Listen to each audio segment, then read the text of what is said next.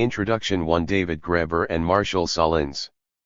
Chapter 1 TE Original Political Society 23 Marshall Sahlins.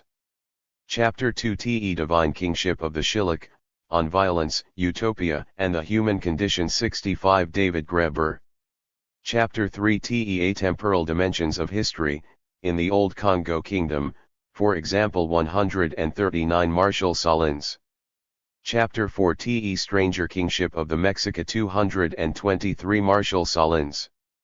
Chapter 5 TE People as Nursemaids of the King, Notes on Monarchs as Children, Women's Uprisings, and the Return of the Ancestral Dead in Central Madagascar 249 David Graeber. Chapter 6 TE Cultural Politics of Core, Periphery Relations 345 Marshall Sahlins. Chapter 7 Notes on the Politics of Divine Kingship, or, Elements for an Archaeology of Sovereignty 377 David Graeber. Preface. TE's book is more of a conjunction than a collaboration of its two authors. Several studies on kingship and kingly politics assembled here were originally conceived and written separately by one or the other for conferences or on other occasions and were then elaborated with these common purposes in mind.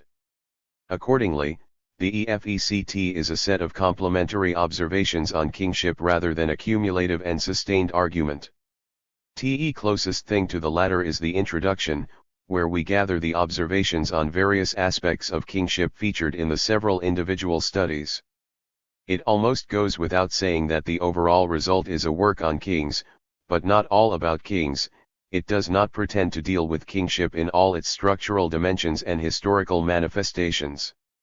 Except where otherwise indicated, our observations on kingship concern its so-called traditional, pre-modern, or archaic forms which are, however, its most common, indeed archetypal, forms.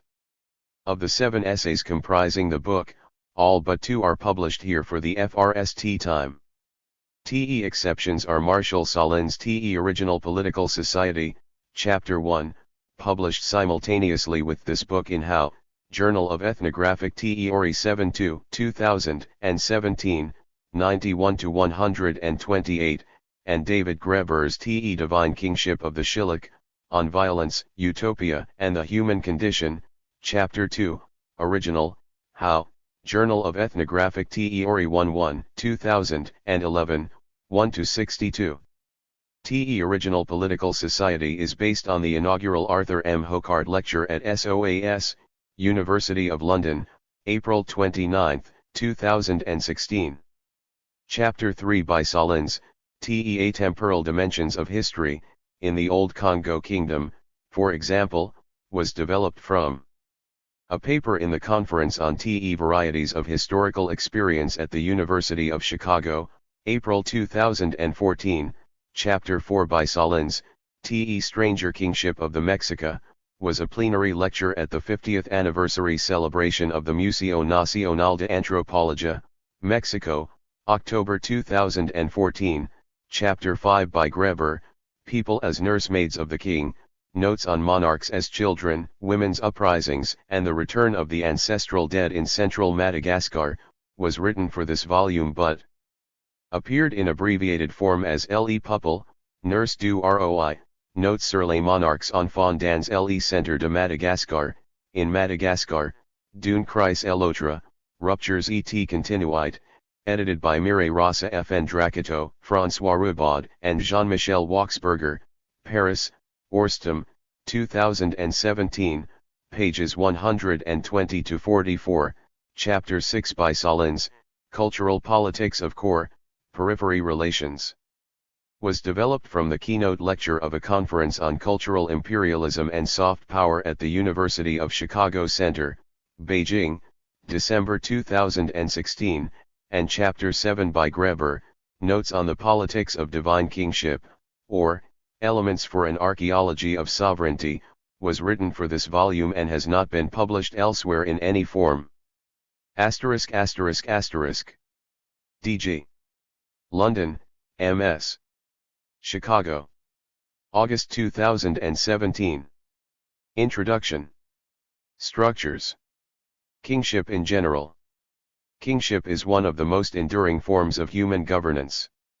While we cannot know its precise historical origins in time and space, it is attested during virtually all eras on all continents, and for most of human history the tendency was for it to become more common, not less. What's more, once established, kings appear remarkably difficult to get rid of. It took extraordinary legal acrobatics to be able to execute Charles I and Louis XVI. Simply killing a royal family, as with the Tsars, leaves one, apparently forever, burdened with substitute Tsars, and even today, it seems no coincidence the only regimes almost completely untroubled by the Arab Spring revolts of 2011 were those with long-standing monarchies. Even when kings are deposed, the legal and political framework of monarchy tends to live on, as evidenced in the fact that all modern states are founded on the curious and contradictory principle of popular sovereignty, that the power once held by kings still exists, just now displaced onto an entity called the people. One unanticipated side effect of the collapse of European colonial empires has been that this notion of sovereignty has become the basis of constitutional orders everywhere, the only partial exceptions being a few places, like Nepal or Saudi Arabia, which had monarchies of their own already.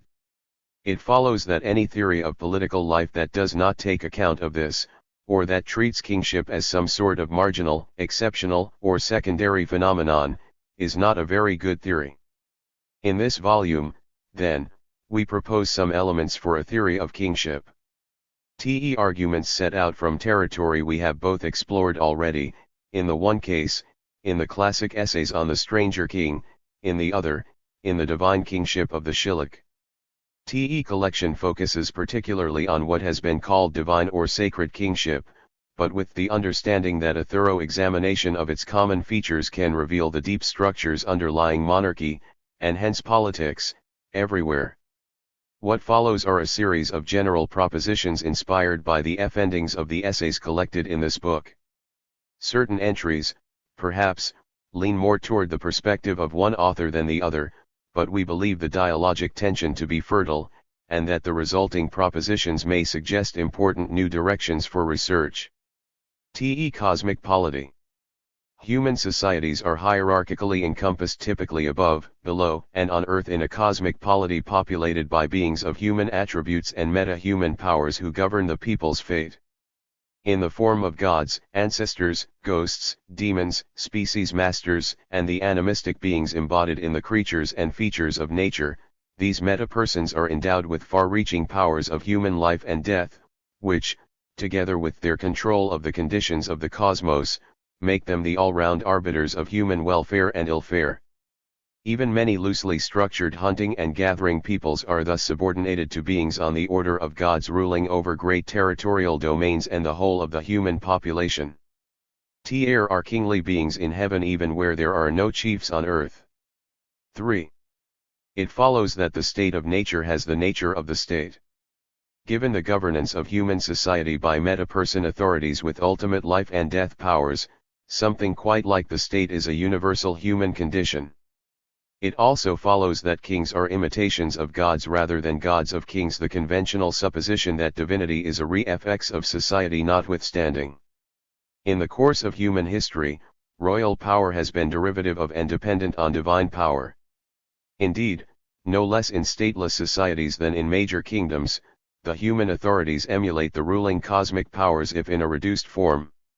Shamans have the miraculous powers of spirits, with whom, moreover, they interact. Initiated elders or clan leaders act the god, perhaps in masked form, in presiding over human and natural growth. Chiefs are greeted and treated in the same ways as gods. Kings control nature itself. What usually passes for the divinization of human rulers is better described historically as the humanization of the god. As a corollary, there are no secular authorities.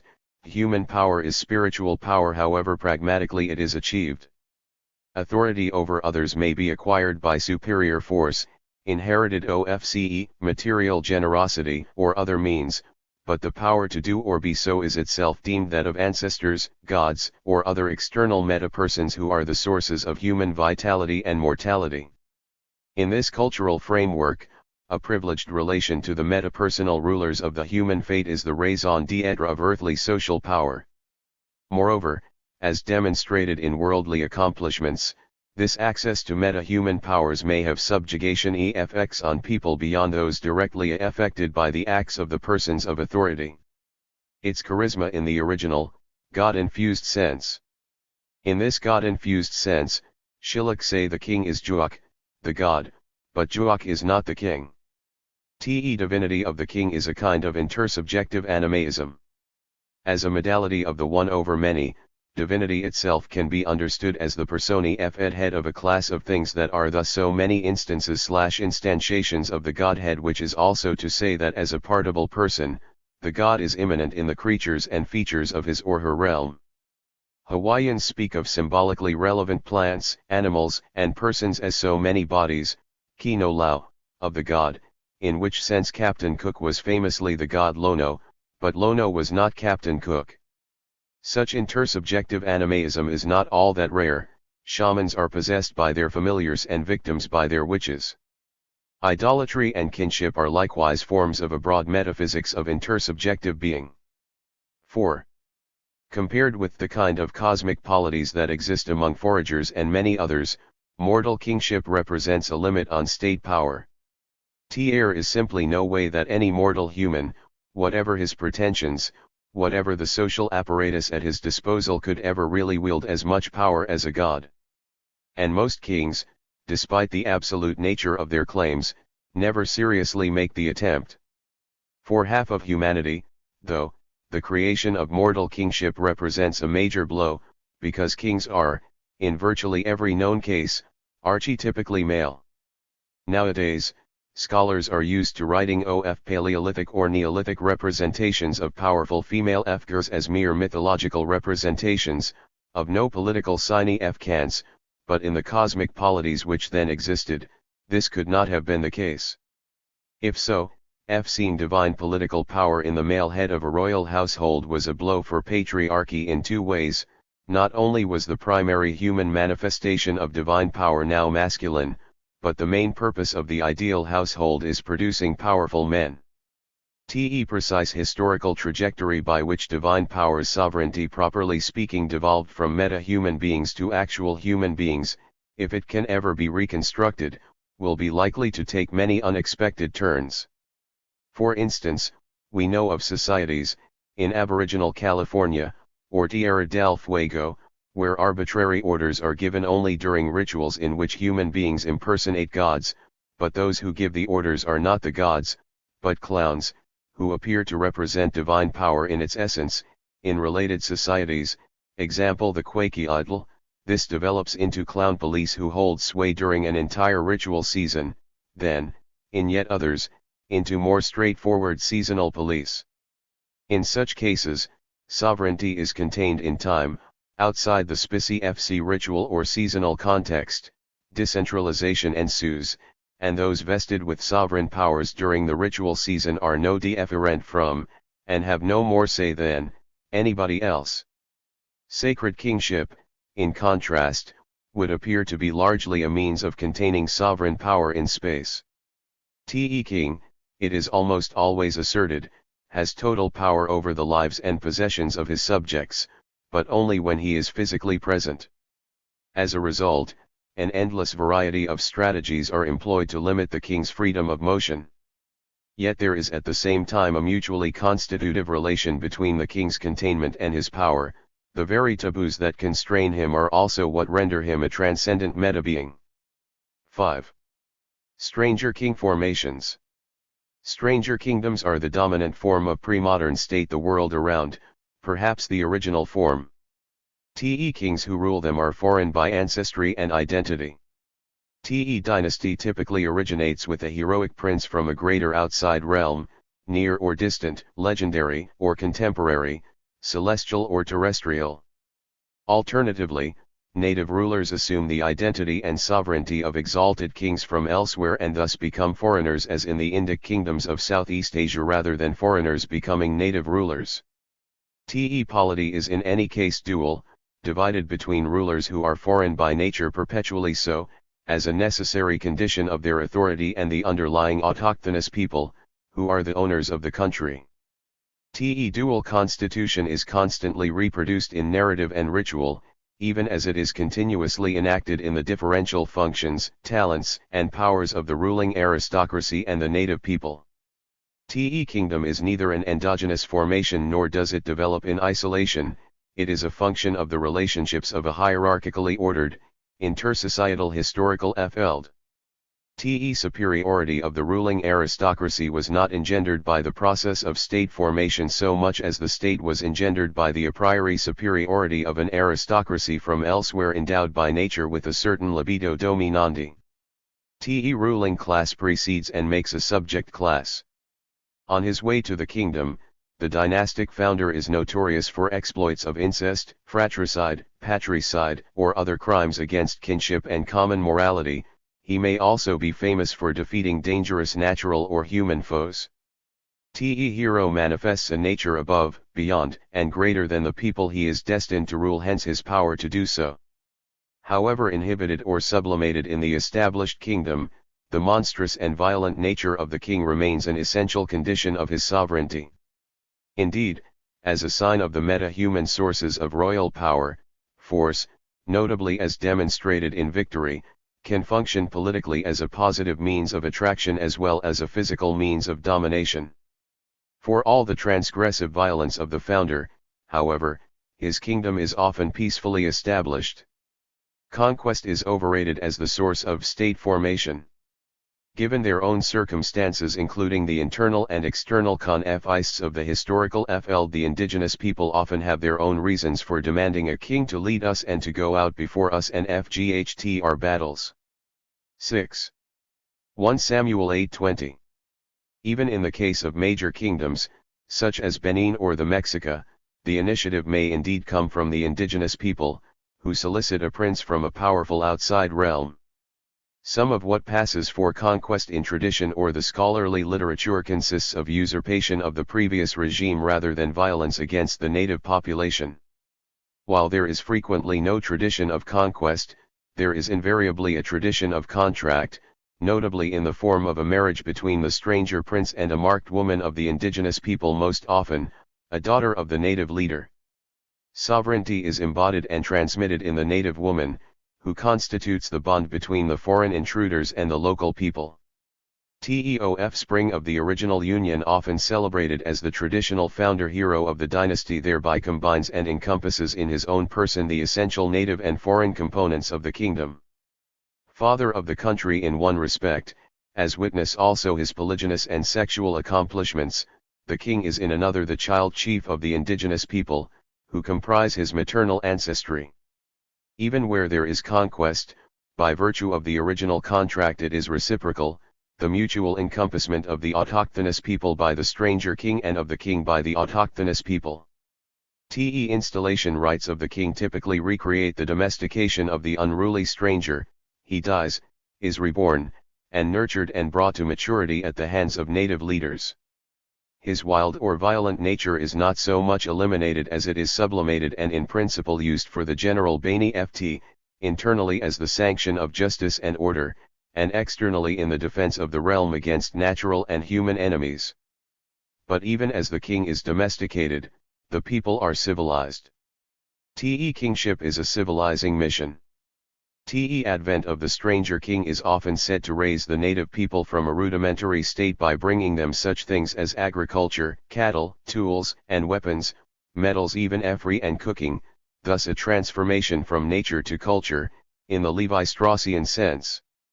As has been said of African societies, it is not civilized to be without a king.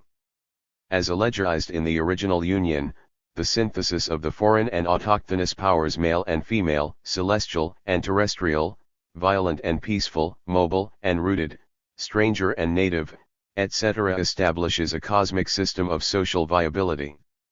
In a common configuration, the autochthonous peoples access 7. To the spiritual sources of the earth's fertility is potentiated by kings' conveyance of fecundating forces, such as the rain and sun that make the earth bear fruit.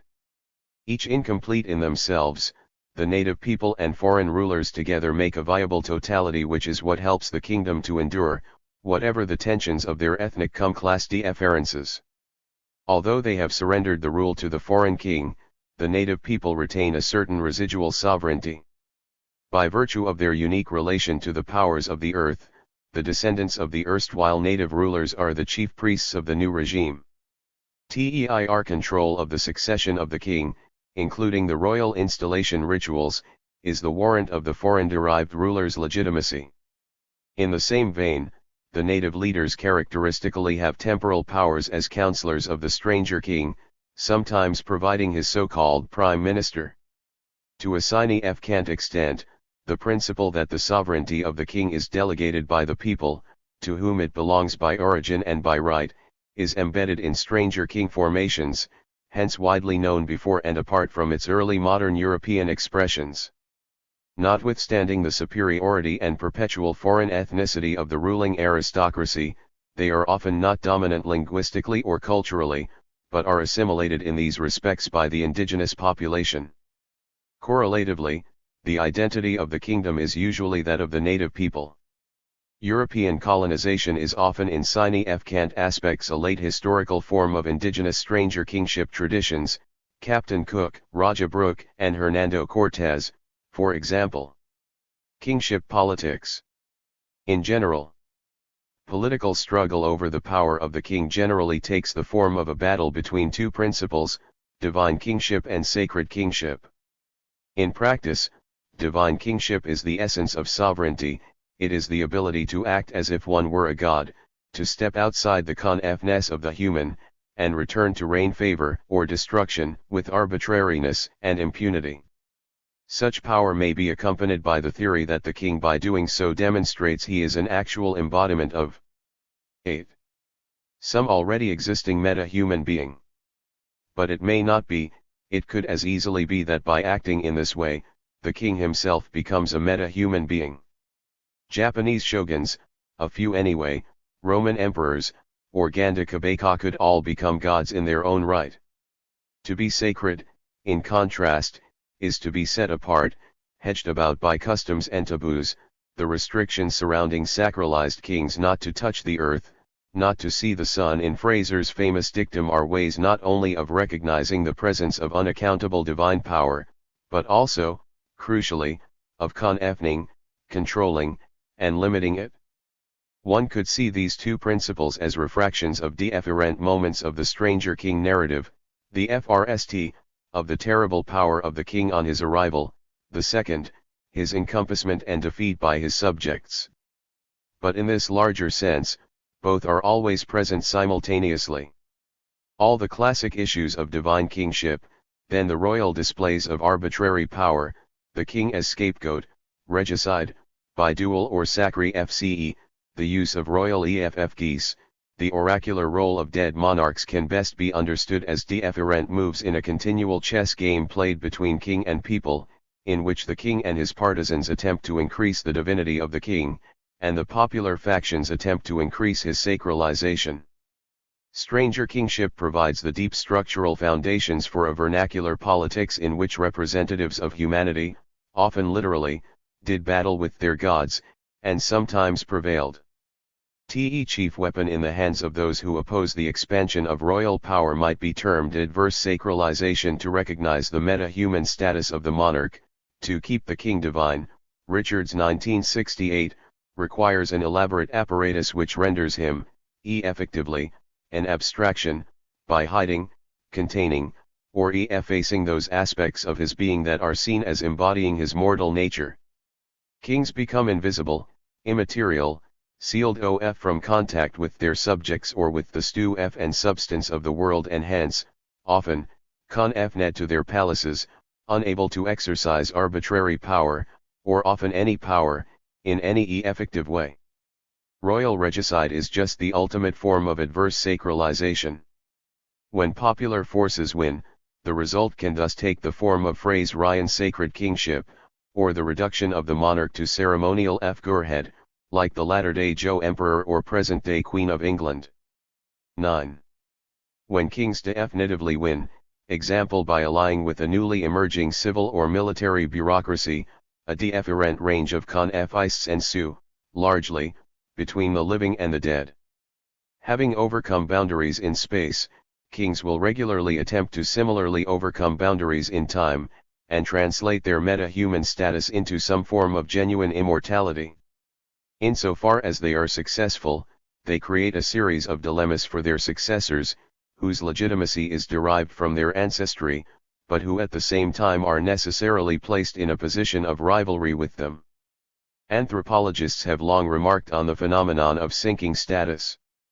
Over time, the progressive distancing of cadet persons and branches from the main line of succession is an endemic source of strife in royal lineages, often leading to fratricidal violence, especially among paternal half-siblings, each backed by their own maternal kinsmen, cf. Geertz and Geertz 1975. Succession chances of the junior princes of each generation become increasingly remote, unless they seize by force and guile the kingship to which they have diminishing claim by right. Beside the violence of an interregnum, the effect is often a centrifugal dispersion of royals, those who withdraw or are defeated, into the outer reaches of the kingdom or even beyond, where they may take power in a lesser realm of their own. Is a major source of stranger king formation and of regional configurations of core, periphery relations, galactic polities. It may also play a role in the formation of so-called empires. Is problem is complicated even further by a central contradiction between two forms of sinking status, horizontal and vertical. On the one hand, each collateral line that breaks off from the dynastic core descends ever lower in status as new ones are constantly produced, unless some radical means of self-promotion succeed in at least temporarily reversing their decline. On the other hand, the central line itself is usually seen as declining steadily in status, as the current ruler becomes ever more distant from the founding hero, god, or stranger king. As a result, the branch of the royal line identified with the highest ranking ancestor, the oldest, is also the lowest ranking branch of the royal line.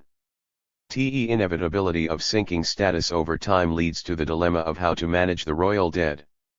Deceased members of the dynasty are likely to be present in political life through shrines, mummies, relics, tombs, or even palaces, to communicate their will and perspectives through mediums, oracles, or similar. 10. Means.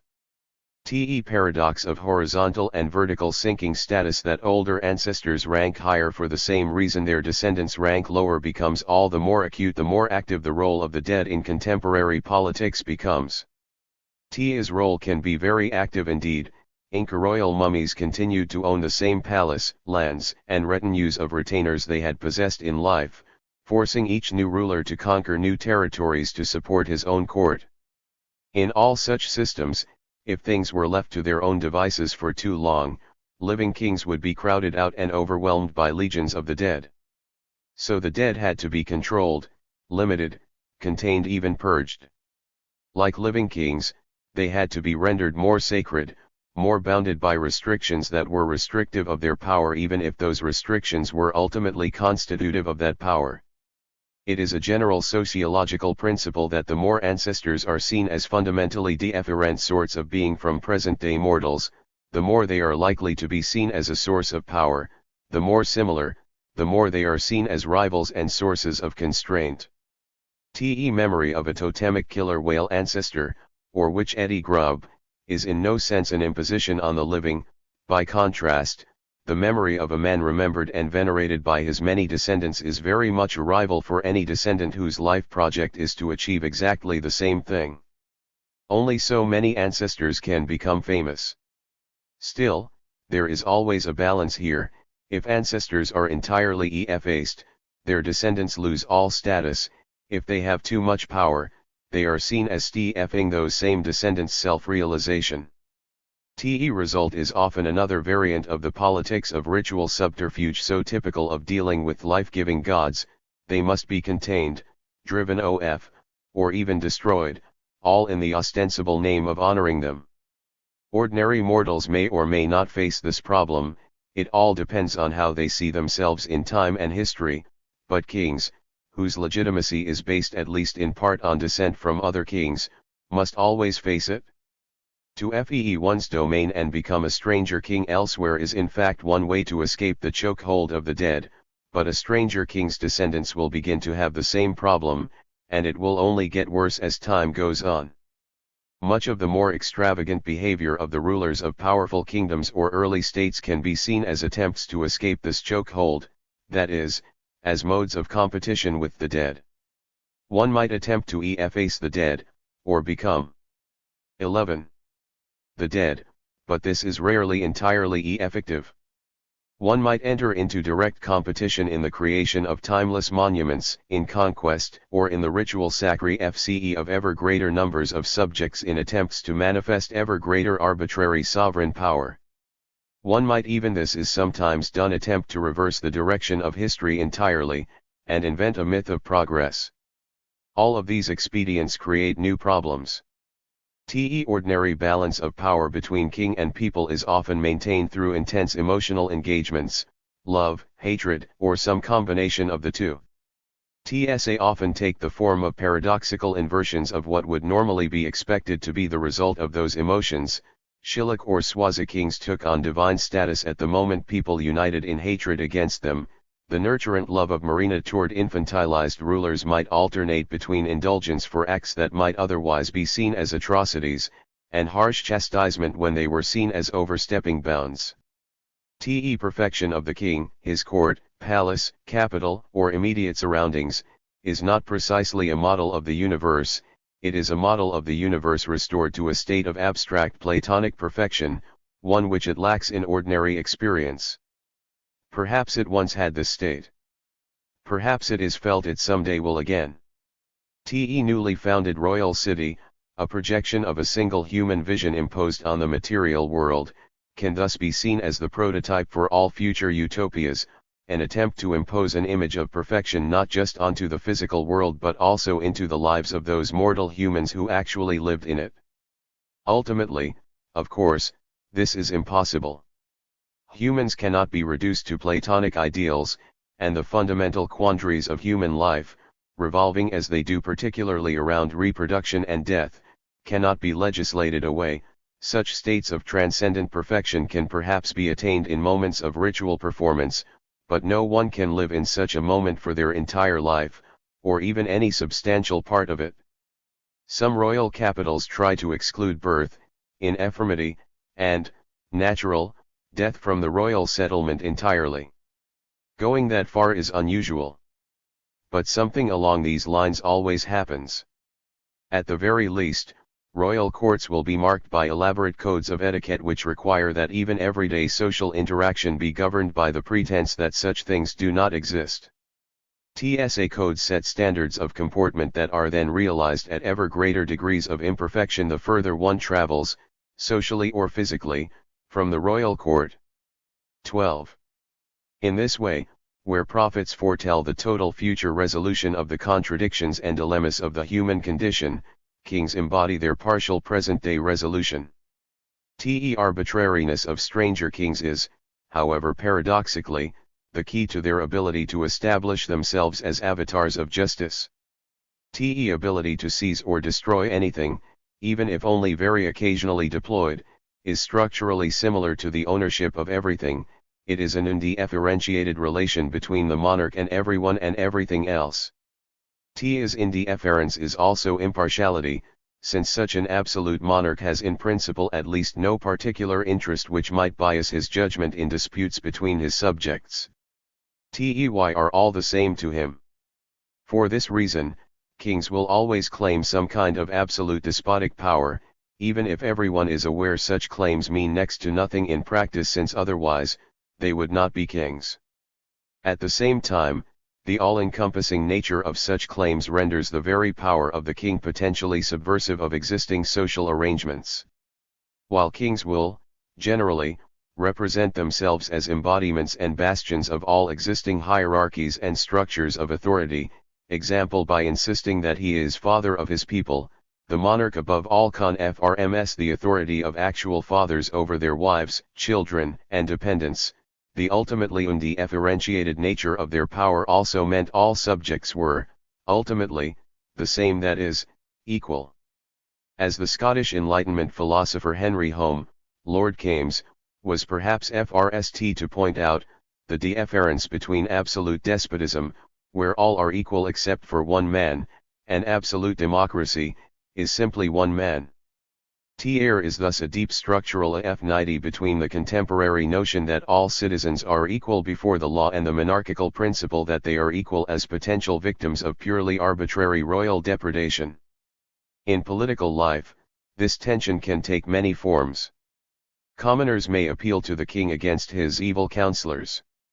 Kings or emperors may frame themselves as popular champions against the interests of the aristocracy.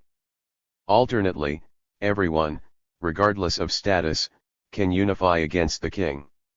As a result, even when kings are gone, even when they are deposed by popular uprisings, they are likely to linger in ghostly form, precisely as such a unifying principle. Royal spirit mediumship in much of Africa and Madagascar, and the modern notion of popular sovereignty, are both contemporary examples of this principle. 13. Core, periphery relations, galactic polities. Centrifugal dissemination of influential political, ritual, and material forms from central kingdoms often evokes a centripetal attraction and movement of peoples from the hinterlands. Peripheral societies have been rendered subordinate culturally while still independent politically. It is probably a law of political science that all great kingdoms were marginal ones. Originally oriented to a powerful center from the peripheries, they succeed by some advantage as in trade or warfare in replacing their erstwhile superiors. Indeed, in these core, periphery configurations centered on dominant kingdoms, there are endemic impulses of upward nobility at every level of the intersocietal hierarchy. The apical kingdoms themselves are competitively counterposed in a larger geopolitical field, which they seek to dominate by universalizing their own claims to power. On one hand, they engage in what is variously described in these pages as utopian politics or the real politics of the marvelous by tracing their origins to world historical heroes, such as Alexander the Great, legendary god-kings, such as Quetzalcoatl, fabled cities, such as Troy or Mecca, ancient or contemporary world powers, such as the Roman or Chinese empires, and or great gods, such as Shiva. On the other hand, they demonstrate their universality by acquiring through tribute, trade, or pillage and domesticating the wild, animistic powers ensouled in the exotic objects of the barbaric hinterlands. In a famous ethnographic case reported by Edmund Leach, 1954, chiefs of the Kachin Hill tribe of Burma have been known to become Shan, that is, to ally with and adopt the lifestyle of Shan princes. For their part, Shan princes take on the political and ritual trappings of Burmese or Chinese kings, some of which may also filter up to the hill peoples. Is phenomenon of galactic mimesis, in which lesser chiefs assume the political forms of their proximate superiors, is a prevalent dynamic of core, periphery systems, impelled by competition within and between political entities throughout the intersocietal hierarchy. Competition takes one of two common forms. In a process of complementary seismogenesis, individuals contending for leadership in a given community, or communities competing for power within a larger galactic field, attempt to trump their local adversaries by affiliating with a superior chief. They scale up their own status to a higher register of the regional hierarchy. Or conversely, in a process of antagonistic acculturation, a lesser group may attempt to resist the 14. Encroachment of a neighboring power by adopting the latter's own political apparatus and thus effect stand off the way the Vietnamese long claimed their own mandate of heaven as a southern empire on equal basis with the Chinese northern empire. Note that in any case the elements of high political status, including kingship, are disseminated by a mimetic process through the region and on the initiative of the less powerful peoples.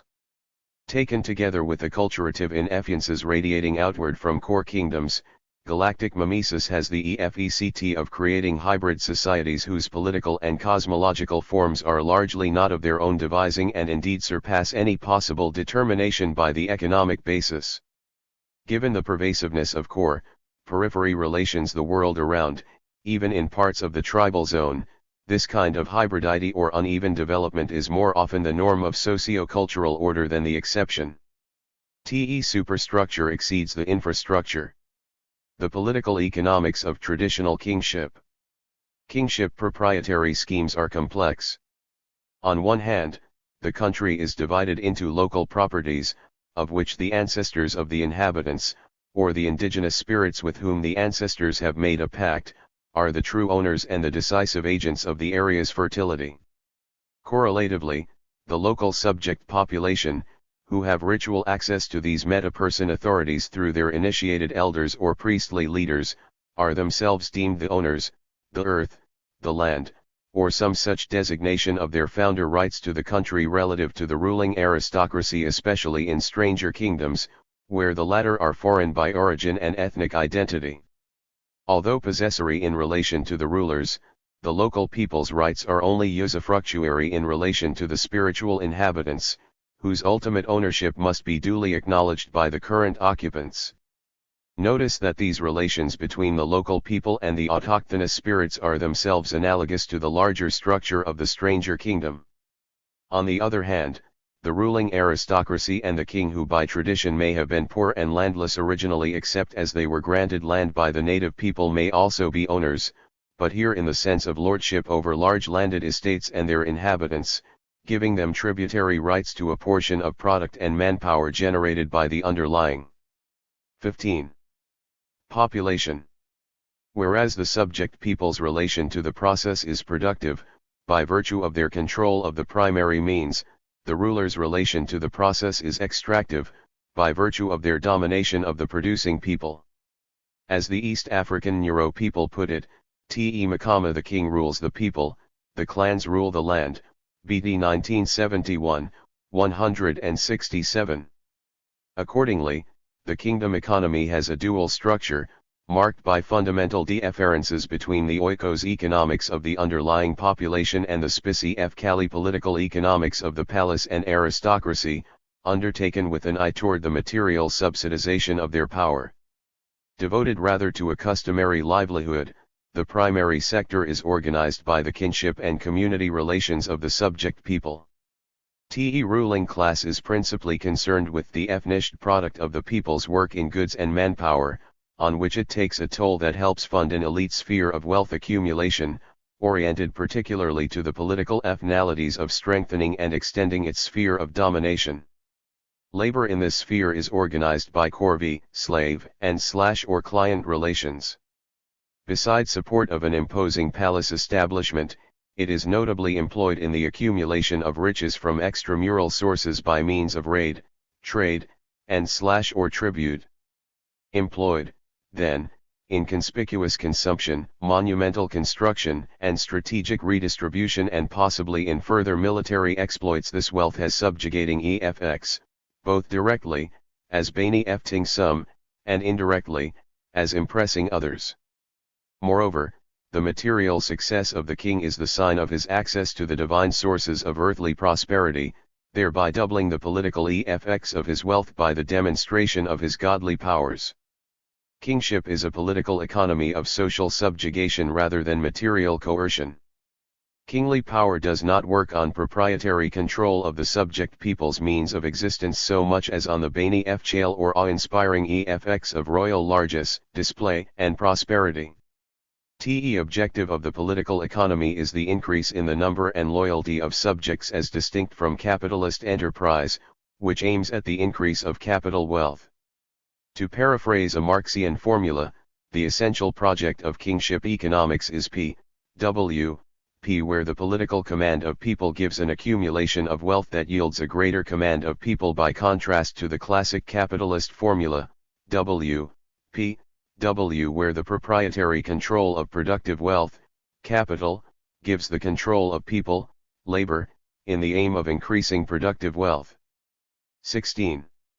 One might justly say that spirits own the means of production, were it not that in the form of plants, animals, significant artifacts, and even land, and the natural forces of growth, these so-called spirits, and more properly called meta-persons, are the means of production.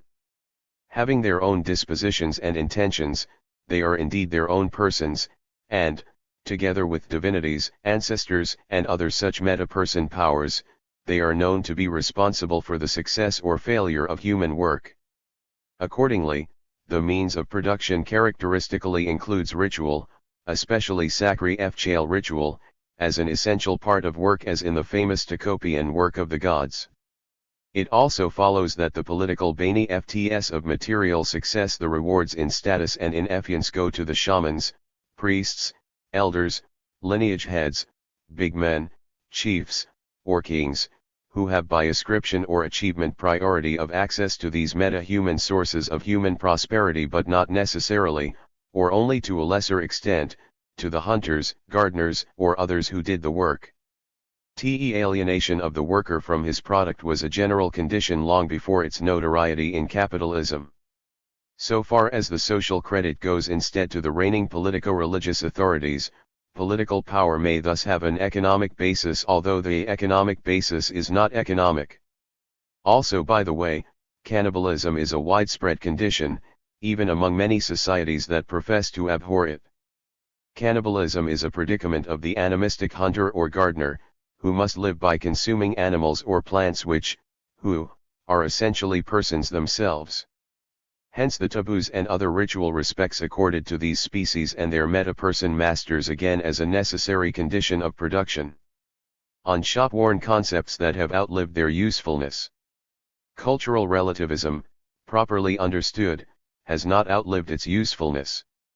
What is useless is the vulgar sense of relativism to the effect that the values of any society are as good as, if not better than, the values of any other, including our own. Properly understood, cultural relativism is an anthropological technique for understanding cultural differences, not a charitable way of granting moral absolution. It consists of the provisional suspension of our own moral judgments or 17. Valuations of other people's practices in order to place them as positional values in the cultural and historical contexts that gave rise to them. The issue is what these practices mean, how they came about, and what their effects are for the people concerned, not what they are or are worth in our terms. In this same relativist regard, the local people's ontological scheme, their sense of what there is, must likewise be considered in itself and for itself, and not be distorted by analytic concepts that substitute our certainties of reality for theirs. Take the category of myth, for example. In standard English, to label a statement as myth means it's not true. Hence, in speaking of other people's myths, we characteristically assert that what they know as sacred truth, and upon which they predicate their existence, is optional and unbelievable for us. Having thus debunked the constitutional basis of their society as in the ethnological oxymoron mythical charter, we are given liberty to write it off as essentially unreal for them too, an epiphenomenal misdefcation of their actual socio-political practice. What is then typically left to the scientific project is a more or less feckless search for the kernel of historical truth in a narrative riven with irrelevant fantasy, in this way ignoring that the concepts thus devalued are the true history at issue. For taken in that veridical capacity by the people concerned, the so-called myth is truly organizing their historical action. Life, after all, is as much an imitation of art as the reverse. So commented Victor Turner, 1957, 153, in regard to the way Central African Ndembu villagers applied principles from the traditions of Lunda kingship they had learned as children to their current social relations. Or again, this is how important political leaders likewise inform and structure their own public actions by the relations encoded in dynastic epics. The past is not simply prologue, but, as Turner says, it is paradigm. Historical causes in the mode of traditions have no temporal or physical proximity to their effects, they are inserted into the situation, but they are not of it. Embedding the present in terms of a remembered past, this kind of culturally instituted temporality is a fundamental mode of history-making, from the omnipresent dreamtime of Australian Aboriginals to the state politics of Congo kings. But then, what actually happens in a given situation is always constituted by cultural significations that transcend the parameters of the happening itself, Bobby Thompson didn't simply hit the ball over the left field fence, he won the pennant.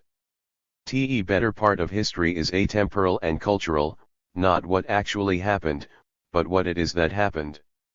18.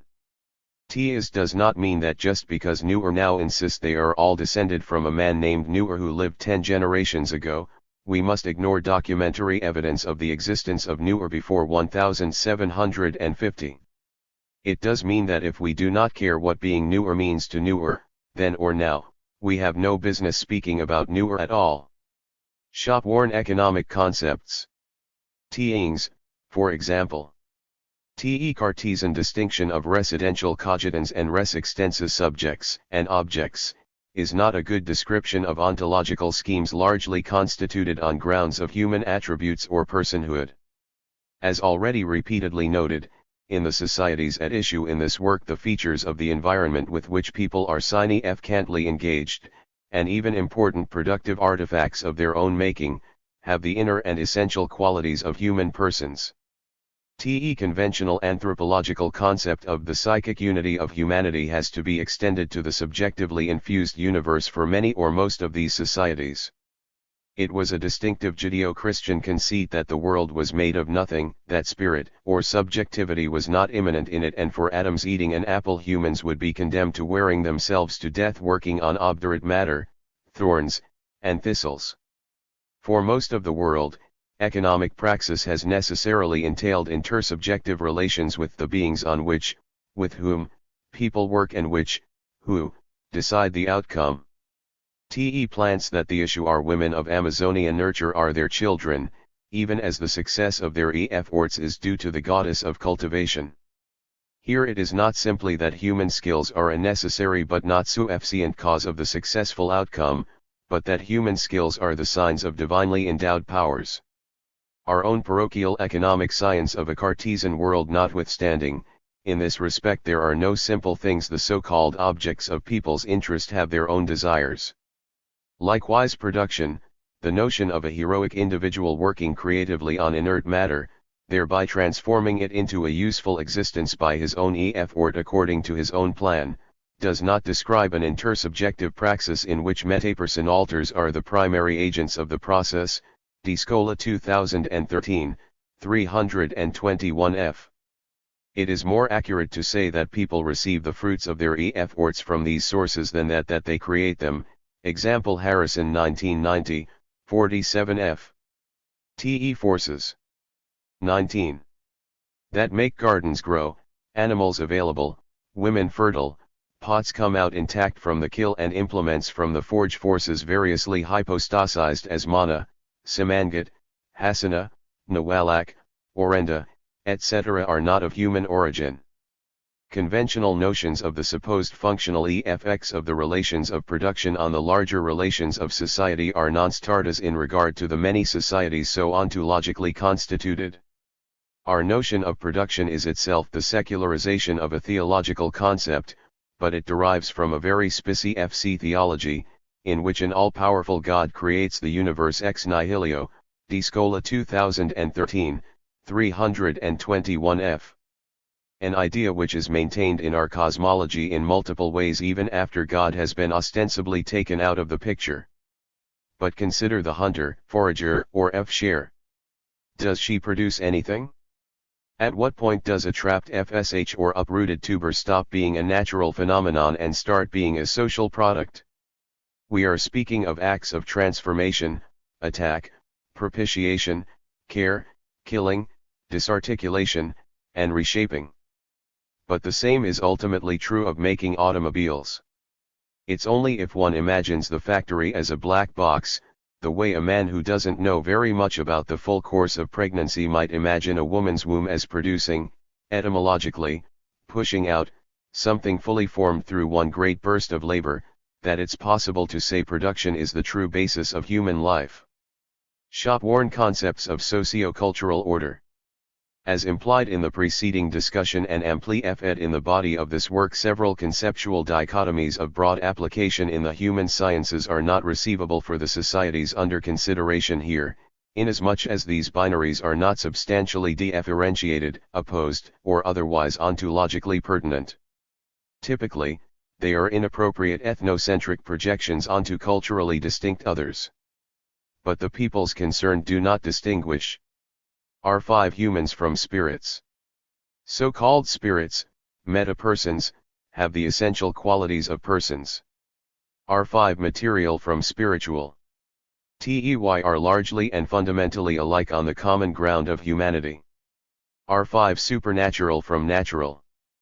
Populated and activated by embodied persons, there is no subjectless natural world, a fortiori, no transcendent realm of spirit. 20. R5 hence, this world from an other world. Metaperson others are in people's everyday and in dreams, every night experience. People are known to communicate with so-called spirits and have customary social relationships with them, including sex and marriage. There are no egalitarian human societies. Even hunters are ordered and dominated by a host of meta-person powers that be, whose rule is punitively backed by severe sanctions. Earthly people are dependent and subordinate components of a cosmic polity. Well know and fear higher authority and sometimes they defy it. Society both with and against the state is virtually a human universal.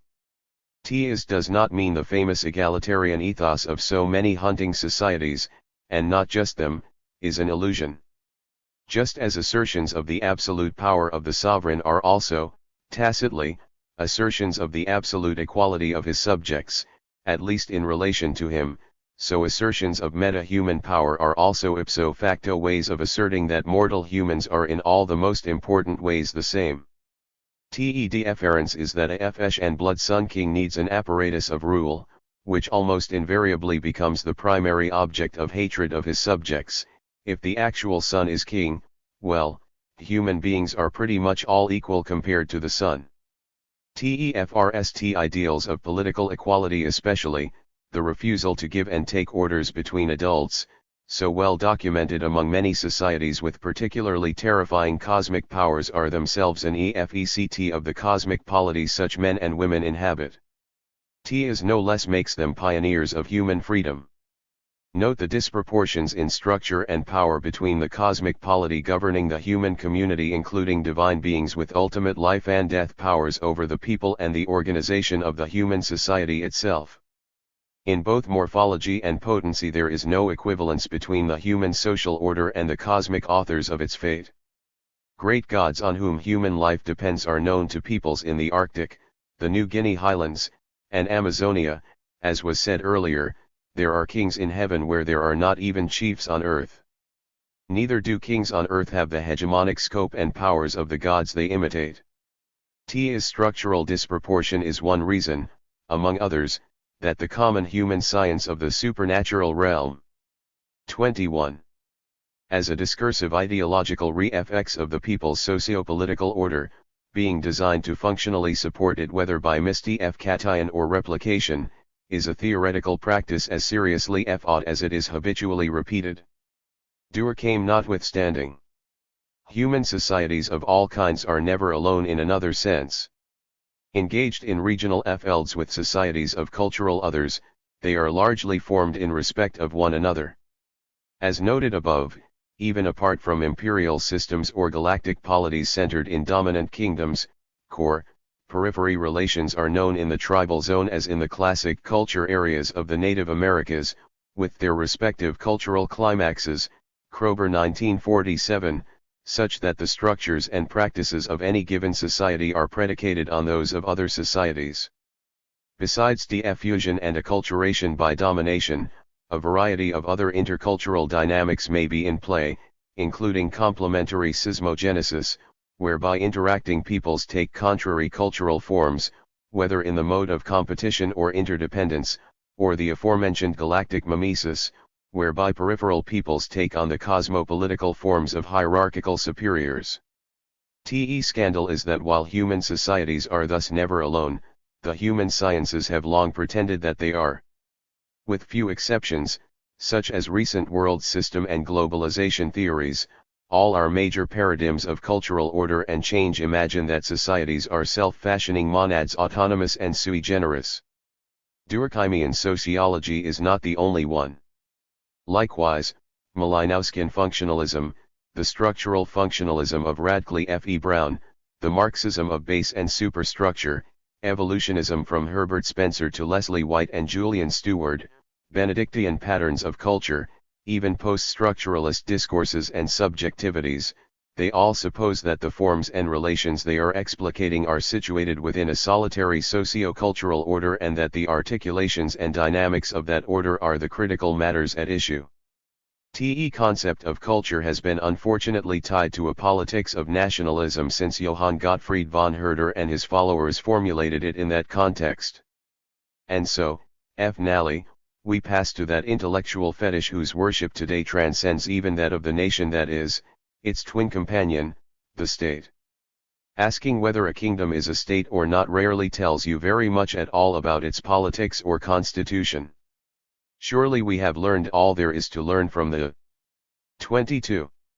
Endless theorizing on the origins of the state or the process of state formation that so dominated theoretical debates of the 20th century. In retrospect, we may well discover that the state that consumed so much of our attention never existed at all, or was, at best, a fortuitous confluence of elements of entirely heterogeneous origins, sovereignty, administration, a competitive political field, etc., that came together in certain times and places, but that, nowadays, are very much in the process of once again drifting apart. Chapter 1. The Original Political Society. M. Marshall S. Allens. I am a Cartesian, a Hocartesian. I want to follow Hocart's lead in freeing oneself from anthropological conventions by adhering to indigenous traditions. How can we make any progress in the understanding of cultures, ancient or modern, he said, if we persist in dividing what people join, and in joining what they keep apart? 1952-1970, 23. His essay is an extended commentary on the Hocartesian meditation encapsulated in Kings and Counselors by the straightforward equivalence, King equals God, 1936-1970, 74. I mean to capitalize on the more or less explicit temporality entailed in the anthropological master's exegesis of this equivalence, as when he variously speaks of the king as the vehicle, abode, substitute, repository, or representative of the god, Hocart 1933, 1936-1970, 1950-1968. The clear implication is that gods precede the kings who effectively replicate them, which is not exactly the common social science tradition of cosmology as the re-FX of sociology. Consider Time's arrow in statements such as, so present was this divine and celestial character to the Polynesian mind that they called the chief's Lani, heaven, and the same word Mari is used of a temple and a chief's grave, Hocart 1927-1969, 11. Kings are human imitations of gods, rather than gods of kings. 24. That was the dominant view in Christendom for a long time before the modern celestialization of sovereignty as an ideological expression of the real political order. From Augustine's notion of the earthly city as an imperfect form of the heavenly city to Carl Schmitt's assertion that the sine Kant concepts of the modern state are secularized theological concepts, 1922-2005, 36, human government was commonly considered to be modeled on the kingdom of God. Based on his own view of the ritual character of kingship, however, Hocart's thesis was more far-reaching culturally and historically, that human societies were engaged in cosmic systems of governmentality even before they instituted anything like a political state of their own. From the preface of Kings and Counselors. The machinery of government was blocked out in society long before the appearance of government as we now understand it. In other words, the functions now discharged by king, prime minister, treasury, public works, are not the original ones. They may account for the present form of these institutions, but not for their original appearance. They were originally part, not of a system of government, but of an organization to promote life, fertility, prosperity by transferring life from objects abounding in it to objects dependent on it. 1952-1970, 3. In EFECT, Hocart speaks here of a cosmic polity, hierarchically encompassing human society, since the life-giving means of people's existence were supplied by supernatural beings of extraordinary powers, a polity thus governed by so-called spirits though they had human dispositions, often took human bodily forms, and were present within human experience. TE present essay is a follow-up. TE project is to take the Cartesian thesis beyond kingship to its logical and anthropological extreme. Even the so-called egalitarian or acephalous societies, including hunters such as the Inuit or Australian Aboriginals, are in structure and practice cosmic polities, ordered and governed by divinities, the dead, species masters, and other such meta-persons endowed with life and death powers over the human population. There are kingly beings in heaven where there are no chiefs on earth. Hobbes notwithstanding, the state of nature is already something of a political state. It follows that, taken in its social totality and cultural reality, something like the state is the general condition of humankind. It is usually called religion. 25. For example, Chwang and Inuit. Let me begin with a problem in ethnographic perspective that typically leads to a cultural mismatch between the ancestral legacy of the anthropologist and her or his indigenous interlocutors. I know this is a problem, since for a long time I lived with the same contradiction I now see in Sinya Howell's excellent study of the Chwang of the Malaysian interior. Although Chwang society is described as classically egalitarian, it is in practice coercively ruled by a host of cosmic authorities, themselves of human character and meta-human powers. Chwang are a few hundred people organized largely by kinship and subsisting largely by hunting. But they are hardly on their own. Tey are set within and dependent upon a greater animistic universe comprised of the persons of animals, plants, and natural features, complemented by a great variety of demonic efkurs, and presided over by several inclusive deities. We conventionally call such creatures spirits. Chwang respectfully regard them as people, very, indeed, people like us or our people. Howell 1985, 171. Obvious problem of perspective consists in the venerable anthropological disposition to banish the so-called supernatural to the epiphenomenal limbo of the ideological, the imaginary, or some such background of discursive insignificance by comparison to the hard realities of social action. Us dividing what the people join, we are unable to make the conceptual leap, the reversal of the structural gestalt implied in Howell's keen observation that the human social world is intrinsically part of a wider world in which boundaries between society and cosmos are non-existent. 2012, 139.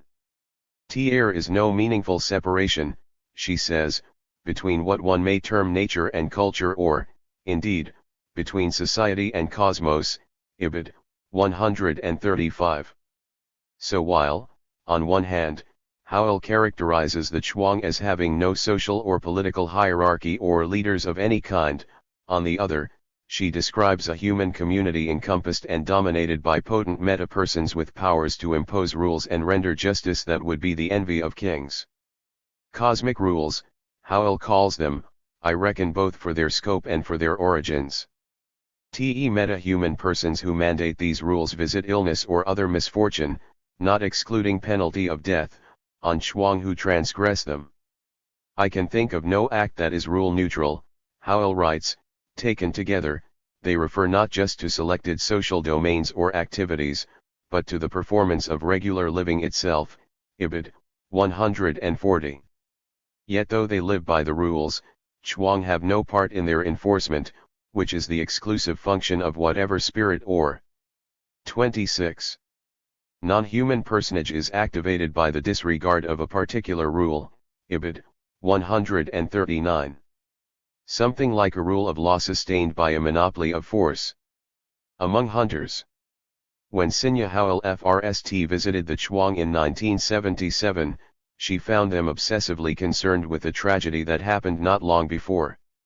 3 people had been killed and 2 injured for violating a weighty taboo on laughing at animals, a prohibition that applied to all forest creatures, the breach of which would potentially implicate all Chwang people. Victims had ridiculed some millipedes that entered their lean-to, and that night a Terry FC thunderstorm uprooted a large tree, which fell upon them. Here it deserves notice that while the Chuang profess to abhor cannibalism, like animist hunters generally, they nevertheless subsist on people like us, their animal prey. Likewise, similar to other hunters, they manage the contradiction by the ritual respects they accord wild animals, in this case, by the prohibition on ridiculing forest creatures, which also, by positioning the animals outside familiar human relations, apparently erases the cannibal implications from overt consciousness, cf. Valeri 2143. Since the forest animals are not really like us, we can beat the cannibal rap. Severe punishments for disrespecting forest creatures originated with certain immortals of the above and the below, the male under god, Tanko, and the female original snake, whose abode is the primordial sea under the earth and who is most responsible for maintaining rules of this type. There were never any humans the likes of Tanko and the original snake among Chuang themselves, no such human powers, whatever the conventional wisdom says about divinity as the mirror image of society. Tanko lives in the sky, whence the thunder he unleashes on taboo violators is aptly said to be the sound of him laughing at the human predicament. His thunderbolts are also known to punish incest, causing severe joint pain and, if the behavior persists, death. On his frequent visits to Earth, he indulges in contrasting sexual behavior relations with distantly rather than closely related women and with Bani Fchail rather than fatal results, for without his sexual exploits there could be no Chuang people. Tanko descends to have intercourse with all human and animal females, which is what makes them fertile. Menstrual blood represents the birth of children he has sired, children unseen and unknown to their mothers, as they ascend to the heavens to live with their father. Semen of human males, however, is unable to procreate children until Tanko has copulated with the women concerned, which is to say until they have menstruated, from which it follows empirically that the god was indeed the condition of possibility of human reproduction. 27. Original snake is sometimes identified as the sky wife of Tanko, a culture heroine who gave Chuang free tobacco and night, but in her more usual form of a huge snake dwelling in Thonian waters, she is especially known for her malevolent powers. Knocking down trees and houses, her breath creates the destructive winds that punish people who violate the ordinances on the treatment of animals. She may also be provoked into moving while in the subterranean sea, causing an upwelling of waters that drowns the offenders, upon which she swallows them body and soul. Not that the original snake is the only man-eater among the myriad indwelling and free-ranging meta-humans whom Chuang encounter, more often for worse than for better. Without replicating the extraordinary catalogue compiled by Howell, 1989, SUFCE it for present purposes to indicate the range, from female familiars who marry the human individuals for whom they serve as spirit guides, through various kinds of ghosts especially dangerous to small children and the creatures upon whose good will fruits bear in season, to the 27 subtypes of harmful beings who were once human, and of whom Chuang say, "Tey want to eat us," Ibid. 105. If there is indeed no boundary between the cosmos and the socius, then it's not exactly what some would call a simple society, let alone an egalitarian one. I hasten to reply to the obvious objection that the potent deities of the Chuang reflect a long history of relationships with coastal Malay states by noting that basically similar cosmologies are found among basically similar societies situated far from such influences. For an initial example, the Central Inuit, thereafter, Highland New Guineans, Australian Aboriginals, native Amazonians, and other egalitarian peoples likewise dominated by metaperson others who vastly outnumber them. Of the Inuit in general it is said that a person should never push himself ahead of others or show the slightest ambition to control other people, Owiston 1976, 16, and in particular of the Netsilik of the central Canadian Arctic that there were no lineages or clans, no institutionalized chiefs or formal government, Bailiksai 1970, 15. On the other hand, of the same Netsilik, Knud Rasmussen, 1931, 224, wrote, "Te powers that rule the earth and all the animals, and the lives of mankind are the great spirits who live on the sea, on land, out in space, and in the land of the sky. TSA are many, and many kinds of spirits, but there are only three really great and really independent ones, and they are Nulyajik, Narsuk, and Tatkek.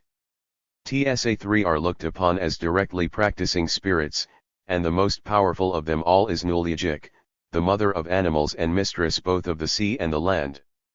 At all times she makes mankind feel how she vigilantly and mercilessly takes care that all souls, both animals and humankind, are shown the respect the ancient rules of life demand. Ruling their respective domains Nulyajik or Sedna, the sea and the land, Tatkek, the moon man, the heavens, and Narsuk or Sela, the meteorological forces of the air. These three great spirits were widely known under various names from East Greenland to the Siberian Arctic, which affords some confidence in their antiquity and indigeneity. While always complementary in territorial scope, they varied in salience in different regions, the moon man generally dominant in the Bering Strait and Sela in Greenland, whereas Sedna, as Franz Boas wrote, was the supreme deity of the central Eskimos, holding supreme sway over the destinies of mankind. 1901, 119. 2 Central Inuit and Sedna in particular will be the focus here. Stern goddess of fate among the Eskimos, as Rasmussen, 1930, 123, characterized her. In command of the animal sources of food, light, warmth, and clothing that made an Inuit existence possible, Sedna played by far the most important part in everyday life. Ibid. 62. She was effectively superior to Sela and the moon, who often functioned as her agents, to see that her will is obeyed. Ibid. 63. Accordingly, in his ethnography of the Igloolik, Rasmussen describes a divine pantheon of anthropomorphic power ruling a human society that was itself innocent of institutional authority. So whenever any transgression of Sedna's rules or taboos associated with hunting occurs, the spirit of the sea intervenes. Moon spirit helps her to see the rules of life are daily observed, and comes hurrying down to earth to punish any instance of 29. Neglect. And both sea spirit and moon spirit employ Sela to execute all punishments in any way connected with the weather. Rasmussen 1930, 63, cf 78. Scholars perennially agonize over whether to consider the likes of Sedna as gods. Too often some promising candidate is rejected for failing to closely match our own ideas of the deity, an act of religious intolerance, as Daniel Merker observed, 1991, 37-48, with the effect of promulgating the Judeo-Christian dogma that there is only one true God. But, why not call them gods, for it happens that Hocart thus posed the question in regard to a close analogue of Sedna among Winnebago people, a certain immaterial being in control of animal species, 1936-1970, 149, cf. Radin 1914. More than just species masters, however, Sedna, Sela, and the moon had the divine attributes of immortality and universality. All three were erstwhile humans who achieved their high stations by breaking with their earthly kinship relations, in the event setting themselves apart from and over the population in general.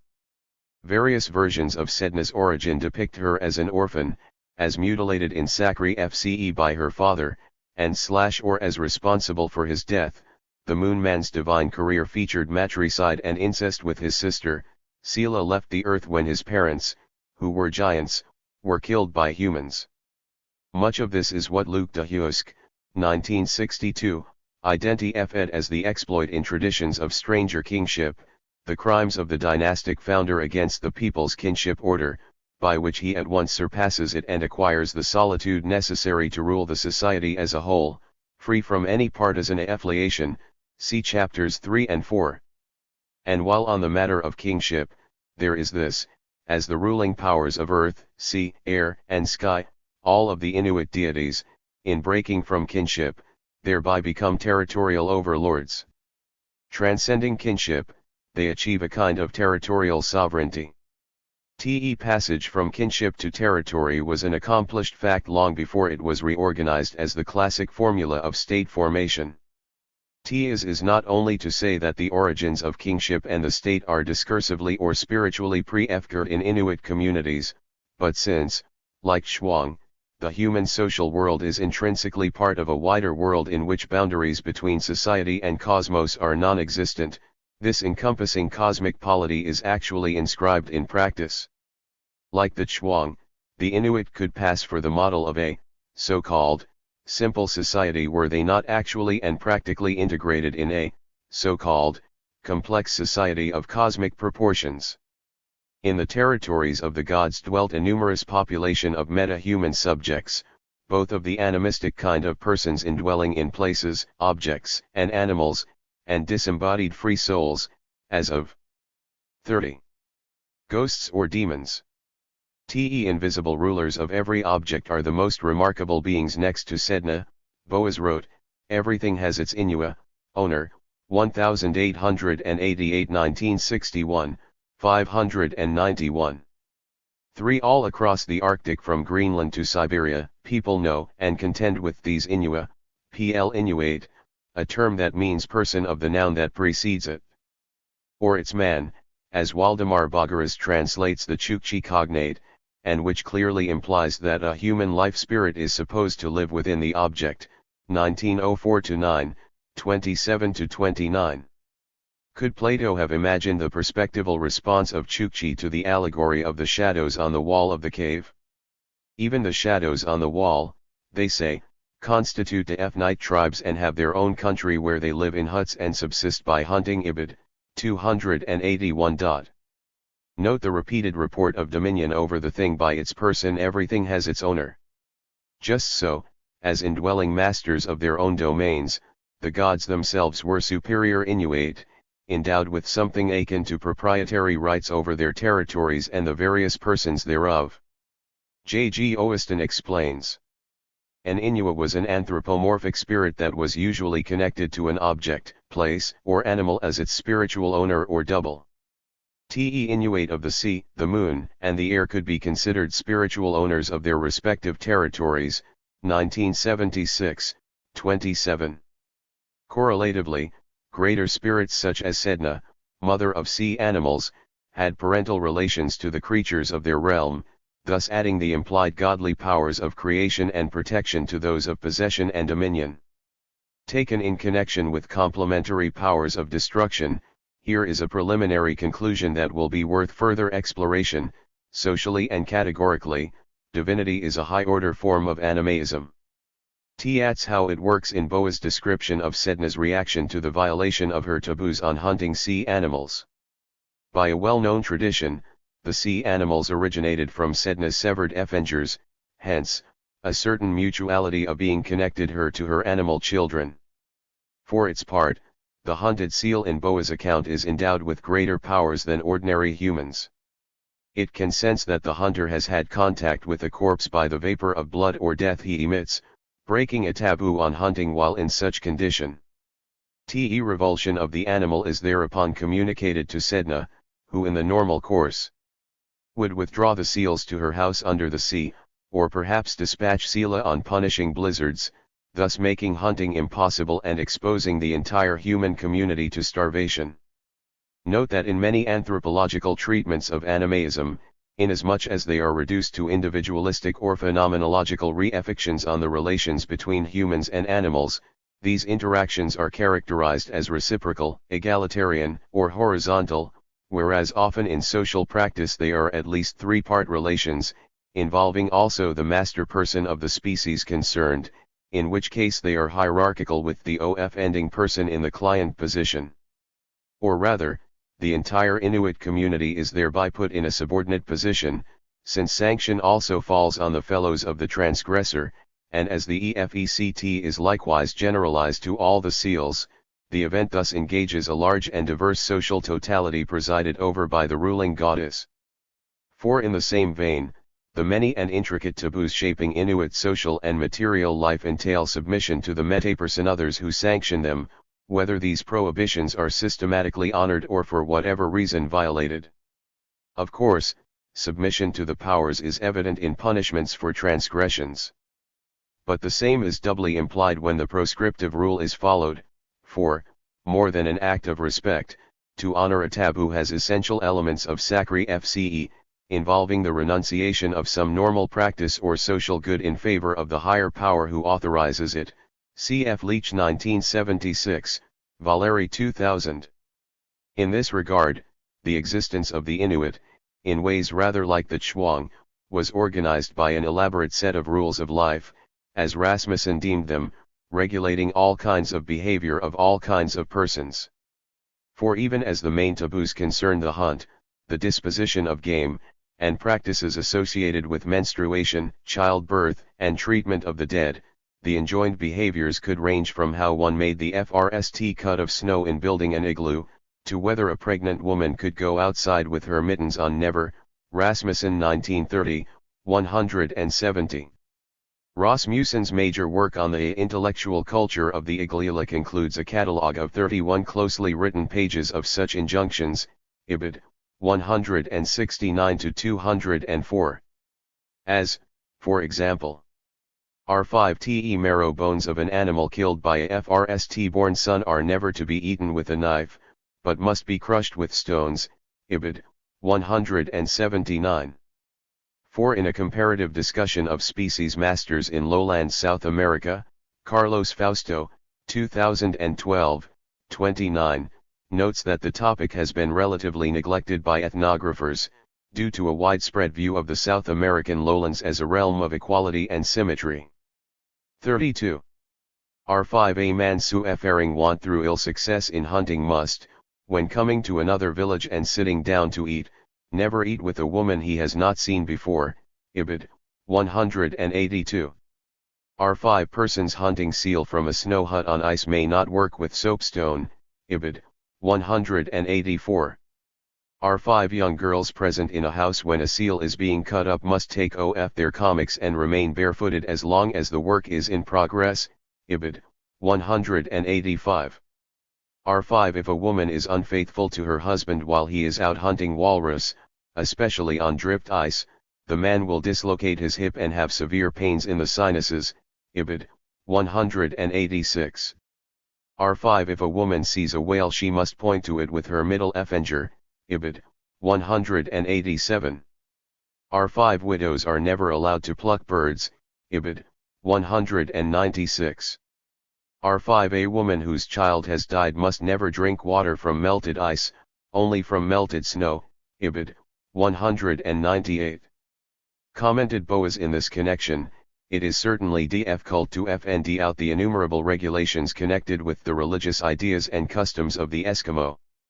The difficulty is even greater in regard to customs which refer to birth, sickness and death, 1888 1961, 201-2. Greater number of these rules of life were considerations accorded to Sedna. When they were respected, the sea goddess became the source of human welfare, providing animals to the hunter. But when they were violated, Sedna or the powers under her aegis inflicted all manners of misfortune upon the Inuit, ranging from sicknesses and accidents to starvation and death. Punishments rained upon the just and the unjust alike. They might afflict not only the offender but also his or her associates, perhaps the entire community, though these others could be innocent or even unaware of the offense. As it is sometimes said that Sedna is also the mother of humankind, that is why she is especially dangerous to women and children, hence the numerous taboos relating to menstruation, childbirth, and the newborn. But the more general and pertinent motivation would be that she is the mother of animals, hence the principle involved in her animosity to women is an eye for an eye in response to the murder of her own children, cf. Gardner 1987, Hamayan 1996. Again, everything follows from the animist predicament that people survive by killing others like themselves. As explained to Rasmussen. 33. All the creatures we have to kill and eat, all those we have to strike down and destroy to make clothes for ourselves, have souls like we have, souls which do not perish with the body, and which therefore must be propitiated lest they should revenge themselves on us for taking away their souls. 1930, 56. Among Netsilik, Iglialik, Bafn Islanders, and other Central Inuit, the disembodied souls of the dead, both of persons and of animals, were an omnipresent menace to the health and welfare of the living. All the countless spirits of evil are all around, striving to bring sickness and death, bad weather and failure in hunting. Boas 1888 1961, 602, cf. Rasmussen 1931, 239, Baileyxi 1970, 200-1.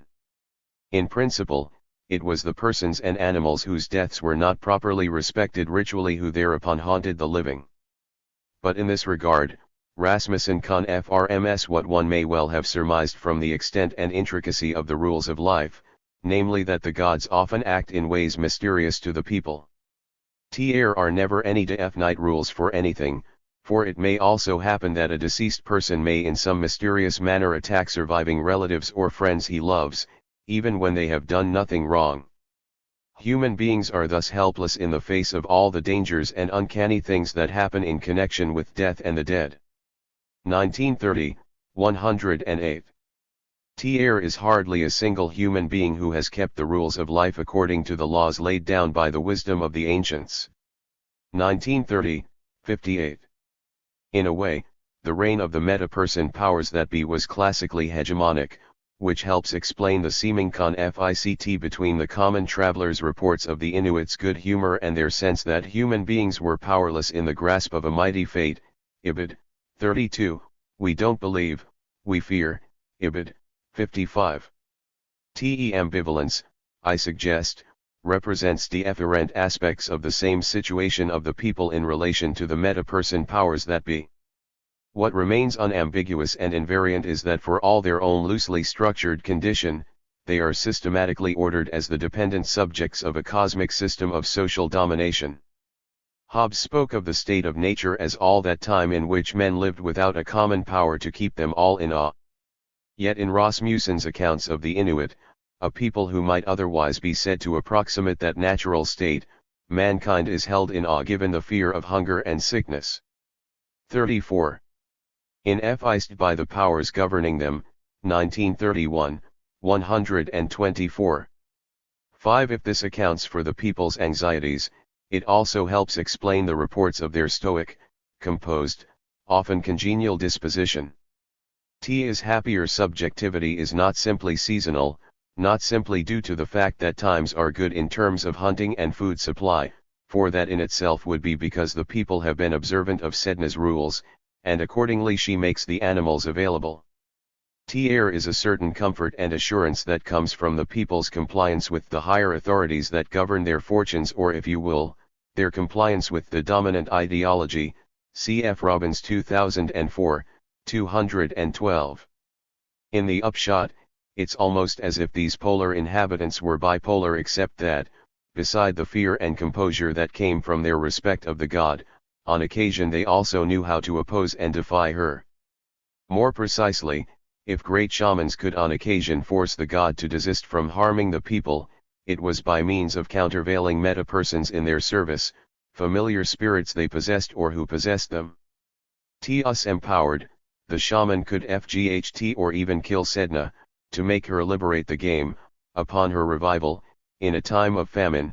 Weyer 1932, 359, Merker 1991, 112. More often, the dangerous journeys shamans undertake to Sedna's undersea home culminate in some manhandling of her with a view to soothing her anger by combing the sins of humans out of her tangled hair. Alternatively, Sedna was hunted like a seal from a hole in the ice in winter, she was hauled up from below by a noose and while in the shaman's power told to release the animals, or she was conjured to rise by song and then harpooned to the same effect. Last, the attack on the god, was the dramatic moment of an important autumnal festival of the Netsilik, designed to put an end to this tempestuous season and ensure good weather for the coming winter. Again, it was not just the stormy weather with its accompaniment of shifting and cracking ice that was the issue, but the countless evil spirits that were so manifesting themselves, including the dead knocking wildly at the huts, and woe to the unhappy person they can lay hold of, Boas 1888 1961, 603. Ruling all, and the worst of them was Sedna, or so one may judge from the fact that when she was ritually 5 like the Chukchi shaman who told Bagaras, "We are surrounded by enemies. Spirits always walk about with gaping mouths. We are always cringing, and distributing gifts on all sides, asking protection of one, giving ransom to another, and unable to obtain anything whatever gratuitously." 1904-9, 298. 35. Hunted and harpooned, the evil meta-human host were all driven away. Sedna dives below and in a desperate struggle manages to free herself, leaving her badly wounded, greatly angry, and in a mood to seize and carry off her human tormentors. That could result in another attack on her, however, for if a rescuing shaman is unable to otherwise induce her to release the victim, he may have to thrash her into doing so. Rasmussen 1930, 100. Although the shaman's powers to thus oppose the god are not exactly their own, may one not surmise, as David Graeber develops at length in Chapter 7 in this volume, there is here a germ of a human political society, that is, ruling humans qua meta persons themselves? A word on terminology. Hereafter, I use Inua as a general technical term for all animistic forms of indwelling persons, whether of creatures or things, and whether the reference is singular or plural. I use meta-person preferably and meta-human alternately for all those beings usually called spirits, including gods, ghosts, ancestors, demons, Inua, and so on. Aside from direct quotations, spirit will appear only as a last resort of style or legibility, and usually then in quotation marks for reasons to which I now turn, by way of the life story of Takunakwu, an Iglialic woman. One day I remember a party of children out at play, and wanted to run out at once and play with them. But my father, who understood hidden things, perceived that I was playing with the souls of my dead brothers and sisters. He was afraid this might be dangerous, and therefore called upon his helping spirits and asked them about it. Tear of his helping spirits, my father learned. There was something in my soul of that which had brought about the death of my brothers and sisters. For this reason, the dead were often about me, and I did not distinguish between the spirits of the dead and real live people. Rasmussen 1930, 24. Why call them spirits? Some time before Hocart was asking, why not call them gods?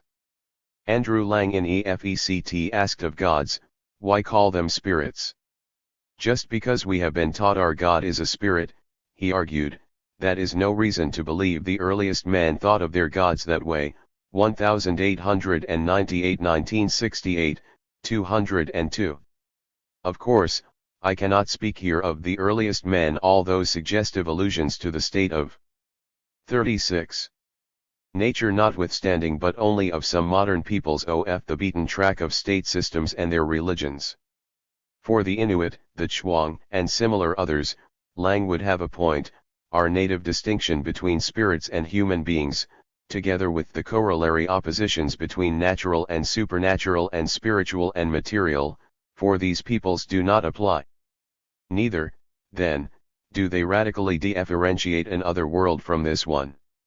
Interacting with other souls in a spiritual world consisting of a number of personal forces, as J.G. Owiston observed, the Inuit themselves are spiritual beings. 1976, 29. Fair enough, although given the personal character of those forces, it is more logical to call spirits people than to call people spirits. But in either case, and notwithstanding our own received distinctions, at ethnographic issue here is the straightforward equivalence, spirits equals people. Recent theoretical interest in the animist concepts of indigenous peoples of lowland South America, northern North America, Siberia, and Southeast Asia has provided broad documentation of this monist ontology of a personalized universe. Chi Arhem Ofers a succinct summary.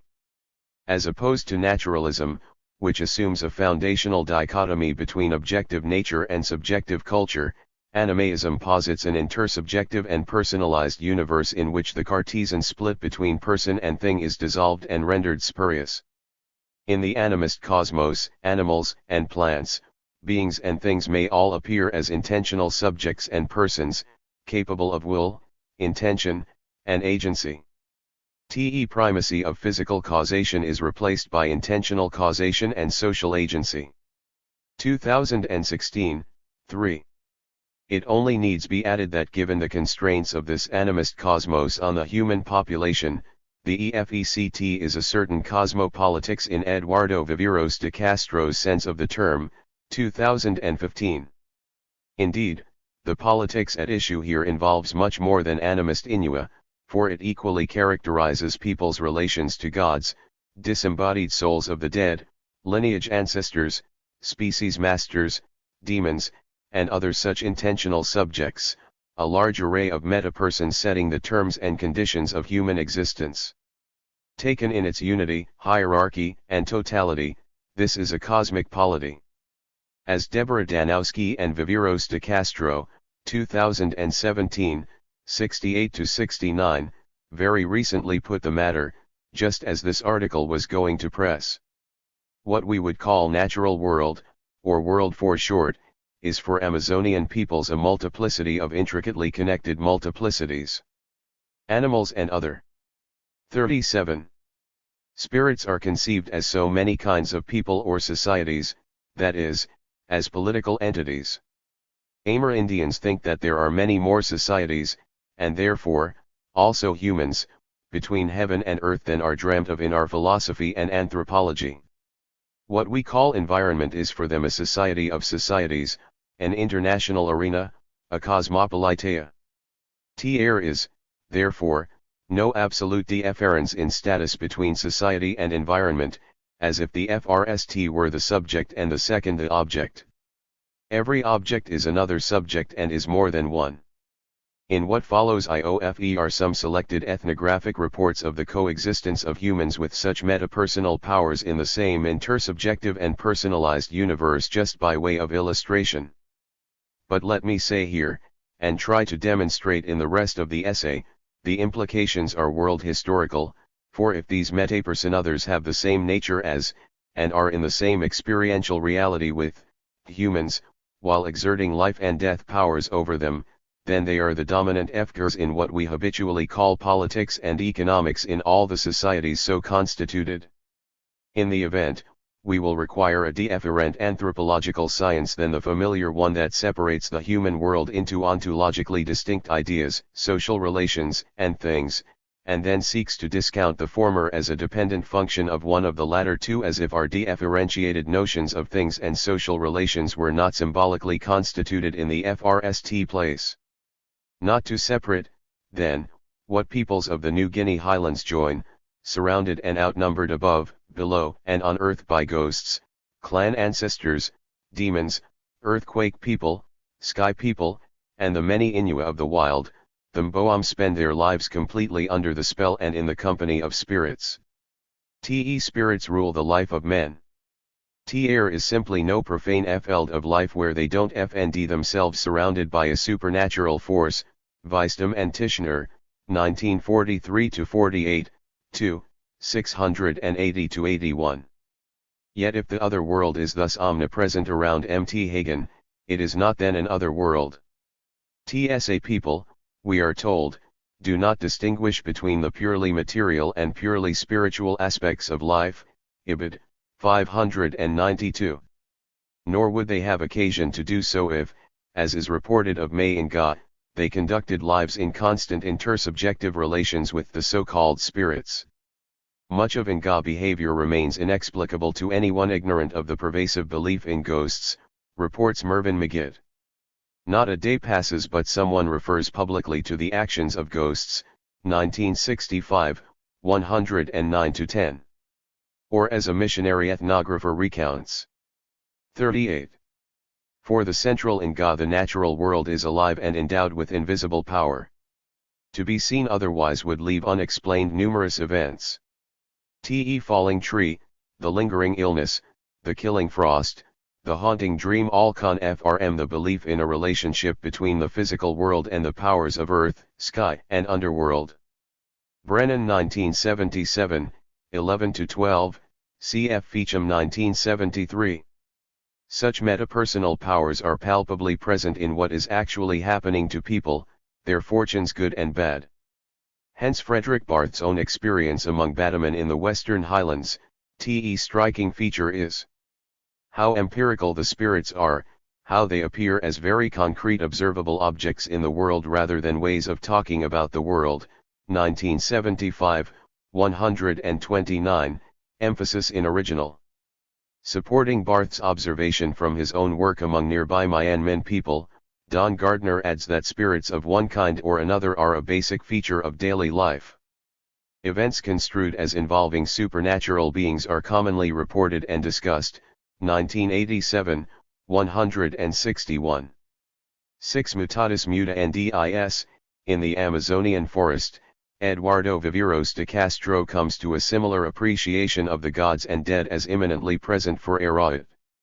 Listening to the nocturnal songs of shamans summoning these metapersoners to the village, the ethnographer came to perceive the presence of the gods, as the reality or source of examples, in every minute routine action. Most important, it was through these that I could discover the participation of the dead in the world of the living. 1992, 13-14. The presence of my gods in daily life is astonishing. For each and every purpose, they are cited as models of action, paradigms of body ornamentation, standards for interpreting events, and sources of news. 1992, 74-75, 7. The general condition of the cohabitation of humans and their metapersonal alters in one real world is their psychic unity, their mutual and reciprocal status as anthropopsychic subjects. The venerable anthropological premise of the psychic unity of mankind has to be more generously understood. For as Viveros de Castro says, there is no way to distinguish between humans and what we call spirits, Ibid. 64.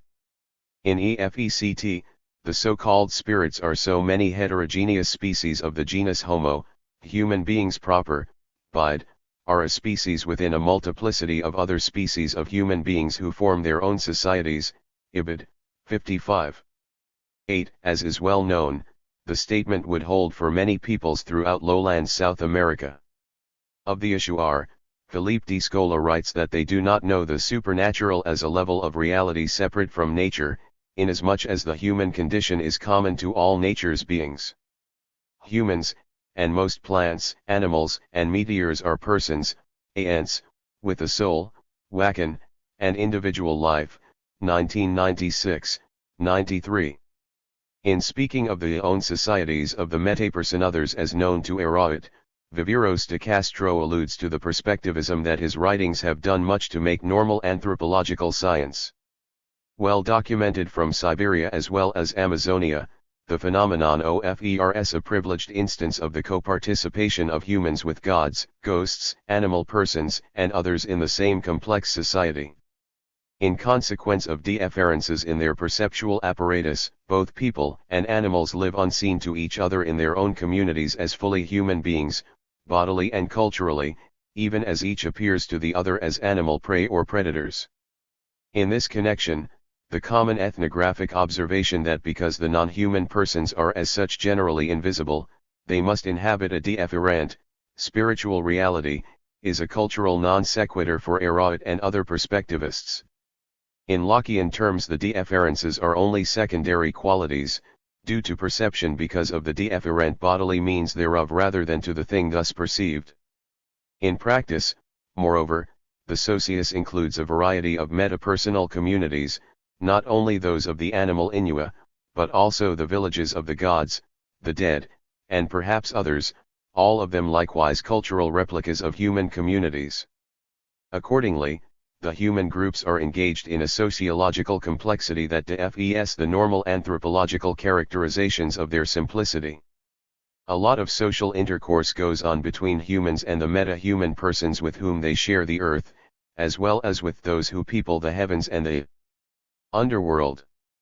Apart from shamans, even ordinary humans may travel to lands of the metaperson others, as conversely the latter may appear among people in human form. Human and non-human persons are often known to intermarry or negotiate the exchange of wealth when they are not reciprocally eating one another. Social relations of people and metaperson others. A woman sits in a corner of the house, whispering to a dead relative. A man addresses a clump of trees. When an illness or misfortune occurs, a father or neighbor will break knotted strips of cordyline leaf, talking to the spirits to find out which one is causing trouble and why. Keysing 1982, 33. T's passage is one of many that exemplify how Roger Keysing makes good on the introductory promise of his FNE monograph on the Quayo people of Malaita, Solomon Islands, namely, to describe Quayo religion in a way that captures the phenomenological reality of a world where one's group includes the living and the dead, where conversations with spirits and signs of their presence and acts are part of everyday life. Ibid. 2-3, cf 33, 112-13. Likewise, the human world of the Lalakai of New Britain is also a world of spirits. Human beings are in frequent contact with non-human others, and there is always the possibility of encountering them at any time. Valentine 1965, 194. Yet beyond such conversations or passing encounters with metaperson others, from many parts come reports of humans entering into customary social relations with them. Inuit know of many people who visited villages of animal persons, even married, and lived long among them, some only later and by accident discovering their hosts were animal Inuit rather than Inuit humans. Oiston 1976, 27. A personal favorite is the Caribou Man of the Northern Algonquians. In one of many similar versions, Caribou Man was a human stranger who was seduced by a caribou doe, went on to live with and have sons by her, and became the ruler of the herd. Spec 1977.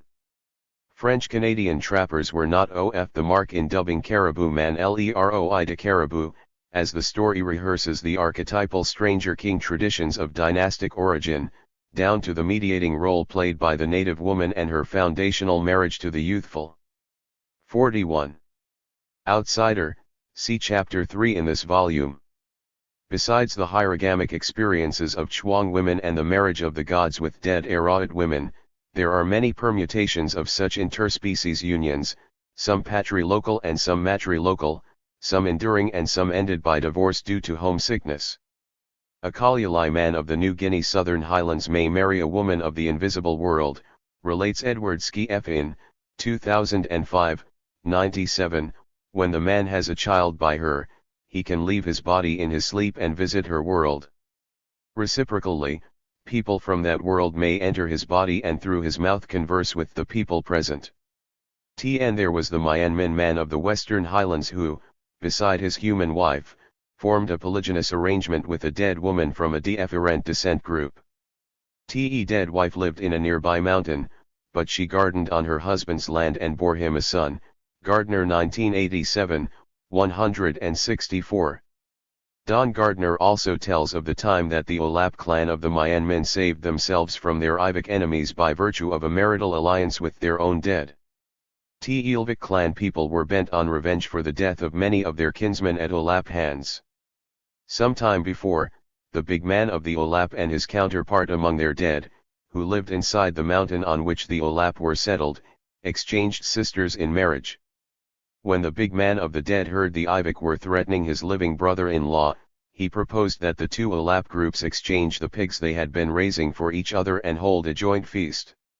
In the course of the festivities, the ancestral people became visible to the Olap villagers, who were in turn rendered invisible to the Ivik. So when the Ivik enemies came, they could not fnd the Olap, although 3 times they attacked the places where they distinctly heard them singing. To rough out the western Myanmar area, this account, Garner assures us, has the status of a historical narrative. We need not conclude that relations between humans and their metaperson counterparts are everywhere and normally so sympathetic. On the contrary, they are often hostile and to the people's disadvantage, especially as the predicament noted earlier of the Inuit is broadly applicable, The animals and plants on which humans subsist are essentially human themselves. Although some anthropologists have been known to debate whether cannibalism even existed, it is hardly a rare condition even among peoples who profess not to practice it themselves. As already noticed, in many societies known to anthropology, especially those where hunting is a mainstay, the people and their prey are involved in a system. 42. Of mutual cannibalism. For even as the people kill and consume people like us, these metapersonaliters retaliate more or less in kind, as eating away human flesh by disease or starvation. All over the Siberian forest, for instance. Humans eat the meat of game animals in the same way that animal spirits feed on human flesh and blood. This is the reason why sickness, experienced as a loss of vitality, and death in the human community as a whole are understood as a just payment for its successful hunting both in the past and the future. Hamayan 1996, 79. Married to the sister or daughter of the game-giving spirit, an elk or reindeer, his brother-in-law the Siberian shaman thus enters an FNAL exchange system of flesh, the meat of animals compensated by the withering of people on behalf of the human community. Us here again, being similar to the human soul in essence and on a par with hunters in alliance and exchange partners, spirits are not transcendent, ibid, 80. It is, to reprise Arhem's expression above, an intersubjective and personalized universe. Meta-person powers that be. Meta-human beings with whom people interact socially are often hierarchically structured, as where gods such as Sedna and species masters such as Caribou Man encompass and protect the individual Inuit in their purview. TSA hierarchies are organized on two principles which in the end come down to the same thing, the proprietary notion of the higher being as the owner and usually also the parent of his or her lesser persons, and the Platonic or classificatory notion of the one over many, whereby the owner is the personae fed form of the class of which the lesser persons are particular instances. One can FND both concepts in Viveros de Castro's discussion of the Araid term for meta-human masters, NA. Term connotes ideas such as leadership, control, responsibility, and ownership of some resource or domain. TENA is always a human or anthropomorphic being. But other ideas are involved as well. TENA of something is someone who has the substance in abundance. Above all, the NA is defined by something of 43. Which it is the master. In this last connotation, he is at the same time the representative of and the represented by that something. 1992, 345, 9. Although, in a spasm of relativism, Pascal famously said that a shift of a few degrees of latitude will bring about a total change in juridical principles, you can go from the Amazon forests or the New Guinea highlands to the Arctic Circle and Tierra del Fuego and FND the same ethnographic descriptions of greater meta-persons as the owners mothers or fathers of the individual meta-personal beings in their domain. Europemen say that people get into trouble because everything has a father, using father, ALAP, in the sense of owner. In dealing with nature then, the Europemen are constantly faced with the fact that the spirits hold competing claims to many of the resources people use, Robbins 1995, 214-15. Parenthetically, this is not the first indication we have that the spirits own the means of production, an issue to which we will return. Among Haganers, the Stratherns relate, all wild objects and creatures are owned by spirits, and can be referred to as their pigs, just as people hold domestic pigs, 1968, 190. Masters of nature, to whom trees and many other things belong, these Korwakal spirits are sworn enemies of mankind because people tend to consume foods under their protection without proper sacrifices. People are terribly afraid of them, Weisdom and Tishner 1943-48, 2, 608, 659. In the Siberian Arctic, large natural domains such as forests, rivers, and lakes had their special owners, as Waldemar Bogaras calls them. Forest master familiar to Russo Yakagir had absolute power over the animals there, he could give them away as presents, lose them at cards, or round them up and cause them to depart the country, Bagaras 1904-9285. Not unusual either is the compounded hierarchy of meta-human owners, composed of several levels of Inua Fgurs, as among Tupi-Guarani peoples such as Tenethara and Taparapi, where species masters are included in the domains of forest masters, who in turn belong to the godly owners of the social territory. Similarly for Ashuar, the individual animal Inua are both subsumed by game mothers who are seen as exercising the same kind of control over game that mothers exercise over their children and domestic animals, and also Magni Fed forms of the species who, as primus inter pares, watch over the fate of the others. The latter especially are the social interlocutors of the Ashuar hunter, but he must also come to respectful terms with the former, D. Scola 1996, 257-60. The chain of command in these hierarchical orders of meta-person owners is not necessarily respected in pursuing game or administering punishments to offending hunters, but it is quite a bureaucracy. As I say, and so have others, this sense of belonging to a more inclusive power can be read as membership in the class of which the owner is the personi fed representative, that is, a logical and theological modality of the one over many. The ordering principle is philosophical realism with an anthropomorphic twist, where a named metaperson owner is the type of which the several lesser beings are tokens. In a broad survey of the concept in the South American lowlands, Carlos Fausto, 2012, uses such pertinent descriptions of the species master as a plural singularity and a singular image of a collectivity. Anthropologists will recognize classic studies to the EFECT, Godfrey Lienhardt, 1961, on the totems or species beings who subsumed the forms of the same kind, and Edward Evans Pritchard, 1956, on the newer god, Quoth, manifested in a diminishing series of avatars. Parenthetically, as species masters are more widely distributed in the world than totems proper, the latter may be understood as a development of the former under the special inefficiency of descent groups or other segmentary formations. In his own well-known wandering minstrel tour of animaism, rather like the present article, composed of ethnographic shreds and patches, E.B. Tyler conceived a similar passage from species deities to higher deities by way of Auguste Comte on the abstraction thus entailed, and Charles de Brosses on the species archetype as a Platonic ideal, 1903, 241-46. 10. At divinity originates as a kind of animaism of higher taxonomic order is not a bad, Platonic, idea. Consider this notice of Sedna: in popular religious thought, the sea mother is an indweller. She indwells in the sea and all of its animals.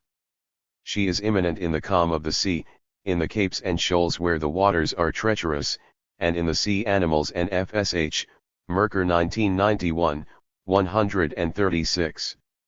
Analogously, for the Aboriginal peoples of Northwest Australia, the cult of their great rainbow serpent, Ungod, could be epitomized as Inua all the way down. A bisexual snake identified with the Milky Way, the autochthonous Ungod made the world. Leigh Hyatt summarized the process. Natural species came into existence when Ungod dreamed itself into new various shapes. In the same way Ungod created clones of itself as Wonjina, local versions of Dreamtime ancestors, and dispatched them in various places, particularly waterholes. Te Wonjina in turn generated the human spirits that enter women and become babies. Ungod is thus an archetype of life itself. 1996, 113. In his informative account of the local Ungarinyan people, Helmut Petrie specifies that the numerous Wonjina were transformed into individual Ungod serpents, such that Ungod appeared in the Aborigines' view at one time as an individual entity, at another time as a multiplicity of individual beings, 1954-2011, 108. Is included the spirit children whom the Wonjina deposited in the waterholes, they were given by Ungod. Hence the one over many, down to individual human beings, for each person thus had an Ungod part, see also Lamel 1952-1997. It only needs to be added, From Nancy Munn's revelatory study of analogous phenomena among Walberi, that in participating intersubjectively in an object world created by and out of the dreamtime ancestors, human beings experiencing intimations of themselves are always already experiencing intimations of others, those dreamtime heroes who are superordinate to them and precede them in time, 1986, 75. Accordingly, violation of any part of the country is a violation of the essence of moral law, Ibid, 68. While clearly different from other societies considered here, these no less egalitarian Australian Aborigines are thus no less hierarchical. It's not our idea, Pintupi people told Fred Myers in regard to the customs and morality established in perpetuity by the Dreamtime ancestors. It's a big law. We have to sit down beside that law like all the dead people who went before us, Myers 1986, 58. The Cosmic Polity. By way of integration of themes presented heretofore, there follows a sketch of the cosmic polities of the Mountain OK-speaking Min peoples of New Guinea. 11. There was no visible or proximate political state in the center of New Guinea, the region of the Fly and Sepik River headwaters traditionally inhabited by the Mountain OK or Min peoples. All the same, the Telefulmin, Europemin, Faramin, Tifulmin, Mayanmin, and others could be fairly described as governed by meta-human powers whose authority over otherwise politically fragmented peoples was exercised through obligatory rules effectively backed by punitive force. The Hokkardasian question might well be, why not call it a state? Or else, if this cosmic polity were unlike a state in that the controlling powers largely outnumbered the civil society of humans, their regime could be all the more dominating. Experientially, the people live in a condition of subjugation to a host of meta-person powers that be, whose numerous rules of order are enforced by the highest authorities, often through the ofces of the lesser personages in their aegis. Among the central Min peoples, where this regime achieved its most integrated form, it was dominated by the cosmocratic duo of Efek, mother of humans and Taro, and the serpentine Magalim, who preceded her as the autochthonous father of the numerous creatures of the wild, Jorgensen 1980, 1998, 1998. Parents of all, Efek and Magalim were themselves children of none. The beginnings of their respective reigns were marked by violent breaches of kinship relations, giving them the independence that was the condition of their universality.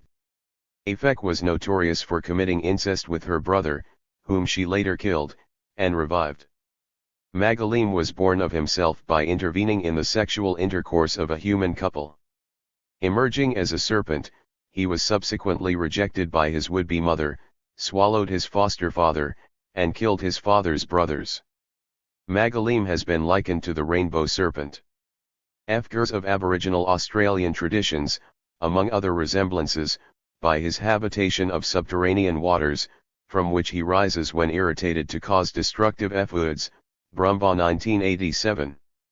Efek adds to the analogy by her own resemblance to Australian Dreamtime ancestors, creating features of the landscape and endowing the customs of the human groups she gave rise to in the course of her travels.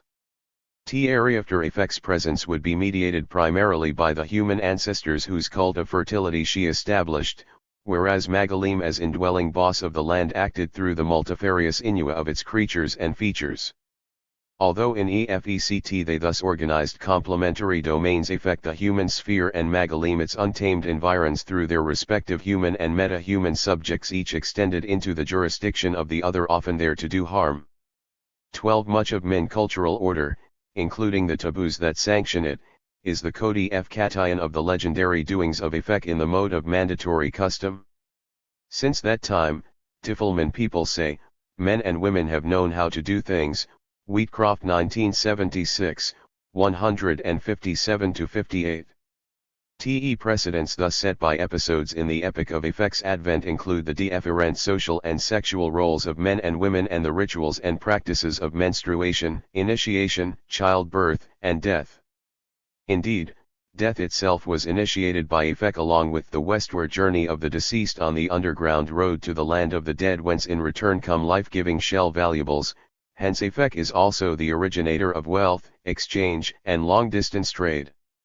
Efek bore the taro plant that iconically distinguishes the Min people, making a complementary seismogenesis of it by destroying the swamps in the Telefilmin region, thereby marking the contrast to lowland Sago peoples. Along her journey, she established the men's cult houses where the remains of the ancestors of each Min group and the associated initiation rituals would guarantee the growth of their youth and their taro. Efek's ritual progress culminated in the construction of her own great cult house, Telefolop, in the Telefilmin village of that name. Efek's house became the ritual center of the Mountain OK region, thus giving the Telefilmin people a certain precedence over the other Min groups. Rituals performed in connection with the Telefolop house radiated Efek's Bani FTS in human and agricultural fertility widely among the other Min communities. If the house itself deteriorated, the growth of taro in the entire region would decline in tandem. Several Min groups of a few hundred people each were thus integrated in a common system of divine welfare centered on the Telefolop shrine. Overall EFECT was a core, periphery configuration of peoples in a tribal zone with the Telefilmin custodians of Efek's legacy at the center.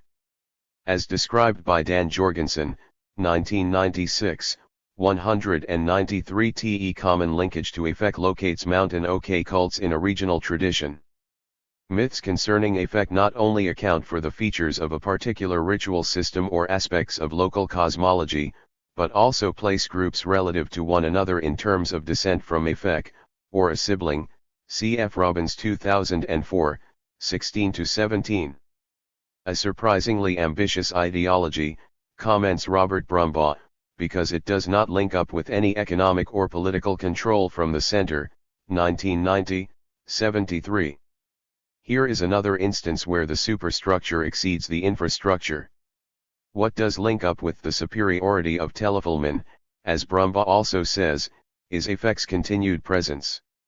In Telefilmin religion, Efek remains present and accessible. Taro fertility is a visible sign of her power, just as her bones are the visible signs of her presence. The Philamen, when addressing the local ancestors in ritual, consider that they are heard by Efek as well. When stronger reassurances are needed, the local ancestor is bypassed, new personnel take charge of the ritual and Efek is invoked directly. Groups without access to bones of Efek, it seems that not all groups have them, are covered by Efek's promise to hear and respond when she is called upon for taro. 1990, 67. But Magalim always ruins Efek's work, Telefilmin say, breaking her law by deceiving men into killing their friends, seducing women, driving people mad, causing landslides and F-woods, and wrecking gardens, Jorgensen 1980, 360. Capricious and malicious, Magalim is ofttimes, but not always, the enemy of people, a menace especially among the central Min, where he is the father, owner, and thereby the common form in the persons of the animals, plants, rocks, rivers, cliffs, and so on, that inhabit and constitute the environment where human persons hunt, garden, and otherwise traverse with disturbing effects. All things of the bush are Magalim's children, Magalim man, Jorgensen was told. 49. If you finish these things, Magalim is their father and he will repay you with sickness, or he will send bad dreams and you will die, Ibid, 352. Wild has its own hierarchy, at least 3 levels of Magalim persons, encompassed by the archetypal All-Father Serpent. Jorgensen notes that certain species masters of distinct name look after marsupials and wild pigs, even as Magalim himself looks after snakes. But all are in turn encompassed in Magalim, as all these names are just names.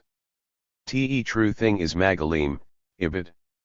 Likewise for Europemen, Joel Robbins refers to intermediate species masters controlling their particular animal persons, these owners being in turn subsumed in the greater Magalim being. Certain marsupial women are guardians of the many marsupial kinds that people hunt and eat. Taking a fancy to a hunter, a marsupial woman may have sex with and marry him. After she comes to him in dreams to inform him about the whereabouts of game. But marsupial women have been known to become jealous of their husband's human wife, especially if the latter is too generous in sharing marsupials with her own relatives.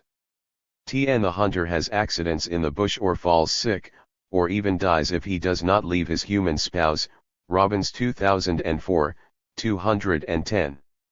In any case, where Magalim reigns, the principle holds that all particular inua, whether of living creatures or natural features, are also forms of him.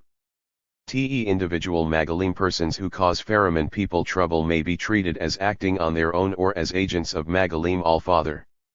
People may say, "Tell your father to stop making thunderstorms and not to send any earthquakes either," Brumbaugh 1987, 26. Magalim, however, is not always causing trouble for Pheromone. Without changing his notorious disposition, he may turn it on strangers, whom he is reputed to dislike, and thus become protector of the local people. Indeed, he defends Pheromone tribal territory as a whole. Pheromone were divided into 4 autonomous communities, parishes, but Magalim's remains were in the care of a single elder, and when ritually invoked before battle, they made all Pheromone warriors efforts and their arrows deadly. Without subdivision by parishes, Brumbaugh writes, the territory of Pheromone as a whole is considered under the influence of Magalim, who watches over its borders and the well-being of the traditional occupants, Ibid. 30. Protector of the entire territory from an abode within it, a subterranean being who can cause earthquakes, Magalim is the indwelling Inua of the land itself, boss of the land, the people now say. Indeed, if all the creatures and prominent natural haunts of the wild are so many aliases of Magalim, as Jorgensen puts it, it is because he is identified with the earth and its power. Everything depends. 50. On Magalim, Jorgensen was often told, including Afek and all her people who sit on the top of the ground, 1998, 104. Kinship to territory, the self-born Magalim, slayer of his foster kin, becomes god of the land. Hence add gardeners to the tragic predicament of the animist hunters. Europemen, according to Robbins, are constantly aware they are surrounded by nature spirits, Modobil, who are original owners of almost all the resources they use, 2004, 209-10. Consequently, every act of hunting or gardening causes some risk, even on non-taboo grounds, should it disturb the metaperson owners who would thereupon punish the person responsible for failure to observe their version of the laws, Ibid. 211. Interesting that New Guineans and Australian Aborigines, although without any native juridical institutions as such, have been quick to adapt the European term law to their own practices of social order. In other contexts, Robbins speaks of the law of the ancestors, apparently referring to the numerous taboos based on traditions of effect that organize human social relationships. European term here translated as law adjective, awame, n. Maps a moral domain of prohibitions based on kinds of authority that transcend those produced simply by the actions and agreements of men, Ibid. 211. Otherwise said, these laws are sacredly grounded prohibitions aimed at shaping the realm of human freedom, Ibid. 184. Given the range of social relationships and practices established by effect, it follows that the laws were complex and left everyone laboring under the burdens of at least some taboo all the time, Ibid. 210-11. Although Europemen boast of having been the most taboo-ridden of all men people, it could not have been by much. Among others, the Tiflmen knew taboos that were likewise very powerful, sustaining and interpenetrating many other normative and ethical aspects of everyday life, Wheatcroft 1976, 170. Is could be true virtually by definition, inasmuch as by following effects precedents, the entire population would be ordered by taboos marking the social differences between men and women and initiatory or age grade statuses. Negative rules predicate positive structures and at the same time uphold them. 13 In Telefilmen, Europemen, and probably elsewhere, violations of effects taboos were as a rule punished occultly, without effects explicit intervention. On the other hand, In Tiflman the metaperson powers of both the village and the bush were actively engaged in sanctioning the many taboos of everyday life. Often punishments emanated from the prominent ancestors whose remains were enshrined in Afek's cult house. Alternatively, they were inefficed by the vast congresses of thinking and sentient animal ghosts, Cynic, Inua who struck down people with disease or ruined their gardens. TELAS suggests that even people who adhere to Afek's food taboos may thereby sue FER the vengeance of the species masters, that is, for killing and eating the latter's children. As Don Gardner observed for Myanmar, since every animal has its mother or father, human mothers and children become vulnerable to an equivalent payback for what was done to the species parent's child. And among the Central Min, where the parent is an all-father like Magalim, the threat is apparently constant as well as general in proportion. Brumbo writes of Magalim. All smells connected with women and children bring danger from Magalim. He may make women pregnant, eat an unborn child and leave one of his own, or come unseen between a couple having intercourse in the bush to give his child instead. It will then be a contest between the power of the man and the power of Magalim that determines the future of the child. Brumbaugh 1987, 27. It follows that to the extent people are socially objective in terms of the wild foods they could or could not eat, they are in double jeopardy of suffering harm, whether magically or indirectly from Afek, mother of humans, for eating wrongly, or from the mother or father of the animal for eating it at all.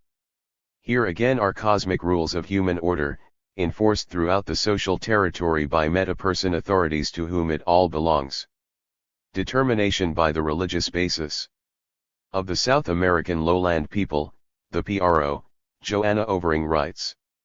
Today, masters of land and water own the domains of water and jungle, both of whom acquired their control over these habitats at the end of mythical time. TSA2 spirits guard their respective domains, protect them, make fertile their inhabitants, and punish those who endanger their life forces. TEY also cooperate as guardians of garden food. TE relevant point is obviously that the inhabitants of land and water are not owned by man. 1983-84, 341. 52. Since, as a general rule, the peoples under discussion have only secondary or usufructuary rights to the resources owned by metaperson others, it follows that their relations of production entail submission to these other people like us. In conventional terms, it could justifiably be said that the spirits own the means of production were it not that the spirits so-called are real-life metapersons who in EFECT are the primary means cum agents of production. Fundamental resources, plants, animals, celestial and terrestrial features, and so on are constituted as intentional subjects, even as many useful tools are person artifacts. 14 Marked thus by an intersubjective praxis, this is an economy without things as such. Not only are meta-human persons ensouled in the primary resources, they thereby govern the outcome of the productive process. As intentional beings in their own right, they are the arbiters of the success or failure of human efforts. For theirs are the life forces which may be hypostatized as mana, hasana, wakan, semangat, orenda, nawalak, or the like that make people's gardens grow, their pigs flourish, and game animals become visible and available to them. Some decades ago, Jonathan Friedman and Michael Rowlands put the matter generally for tribal peoples. Economic activity in this system can only be understood as a relation between producers and the supernatural. T is because wealth and prosperity are seen as directly controlled by supernatural spirits. 1978, 207. Of course we are speaking of the people's own notions of what there is and how it comes to be, a culturally informed reality they share with metapersonathers to whom they are subjected and indebted for life and livelihood. When faced with the assurance of Quio people that their prosperity is a result of ancestral support, Roger Keesing refrains from the temptation to say that the sacred ancestral processes are a misty cation of the real physical world, for, in a world where the ancestors are participants in and controlling forces of life, this conveys insights only at the cost of subjective realities. 1982, 80. But why, then, subjective realities. If the ancestors participate in and control the people's everyday existence, if they are empirical, as Frederick Barth might say, the demysty F. cation would shortchange the objective realities. 15. Not to worry, however, in due course, with a few pertinent ethnographic notices in hand, I consider what scholarly good or harm would come from crediting such determination by the religious basis. It is not as if the producing people had no responsibility for the economic outcome even apart from their own knowledge and skill. Te Inuit shaman explains that, no bears have come in their season because there is no ice, and there is no ice because there is too much wind, and there is too much wind because we mortals have offended the powers. Weyer 1932, 241. Even so, something then can be done. Around the world, the common recourse for this dependence on the meta-person agents of people's prosperity is to pay them an appropriate tribute, as in Sakri FCE. Sakri FCE becomes a fundamental relation of production in the manner of taxation that secures Bani FTS from the powers that be. As Marcel Mauss once put it, since spirits are the real owners of the goods and things of this world, it is with them that exchange is most necessary. 1925-2016, 79. A Tiflman man tells how it works. When we bring secretly hunted marsupial species into the Anahuac men's cult house during ceremonies, we tell the Amkumait ancestral relics and the pig bones of feasts gone by, you must take care of us and make our pigs grow fat and plentiful, and our taro immense. As soon as we told them this, shortly afterwards we see the results in our gardens. Tey do just what we petitioned. Wheatcroft 1976, 392. For all this hubris, however, the Tiflmen are not really in control. Edmund Leach notably remarked of such Sakri FCES that the appearance of gift and reciprocity notwithstanding, the gods don't need gifts from the people. Tey could easily kill the animals themselves. What the gods require are signs of submission. Leach 1976, 82-93. What the gods and the ancestors have, and peoples such as the Tiflmen seek, is the life force that makes gardens, animals, and people grow. Meta-human powers must therefore be propitiated, solicited, compensated, or otherwise respected and appeased, sometimes even tricked, as a necessary condition of human economic practice. Or as Hocard had it, based on his own ethnographic experience, TR is no religion in Fiji, only a system that in Europe has been split into religion and business. He knew that in Fijian, the is much more complex morphologically than Kwao society. There are no Kwao bigmen with the life and death powers even of their ancestral predecessors. 54. Same word, keka, refers indiscriminately to work as in the gardens or to ritual as in the gardens. So why call it production? How can we thus credit human agency if the humans are not responsible for the outcome, if it is the ancestors according to their own inclinations who make the taro grow, or if it is Sila Inua, the air, and the bears themselves who make hunting successful? In a golden few pages of his recent work Beyond Nature and Culture, 2013, Philippe de Scola argues persuasively that our own common average native notion of production fails to adequately describe human praxis in a meta-human cosmos. Where even animals and plants are thinking things, the appropriate anthropology should be Hocartesian rather than Cartesian. Rather than a subject-object relation in which a heroic individual imposes form upon inert matter, making it come to be according to his or her own plan, at issue here are intersubjective relations between humans and the metaperson others whose dispositions will be decisive for the material result. De Scola can conclude from his Amazonian experience that it is meaningless to talk of agricultural production in a society where the process is enacted as interspecies kinship. Ashuar women do not produce the plants that they cultivate, they have a personal relationship with them, speaking to each one so as to touch its soul and thereby win it over, and they nurture its growth and help it to survive the perils of life, just as a mother helps her children. 2013, 324. Not to forget the mistress and mother of cultivated plants, Nankui, described by de Scola elsewhere, 1996, 192 f. The goddess whose presence in the garden is the source of its abundance unless she is offended and causes some catastrophic destruction. Hence the necessity for direct, harmonious, and constant contact with Nankui, as is successfully practiced by women who qualify as Anantin, a term applied to persons with the occult knowledge and ritual skills to develop fruitful relations with the goddess. T. E. Way Simon Harrison describes the agricultural process for Manambu of the Middle Sepik, New Guinea. People do not create the crops, they receive them from their ancestral sources. What could pass for production, he writes, are the spells by which the totemic ancestors are called from their villages by clan magicians to make yams abundant, FSH increase, and crocodiles available for hunting. 1990, 47. 4 Yams are not created by gardening, but, like all cultivated and wild foods, they came into the phenomenal world by 55. Being released from the mythical villages by means of ritual. Ibid. 63. Note that this is a political economy, or, more exactly, a cosmopolitical economy, inasmuch as the human credit for the harvest goes to those who gained access to the ancestors by means of their secret knowledge rather than the gardener who knew the right soils for yams.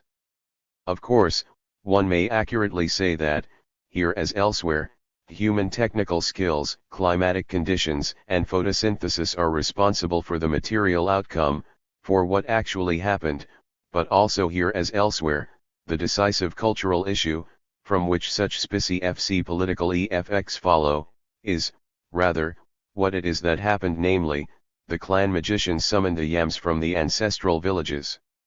Such is the human reality, the premises on which the people are acting, which are also the beginnings of anthropological wisdom. Further ethnographic notices of the spiritual nature of the material basis are easy to come by. I close with a FNAL one that has the added advantage of addressing the issue, raised in Harrison's work, of human power in a cosmic polity. TE site will be Melpa and their neighbors of the Hagan region. Here a variety of meta-human beings, sky people deities, including their collective personae F. Katayan in himself, the above, great spirits of the major cults, the human dead, both recently deceased kin and clan ancestors, and the numerous nature spirits or Inua owners of the wild are the agents of human welfare. In trade and economic affairs. In campaigns of war or at great festivals, any success is seen as the result of the help of benevolent spirits. Benevolent spirits are said to plant our fields for us and to make our pigs big and fat. TEY are said to raise the pigs. Strauss 1962-1990, 148. TE functions of these metaperson kinds are largely redundant. Many are competent to promote or endanger the well-being of the people. It will be sufficient to focus on a few critical modes of life and death from the meta-persons with a view also to their constitution of human, big man power. Whereas the sky people originally sent down humans and their means of existence, it is the recent dead and clan ancestors who are most intimately and continuously responsible for the health and wealth of their descendants, though for punishing people they usually enlist the ill-intentioned Inua of the wild. As recipients of frequent sacri fces, the recent dead protect their kin from accidents, illness, and ill fortune.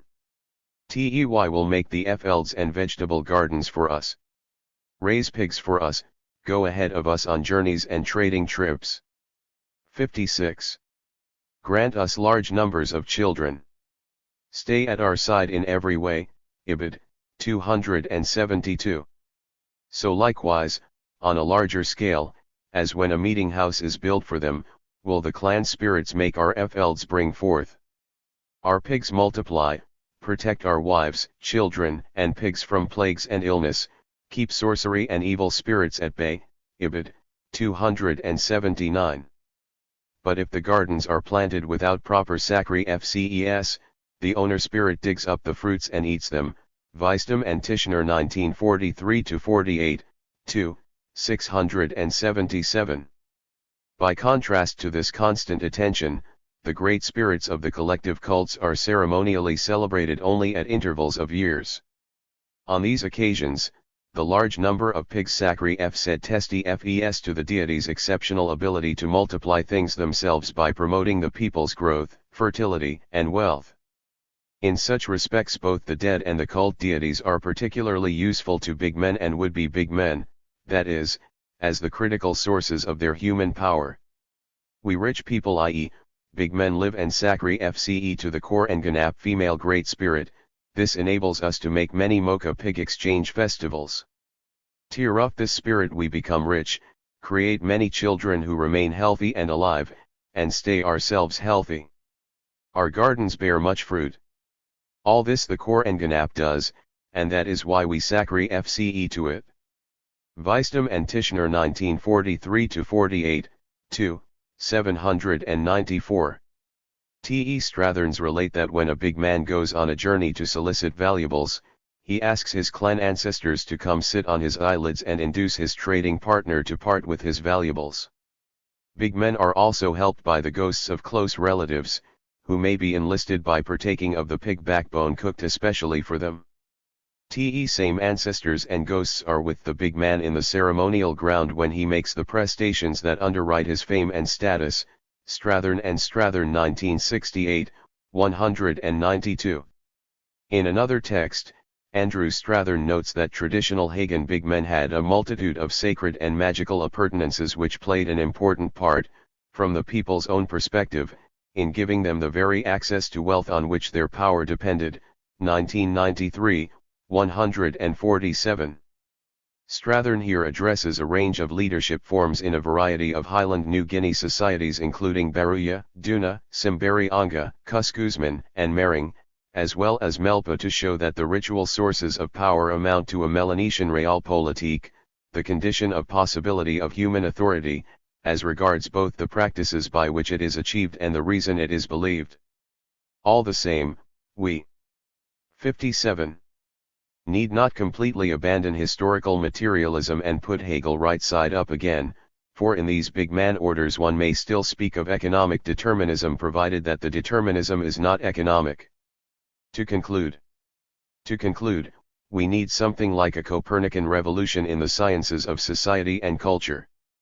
I mean a shift in perspective from human society as the center of a universe onto which it projects its own forms, that is to say, from the received Durkheimian, Marxist, and structural functionalist conventions to the ethnographic realities of people's dependence on the encompassing metaperson others who rule earthly order, welfare, and existence. For Durkheim, God was an expression of the power of society. People felt they were constrained by some power, but they knew not whence it came. But if what has been said here has any cogency, it is better to say that God is an expression of the lack of power of society. Finitude is the universal human predicament. People do not control the essential conditions of their existence. I have made this unoriginal and banal argument too many times, but if I can just say it once more, if people really controlled their own lives, they would not die, or fall sick. Nor do they govern the weather and other external forces on which their welfare depends. The life force that makes plants and animals grow or women bear children is not their doing. And if they refer it as mana, semangat, or the like and attribute it to external authorities otherwise like themselves, this is not altogether a false consciousness, though it may be an unhappy one. Vitality and mortality do come from elsewhere, from forces beyond human society, even as they evidently take some interest in our existence. Tey must be, as Chuang say, people like us. But so far as the relation between the cosmic authorities and the human social order goes, in both morphology and potency there is no equivalence between them. As I have tried to show, especially by egalitarian and GFS societies, neither in structure nor in practice do they match the powers above and around them. Among these societies there are no human authorities the likes of Sedna, Sela, Ungod, the original Snake, Afek, Magalim, Nankui, or the New Guinea Sky people. 16. What Viveros de Castro says in this regard to the Araut and Tupi Guarani peoples generally can be widely duplicated among the classically acephalous societies. How to account for the coexistence of, on one hand, a loosely structured organization, few social categories, absence of global segmentation, weak institutionalization of interpersonal relations, lack of differentiation between public and domestic spheres, with, on the other hand, an extensive taxonomy of the spirit world.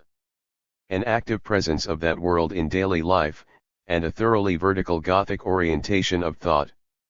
Societies such as the Eraut reveal how utterly trivial any attempts are to establish functional consistencies or forced correspondences between morphology and cosmology or between institution and representation.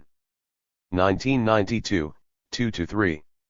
Even apart from the numerous malevolent, shape-shifting beings with superhuman powers of feisting people with all kinds of suffering, Viveros de Castro describes a society of immortal gods in heaven without equal on earth, who make people's foods and devour their souls, who are capable of elevating the sky and resurrecting the dead, gods who are extraordinary, splendid but also dreadful, weird in a word, awesome, Ibid, 69. 17. But they do have shamans, precisely of similar powers, Ibid, 64, as do many other such societies. Even where there are no chiefs, there are often some human authorities, big men, great men, guardian magicians, warriors, elders. Yet, given the basis of their authority, these personages are so many exceptions that prove the rule of domination by meta-person powers that be, for, like Inuit shamans or Hagan big men, their own ability to command others is conveyed by their service to or enlistment of just such meta-person others. Indeed, as Wisdom and Tishner write of Hageners, any manifestation of power in people or things is ascribed to supernatural or hidden power, whether in the form of good harvests, many children, success in trade, or a respected position in the community. 1943-48, 1, 43. In insightful discussions of the PRO of the Orinoco region, Joanna Overing, 1983-84, 1989, notes that human life-giving powers were not their own, but were magically transmitted to individuals from the gods by tribal leaders. By means of powerful chance, the Ruwang, the tribal leader, was uniquely able to travel to the lands of the gods, whence he brought the forces for productivity enclosed within beads of life and placed them in the people of his community. Overing points out that this is no political economy in the sense that tribal leaders control the labor of others. But as they absorbed more divine powers than others, they were responsible for building the community.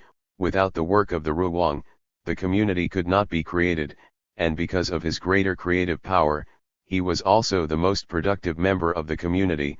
1989, 172.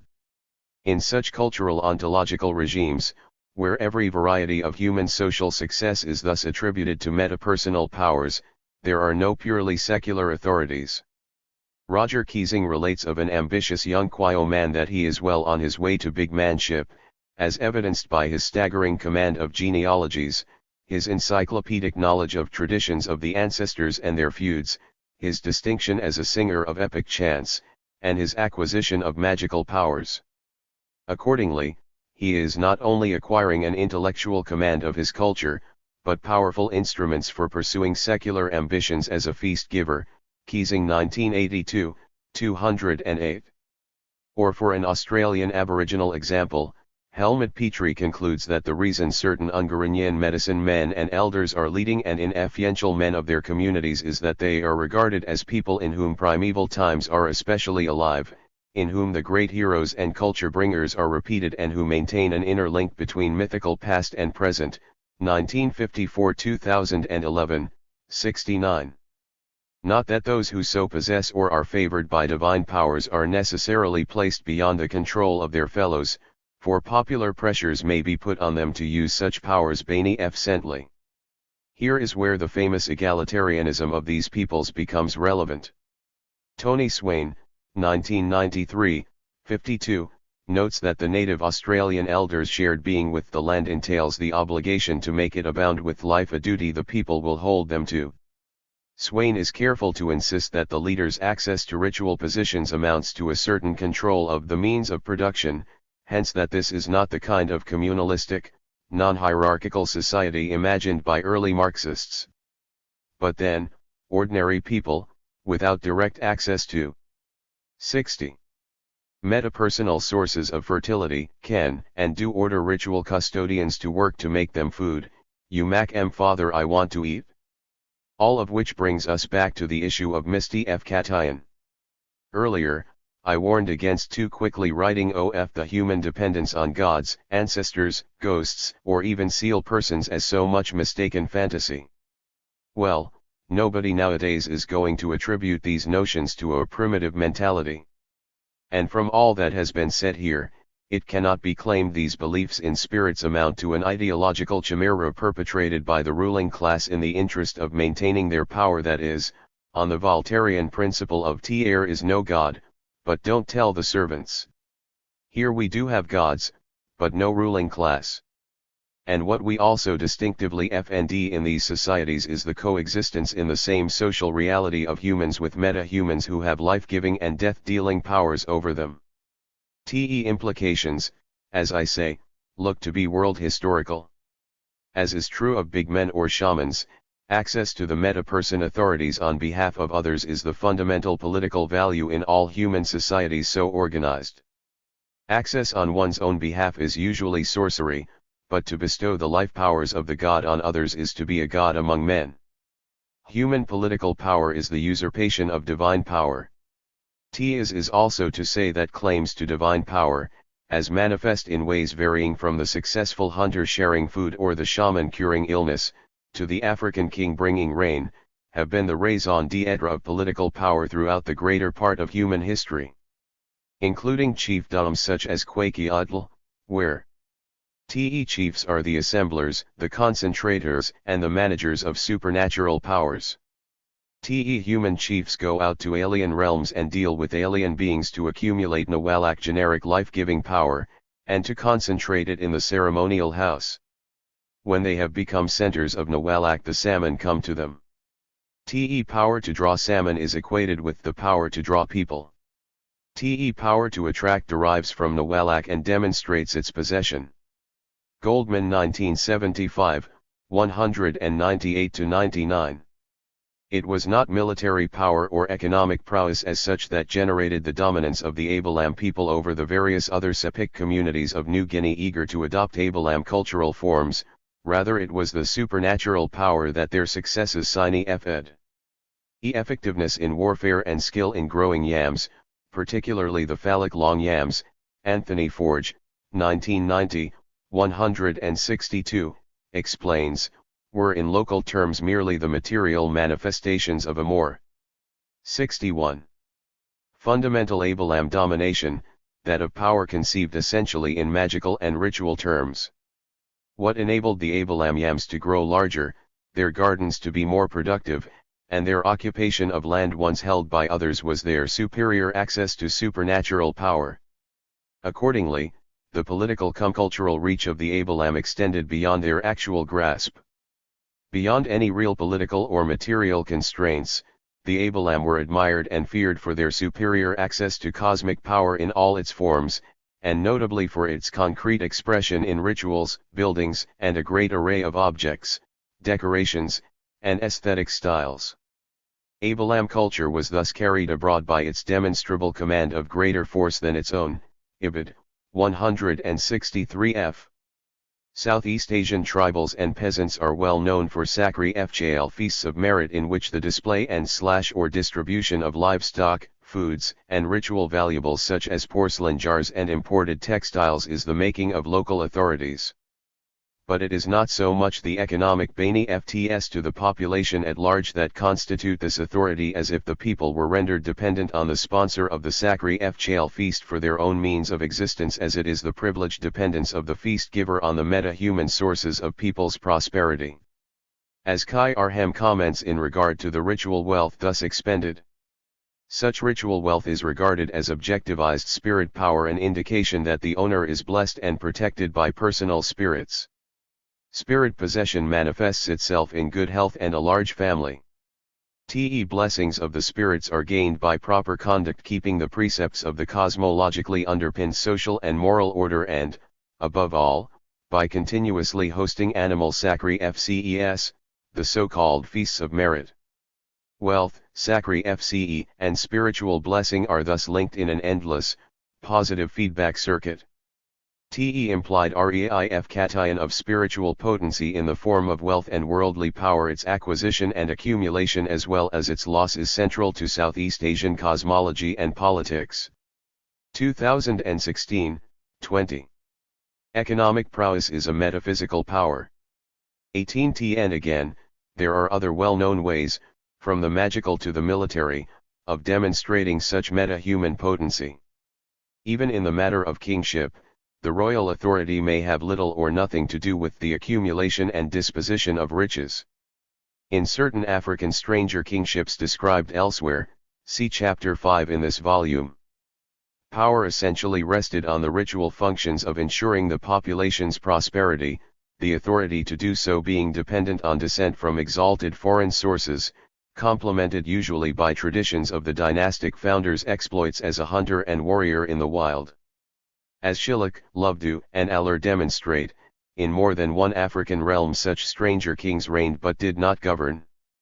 For all the superior foreign origin of an Alur-Fy dynasty, its connection to the ancient great kingdom of Nurokidera, the Alur ruler, reported Aden Southall, was revered by his indigenous subjects more for his power to stop war than to make it, and the sanction to his ritual authority, which is always uppermost in people's minds, is his power to make or withhold rain rather than his power to call in overwhelming force to crush an opponent. 1956-2004, 246. Rain, Koth, stood for material well-being in general, and a chief's ability to demonstrate his control over it was a crucial test of his efkaki. Te chief's control of rain and weather, together with his conduct of sacri-fce and worship at the chiefdom shrines, stood for his general and ultimate responsibility in the minds of his subjects for both their material and moral well-being. 1956-2004, 239. You will have noticed that I have come back full circle to Hokart's kings and counselors. Government in general and kingship in particular develop as the organization of ritual. As said earlier, we scholars of a more skeptical or positivist bent are at liberty to demystify the apparent illusions of the others. We can split up their reality in order to make society autonomous, expose the gods as fantasy, and reduce nature to things. To put it in Chicagoese, we may say we know better than them. But if we do, it becomes much harder to know them better. For myself, I am a Hokartian. AFNAL note in this personal vein. Written by one of a certain age, this pretentious article has the air of a swan song. Similarly, for its concern with disappearing or disappeared cultural forms, it is something of the owl of Minerva taking wing at dusk. Still, it does manage to kill those two birds with one stone. Coda. Already copy-edited, this text was on its way to the printer when by happy chance I discovered that in 1946 T. Jacobson had formulated the concept of a cosmic state in reference to Mesopotamian polities of the 3rd millennium BCE. 63. Jacobson's discussion of a universal metapersonal regime in a city-state setting indeed anticipates many of the attributes of TE original political society as presented here, most fundamentally his observation that the universe as an organized whole was a society, a state, 1946-1977, 149. Ruled by divine authorities, human society was merely a subordinate part of this larger society, together with all the other phenomena cum subjects inhabiting the cosmos, from beasts and plants to stones and stars, all animate beings, inua, likewise endowed with personality and intentionality. Jacobson depicts this hierarchically organized world in which personkind was the nature of things in a number of parallel passages. For example, human society was to the Mesopotamian merely a part of the larger society of the universe. Te Mesopotamian universe because it did not consist of dead matter, because every stone, every tree, every conceivable thing in it was a being with a will and a character of its own, was likewise founded on authority. Its members, too, willingly and automatically obeyed orders which made them act as they should act. So the whole universe showed the ineffiance of the essence peculiar to Anu, sky, king, and father of the gods. 1946-1977, 139.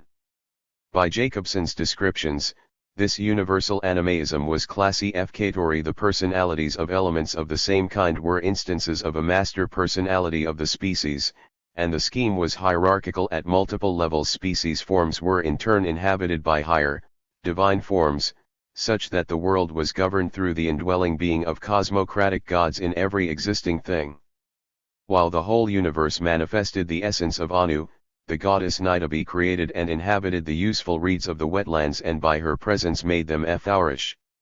She was one with every reed in the sense that she penetrated as an animating and characterizing agent, but she did not lose her identity in that of the concrete phenomena and was not limited to any or all the existing reeds.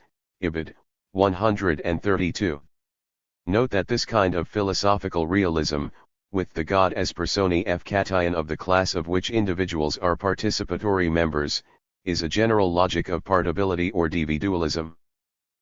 God is a partable person manifest in various other beings like the myriad bodies, kino lau, of Hawaiian gods and at the same time exists independently of them. By the same token, pun intended, the several members of a divine class are at once manifestations of the god and, individuals in their own right and kind. Following this classificatory logic, Jacobson achieves a description of divine kingship in Mesopotamia of the kind known from classic anthropological 64 accounts in which, for all that the king is a certain god, the god is not the king. Nukang is Juak, but Juak is not Nukang, Captain Cook is Lono, but Lono is not Captain Cook. Just so, the Mesopotamian king is Anu, but Anu is not the king. Indeed, given the partabilities involved, the Mesopotamian king in various capacities is also Enlil, Marduk, or any and all the great gods.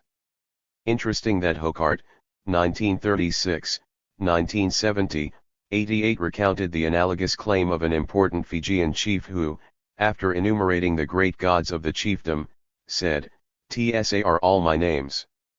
This type of intersubjective animaism is by far the most common type of divine kingship, the king as human manifestation of the god, as an avatar of the god, rather than the human as the deity in his own person, such as the self-made Roman god, Augustus. Jacobson also thus testifies to the principle that human authority is the appropriation of divine power. In the cult, the Mesopotamian king enacted the god and thereby controlled and acquired the god's potency.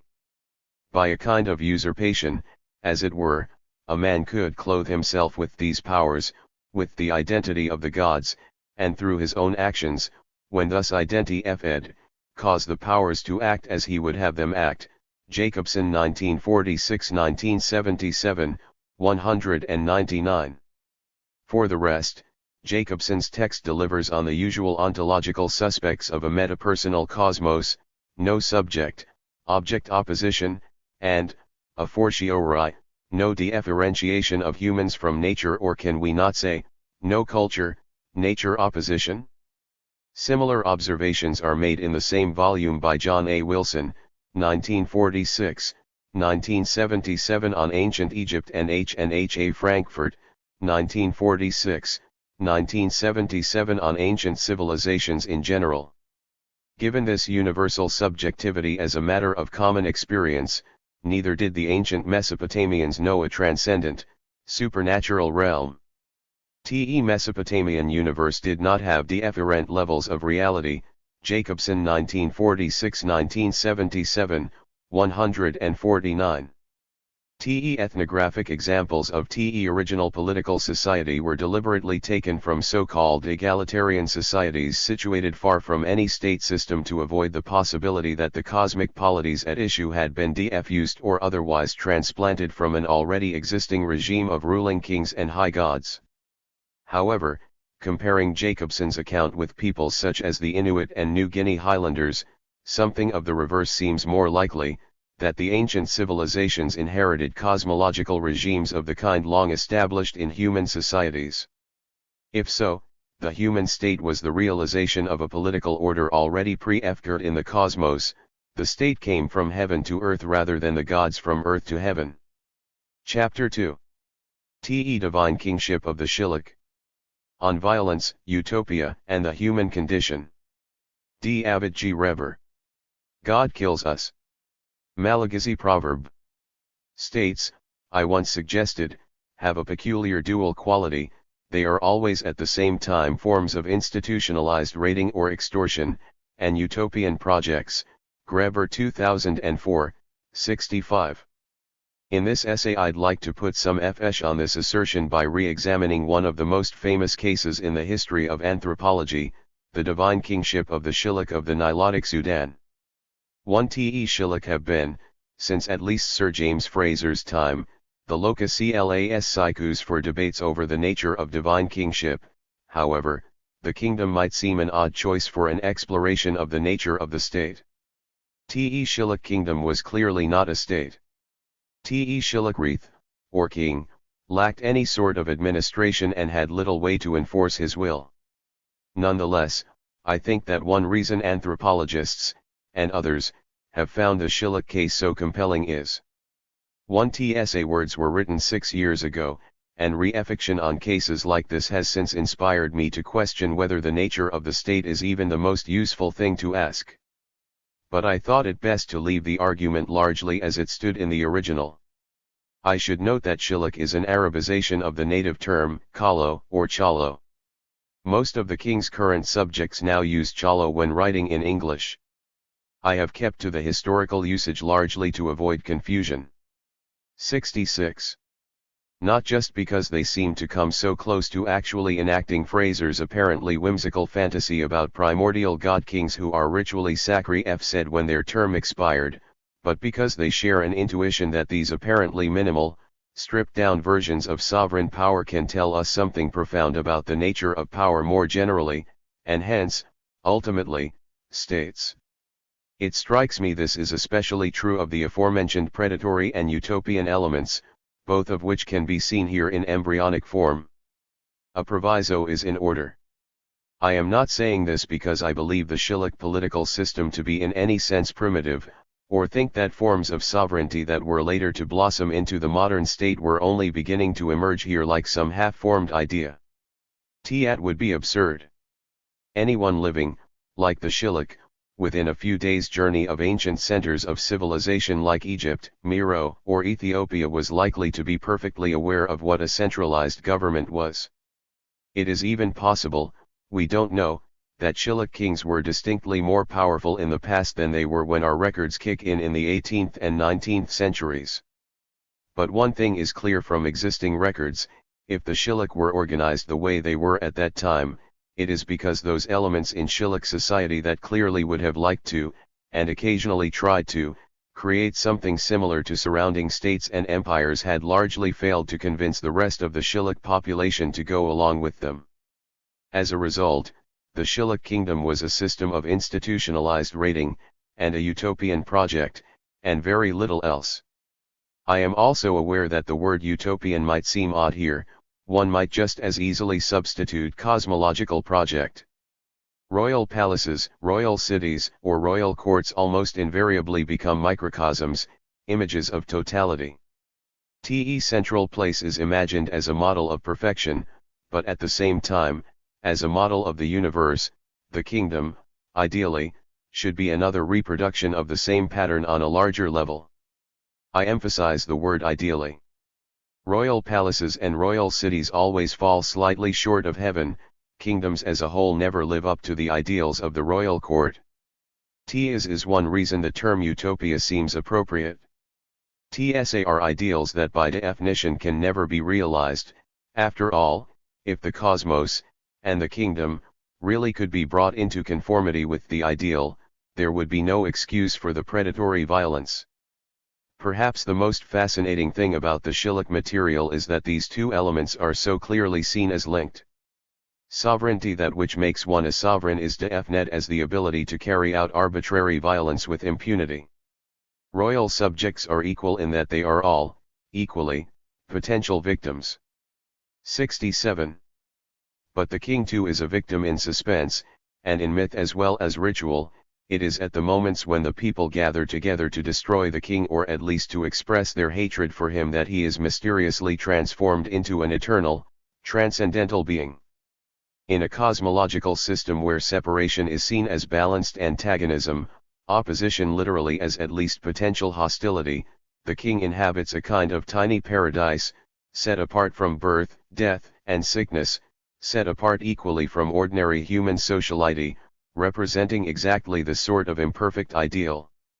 Yet his ability to do so rests on a delicate balance of relations of opposition and barely contained aggression between humans and gods, between king and people, between fractions of the royal family itself that will, inevitably, destroy him.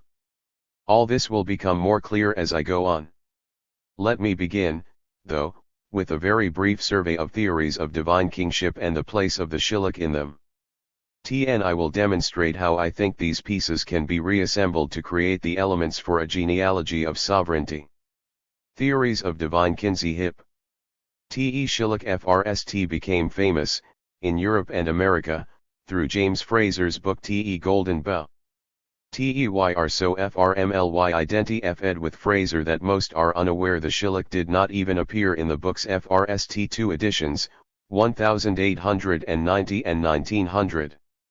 Originally, in fact, Fraser drew largely on classical literature in making an argument that all religion was to some degree derived from fertility cults centered on the figure of a dying god, and that the FRST kings, who embodied that god, were ritually sacri said. His idea made an enormous impression on anthropology students of the time, and even more, perhaps, on artists and intellectuals, many of whom were to fan out across the world looking for traces of such institutions in the present day. Most successful was Charles Seligman, who discovered in the Shilluk kingdom an almost perfect example, in 1911 sending Fraser a description that he incorporated, almost verbatim, in the book's third edition, C.G. Seligman 1911, Fraser 1911a, Fraser 1990, 200-201. One reason the shilluk seemed to ft the bill so nicely was that Fraser had argued that divine kingship was originally a form of spirit possession. To fnd a king whose physical health was said to be tied to the fertility and prosperity of the kingdom, or even who was therefore said to be ritually killed when 68. His powers begin to wane, was not df cult. There were endless examples in Africa and elsewhere. But for Fraser, divine kings were literally possessed by a god. Fraser also felt the notion that kings were possessed by the spirits of gods would necessarily lead to a practical problem: how does one pass this divine spirit from one mortal vessel to another? Clearly, he felt, this would demand some sort of ceremony. But death tends to be a random and unpredictable affair. How could one be sure the ceremony would be conducted at the moment of the king's death? Fraser concluded the only way was to arrange for the king's death to occur at an appropriate moment, either after a FXED term, or, at the very least, when his weakened condition meant death seemed to be approaching anyway. And the only way to do that was of course by killing him. All this was precisely what the shilluk did appear to do. Shilluk king, or Wreath, was indeed said to embody a divine being, a god, or at least a demigod in the person of Nukang, the legendary founder of the Shilluk nation. Every king was Nukang. Wreath was not supposed to die a natural death. He might fall in battle with the nation's enemies. He might be killed in single combat after a rival prince demanded a duel, as they had a right to do, or be suffocated by his own wives or retainers if he was seen to be physically failing, a state which was indeed seen to lead to poor harvests or natural catastrophes. On his death, though, Seligman emphasized, Nukang's spirit left him and entered a wooden EFGY. Once a new Wreath was elected, the candidate had to raise an army and FGHT a mock battle against the EFGY's army in which he was FRST defeated and captured, then, having been possessed by the spirit of Nukang, which passed from the EFGY back into his body, emerged victorious again. Fraser made the Shilluk famous, and their installation ritual has become one of the classic cases in anthropology, which in a way is rather odd, Since the Shilluk are one of the few Nilotic peoples never to have been the subject of sustained anthropological field work. THIR notoriety is partly due to the fact that Evans Pritchard chose the Shilluk as the case study with which to carry out his own ceremony of ritual regicide, directed at Fraser himself. In 1948, taking advantage of new ethnographic material provided by local colonial officials who had received some anthropological training, Evans Pritchard delivered the FRST Fraser Lecture on the subject, 1948, a lecture essentially designed to deal the death blow to Fraser's whole problematic. In it, he argued that there was no such thing as a divine king, that Shilluk kings were probably never ritually executed, and that the installation ritual was not really about transferring a soul, but about resolving the tension between the OFCE of kingship, Fgurt as Nukang. 69. Which was set above everyone equally, and the particular individual who held it, with his very particular background, loyalties, and local support base. In my view, kingship everywhere and at all times has been in some degree a sacred OFCE. Rex est mixta persona cum sacerdote. T is because a king symbolizes a whole society and must not be identified with any part of it. He must be in the society and yet stand outside it, and this is only possible if his OFCE is raised to a mystical plane. It is the kingship, and not the king, who is divine. 1948, 36.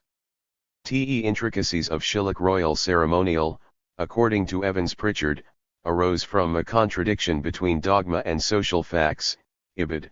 38. These were a people sufficiently well organized to wish for a symbol of national unity, but not well organized enough to turn that symbol into an actual government. Evans Pritchard was always a bit coy about his theoretical inefficiencies, but it's hard not to detect here a distant echo the Renaissance doctrine of the king's two bodies, that is, the body politic, or eternal OFCE of kingship, ultimately including the community of his subjects, and body natural, which is the physical person of the individual king. His intellectual tradition was later to be the subject of comprehensive study by the German historian Ernst Kantorowicz, 1957, whose student Ralph Giese, 1967, in turn, explored the way that during Renaissance English and French inauguration rituals, the relationship between the two bodies was acted out through royal effigies. Later anthropologists, Arends 1979, 1984, Schnepel 1988, 1995, recognized the similarity with Shilluk ritual and went on to explore the parallels, and differences, much more explicitly. Evans Pritchard's lecture opened the way to a whole series of debates, most famously over his claim that ritual king killing was simply a matter of ideology, not something that ever really happened. Did Africans really kill their kings? Debate raged for years, ending, finally, with an accumulation of empirical evidence that forced a general recognition that at least in some cases the Shilluk being included among them, yes, they did. At the same time, some of Fraser's ideas were discovered to have not been nearly so fanciful and irrelevant as Evans Pritchard suggested. Since the 1980s, at least, there has, indeed, been something of a Fraserian revival. No one has been more responsible for this revival than the Belgian anthropologist Luc de Husk, who, ironically, began his intellectual journey, 1962, by setting out from Evans Pritchard's point that in order to rule, a king must 70. Stand outside society. Essentially, he asked, what are the mechanisms through which a king is made into an outsider? In any number of African kingdoms, at least, this meant that at their installations, kings were expected to make some kind of dramatic gesture that marked a fundamental break with the domestic order and domestic morality. Usually this consisted of performing acts murder, cannibalism, incest, the desecration of corpses that would, had anyone else performed them, have been considered the most outrageous of crimes. Sometimes such exploits were acted out symbolically, pretending to lie next to one's sister or stepping over one's father's body when taking the throne. At others they were quite literal, kings actually would marry their sisters or massacre their close kin. Always, such acts marked the king as a kind of sacred monster, af gur, effectively, outside of morality, de Husk 1982a, 1982b, 2000. Marshall Solins, 1981b, 1983b, 2007, this volume, has taken all this much further, pointing out, for one thing, that the vast majority of kings, in all times and places, not only try to mark themselves as exterior to society, but actually claim to come from some place other than the lands they govern, or at the very least to derive from ancestors who do. There is a sense almost everywhere that society, however conceived, is not self-sufficient, that power, creative energy, life, even ultimately comes from outside. On the other hand, raw power needs to be domesticated. In myth, this often leads to stories of wild, destructive young conquerors who arrive from far away, only to be eventually tamed on marriage to daughters of the land. In rituals, it often leads to ceremonies in which the king is himself conquered by the people. De Husk's concern was different. He was mainly interested in how, in African installation rituals, kings are effectively torn from the everyday kinship order to take on the heavy responsibility of guaranteeing the equilibrium of the universe, 1997, 321. Kings do not begin as outsiders, they are made to stand outside society. But in contrast to Evans Pritchard, de Husk insisted this exteriority was not just a political imperative. Kings stand outside society not just so they can represent it to itself, but so that they can represent it before the powers of nature. Is why, as he repeatedly emphasized, it is possible to have exactly the same rituals and beliefs surrounding actual rulers, largely powerless kings like the Shilakreath, and kings who do not even pretend to rule over anything at all, but are simply individuals with an enhanced moral status, like the Dinka masters of the Fshing spear. In such matters, Fraser's observations did indeed prove useful, especially because he began to map out a typology. In Te Dying God, 1911a, Fraser 71. Described how kings act as what de Husk calls fetish bodies, that is, as magical charms manufactured by the people, a living person whose mystical capacity is closely tied to the integrity of his physical being, 2005a, 26. 2. And while Fraser might not have understood that such kings were, indeed, seen as having been created by the people, de Husk insisted he was quite correct in holding that, having been so consecrated, their physical strength was tied to the prosperity of nature, and that's why they could not be allowed to grow sickly, frail, and old. But in a later volume, Te Scapegoat, 1911c, Fraser discovered another aspect, the king who absorbs the nation's sin and pollution, and is thus destroyed as a way of disposing of collective evil. Te2 are obviously difficult to reconcile.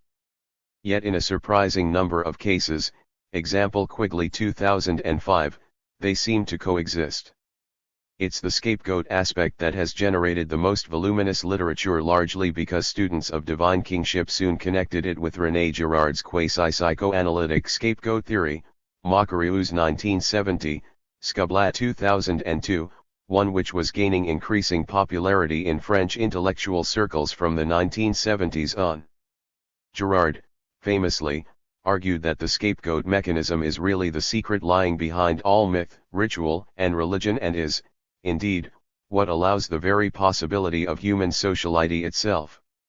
Girard's is one of those arguments that, even if so overstated it might seem self-evidently absurd, nonetheless never fails to offend an audience because it managed to offend a way of framing something we are taught to already suspect is true, that is, that society is always, everywhere founded on some kind of fundamental violence in a way no one had ever thought to propose before.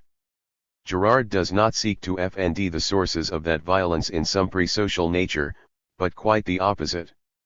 Te story goes like this: we learn to desire by observing what others desire. Therefore we all want the same things. Therefore we are necessarily in competition. The only way humans can avoid thus plunging into a Hobbesian war of all against all is to direct their mutual hostility outward onto a single object. Is generally means selecting some arbitrary victim, who is reviled as the cause of all their troubles and expelled from the community, most often by killing him. Once this happens, though, everything suddenly turns around. The former scapegoat is suddenly treated as an exalted being, even a god, because he is now the embodiment of society's ability to create itself by the very act of killing him. Is mechanism, Girard argues, is the origin of all society and culture. Logic is, in classic Freudian style, circular, since we cannot face the reality, we are always denying it, therefore, it cannot possibly be disproved. Still, applying this model to the problem of divine kingship has interesting effects. Kings become, effectively, scapegoats in waiting, Muller 1980, Skublat 2003. Hence de Huyske's exploits are, for Girardians, actual crimes. They ensure that the king is, by definition, a criminal, hence it is always legitimate to execute him, should it come to that. His sacred pneuma, then, is anticipatory, the re-affected glow of the role the king might ultimately play in embodying the unity the people will achieve in finally destroying him. Over the course of the ensuing debate, the idea that such kings embody gods was gradually abandoned. De Huyske rejected the expression divine kingship entirely. And kings actually taken to be living gods are in fact surprisingly rare. The Egyptian pharaoh may well have been the only entirely unambiguous example, Frankfurt 1948, cf. Brisk 2008. 3. Better, he argued, to speak of sacred kingship. Sacred kings are legion.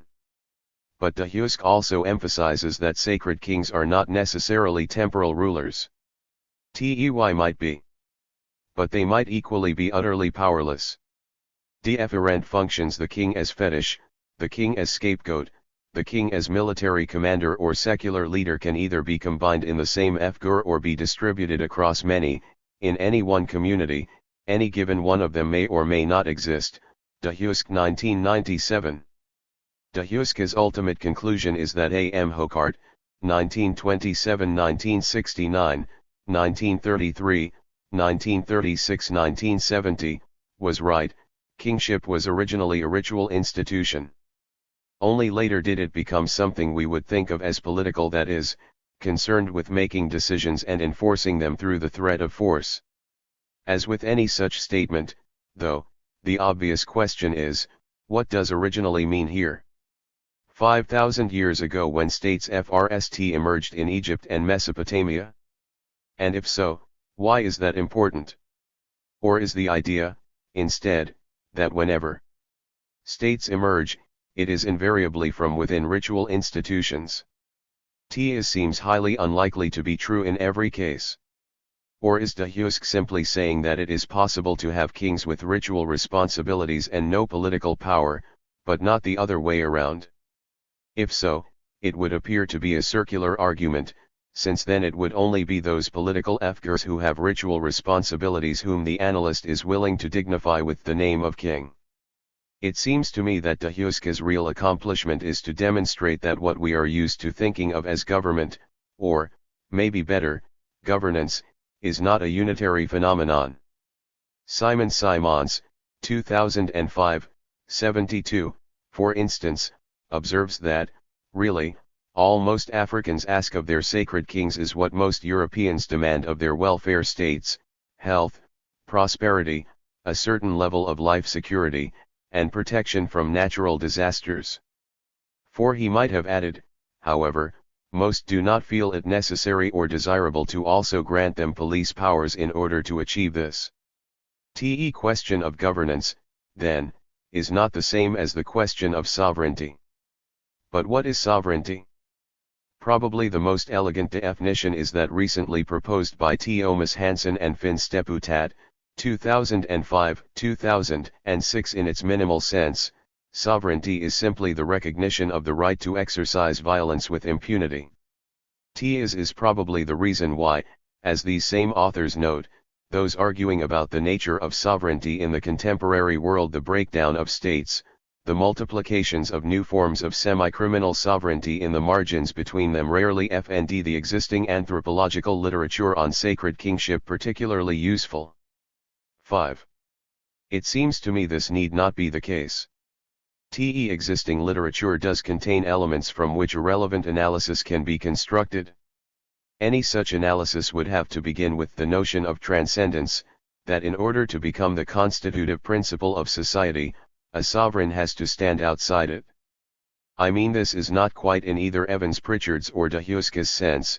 What I am suggesting is that the various exploits or acts of transgression by which a king marks his break with ordinary morality are normally seen to make him not immoral, but a creature beyond morality. As such, he can be treated as the constituent principle of a system of justice or morality, since, logically, no creature capable of creating a system of justice can itself be already bound by the system it creates. Let me take a famous example here. When European visitors to the court of King Mutsa of the Ganda kingdom tried to impress him by presenting him with some new state-of-the-art rife, he would often respond by trying to impress them with the absolute quality of his power, testing the rife out by randomly picking off one or two of his subjects on the street. Ganda kings were notorious for arbitrary, even random, violence against their own subjects. However, did not prevent Mutsa from also being accepted as supreme judge and guardian of the state's system of justice. Instead, such random acts of violence confirmed in him in a status similar to that often, in much of Africa, attributed to God, who is seen simultaneously as an utterly random force throwing lightning and striking down mortals for no apparent reason, and as the very embodiment of justice and protector of the weak. I would argue, is the aspect of African kingship which can legitimately be labeled divine. Creatures like Mutsa transcend all ordinary limitations. Whether they were said to embody a god is not the issue. 6. Point is that they act like gods or even God and get away with it. For all that European and American observers ordinarily professed horror at behavior like Mutsa's, this divine aspect of kingship is echoed in the modern nation-state. Walter Benjamin, 1978, posed the dilemma quite nicely in his famous distinction between lawmaking and law-maintaining violence. Really, it is exactly the same paradox, cast in the new language that became necessary once the power of kings, sovereignty, had been transferred, at least in principle, to an entity referred to as the people, even though the exact way in which the people were to exercise sovereignty was never clear. No constitutional order can constitute itself. We like to say that no one is above the law, but if this were really true, laws would not exist to begin with. Even the writers of the United States Constitution or founders of the French Republic were, after all, guilty of treason according to the legal regimes under which they had been born. The legitimacy of any legal order therefore ultimately rests on illegal acts, usually, acts of illegal violence. Whether one embraces the left solution, that the people periodically rise up to exercise their sovereignty through revolutions, or the right solution, that heads of state can exercise sovereignty in their ability to set the legal order aside by declaring exceptions or states of emergency, the paradox itself remains. In practical terms, it translates into a constant political dilemma. How does one distinguish the people from a mere unruly mob? How does one know if the hand suspending habeas corpus is that of a contemporary Lincoln or a contemporary Mussolini? What I am proposing here is that this paradox has always been with us. Obviously, any thug or bandit who he can regularly get away with raping, killing, and plundering at random will not, simply by that fact, come to be seen as a power capable of constituting a moral order or national identity. 7. The overwhelming majority of those who themselves with the power to do so, and willing to act on it, never think to make such claims except perhaps among their immediate henchmen. The overwhelming majority of those who do try fail. Yet the potential is always there. Successful thugs do become sovereigns, even creators of new legal and moral systems. And genuine sovereignty does always carry with it the potential for arbitrary violence. Is true even in contemporary welfare states. Apparently this is the one aspect that, despite liberal hopes, can never be completely reformed away. It is precisely in this that sovereigns resemble gods and that kingship can properly be called divine. Is not to say that Evans Pritchard was wrong to say that kings are also always sacred. Rather, I think this perspective allows us to see that the mechanics of sacred kingship, turning the king into a fetish or a scapegoat, often operate, whatever their immediate intentions, as a means of controlling the obvious dangers of rulers who feel they can act like arbitrary, petulant gods. Solon's emphasis on the way stranger kings must be domesticated, encompassed, and thus tamed by the people is a classic case in point. It is by such means that divine kings are rendered merely sacred. In the absence of a strong state apparatus, situations of power are often fluid and tenuous. The same act that at one point marks a monarch as a transcendent force beyond morality can, if the balance of forces shift, be reinterpreted as simple criminality. Thus can divine kings indeed be made into scapegoats. In this, at least, the Girardians are right. There is every reason to believe this logic applies to the Shilluk king, or Wreath, of the 18th and 19th centuries as well. Consider the following two stories, preserved by the German missionary Dietrich Westermann, and bearing in mind that while there is no way to know if these incidents ever actually happened, it doesn't really matter, since the repetition of such stories constitutes the very stew of politics. Story 1. One day a man named Agam was fishing with a member of the royal family named Niadwai. He caught a choice FSH and the prince demanded he turn it over, but he refused. Later, when his fellow villagers suggested this was unwise, he pointed out there were dozens of princes, and belittled Niadwai, who would ever elect him king. Some years later, he learned Niadwai had indeed been elected king. Sure enough, he was summoned to court, but the king's behavior appeared entirely forgiving. The king gave him cattle, built him a village, he married a woman, and his village became large. He had many children. And one day, many years later, the king destroyed the village and killed them all. Westermann 1912, 141. Here, we have an example of a king trying to play God in every sense of the term. Such a king appears arbitrary, vindictive, all-powerful in an almost biblical sense.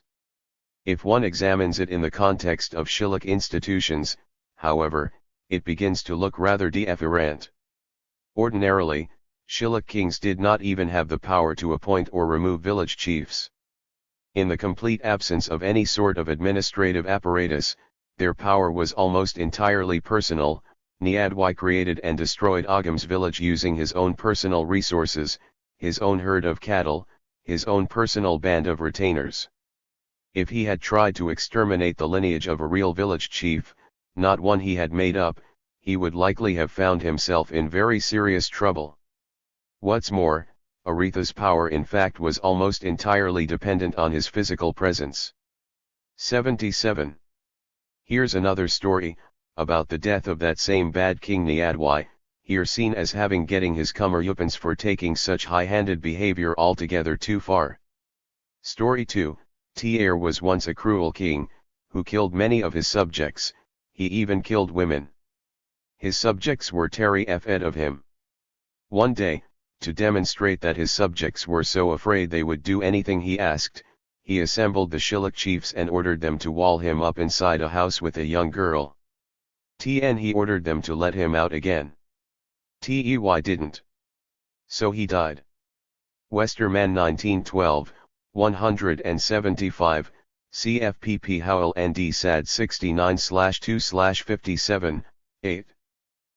Story might even serve as a story of the origin of ritual regicide, though it isn't explicitly presented as such, since this was precisely the way kings were said to have originally been put to death. Were walled in a hut with a young maiden.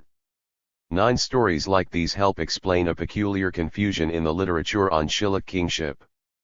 19th century travelers, and many 20th century observers, insisted the Wreath was an absolute despot wielding complete and arbitrary power over his subjects. Others, most famously Evans Pritchard, 1948, insisted that he was for most effective purposes a mere symbolic figurehead who reigned but did not govern, and had almost no systematic way to impose his will on ordinary shilluk. Both were right. As divine king, wreaths were expected to make displays of absolute, arbitrary violence, but the means they had at their disposal were extremely limited. Above all, they found themselves checked and stymied whenever they tried to transform those displays into anything more systematic. True, as elsewhere, these displays of arbitrariness were, however paradoxically, seen as closely tied to the wreath's ability to dispense justice. 19th-century wreaths could spend days on end hearing legal cases, even if, under ordinary circumstances, they were lacking in the means to enforce decisions and appear to have acted primarily as mediators. Evans Pritchard was writing in the 1940s, at a time when displays of arbitrary violence on the part of a wreath would have been treated as crimes by colonial police, and when the Royal OFCE had become the focus of shilluk national identity and resistance. So he had every reason to downplay such stories of brutality. 10 Indeed, in his lecture, they are simply ignored.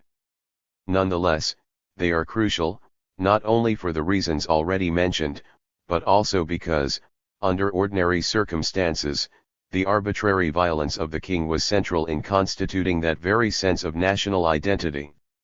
To understand how this can be, though, we must turn to another part of Sudan during a more recent period during which the police have largely ceased to function. Shilluk as seen from Equatoria. Here let me turn to the work of Dutch anthropologist Simon Simons on rainmakers among a belt of peoples, the Bari, Pari, Lolabo, Lotoho, Lokoya, Etal, in the furthest South Sudan. Rainmakers are important figures throughout the area, but their status varies considerably. Some have, at one time or another, managed to make themselves into powerful rulers, others remain marginal figures. All of them are liable to be held accountable in the event that, as often happens in the southern Sudan, rain does not fall. In fact, Simons and his colleague, Japanese anthropologist Issei Kurimoto, are perhaps unique among anthropologists in being in the vicinity when these events actually happened. 11 What Simons describes, reviewing over 24 case studies of historically documented king killings, is a kind of tragic drama, in which the rainmaker and people come to gradually defend themselves against each other. If rains are delayed, the people, led by the chief warrior age grade, will petition the rainmaker, make gifts, rebuild his residence, or reinstate taxes or customs that have fallen into abeyance so as to win back his favor. If the rain continues not to fall, things become tense. The rainmaker is increasingly assumed to be withholding the rains, and perhaps unleashing other natural disasters, out of spite. The rainmaker will attempt stalling techniques, blaming others, sacrificial rituals, false confessions. If he is also a powerful ruler, the young men's age set will begin to rally more and more constituencies against him to the point where, finally, he must either flee or confront a community entirely united against him. The methods of killing kings, Simons notes, tend to take on the gruesome forms they do: beatings to death, burials alive, because these are ways in which everyone could be said to have been equally responsible. It is the community as a whole that must kill the king. Indeed, it only becomes a uni-fed community, the people, properly speaking, in doing so, since the creation and dispatching of rainmakers is about the only form of collective action in which everyone participates. All this is, perhaps, what a Girardian would predict, except that, far from being the solemn sacrificial rituals with willing victims that Girard imagines, king killings more resembled lynch mobs, and rainmakers fought back with every means at their disposal. This was especially true if they held political power. Often one hears of a single lonely, armed rainmaker holding an entire incensed population. During a famine between 1855 and 1859, for instance, one Bari king who had acquired a rife, no one else had one, used it on 3 separate occasions to disperse crowds assembled to kill him. In 1860, one of his subjects told a French traveler, We asked Niigalo to give us rain. He made promises and demanded cattle as a payment. Despite his spells, the rain did not come. So we got angry. Tn Niigalo took his rife and threatened to kill everybody. We had to leave him be. Last year the same thing happened for a third time, then we lost patience. We slit Niigalo's stomach open and threw him into the river. He will no longer make fun of us. Simons 1992, 204. It is easy to see why rainmakers in this context might wish to acquire a monopoly on free arms, or to develop a loyal personal entourage. In fact, Simons argues that, throughout the region, when state-like forms did emerge, it was typically when rainmakers, caught in an endless and very dangerous game of blue FNG and brinksmanship with their constituents, successfully sought means to reinforce 80. Their position, by intermarrying with neighboring kings, allying themselves with foreign traders, establishing trade and craft monopolies, building up a permanent armed following, and so on, all in way of ensuring that, when things next came to a showdown, they would be more likely to survive. 2005, 94-97. In such polities, the people, insofar as such an entity could be said to have existed, was seen essentially as the king's collective enemy. Simons, 1992, 193-95, records several striking instances of European explorers encountering kings in the region who urged them to open free into crowds or to carry out raids against enemy villages, only to discover that the enemies in question were really their own subjects. In other words, kings often really would take on the role attributed to them in reign dramas, of spitefully unleashing arbitrary destruction on the people they were supposed to protect. Simons compares the opposition between king and people with the segmentary opposition between lineages or clans described by Evans Pritchard among the newer, Ibid, 27-30, where each side exists only through deafening itself against the other. T's opposition to is necessarily expressed by at least the potential for violence. It might seem strange to propose a segmentary opposition between one person and everybody else, but if one returns to Evans Pritchard's actual analysis of how the newer segmentary system works, it makes a certain degree of sense. Evans Pritchard, 1940, stressed that in a feud, when clan or lineage A sought to avenge itself on clan or lineage B, any member of lineage B was fair game. TEY were treated, for political purposes, as identical. In fact, this was Evans Pritchard's definition of a political group, one whose members were treated as interchangeable in relation to outsiders. 12. If so, the arbitrary violence of divine kings effering randomly into crowds, bringing down natural disasters, is the perfect concrete expression of what makes a people an undifferentiated, therefore political, group. All of these peoples, Bari, Pari, Lalubo, etc., became peoples only in relation to some particularly powerful rainmaker, and owing to the rise and fall of reputations, political boundaries were always in flux. Simons's analysis strikes me as important. True, in the end, he does appear to fall into a Girardian framework. This may well be unavoidable, considering the nature of his material, seeing scapegoat dramas as the primordial truth behind all politics. So he can say that ritual king killing of the Shilluk variety can be best seen a kind of compromise, an attempt to head off the constant, unstable drama between king and people by institutionalizing the practice. 13. While the state, with its monopoly on force, is an attempt to eliminate the drama entirely. Simons 2005. Myself, I would prefer to see the kind of violence he describes not as some kind of revelation of the essential nature of society, but as a revelation of the essential nature of a certain form of political power with cosmic pretensions, one by no means inevitable, but which is very much still with us today. Theory propositions. The core of my argument in this essay boils down to 3 propositions. It might be best to lay them out at this point, before returning to the Shilluk material in more detail. First I have already outlined, the second is broadly inspired by Marshall Sahlins, the third is my own extrapolation from Simons. 1. Divine kingship, insofar as the term can be made meaningful, refers not to the identification of rulers with supernatural beings, a surprisingly rare phenomenon, 14, but to kings who make themselves the equivalent of God's arbitrary, all-powerful beings beyond human morality through the use of arbitrary violence. Institutions of sacred kingship, whatever their origins, have typically been used to head off or control the danger of such forms of power, from which a direct line can be traced to contemporary forms of sovereignty. Sacred kingship can also be conceived as offering a kind of tentative, imperfect, resolution for the elementary problematic of human existence proposed in creation narratives. It is in this sense that Pierre Clastres, 1977, was right when he said that state authority must have emerged from prophets, rather than chiefs, from the desire to fend a land without evil and undue death. It is in this sense, too, that it can be said that Christ, the Redeemer, was a king, or kings could so easily model themselves on Christ, despite his lack of martial qualities.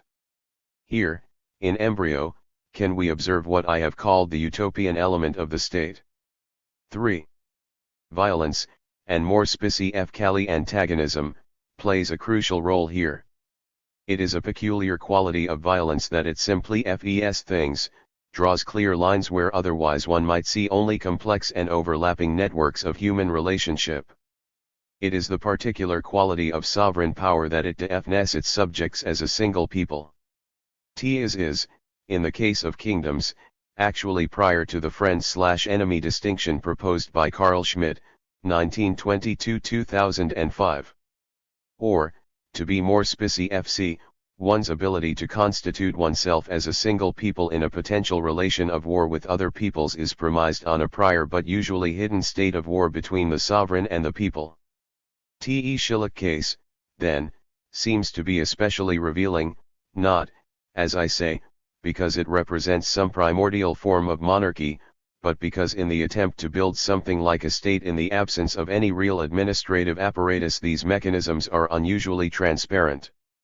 I suspect the reality behind divine kingship is also unusually easy to make out here because of the particular nature of Nilotic cosmology, and, most notably, Nilotic conceptions of God, who manifests himself in mortal life almost exclusively through disaster. One consequence is a peculiar relation between the transcendent and utopian elements, where it is the hostility of the people that makes the king a transcendent being capable of offering a kind of resolution to the dilemmas of mortal life. 15. A brief outline of Schillich history. Schillich are something of an anomaly among Nilotic people. Most Nilotes have long been semi-nomadic pastoralists, for whom agriculture was very much a secondary occupation. Famed for their efforts egalitarianism, their social life revolves largely around their herds. Schillich are not entirely different like Nuer and Dinka, they tend to see their lives as revolving around cattle, but in practice they have, for the last several centuries at least, become far more sedentary, having been fortunate enough to fend themselves a particularly fertile stretch of the White Nile that has allowed intensive cultivation of dura, a local grain. Result was a population of extraordinary density.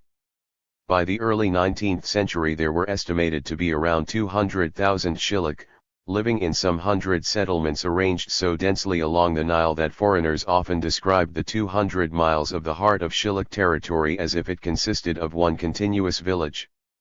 Many remarked it appeared to be the most densely settled part of Africa outside of Egypt itself. Mercer 1971, Wall 1975. Fortunate, though, might seem an ill-chosen word here, since, owing to the density of population, a bad harvest could lead to devastating famine. One solution was theft. Lacking significant trade goods, the Schillich soon became notorious raiders, attacking camps and villages for hundreds of miles in all directions and hauling off cattle and grain and other spoils. By the 17th century, the 300-mile stretch of the Nile north of the Schillich country, unsuitable for agriculture, was already known as their raiding country, where small fleets of Schillich canoes would prey on caravans and cattle camps. Raids were normally organized by settlement chiefs. Shilluk appears to have been just one player in this predatory economy, effectively one bandit chief among many, and not even necessarily the most important, since while he received the largest share of booty, his base was in the south, closer to the pastoral Dinka rather than to the richer prey to the north. Mercer 1971, 416. Nonetheless, the Reith acquired a great deal of cattle and used it to maintain a personal entourage of Bang Reith, or king's men, who were his principal retainers, warriors, and henchmen. Actually, it's not clear if there was a single Fgur called the Reith at all in the early 17th century, or whether the royal genealogies that have come down to us just patched together a series of particularly prominent warriors. 16 institutions of divine kingship that have made the Shilluk famous appear to have been created by the Reiths listed on most royal genealogies as number 9 and 10, Tokot, c. 1670-90, famous for his conquests among the Nuba and Dinka, and, even more, his son Togo, c. 1690-1710, who lived at a time when Shilluk successes had been reversed and the heartland itself was under attack by the Dinka.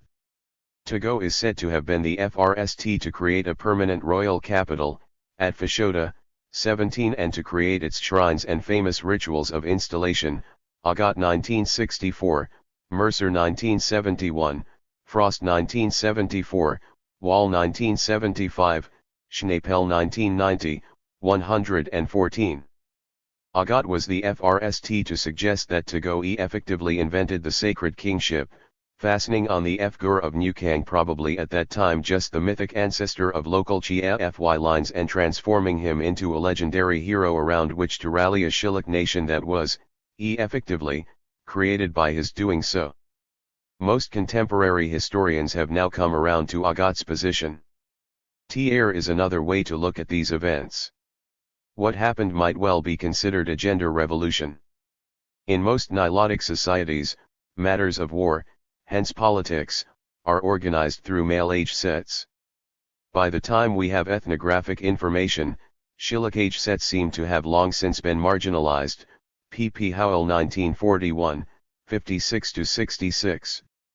18 Instead, political life had come to be organized around the Reith in Fashoda, and Fashoda, in turn, was a city composed almost entirely of women. How did this happen? We do not precisely know. But we do know that at the time Fashoda was founded, the status of women in politics was under open contestation. Togo's reign appears to have been preceded by that of a queen, a Budak, Tokot's sister. 19 According to one version of the story, Westermann. 1912, 149-50, after a Budak had reigned for some years, the settlement chiefs informed her she would have to step down because they did not wish to be ruled by a woman. She responded by naming a young man in her care to go as her successor, and then proceeded to the site of Fashoda with a bag of lily seeds to warn that henceforth the royal lineage would grow larger and larger until it engulfed the country entirely. Is usually interpreted as a spiteful prophecy, but it could just as easily be read as a story about the foundation of Fashoda itself, an act usually attributed to her former ward Togo, and a sober assessment of the likely results of the institutions that developed there. Later oral traditions, P. Howell N.D., SAD 69/2/53, 55, claim that Queen Abudak was responsible for most of the Shilluk laws and customs relating to the creation of Reiths. 20 Could it be that the entire institution of what came to be known as divine kingship was really her creation, a compromise worked out when she placed Togo on the throne? We cannot know. But certainly the common wisdom of contemporary historians that these institutions were simply the brainchild of Togo cannot be correct. It is very difficult to imagine a ruler who decided entirely on his own accord to deny himself the right to name his own successor, or to grant his own wives the right to have him executed. What emerged could only have been some kind of political compromise, one that ensured no woman ever again attempted to take the highest ofce, none did, but otherwise, granted an extraordinary degree of power to royal women. Here is a list, in fact, of such powers.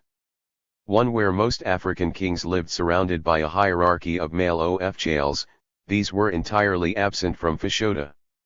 THIRD lived surrounded only by his wives, who could number as many as 100, each with her own dwelling. No other men were allowed to set foot in the settlement after nightfall, Riyadh 1959, 197. Since members of the royal clan could not marry each other, this would be incest. These wives were uniformly commoners. 2. The king's senior wife seems to have acted as his chief minister, and had the power to hold court and decide legal cases in the Retha's absence, Graeber. 1932, 420. She was also responsible for recruiting and supervising secondary wives. 3. In the absence of any administrative apparatus, royal women also appear to have become the key intermediaries between Fashoda and other communities. Essentially they played all the roles that court officials would otherwise play. A. Royal wives who became pregnant returned in their 6th month to their natal villages, where their children were born and raised. They were, as the saying goes, planted out and allied themselves with a local commoner chief, Pumphrey 1941, 11, who became the patron of the young prince or princess. To's sons who were not eventually either elected to the throne or killed in internecine strife went on to found their own branches of the royal lineage, whose numbers, as Queen Abudak predicted, have tended to continually increase over the course of Shilluk history. B. Royal daughters remained in their mothers' villages. They were referred to as Little Queen and their counsel sought on all matters of importance, Dryberg 1932, 420. They were not supposed to marry or have children, but, in historical times at least, they became notorious for taking lovers as they wished then, if they became pregnant, demanding hefty payments in cattle from those same lovers to hush the matter up, pp. Howell 1953b, 107-8. 21c. Princesses might also be appointed as governors over local districts, Hofmeyr 1925, 71, Jackson in Frost 1974, 133-34, particularly if their brothers became king. 4. Royal wives who had borne 3 children, and royal widows, would retire to their natal villages to become bereth, or guardians of royal shrines, C.G. Seligman and B.Z. Seligman 1932, 77-78. It was through these shrines that the cult of Nukang was disseminated. 22.5. While, as noted above, it was considered quite outrageous for a king to kill a woman, royal wives were expected to ultimately order the death of the king. Arith was said to be put to death when his physical powers began to fade purportedly, when his wives announced that he was no longer capable of satisfying them sexually, C.G. Seligman 1911, 222, P.P. Howell and T. Omsen 1946, 10. In some accounts, example Westermann 1912, 136, the execution is carried out by the royal wives themselves. 23. One may argue about the degree to which this whole scenario is simply an ideological facade, but it clearly happens sometimes.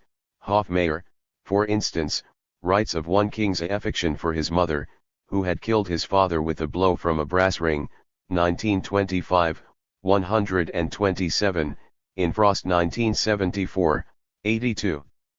I should emphasize here that Shilluk society was in no sense a matriarchy. While women held extraordinary power within the royal apparatus, that apparatus was not in itself particularly powerful. The fact that the queen could render judicial judgments, for instance, is less impressive when one knows royal judgments were not usually enforced. Governance of day-to-day affairs seems to have rested frmly in the hands of male settlement chiefs, who were also in charge of electing a new king when the old one died. Village women also elected their own leaders, but these were much less important. 24. Property passed in the male line.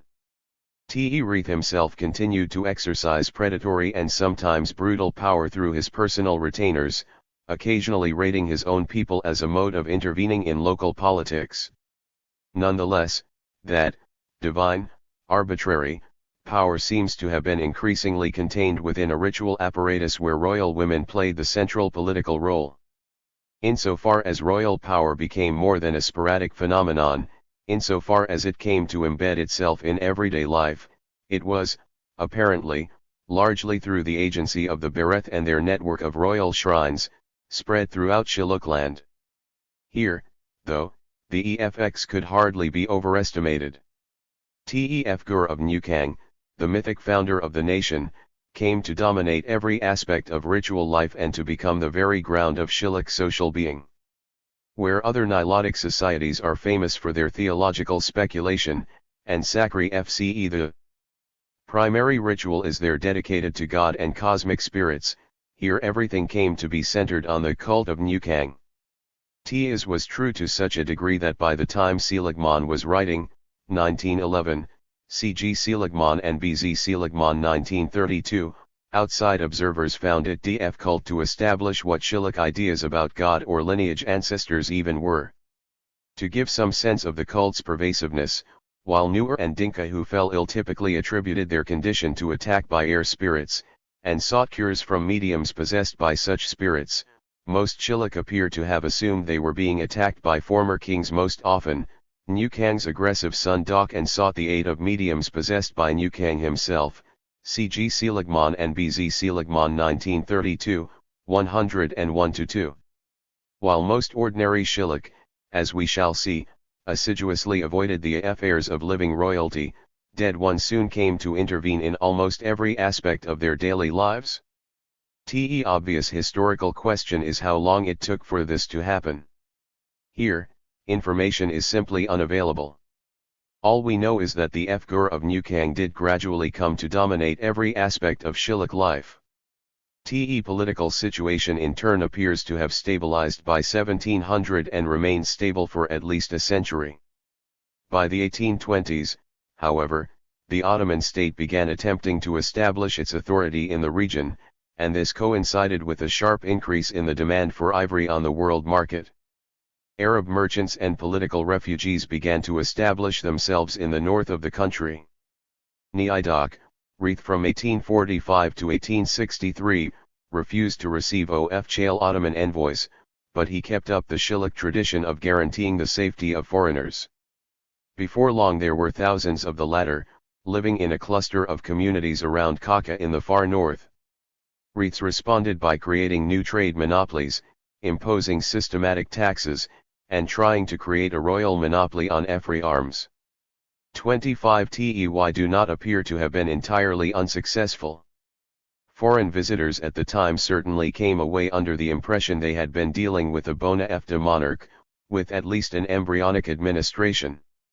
At the same time, some also reported northerners openly complaining it would be better to live without a Reith at all, Mercer 1971, 423-24.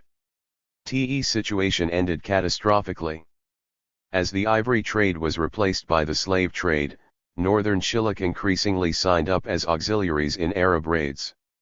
On the Dinka, by 1861, a foreign freebooter named Mohammed Kir thus managed to spark a civil war that allowed them to sack Fashoda and carry out devastating slave raids against the Shilluk heartland, Kaptigens and Spotting 1982, 43-46, Udal 1998, 474-82. T-Air followed some 40 years of almost continual warfare. Te North battled the South, FRST the Ottoman regime, then the Mahdiist regime in Khartoum, then finally the British intervened, trying to establish client governments. Several Reiths were executed as rebels against one side or the other, Shilluk herds were decimated and the overall population fell by almost half.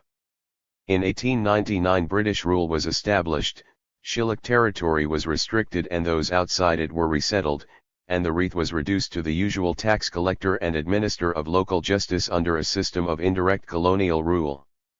At the same time, the royal installation ritual, which had fallen into abeyance during the civil wars, was revived and probably reinvented, and royal institutions, along with the Fgur of Newkang, became, if anything, even more important as symbols of national identity as, indeed, they remain to the present day. Today, the position of the wreath remains, but, like the Shilluk themselves, just barely. Tiny Shilluk kingdom is unfortunate enough to be located precisely on the front lines of a civil war between largely Nuer and Dinka rebels and government-supported militias. Ordinary Shilluk have been victims of massacres, famines, massive outmigration, and forced assimilation, to the extent that at times some, example Niaba 2006, have argued there is a real danger of cultural or even physical extinction. Mytho-history. A word on Nilotic cosmologies. In order to understand the famous Shilluk installation rituals, we must first examine their mythic framework. Is somewhat difficult, since, as almost all early observers point out, their Shilluk informants, much unlike their Nuer and Dinka equivalents, were not much given to cosmological speculation. Instead, everything was transposed onto the level of historical epic. Still, in either case, it would appear the same themes were working themselves out, so it seems best to begin by looking at Nilotic cosmologies more generally. Nilotic societies normally treat God as a force profoundly distant and removed from the human world. Divinity itself is rendered little or no cult, at 90. Least not directly.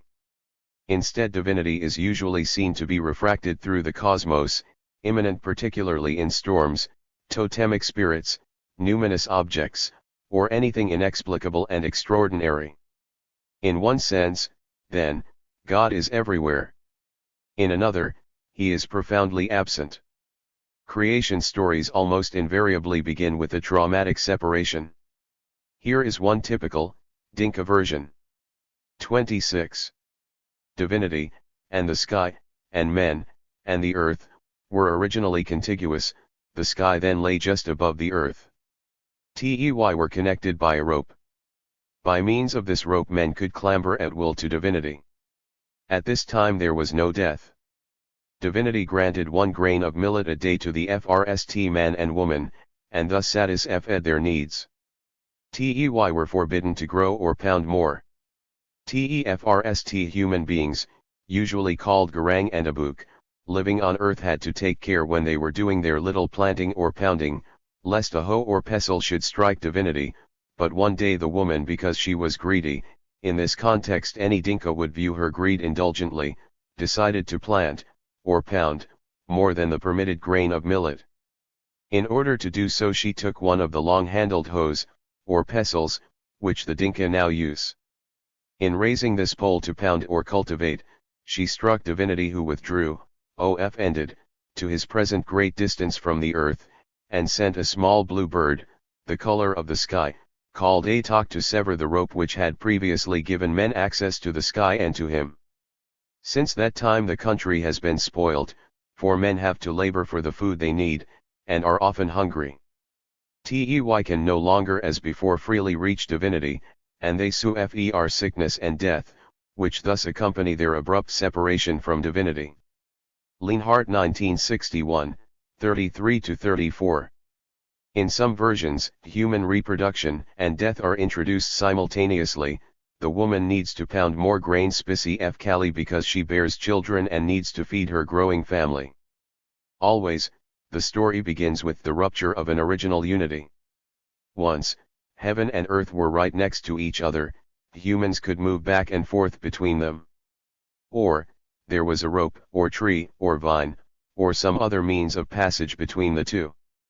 As a result, people lived without misery, work, or death. God gave us what we needed. And the connection was destroyed.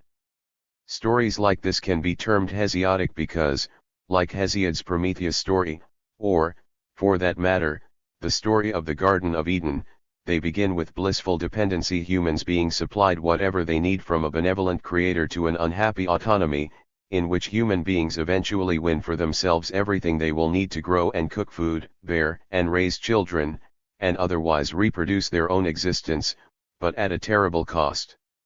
It does not take a lot of imagination to see these, first and foremost, as metaphors of birth, the loss of the blissful dependency of the womb, which the cutting of the cord, in the Nilotic versions, simply makes unusually explicit.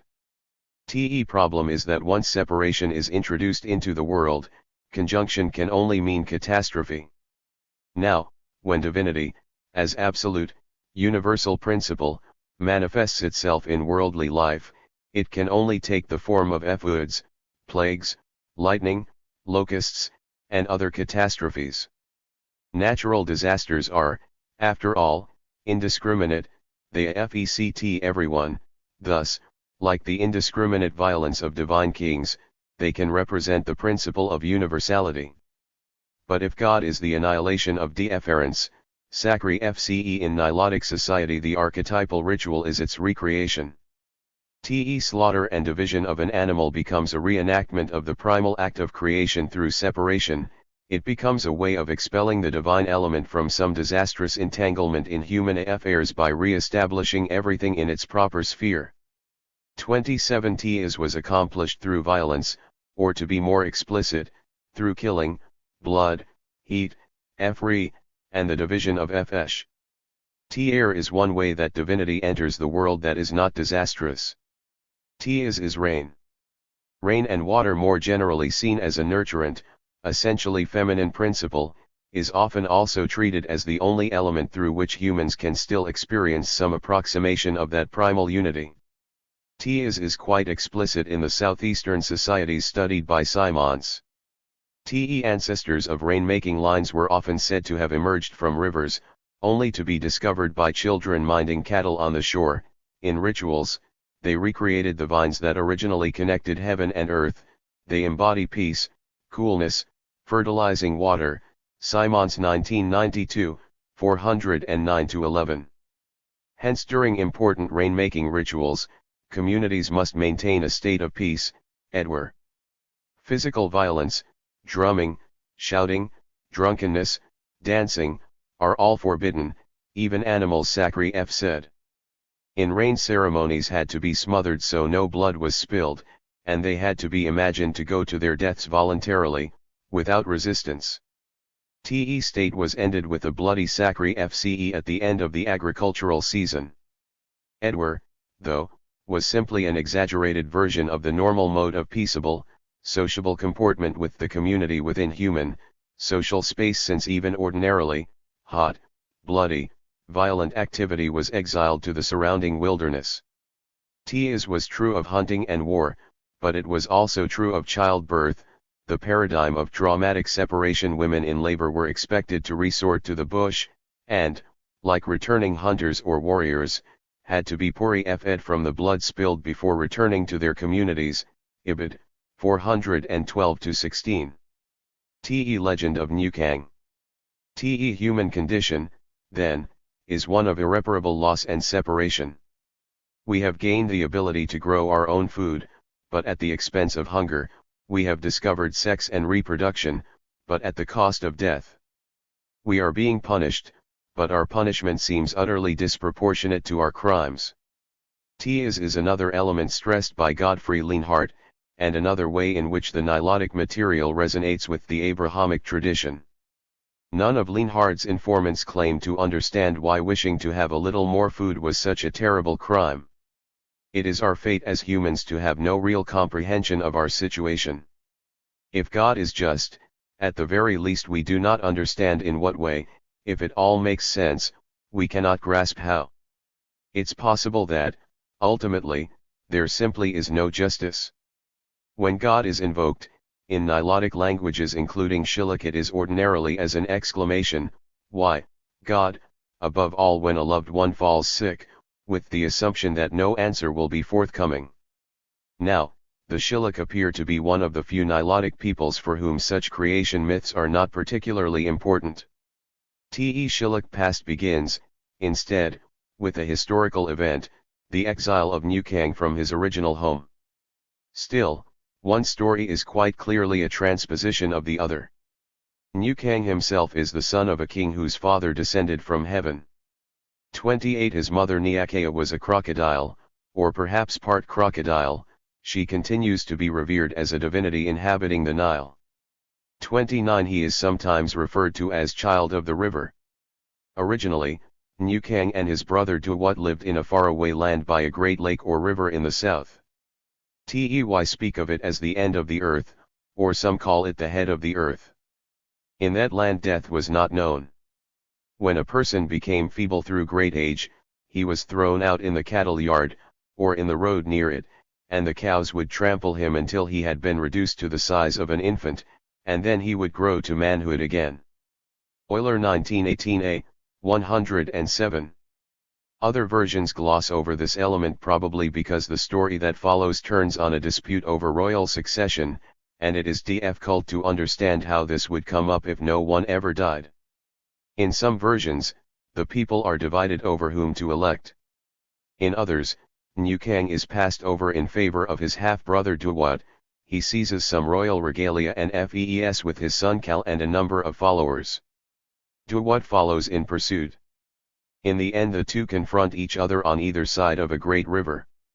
In some versions, Hofmeyr 1925, 328, Duwat curses his brother to die, thus bringing death into the world. In others, he simply curses him never to return. Always, though, the confrontation ends when Duwat throws a digging stick at his brother and tells him he can use it to dig the graves of his followers. New Kang accepts it, but defiantly announces he will use it as an agricultural implement, to give life, and that his people will thus reproduce to overcome the ravages of death. Ibid, Euler 1918a, 107-8, Westermann 1912, 167, Lienhardt 1979, 223, pp. Howell N.D., SAD 69/2/41, 42.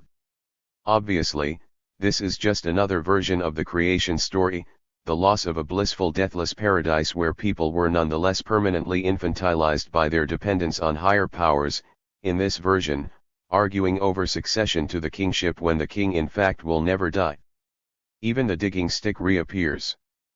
Is a story of loss, but as in so many versions of this myth also a defiant declaration of independence. New Kang's followers create a kind of autonomy by acquiring the means to reproduce their own life. Turning the symbol of death into an instrument of production is thus a perfect metaphor for what is happening. New Kang's first sojourn is at a place called Tura, where he marries the daughter of the local ruler Daimo and has a son, the rambunctious and unruly Dok. Conflicts soon develop, and there are a series of magical battles between New Kang and his father-in-law, which New Kang always wins. Dok grows up to become a scourge of the community, attacking and pillaging at will. Finally, the entire community joins together to kill him. Tey decide they will sneak up on him while he's relaxing outside playing his harp. According to Riyadh's informant, Tey were very afraid that New Kang would avenge his son's death if only a few people murdered Dok, so they decided that all of them would spear him and his blood would be distributed upon all of them. 1959, 145. In other words, having been victims of arbitrary predatory violence, they adopt the same logic Simons describes in the killing of sacred kings. People as a whole must kill him. In this case, however, they do not succeed. New Kang, or in some versions Dok, receives advance warning, and comes up with the idea of substituting an EFGY made of a very light wood called ambach, which he places in Dok's stead. People come and one by one spear what they take to be the sleeping Dok. Next day, when the real, live Dok appears at what is supposed to be his own funeral, everyone panics and runs away. Westermann 1912, 159, Euler 1918a, 109, Hofmeyr 1925, 16, Krasillera 1951, 123-27, pp. Howell N.D., SAD 69/2/47. Is a crucial episode. While neither New Kang nor Dok is, at this point, a king, they are both later to become kings. The story is clearly a reference to the logic described by Simons, that both king and people come into being through the arbitrary violence of the former, and the FNAL, uni-FED retaliation of the latter. At the same time it introduces the theme of EFGs. New Kang and Dok are, indeed, immortalized by geese made of ambach wood, kept in a famous shrine called Akurwe, north of Fashoda. TSA play a central role in the installation of a new wreath, and, since Evans Pritchard at least, have been seen as representing the eternity of the royal OFCE, as opposed to the ephemeral nature of any particular human embodiment. Here the FRSTEFGY is created literally as an attempt to cheat death. Even more, as we'll see, it seems to reflect a common theme whereby the people's anger and hostility, however paradoxically, becomes the immediate cause of the king's transcendence of mortal status. To return to the story, Nukang, Doc, and their small band of followers decide the time has come to move on and seek more amenable pastures. TEY have various adventures along the way. During their travels, Doc serves as Nukang's advance guard and general, often getting himself in scrapes from which Nukang 95 then has to rescue him. TE most famous is his battle with the sun, in which Nukang again confirms his aquatic character. Doc is the FRST to pick a FGHT with the sun, and at FRST, he and his father's followers are scorched by the sun's terrible heat, forcing Nukang to revive many by sprinkling water over them. In the end, Nukang manages to best the enemy by using water-soaked reeds to slash and thus burn the legs of the sun, who is thereby forced to retreat. Westermann 1912, 161, 166, Euler 1918a, 113-14, Hofmeier 1925, 18, 55, C. Lienhardt 1952, 149, Schnepel 1988, 448. Finally, he enters Shillukland, settles his followers, brings over existing inhabitants, even in many stories discovering humans masquerading as animals and revealing their true nature, and turning them into Shilluk clans. The latter is actually a curious element in the story. Godfrey Lienhardt, 1952, insisted that, unlike Nuer or Dinka heroes, who, as ancestors, created their people as the fruit of their loins, Nukang creates the Shilluk as an intellectual project. He discovers, transforms, gives names, grants roles and privileges, establishes boundaries, gathers together a diverse group of unrelated people and animals, and renders them equal parts of a single social order.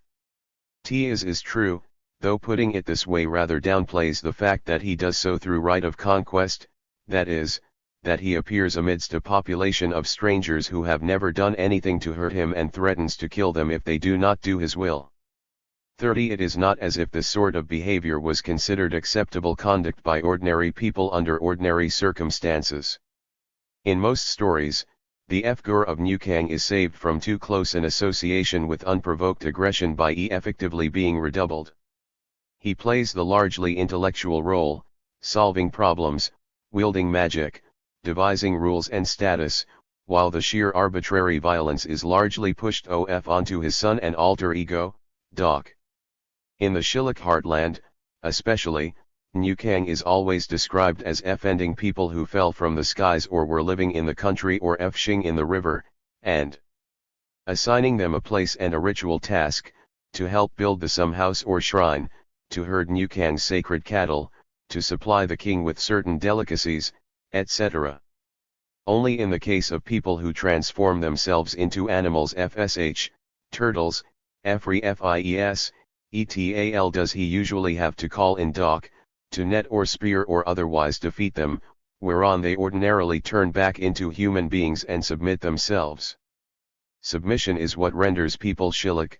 The actual word, chalo, merely means subjects of the wreath.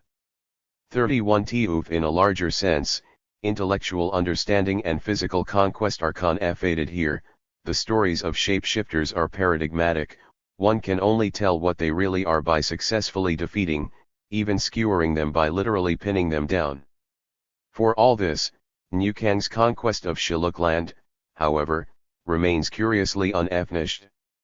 Myths specify that he managed to subdue the southern half of the country, up to about where the capital is now. After this things stalled, as the people, tired of war, begin to murmur and, increasingly, openly protest New Kang's leadership.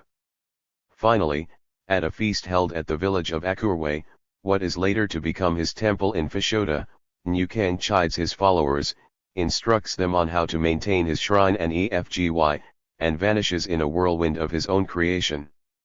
New Kang, all Shilluk insist, did not and could never die. He has become the wind, manifest in animals who behave in strange and uncharacteristic ways, birds that settle among crowds of people. He periodically comes, invisible, to inhabit one or another of his many shrines, cg Seligman 1911, 220-26, 1934, Westermann 1912, Sly, Euler 1918b, Hofmeyr 1925, 307, P. P. Howell and T. Omsen 1946, 23-24. Above all, he remains immanent in his EFGs, and in the sacred person of the king. Yet in the story, his transcendence of the bonds of mortal existence follows his rejection by the people. Neither is this mere mumbling and discontent, some versions make clear there was at least the threat of actual rebellion. In 1, Krasilera 1951, 126, New Kang is speared in the chest by an angry follower, though he survives. He then assembles his people to announce his ascent. In every version, he is replaced by an EFGY of Ambach, and remains as the vehicle of the prayers of his people, as their intercessor before God. It is through New Kang, for example, that the king appeals to God for rain, Schnepel 1991, 58-59. Even here the relationship of animosity does not disappear. Unlike more familiar gods, who, by definition, can do no wrong, the hero continues to be the object of periodic anger and recrimination. Their veneration of Nika does not blind their eyes to his faults. When a prayer has been offered to Nika, and the answer is not given, as had been hoped, the disappointed one curses Nika. That is true especially in the case of death. When death is approaching, they sacrifice to Nika and God, and pray that death may be averted. If the death occurs, the bereaved ones curse Nika, because he did not exert himself in their behalf. Euler 1918a, 285. His passage gains all the more power when one remembers that illness itself was often assumed to be caused by the attacks of royal spirits, most often, and that mediums possessed by the spirit of New Kang were the most common curers. Yet in the end we must die, as New Kang did not. His transcendence of death resulted from, and perpetuates, a relation of permanent at least potential antagonism. In fact, it was not just New Kang. None of the FRST 4 kings of Shillukland died like normal human beings. Each vanished, their bodies never recovered, all but the last were then replaced by an EFGY. New Kang was replaced by his timid elder son Kal, who disappeared in circumstances unknown, then by the impetuous Doc, who vanished in yet another FT of frustration with popular grumbling over his endless wars of conquest, then, finally, by Doc's son Neidoro. Neidoro, however, marks a point of transition. He vanished, but only after death. He was, in fact, murdered by his younger brother Odak, whereon his body magically disappeared. As a result, there was some debate over whether he merited a shrine and EFGY at all, but in the end it was decided that he did. 32. If Neidoro was the FRST king to die, his killer and successor, Odak, was the FRST to be ritually killed.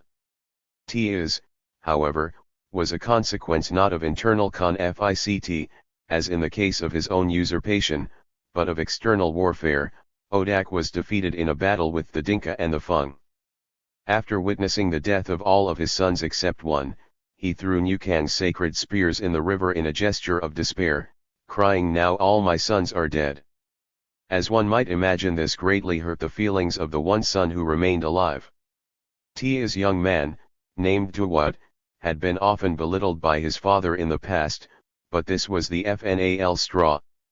After promising his father he would degrade all those sons' children to commoners, Duwat snatched one of the spears from the river and single-handedly routed the enemy, Hofmeyr 1925, 66-68, 260-62.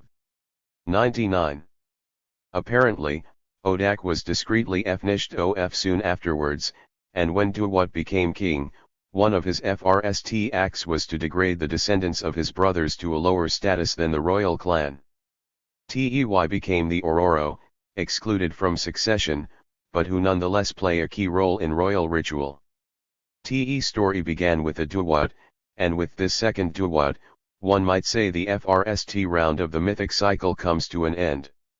It begins with stories modeled on birth and ends with stories of death, first, the non-deaths of Nukang and Dok, rejected by their subjects, then, establishing the two typical modes of putting an end to a particular holder of the royal ofce, that is, either through internal revolt, challenge by an ambitious prince, or being ritually put to death. Tey role of the Ororo is crucial. Teys is a class who represent a veritable institutionalization of this constitutive relation of hostility, and potential violence, on which the eternity of the kingdom is founded. Generally, the descendants of any prince who is not elected, should they grow numerous, become a named lineage within the royal clan, and the tomb of their princely ancestor becomes their lineage shrine. All members of such lineages are considered royals. In theory, the king can degrade any of these branches to Ororo status by attempting to sneak into their lineage shrine at night and performing certain secret rites, but the shrines are guarded, and if the king in question is caught, the attempt is considered to have failed. Some, example Krasilera 1951, 139, suggest that one reason a king might wish to demote a royal lineage in this fashion is that, since marriage is forbidden between royals, it is only by reducing a branch to Ororo status that a king can then take one of its daughters for his wife. 33 One Wreath, Fadiat, is remembered for having tried to reduce the descendants of Niadwai the famous bad king to Ororo status in this way, but he got caught and the lineage remained royal. It's not clear if any king that is, other than Duwat has ever been successful. Hofmeyr 1925, 66, Pumphrey 1941, 12-13, P. P. Howell 1953a, 202. Most sources suggest none have another dramatic re-effiction on the limited power of Shilluk kings. Moreover, it is precisely this degraded nobility whose role it is to preside over the death of kings. Male members of the caste who accompany the king during ceremonies are sometimes referred to as the royal executioners, but here meaning not that they execute others on the king's orders, but rather that it is they who are in charge of presiding over the execution of the king. A wreath would always have a certain number of Ororo wives, it is they who are expected to announce when he is sick or failing in his sexual powers, as we've seen. According to some, it is they who actually suffocate the king after the announcement, cg Seligman 1911, 222. In other versions, it is the male Ororo bodyguards, who also preside over his burial. 34 All sources stress it is difficult to know anything for sure about such matters, about which discreet people knew better than to much inquire, and, doubtless, practices varied. One thing all agreed, though, was it was critical that the king was constantly surrounded by those he had originally degraded, and who were eventually to kill him. At this point we have reached historical times, which begin with the long and prosperous reign of King Bwak, immediately followed by Tokot, Queen Abudok, and the historical creation of the sacred kingship at the end of the 17th century. Of this, we have already spoken. ******. Still, there is one last story worth telling before moving on. Tey's is the story of the march. Mar was some kind of talisman or element of royal regalia that had originally belonged to Nukang. By the early 20th century, no one quite remembered what it had been, a jewel of some kind, or perhaps a crystal, or a silver pot. According to some, it was a magical charm capable of assuring victory in war. According to others, it was a general token of prosperity and royal power. Hofmeyr 1925, 72-75, Paul 1952. According to Dietrich Westermann, 1912, 143-44, the mar was a silver pot that, waved in front of one's enemies, caused them to flee the field of battle.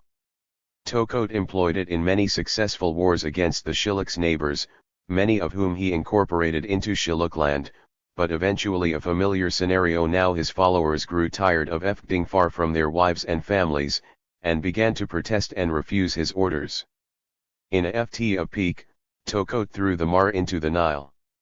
Here the story fast forwards about a half-century to the reign of Atwat, c. 1825-35, who is elected as a warrior king on the behest of a cluster of settlements plagued by Dinka raiders. Atwat attempts to drive off the invaders but is defeated. So, in a bold move, he decides to retrieve the talisman. The king consults with the descendants of Tocote's wives at his lineage shrine, and, defying widespread skepticism, rows out with his companions to the place where the mar was lost, sacrificing 3 cows along the way, and dives to the bottom of the river. He remains underwater so long his companions think he has surely drowned, but after many hours, he returns with the genuine article. Atwat proceeds to raise an army, repels and then conquers the Dinka, and is victorious against all who stand in his path. However, before long, the same thing begins to happen. He is carried from conquest to conquest, but his warriors begin protesting the incessant wars, and finally Atwat too throws the pot back in the river in frustration. There have been no subsequent attempts to retrieve the March 35. The story seems to be about why the Shilluk kingdom never became an empire.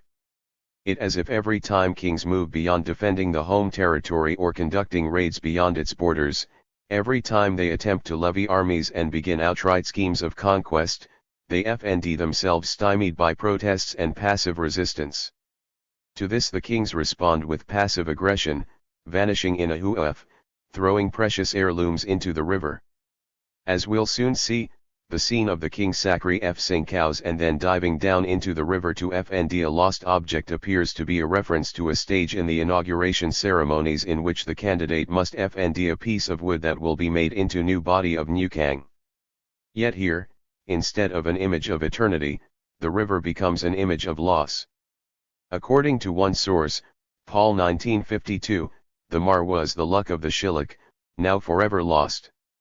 It seems likely the debate over the nature of the mar re-affected a more profound debate about whether military good fortune was always luck for the Shilluk as a whole, a question on which royal and popular perspectives are likely often to have differed sharply. And the fact that such arguments were said to be going on in the time of Tocote, in the generation immediately before the creation of the institutions of sacred kingship, once again underlines how much debate there was at that time about the very purposes of royal power. At this point we can return to those institutions themselves. First of all, a word about the role of violence. Godfrey Lienhart, 1952, insists Nukang, and, hence, the king, has to be seen only as a continuation of the Shilluk conception of God. God is ordinarily seen as neither good nor evil. Anything extraordinary contains a spark of the divine. Above all, God is the source of life, strength, and intelligence in the universe. Similarly, according to Lienhart, Nukang is the source of Shilluk custom, but not, necessarily, of a system of ethics, and kings who are referred to as children of God were admired above all for their cleverness, and for the ruthless ingenuity with which they played the game of power. 36 royals regularly slaughtered their brothers and cousins in preemptive strikes. Assassination and betrayal was normal and expected. Successful conspirators were admired. Lienhart concludes that intelligence and success, the latter typically re-affected in prosperity, are the main social values. Kings, and all others inspired by Juak divinity, are sacred because they manifest divine energy and knowledge, and they do so by being strong, cunning, and successful, as well as appearing to be in closer touch with the superhuman than ordinary men. 1952, 160, so too Snapel 1988, 449. All of these ideas are definitely there in the source material, but taken in isolation this is a bit deceptive. TE's situation appears to have been rather more complicated. God was also spoken of as the source of justice, the last resort of the poor and unfortunate. TE King of course dispensed justice as well. TE apparent paradox is, as I've emphasized, typical of divine kingship. The king, like God, stands outside any moral order in order to be able to bring one into being.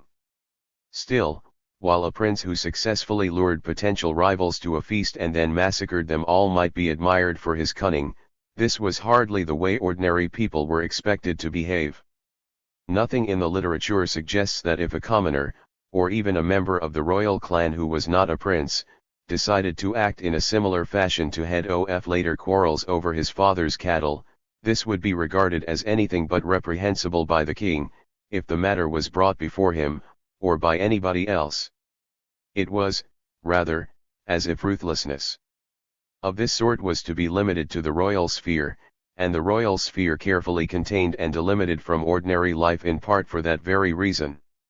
Father Crasilera, for instance, insists that this was precisely what the commoner chiefs, called Yago, who elected the king wanted, to ensure that everything surrounding kings and princes remained shrouded in mystery, so that it had no effect on ordinary life. Disputes and intrigues among members of the royal family were known to exist and were shared by the great Yagos and their counselors, but seldom affected the people at large. Strifes and murders in the higher social ranks were settled among the great men, in great secrecy, and could never imperil the unity of the country. Crasilera 1951, 129. Indeed, he observed, most ordinary shilluk would never have dreamed of approaching the royal residence at Fishota, and when the king did set out on a journey, most people used to go into hiding or keep out of his path, girls especially do so. Ibid. 139. At the same time, the organization of the kingship those chiefs upheld, with no fxed rule of succession, but, rather, a year-long interregnum during which dozens of potential candidates were expected to jockey for position, plot, and intrigue against each other, more or less guaranteed that only very clever, and very ruthless, men could have much chance of becoming wreath. It also guaranteed that the violence on which the royal OFCE was founded on always remained explicit, that wreaths were never too far removed from the simple bandit kings from which they were presumably descended. Everything is happening as if the wreath's subjects were resisting both the institutionalization of power, and the euphemization of power that seems to inevitably accompany it. Power remained predatory. Take, for example, the matter of tribute. TE King's immediate power was based in the Bang wreath, his personal retainers, a collection of men cut off from their own communities, orphans, criminals, madmen, prisoners taken in war. He provided them with cattle from his herds, along with ornaments and other booty. They minded his cattle, accompanied royal children, acted as spies, and accompanied him on raids against Arab or Dinka neighbors. TEY did not, however, collect tribute. According to one colonial source, there was no regular system for exacting tribute at all. Instead, the king would intervene in feuds between communities that had resisted his attempts at mediation. 104. TE wreaths were extremely rich in cattle. TEY acquired these largely in the following way. Whenever one settlement waged unjust war upon another or refused repeatedly to obey his order, the wreath would raise as a royal levy the adjacent settlements, who would go and drive off the malefactors' cattle and burn their villages. TE strength of the levy would vary with the readily calculatable strength of the opposition, but a good margin of safety would be allowed to ensure that the levy would win. It is said that such levies were in fact seldom resisted, the victim being glad to save their skins at the cost of most of their cattle. TE participants in the levy got a percentage of the cattle taken, but the majority went to the wreath. Pumphrey 1941, 12, C.F. Evans Pritchard 1948, 15-16. Sine F. Cantley, it was precisely in the 1840s, when Shilluk kings, emboldened by an alliance with foreign merchants, began trying to move beyond raiding and create a systematic apparatus for the extraction of tribute, that many ordinary shilluk began to cast doubt on the legitimacy of the institution of kingship entirely, and to throw in their lot with a different set of predatory freebooters. Mercer 1971, 423-24. As it turned out, the results were catastrophic. Arab slave traders with whom they aligned themselves turned out to be far more ruthless and destructive than anything they had previously encountered. But the pattern remains clear. As in the stories about the Mar, popular resistance appeared at exactly the point where royal power tried to move beyond mere predatory raiding, and to formally institutionalize itself. King's rather unsavory retainers lived at the margins of Fashoda. Its center was composed of his own compound, and the houses of his wives. All sorts of dark rumors surrounded the place. According to Seligman's account, quoted near verbatim in Golden Bough, during the day the king surrounded himself with his friends and bodyguards, and an aspirant to the throne could hardly hope to cut his way through them and strike home. It was otherwise at night. For then the guards were dismissed and the king was alone in his enclosure with his favorite wives, and there was no man near to defend him except a few herdsmen, whose huts stood a little way off. Hours of darkness were therefore the season of peril for the king. It is said that he used to pass them in constant watchfulness, prowling round his huts fully armed, peeping into the blackest shadows, or himself standing silent and alert, like a sentinel on duty, in some dark corner. When at last his rival appeared, the FGHT would take place in grim silence, broken only by the clash of spears and shields, for it was a point of honor with the king not to call the herdsmen to his assistance. Fraser 1911a, 22, Fraser 1990, 200-201. Tears was to become one of Fraser's more famous romantic images, but in the original edition, it was immediately followed by a footnote explaining that Seligman also emphasized that in the present day and perhaps for the whole of the historical period succession by ritual combat has been superseded by the ceremonial killing of the king. Fraser 1911a, 22-1.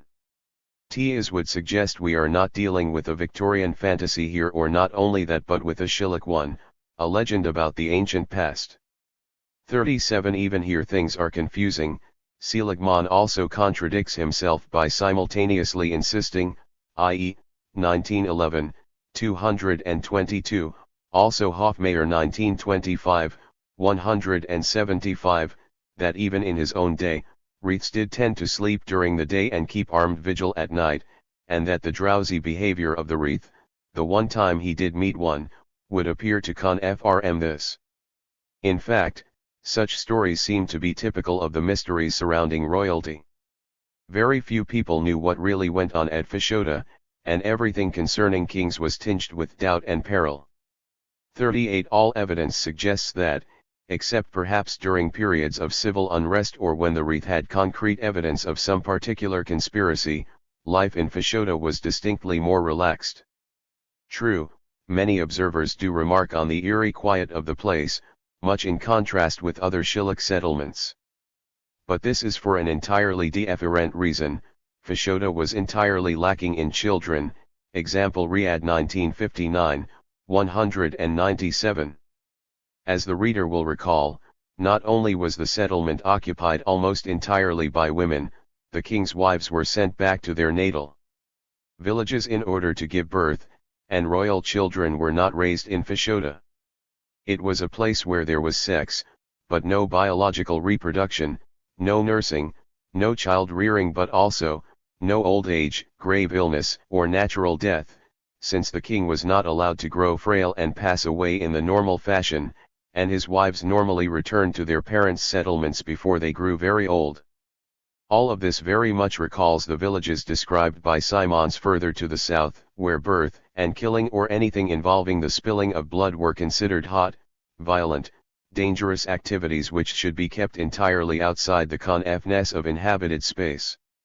Even sacri said animals had to be, like the shilluk wreath, smothered so that no blood was spilled. TSA restrictions were especially severe during the agricultural season, since they were the key to ensuring rain. Rain, in turn, was the temporary restoration of that happy conjunction of heaven and earth that was severed in the beginning of time. It seems hardly coincidental, then, that almost all of the Wreath's ritual responsibilities involved either presiding over ceremonies appealing to Nukang to send the rains, or conducting harvest rituals. Euler 1918b, 285-86, C.G. Seligman and B.Z. Seligman 1932, 80-82, or even, that it was considered a matter of principle that the king and his wives did work at least a few symbolic felds, and followed the same agricultural cycles as everybody else. Riyadh 1959, 196. 39 TSA, at any rate, were the things that an ordinary shilluk was likely to actually know about Fashoda. The overall picture seems clear. Fashoda was a little image of heaven. It was the closest one could come, in these latter days, to a restoration of the primal unity which preceded the separation of the earth and heaven. It was a place whose inhabitants experience neither birth nor death, although they do enjoy the pleasures of the flesh, ease and abundance.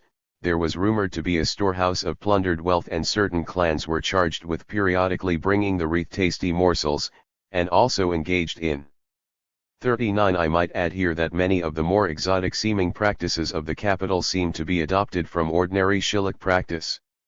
All women, for example, were expected to leave their husbands and return to their natal villages in the 6th month of pregnancy. C.G. Seligman and B.Z. Seligman 1932, 69, though in the case of non-royals, they returned with their babies shortly after giving birth, and old people deemed to be suffering unduly from incurable conditions were often helped to die. Hofmeyr 1925, 299. According to Howell, even the EFGs had a kind of demotic precedent, since if someone dies far from home, her king can hold a ceremony to pass her soul to a stick of ambach, which is also the wood used to make EFGs, so that it can be buried in her stead.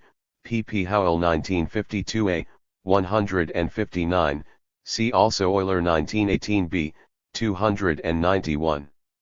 Agricultural production if, like the original couple, Garang and Abuk, only just a little bit.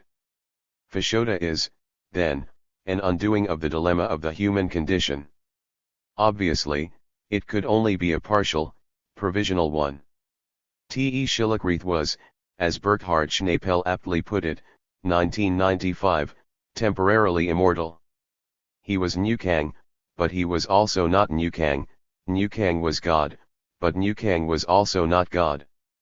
And even this limited degree of perfection could only be brought about by a complex play of balanced antagonism that would inevitably engulf him in the end. The installation ritual, description. All of this, I think, gives us the tools with which to interpret the famous shilluk installation ceremonies. One must bear in mind here that this ritual was one of the few occasions during which an ordinary shilluk was likely to actually see a wreath. The others were while he was administering justice, and, possibly, during raids or war.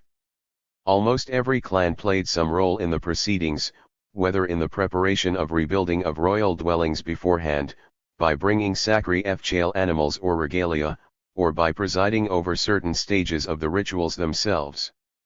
It was in this sense the only real national ritual. The sense of popular participation was made all the more lively since, the rituals being so endlessly complicated and there usually having been such a long a time since they had last been performed, each step would tend to be accompanied by animated debate by all concerned as to what the correct procedure was. When a king dies, he is not said to have died but to have vanished, or to have gone across the river, much as was said of Nukang. Normally, Nukang is immanent both in the person of the king and in an EFGY kept in a temple in the settlement of Akurwe, north of Fashoda. As EFGY2 is destroyed after a king's death. Wreath's body is conveyed to a sealed hut and left there for about a year, or at least until it is certain that nothing remains but bones. At that point, the Aurora will convey the skeleton to its permanent tomb in the Wreath's natal village, and conduct a public funeral dance. It is only afterwards that a new wreath can be installed. His interim period, while the king's body lies decomposing and Nukang's EFGY is gone, is considered a period of interregnum. It is always represented as a time of chaos and disorder, a year of fear. According to P. Howell and W.P.G. Tiomson, who wrote the most detailed account of the rituals, messengers send out word that, Tyr is no land, the Shilluk country has ceased to be, 1946, 18. Others speak of the land as spoiled or ruined, the same language used in Dinka and newer songs to describe the state of the world since the separation of heaven and earth, P. Howell 1952a, 159-60. At any rate, it is clear that with the rupture in the center, the image of perfection on earth and thus guarantor of the kingdom, everything is thrown into disarray. During this time, all important matters are put on hold, other than the frantic politicking surrounding the election of the new wreath. There were usually at least a dozen potential candidates. Settlement chiefs lobbied for their favorites, princesses offered bribes, royals conspired and plotted, and there was a real fear that everything would descend into civil war. As the chief of Dabalo explained in 1975, "It is the period when we fear each other. I fear you and you fear me. If we meet away from the village, we can kill each other and no one will prevent us."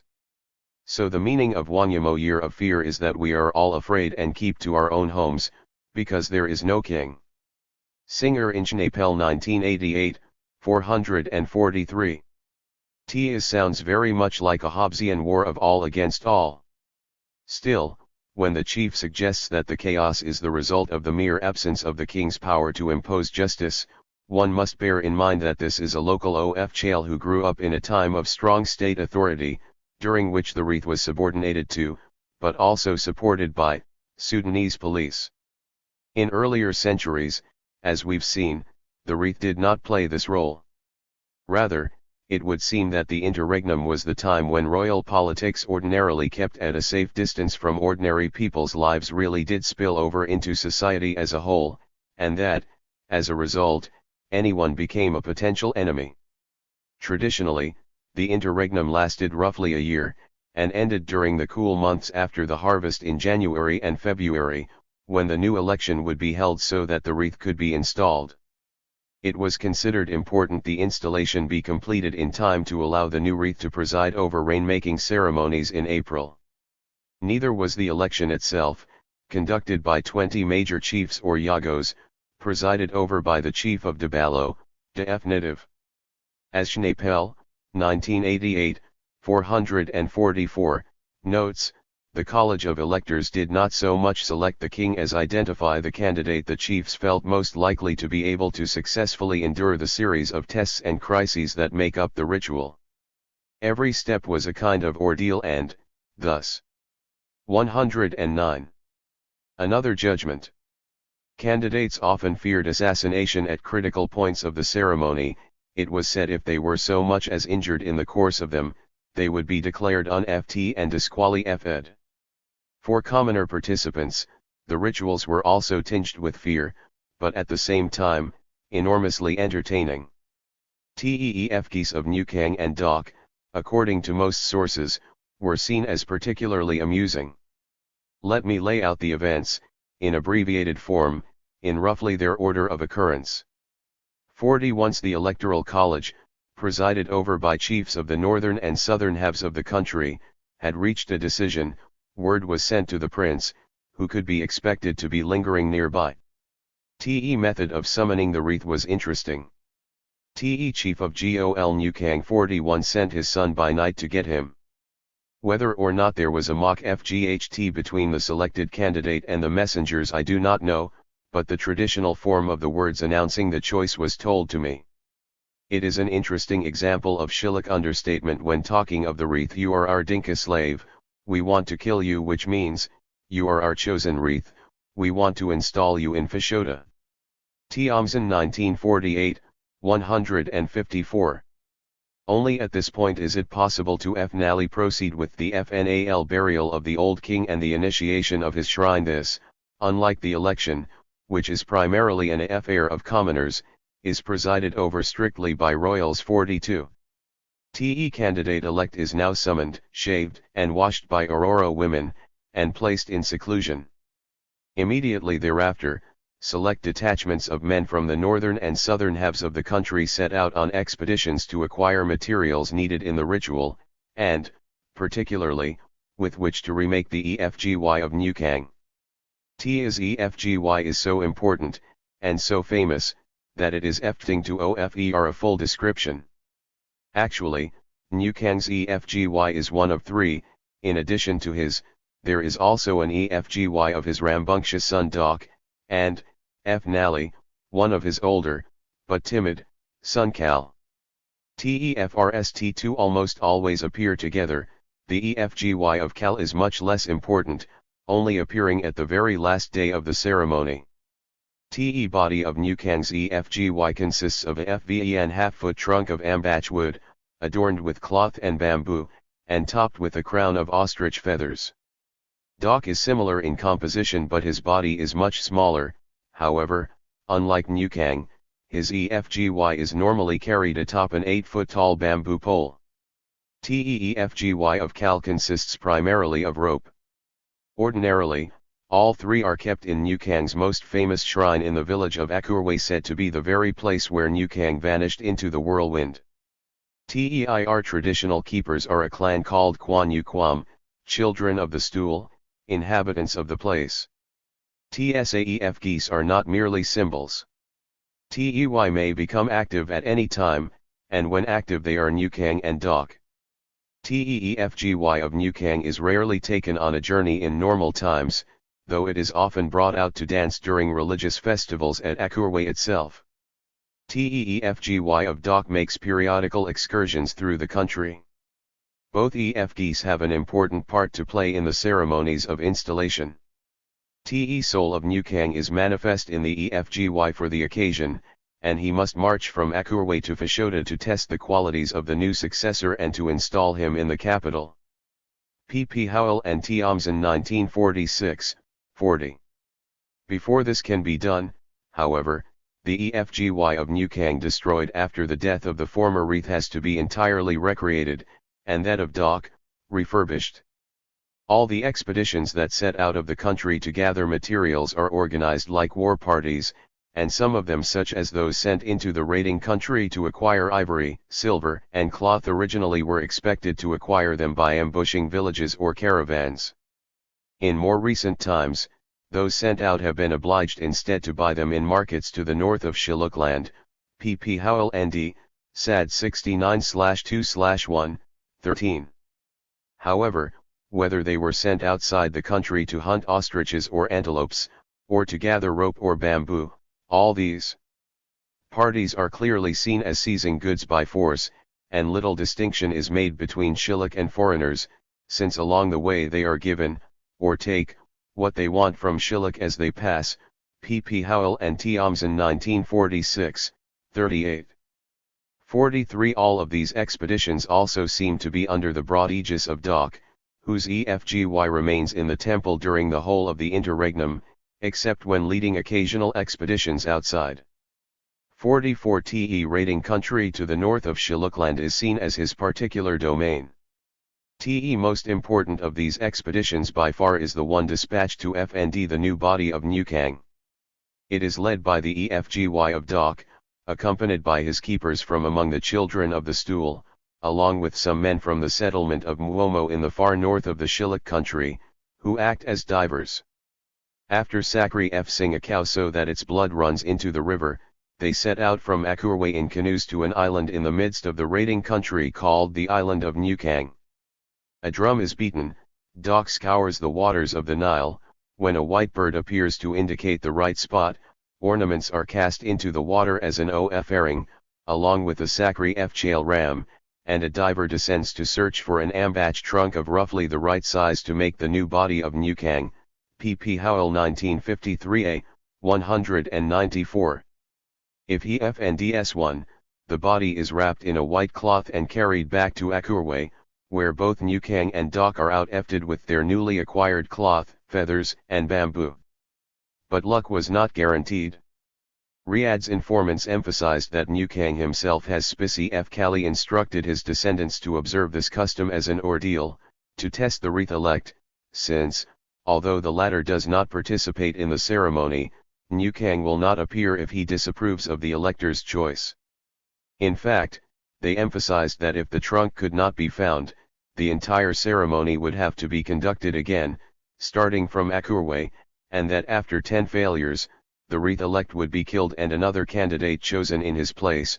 Riyadh 1959, 189-90, though, as with most of the dire warnings of the ceremony's dangers, no one could remember a specific occasion when anything like this had actually occurred.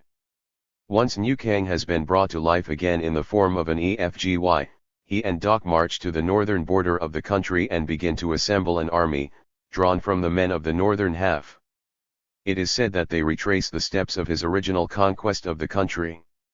TEEF geese are carried, and surrounded, by the children of the stool, many armed with whips to frighten away those who come too close, followed by a retinue carrying his drums, pots, shields, spears, and bed.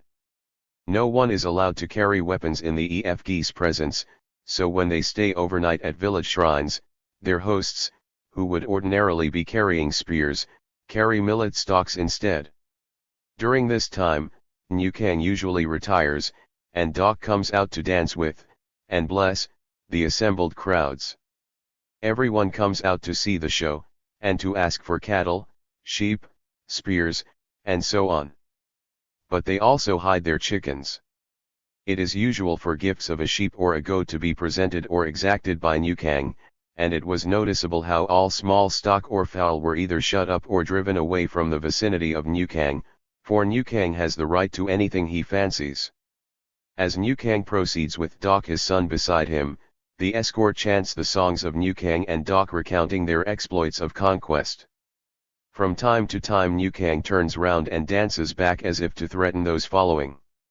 When he does this, Doc rushes ahead, carried in a charging position, his body held horizontally pointed like a spear.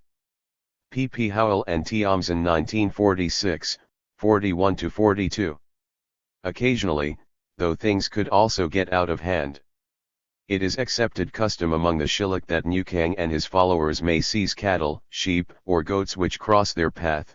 Most Shilluk are wise enough to keep them out of the way, or to demand them as offerings together with other smaller gifts from the occupants of the villages through which they pass. T is licensed plundering, which is often abused beyond the bounds of piety by Newkang's retinue, is treated by the Shilluk with admirable tolerance. At one point on the march at Moro, however, their demands were thought to be excessive and were resisted, a demonstration which nearly ended in armed conflict and which delayed the party for a while. P. P. Howell 1953a, 195.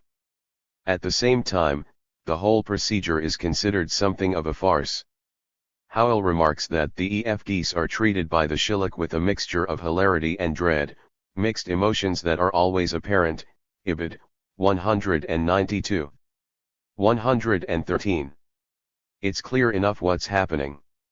TEEF geese, assembled from pieces drawn from outside the country, descend on Shillukland like an alien, predatory force. On one level, what they are doing is all in good fun, on another, they represent forces that are quite real, and the consequences are potentially serious.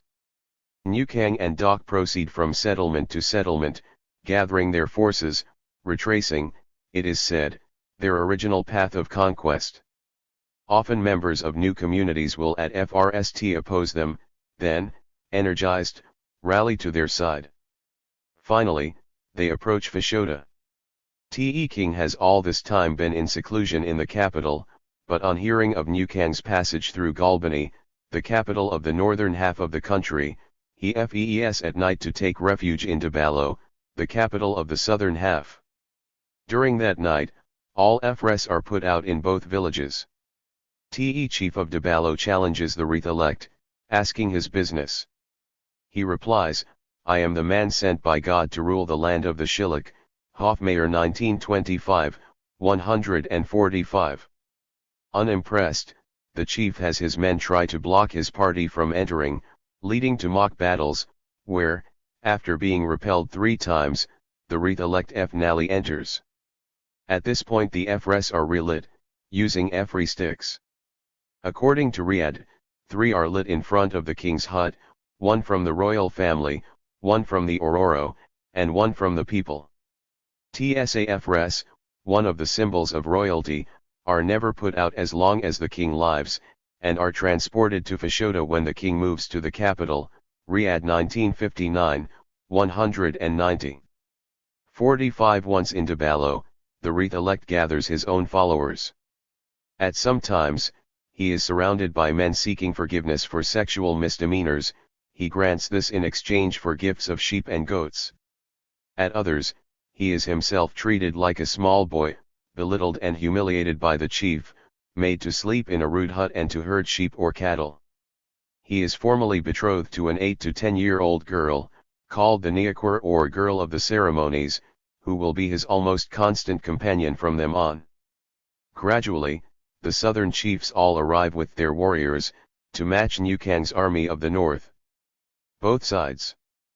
45 Actually, Riyadh claims these F-Res are traditionally lit at the same time as the water ordeal, but in order to make the claim, he has to also argue that in former times, the king used to move back and forth between Fashoda and Dabalo during his seclusion.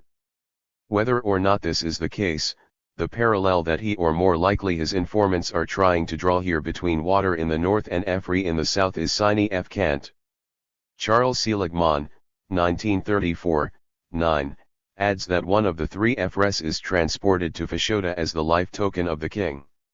114. Prepare for a ritual battle which is always fought along the banks of a river that represents the Of-Chale border between the 2 divisions of the country. The candidate marches up, surrounded by the Ororo, who are his bodyguards but at the same time the symbols of his mortality. He proceeds north toward Fashoda sitting backward on an ox, which is led by its tail, and alongside a heifer, also walking backward. Nukang dispatches messengers to mock him. Before crossing the river, he and the girl step over a sheep, then a black bull, before crossing the river, thus consecrating them for Sakri Fce. It is said in earlier days he used to step over an old man who was then trampled by the people after him, usually, to death. Te2 forces proceed to do battle, each side unleashing a volley of millet stalks in lieu of spears. Nukang's followers, however, are also armed with whips, reputed to be so powerful that a direct blow could cause madness. As a result, the southern forces are put to rout, and at the height of the battle, the bearers of Nukang and Dok sweep forward and surround the wreath-elect, carrying him off as prisoner to Fashoda, together with the girl of the ceremonies. On their arrival, the heifer is ritually Sakri F said. Once in the capital, however, the 2 Fgers begin to fuse. Nukang's sacred stool is taken from his shrine, a white canopy is arranged around it, and the EFF geese and their captives are brought inside.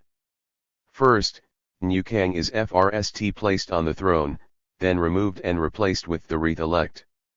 He begins to tremble, and exhibit signs of possession. The soul of Nukang, it is said, has left the EFGY and entered the king.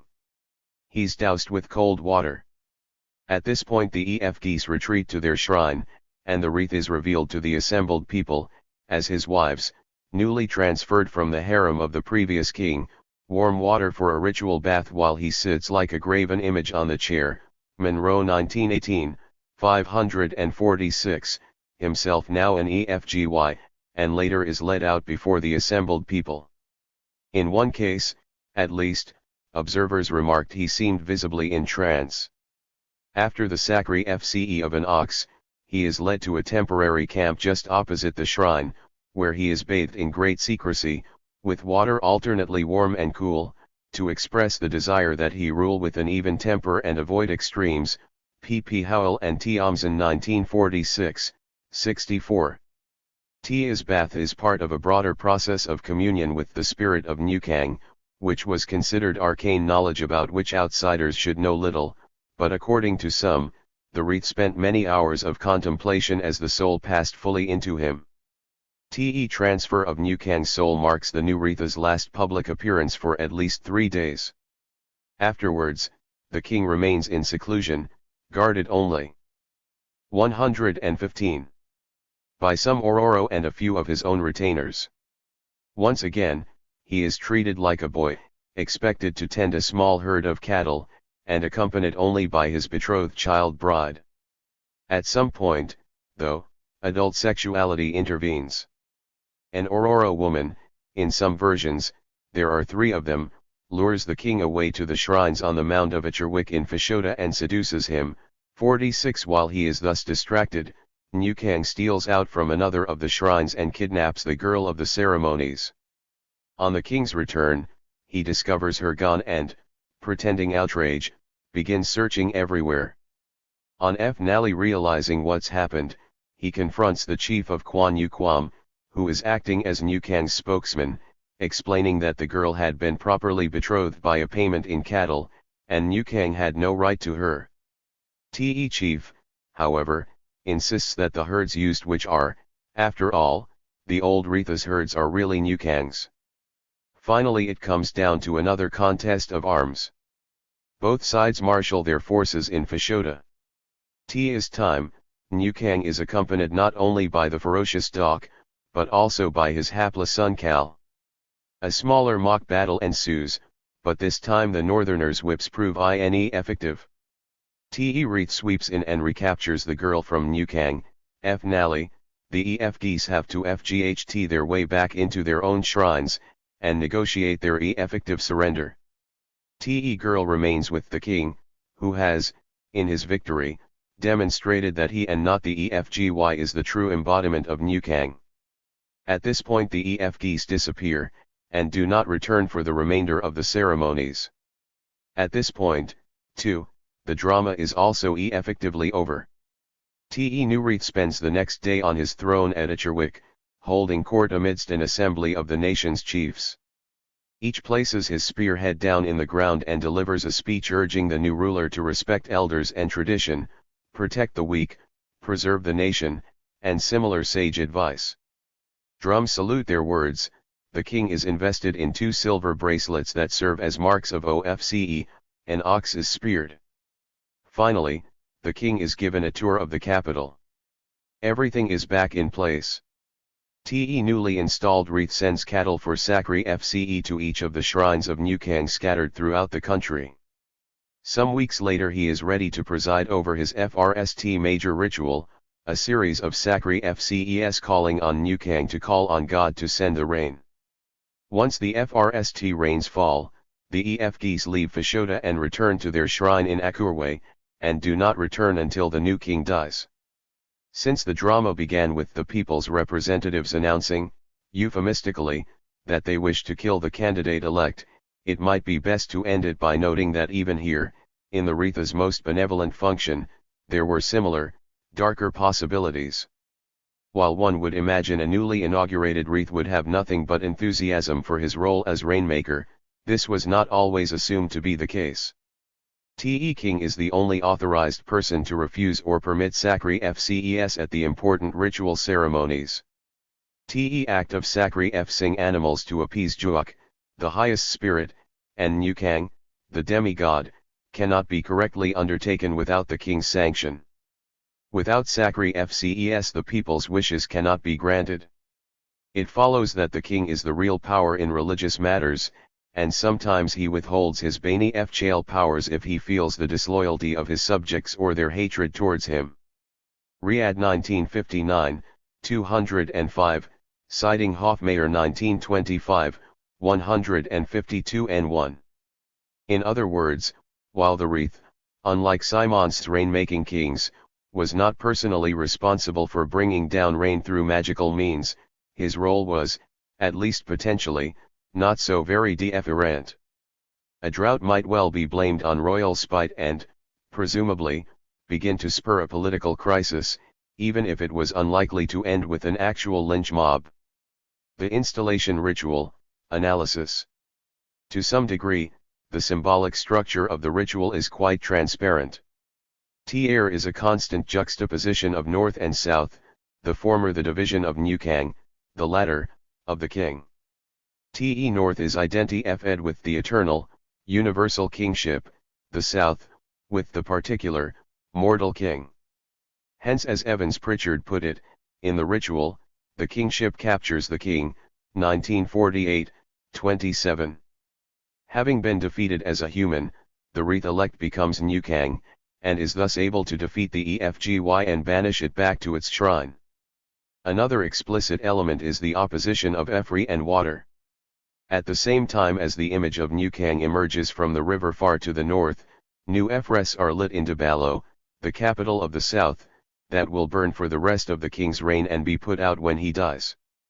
Water here is eternity. It doesn't even represent eternity, it is eternity. The Nile will always be there, and always the same. With the rains, it is the permanent source of fecundity and life. It is 117. Therefore utterly appropriate that Nukang, whose mother was a crocodile and who is called child of the river, should emerge from its waters. 47. Fire, on the other hand, is, like blood, the stew of worldly transformation. In this case, the Efres correspond to the mortal life of the individual king, they will exist exactly as long as he lives. It is thus equally appropriate that when the synthesis of Nukang and wreath, between the eternal principle and mortal OFCE holder, occurs, it should be accompanying by putting a Efri to water. Te bath during which the king becomes fully one with the demigod also unites the two elemental principles. Fire meets water as mortal man meets God. 48. All these elements are, as I say, relatively straightforward. Other elements are less so. Te most puzzling is the role of Nukang's son Dok. Existing analyses, even those that have a great deal to say about the EFGs, Evans Pritchard 1946, Arons 1984, Schnapel 1988, focus almost exclusively on Nukang, who is always assumed to represent the timeless nature of the royal OFCE. Tey rarely have anything to say about Dok. But in many ways Dok seems even more important than Nukang, if nothing else, because, just as in the legends he is the FRST to transcend death through the means of an EFGY, his is the only EFGY that was genuinely eternal. When the king dies, Nukang returns to his mother in the river. Dok remains. Dok's EFGY then presides over the recreation of Nukang's. What is one to make of this? It might help here to return to the overall cosmological framework. Te reader will recall that the Shilluk creator is rarely invoked directly, but largely approached through Nukang. Te all-powerful being who exists in the minds of the Shilluk as a remote and amoral deity is called Juak. Juak is the Shilluk conception of God and is present to a greater and lesser degree in all things. Juak is the explanation of the unknown, the reassuring justification of all the supernatural phenomena, good and bad, of which life is made up. Te principal medium through whom Juak is approached is Nukang. Te distinction between them is not clear. Nukang is Juak, but Juak is not Nukang.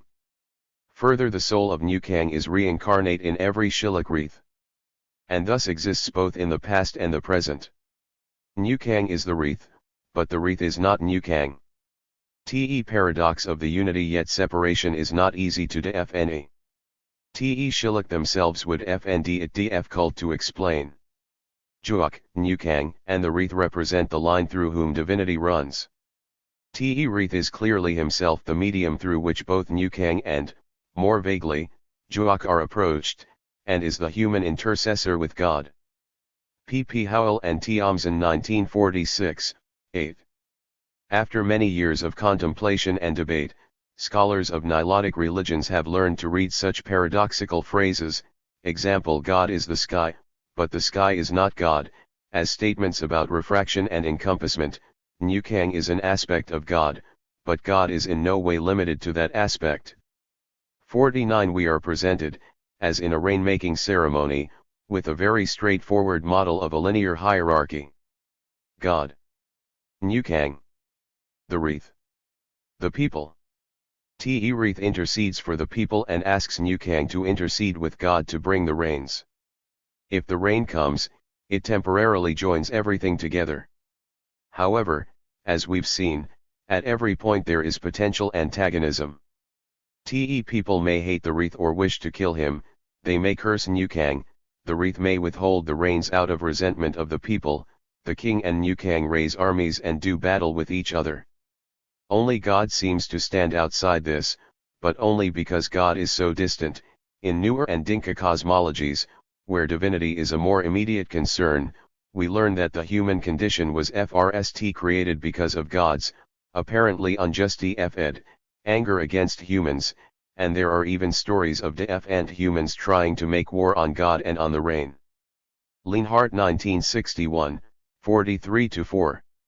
Antagonism here appears to be the very principle of separation. Insofar as the wreath is not Nukang, it is first of all because the two sometimes stand in a relation of mutual hostility. Too, is fairly straightforward. Certainly, there are ambiguities, for instance, about how and whether the people themselves could be said to partake of divinity, since divinity is, after all, said to be present in everything, but these are the ambiguities typical of any such hierarchical system of encompassment. Things get a little more complicated when one examines prayers offered directly to God. Here is one in Westermann, pronounced during a Sakri Fce to cure someone who is sick.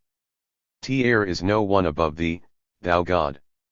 Teuv becamest the grandfather of Nukango, it is thou, Nukango, who walkest with God, thou becamest the grandfather, of man, and thy son Dok. If famine comes, is it not given by thee? So as this cow stands here, is it not thus? If she dies, does her blood not go to thee? Tou God, and thou who becamest Nukango, and thy son Dok. But the soul, of man, is it not thine own? 1912, 171, also in Lienhart 1952, 156, 50. Here we have the same sort of hierarchical participation. God became Nukang, but the king is gone and Dok appears in his place. God. Nukang. Dok. Human beings. Dok's presence might not be entirely surprising here because it is most often his attacks that make people too sick to begin with. If so, Dok, however much subordinated, also represents the active principle that sets everything off. Is often seems to be his function. Certainly, Dok is nothing if not active. Is especially obvious when he is paired with Nukang, which he normally is. Nukang's EFGY is larger and heavier, it is clearly meant to embody the gravitas and dignity of authority. His image thus tends to stay near the center of things. In ordinary times, the EFGY remains in the temple at Akurwe even when Dok's EFGY leaves it to tour the country. When the two do travel together, it is always Dok who moves about, interacts, while Nukang takes on a more statesmanlike reserve. Schnapel 1988, 437. True, one could argue this is simply a consequence of Dok's subordinate status. Nukang is the authoritative center, Dok his worldly representative, his errand boy. But even here there are ambiguities.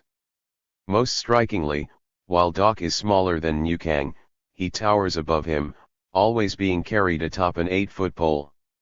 Nukang, in contrast, stays close to the ground, in fact his EFGY is often held parallel to the ground, while Dok's is ordinarily vertical.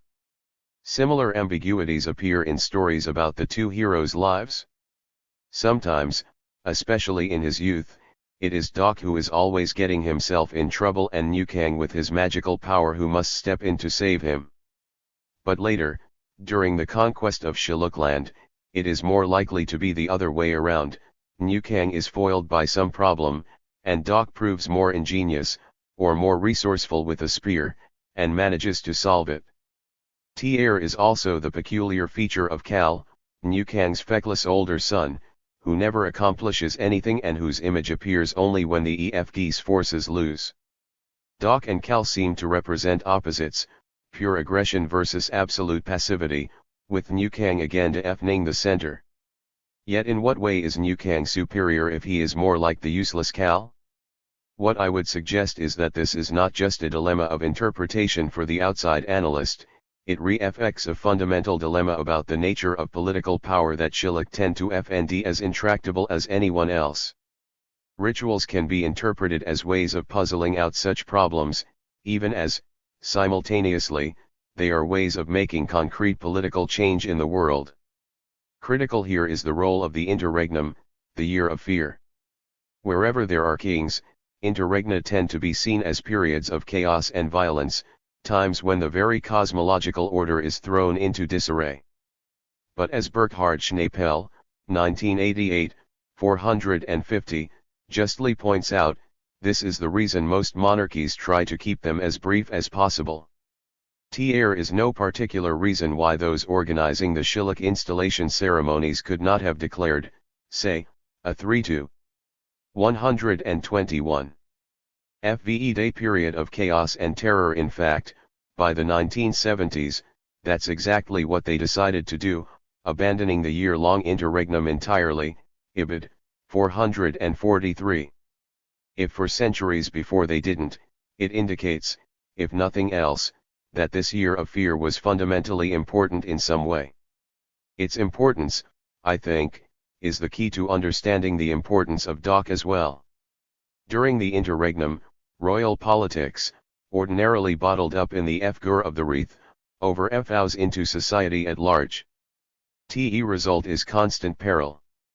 During this period, New Kang is gone, and Doc alone remains. The return to normalcy begins with the stage of preparations, conducted under Doc's general aegis, and often under his direct supervision. Expeditions set out to appropriate the materials with which to reconstruct the royal OFCE, starting with the EFGs. They uproot plants, they hunt and kill animals, they ambush and plunder camps and caravans. Nor do they limit their depredations to foreigners. They take what they like from Schillich communities as well. Doc's expeditions, then, represent indiscriminate predatory violence directed at every aspect of creation, vegetable, animal, every sort of human being. As I have pointed out, indiscriminate in this context also means universal. Ordinarily, when one is in the presence of a power that can rain destruction equally on anyone and everyone, that is what Schillich refer to as Juak, or God. 51 is not to say that Doc is God, or, to be more precise, it is to say, God is Doc, but Doc is not God. Doc is the human capacity to act like God, to mimic his capricious, predatory destructiveness. In the stories, this is how he first appears, raining death and disaster arbitrarily. From his own perspective, taking what he likes. From the perspective of his victims, playing God. During the interregnum, then, it is not just royal politics that spills over into society at large, it is divine power itself, the violent, arbitrary divine power that is. As Schillich institutions ensured no one could ever forget, the real essence and origin of royalty. Of course, God, Juak, is not simply a force of destruction, he is also, originally, the creator of everything, and it is probably worth noting that this is also the only point in the ceremonies where anyone really makes or fashions anything. Still, this is not what's emphasized. What is emphasized is appropriation, which is perhaps the most distinctly human form of activity. Rough a combination of appropriation and creation, Doc's people thus fashion New Kang. Once they have done so, and New Kang returns, he, unlike Doc, limits his depredations to his own Schillich nation, retracing his original journey of conquest. But there seems to be a calculated ambiguity here. Do the Schillich become Schillich New Kang subjects because they collectively construct New Kang, the classic fetish king, created by his people, or because he then goes on to conquer them, the classic divine king, raining disaster or the threat of disaster equally on all? Interregnum, then, is a time when divine power suffuses everything. Is what makes the creation of society possible. It's also what makes the creation of society necessary, since it results in an undifferentiated state of chaos and at least potential violence of all against all. Social order like cosmic order comes of separation, and the resultant creation of a relatively balanced, stable set of antagonisms. THIRD-1 is, in fact, dealing with divine power here is confirmed by stories about the nature of the election itself.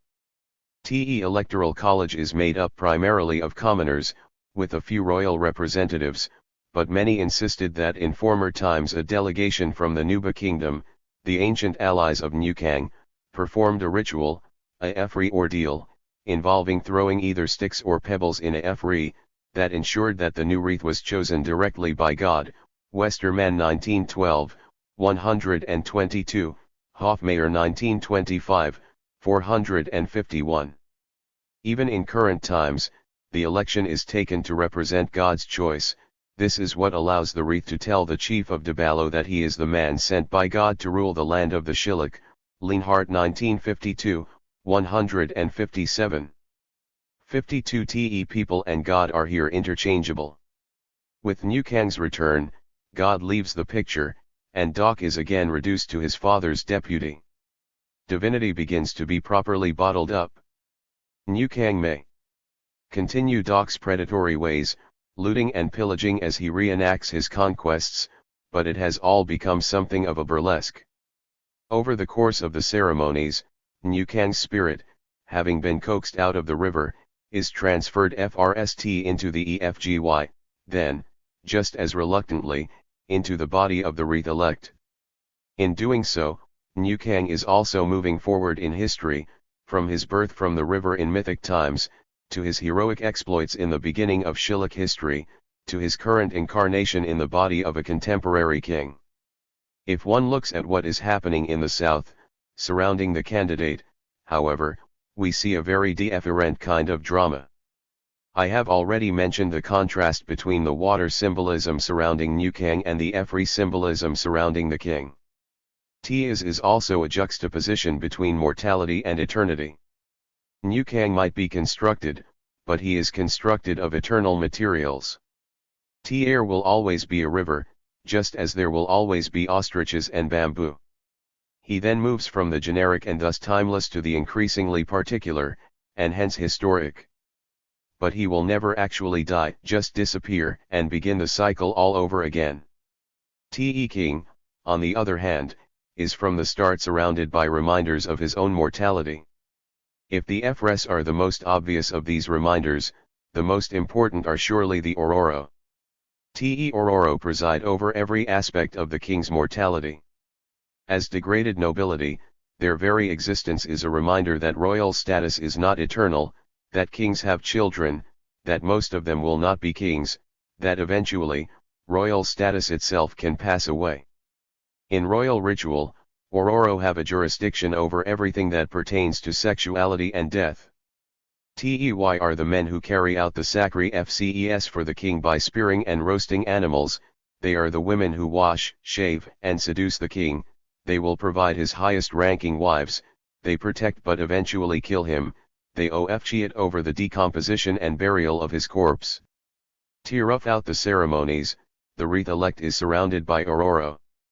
When he is defeated and seized by New Kang, he is plucked from amidst his own mortality. Is not to say that the wreath is ever more than temporarily immortal. Even after his capture, the Ororo soon return.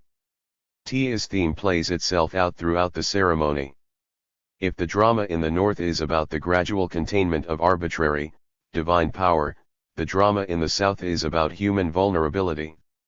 Wreath to be is mocked, treated as a child, forced to ride backward on an ox. His followers never wield arbitrary power over humans. Unlike Doc and New Kang, they do not loot or plunder or hold passers-by for ransom. Tey do, however, constantly offer animals up for sacrifice. Just about every significant action of the king is marked by his stepping over, thus, consecrating, some animal, which is later ritually killed. 53 In one sense what the king does is the exact opposite of what New Kang and Doc are doing. Sacrificial meat is redistributed, 54 So instead of stealing live beasts, he is distributing the flesh of dead ones.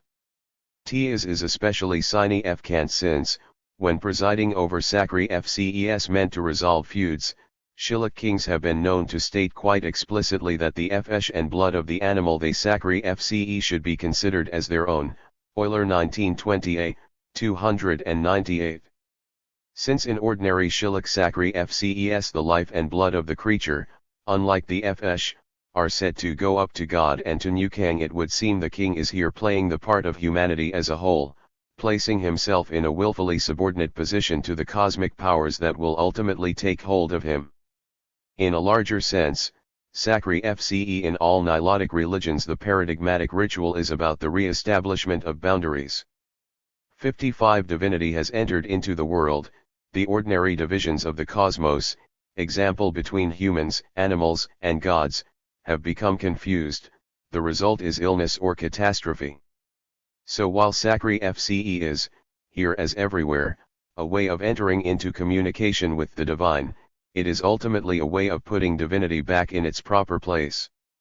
If the interregnum, the reign of Dok, is a time of indiscriminate violence against every aspect of creation, sacrifice is about restoring discriminations, respect, Dek, to use the newer/Dinka phrase, 56 separation, appropriate distance.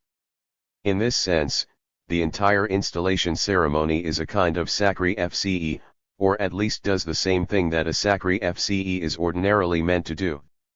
It restores a world of separations. Of course, if the ritual is a kind of sacrifice, it is reasonable to ask, who is the victim? Wreath elect? A case could be made. Ceremony begins with the people informing the candidate that they wish to kill him. During his time in Dabalo, he is treated very much like an ox being prepared for sacrifice. Sacrificial oxen, too, are secluded, manhandled, and mocked, even while those who mock them also confess their sins. Lienhart 1961, 292-95. 57 TN In the end, the ox's death becomes a token of a newly created community, its unity brought into concrete being in the sharing of the animal's flesh. Here one could almost see the humiliated princely candidate in a messianic role, giving of himself to man and God, sacrificing himself in the name of Shilluk unity. But if so, the obvious objection is that he doesn't seem to be sacrificing very much. To the contrary, the ceremonies end with the new king happily installed in Fashoda, accepting the allegiance of his subjects, inspecting the buildings, reassembling a harem, perhaps, if so inclined, plotting bloody revenge on anyone who has ever insulted him. Still, all this is temporary. King is, ultimately, destined to die a ritual death. So, is the king to be considered a sacrificial victim on temporary reprieve? In a certain sense, I would say yes. Every act of sacrifice does, after all, contain its utopian moment. Here, it's as if the king is suspended inside that utopian moment indefinitely, or at least, so long as his strength holds out. Let me explain what I mean by this. Normally, what I'm calling the utopian moment in sacrifice is experienced first and foremost in the feast, after the animal is dead, when the entire community is brought together for the collective enjoyment of its flesh. Often this is a community that has been created, patched together from previously unrelated or even hostile factions, by the ceremony itself. Even if that is not the case, they must put aside any prior differences.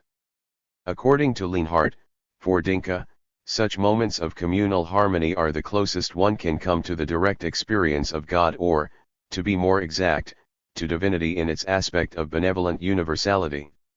In divinity, the Dinka image their experience of the ways in which human beings everywhere resemble each other, and in a sense form a single community with one original ancestor created by one creator.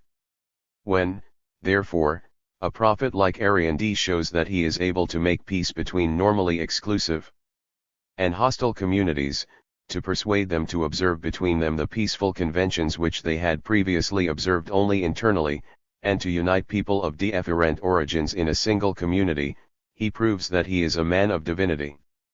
A man is recognized as a powerful man of divinity because he creates for people the experience of peace between men and of the uniting of forces which are normally opposed to each other, of which divinity is understood to be the grounds. 1961, 157. It's in this sense that God also represents truth, justice, honesty, uprightness, and so on, Ibid. 158. It is not because God, as a conscious entity, is just. In fact, like most Nilotic peoples, Dinkas seem haunted by the strong suspicion that he isn't. It is because truth, justice, and so on, are the necessary grounds for order and peace in human relations, and therefore, truth, justice, and so on, are God. The point of Sakri Fchail ritual, then, is to move from one manifestation of the divine to the other, from God as confusion and disaster to God as unity and peace. Normally it is the feast which seems to act as the primary experience of God, but often the divine element takes even more concrete form in the undigested grass extracted from the cow's stomach. It seems sine fcant that the one shillik Sakri Fce for which we have any sort of description other than those meant to bring the rain is aimed at creating peace between two parties to a feud, Euler 1920a. Wreath here plays the part of the Dinka prophet. After he emphasizes that the ox's flesh and blood are really his own, the animal is speared, and the chime, the half-digested grass in question, is used to anoint the former feuding parties. That was done to show their united condition, Ibid. 299.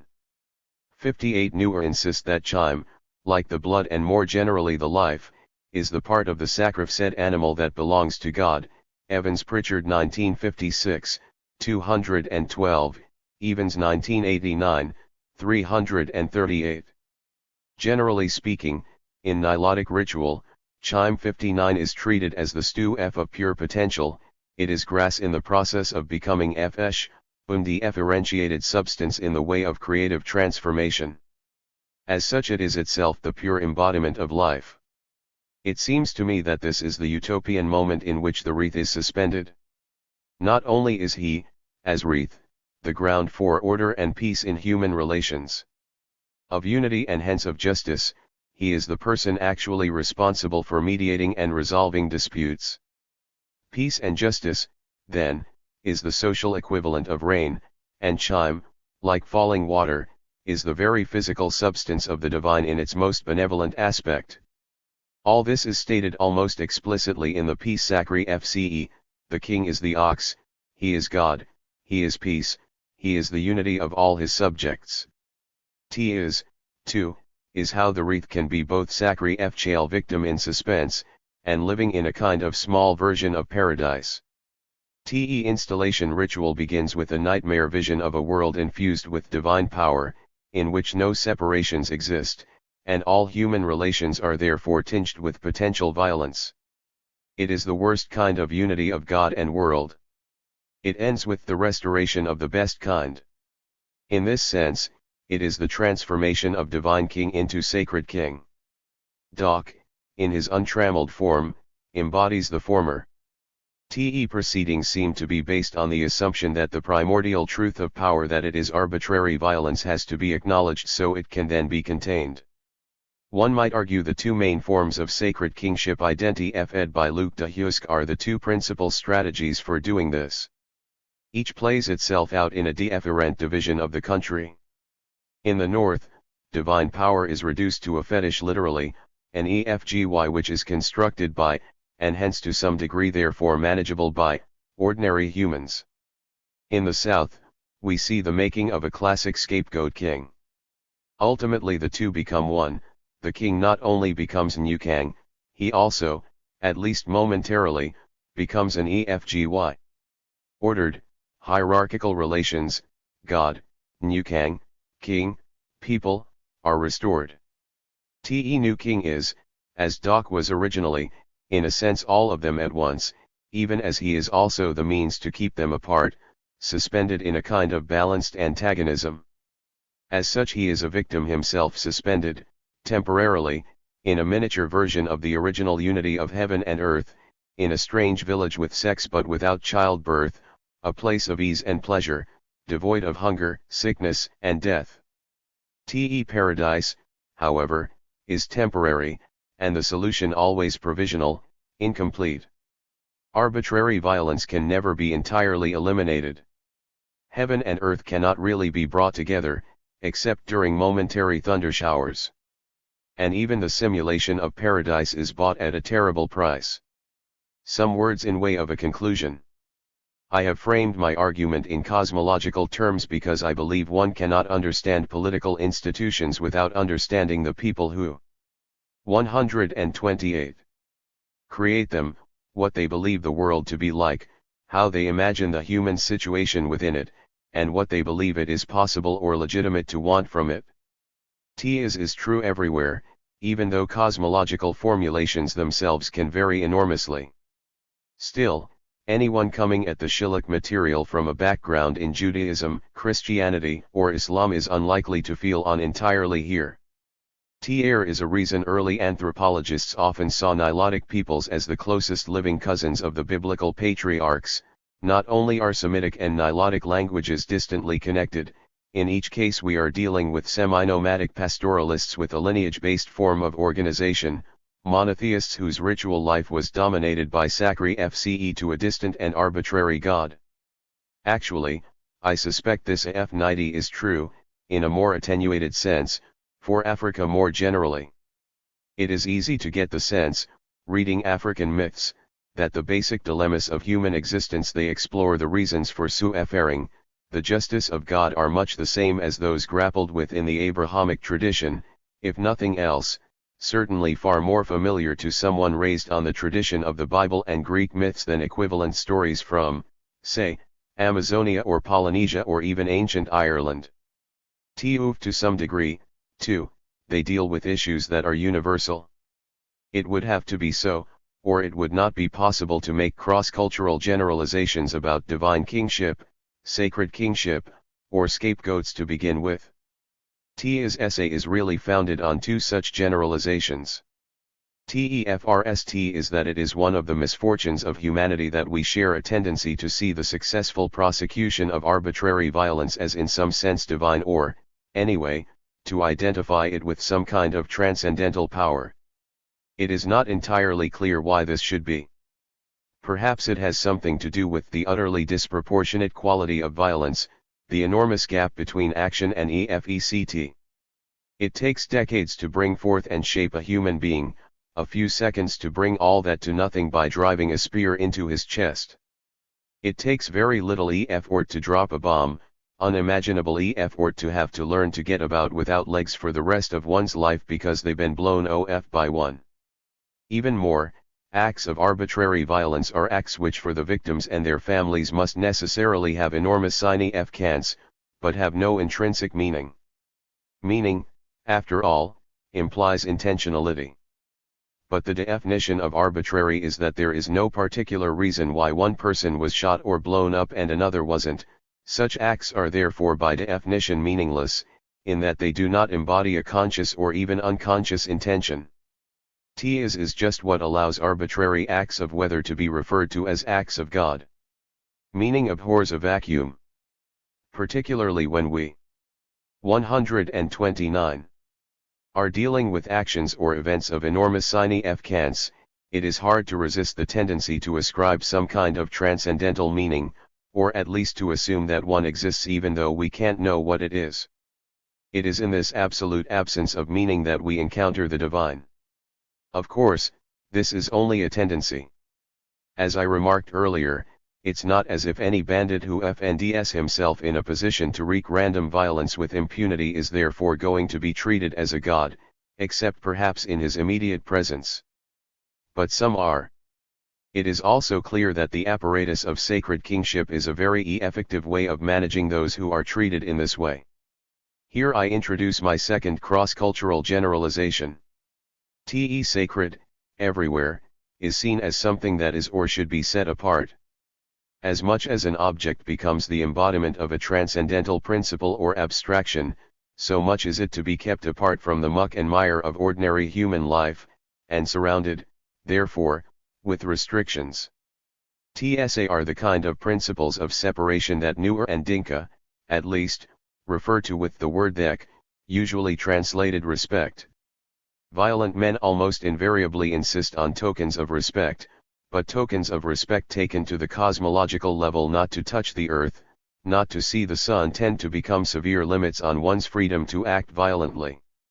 If nothing else, the violence can, as in the Shilluk case, be bottled up, limited to a specie royal sphere which is under ordinary circumstances scrupulously set apart from ordinary daily affairs.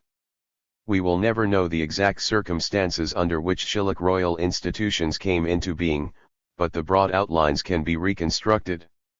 The ancestors of the Shilluk were likely in most essentials barely distinguishable from their Nuer or Dinka neighbors, firstly egalitarian pastoralists who settled along an unusually fertile stretch of the Nile.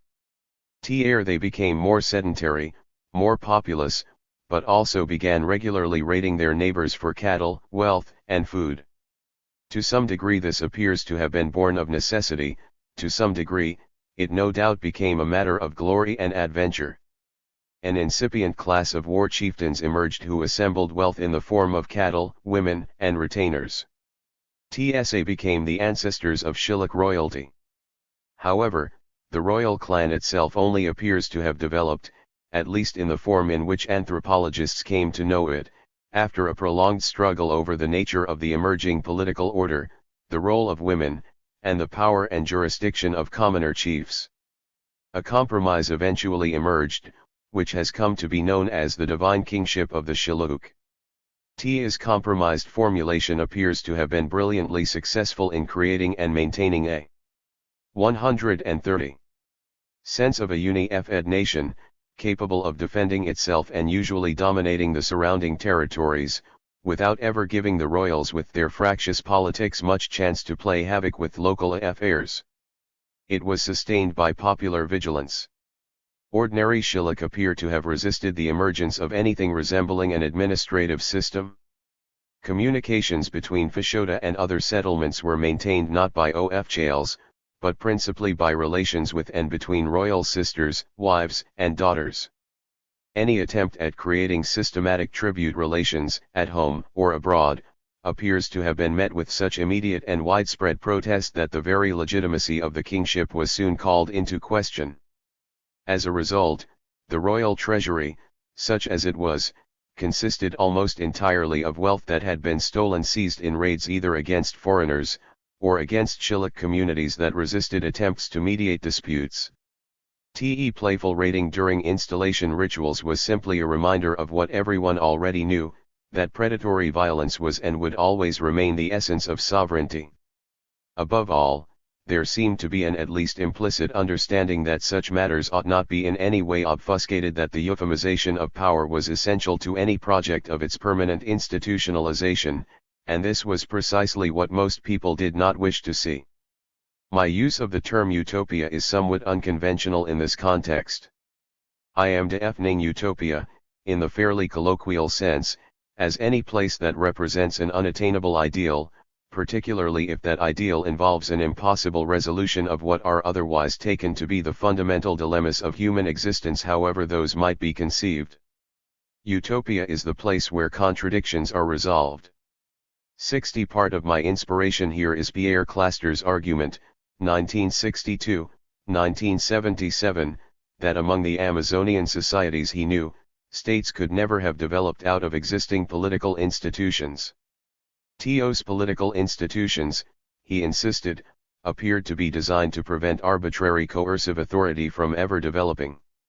If states ever could emerge in this environment, and it seems apparent now that, in certain periods of history, they did, it could only be through figures like the Tupi-Guarani prophets, who called on their followers to abandon their existing customs and communities to embark on a quest for a land without evil, an imaginary utopia where all would become as gods, free of birth and death, the earth would yield its bounty without labor, and all social restrictions could therefore be set aside. HCLAS Trace 1995.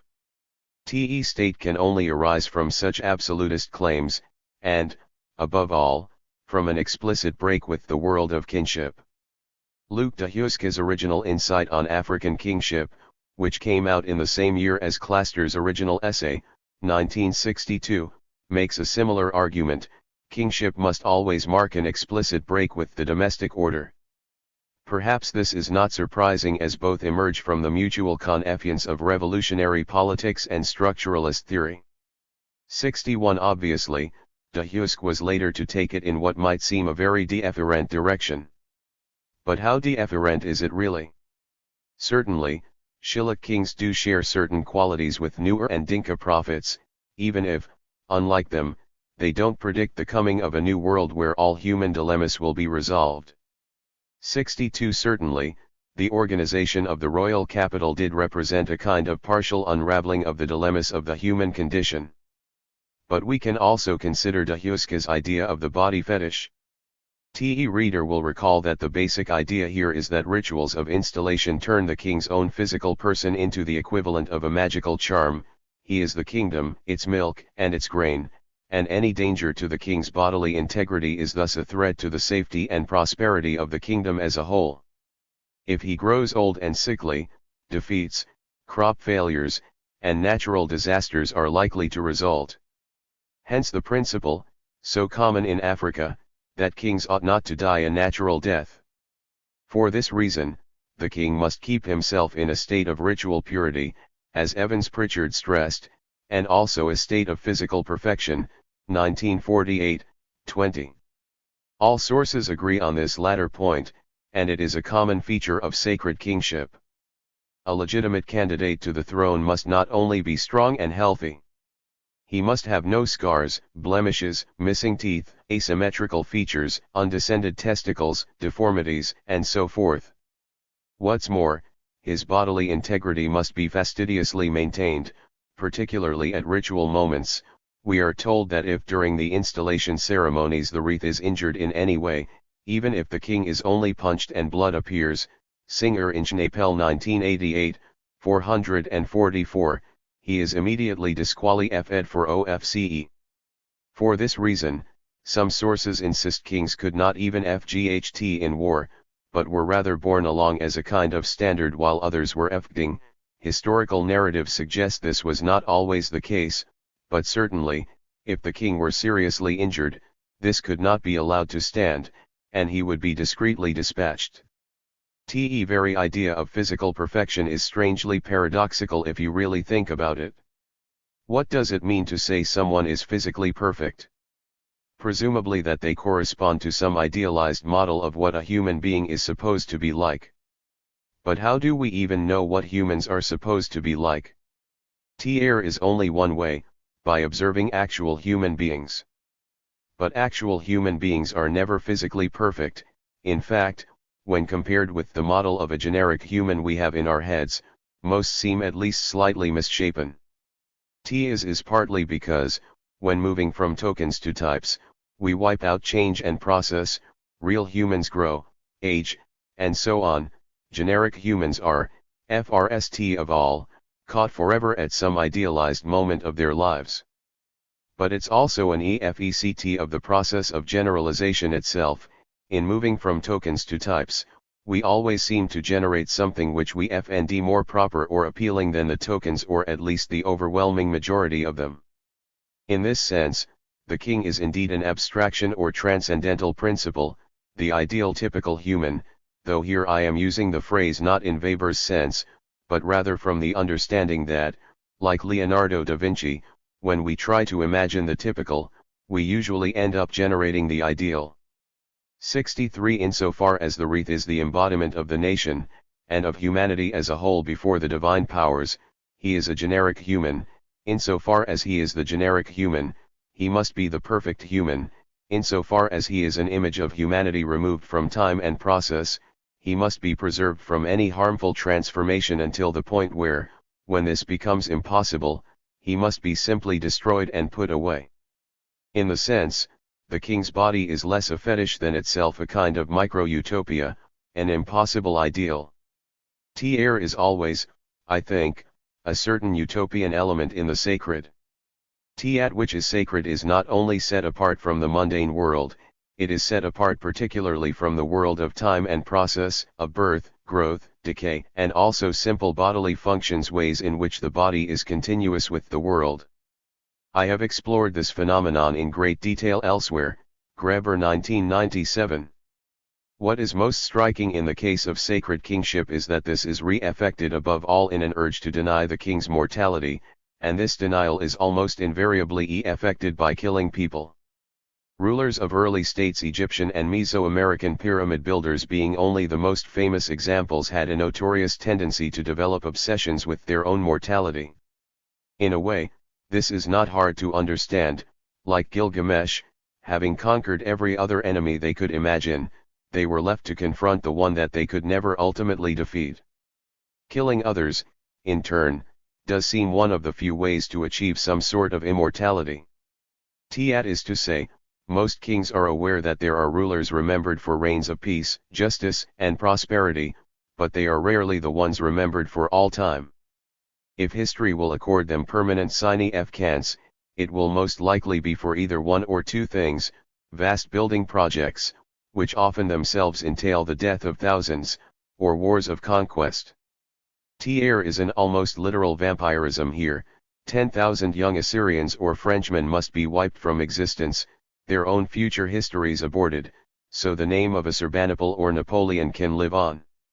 Shilluk refused to allow their wreaths to engage in this sort of behavior, but in the institutions of phrase Ryan sacred kingship we encounter the same relation in a far more subtle way.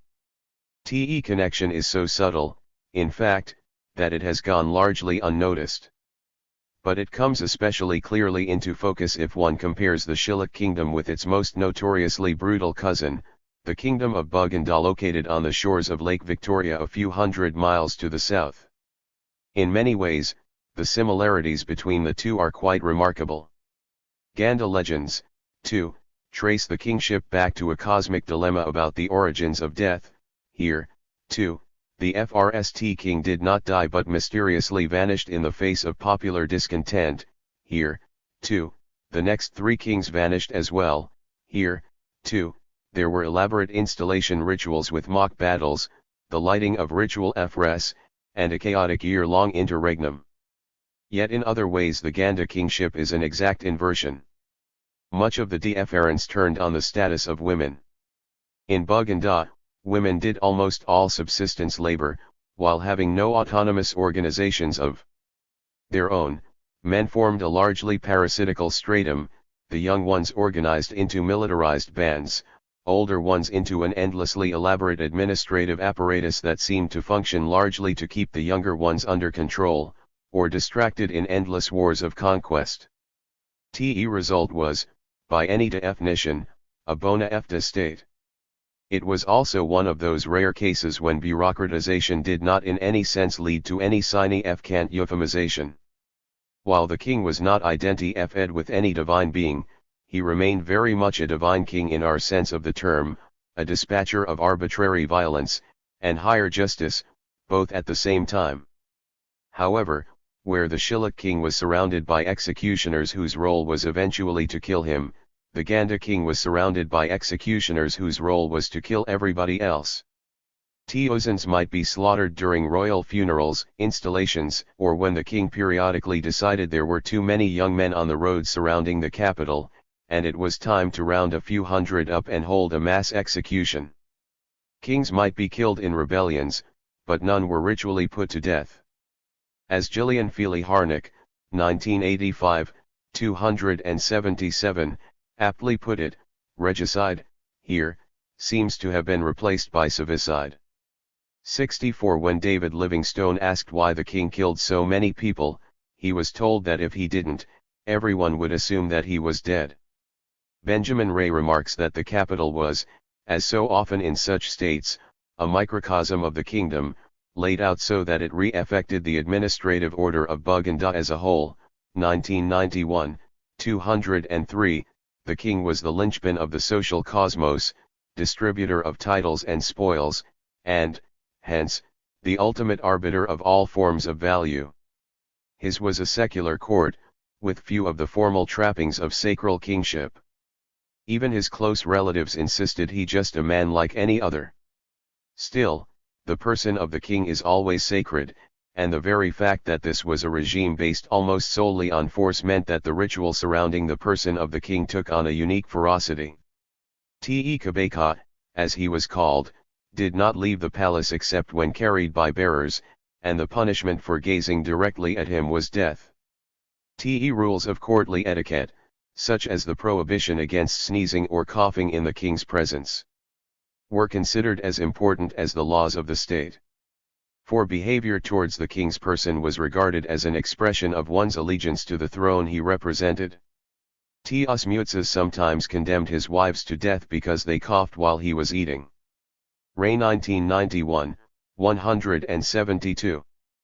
Foreign observers like Speck and Livingstone wrote in horror of even well-born princesses being dragged off to execution for the slightest physical infraction.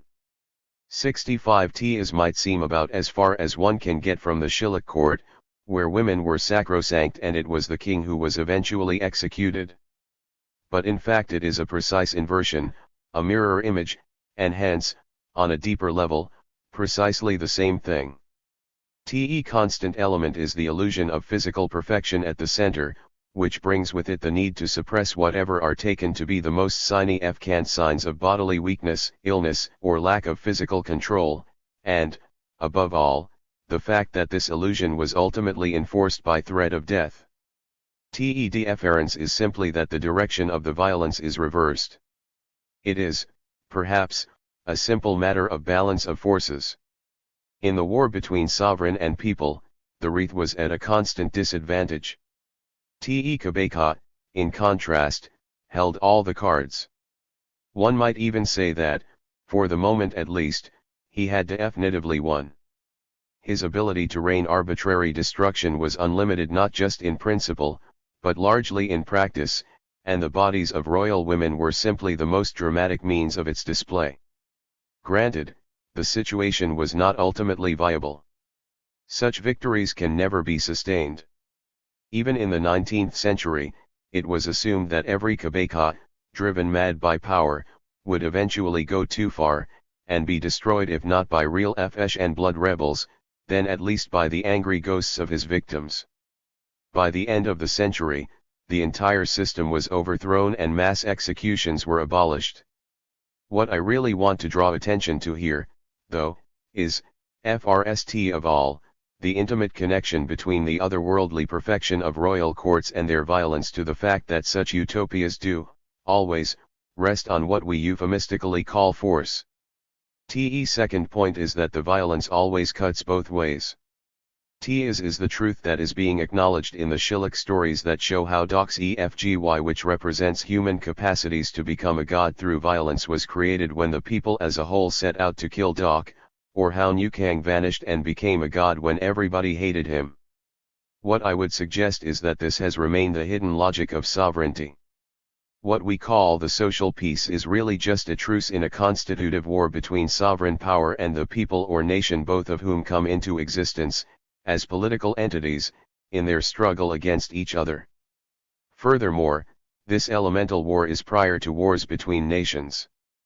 To call this a war is to fly in the face of almost all existing political theory, which, whether it be a matter of Carl Schmitt's argument that the first gesture of sovereignty is declaring the division of friend and enemy, or Max Weber's monopoly of legitimate use of force within a territory, or the assertion in African political systems, Fortes and Evans Pritchard 1940, that states are entities that resolve conflict internally through law, and externally, through war, assumes there is a fundamental distinction between inside and outside, and particularly between violence inside and violence outside, that, in fact, this is constitutive of the very nature of politics. As a result, just about everyone, with the possible exception of anthropologists, who wishes to discuss the nature of war starts with examples of armed conflicts between two clearly definite political and territorial entities, usually assumed to be nation-states or something almost exactly like them, involving a clash of armies that ends either with conquest or some sort of negotiated peace. 66 In fact, even the most cursory glance at history shows that only a tiny percentage of armed conflicts have taken such a form. In reality, there is almost never a clear line between what we'd now call war and what we'd now call banditry, terrorism, raids, massacres, duels, insurrections, or police actions. Yet somehow, in order to be able to talk about war in the abstract, we have to imagine an idealized situation that only rarely actually occurs. True, during the heyday of European colonialism, from roughly 1648 to 1950, European states did attempt to set up a clear system of rules to order wars between nation-states, and in this period one does find a fair number of wars that do fit this abstract model, but these rules applied only within Europe, a tiny corner of the globe. Outside it, the same European powers became notorious for disrespecting solemn agreements and their willingness to engage in every sort of indiscriminate violence. Since 1950, the rest of the globe has come to be included in the system of nation-states, but as a result, since that time, no wars have been formally declared, and despite hundreds of military conflicts, there have been only a handful that have involved the clash of armies between nation-states.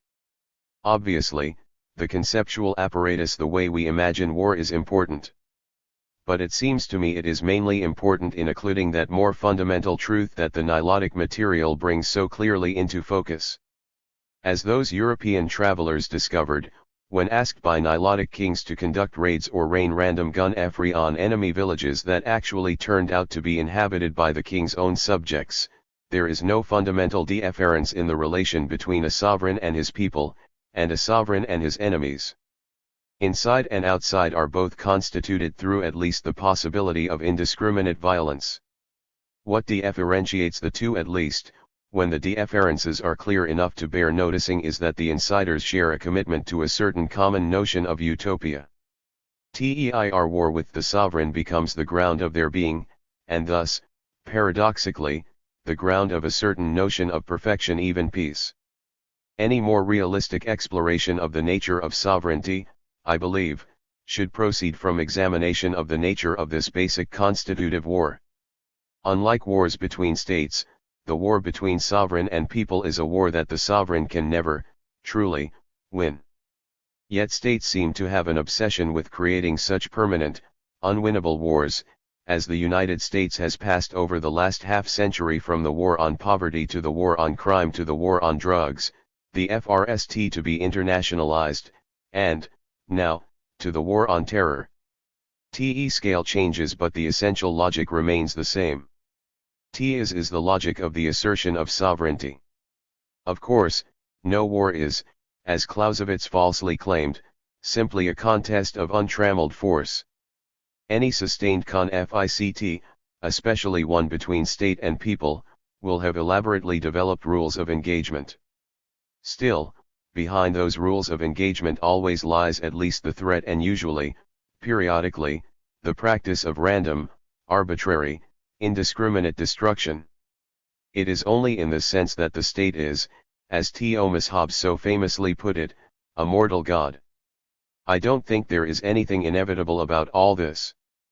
Will to sovereignty is not, as reactionaries always want us to believe, something inherent in the nature of human desire, as if the desire for autonomy was always also necessarily the desire to dominate and destroy.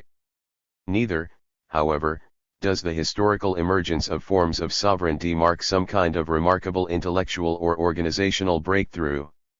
Actually, taken simply as an idea, sovereignty, like monotheism, is an extraordinarily simple concept that almost anyone could 138 have thought of. The problem is it's not simply an idea, it is better seen, I think, as proclivity, a tendency of interpretation immanent in certain sorts of social and material circumstances, but one which nonetheless can be, and often is, resisted.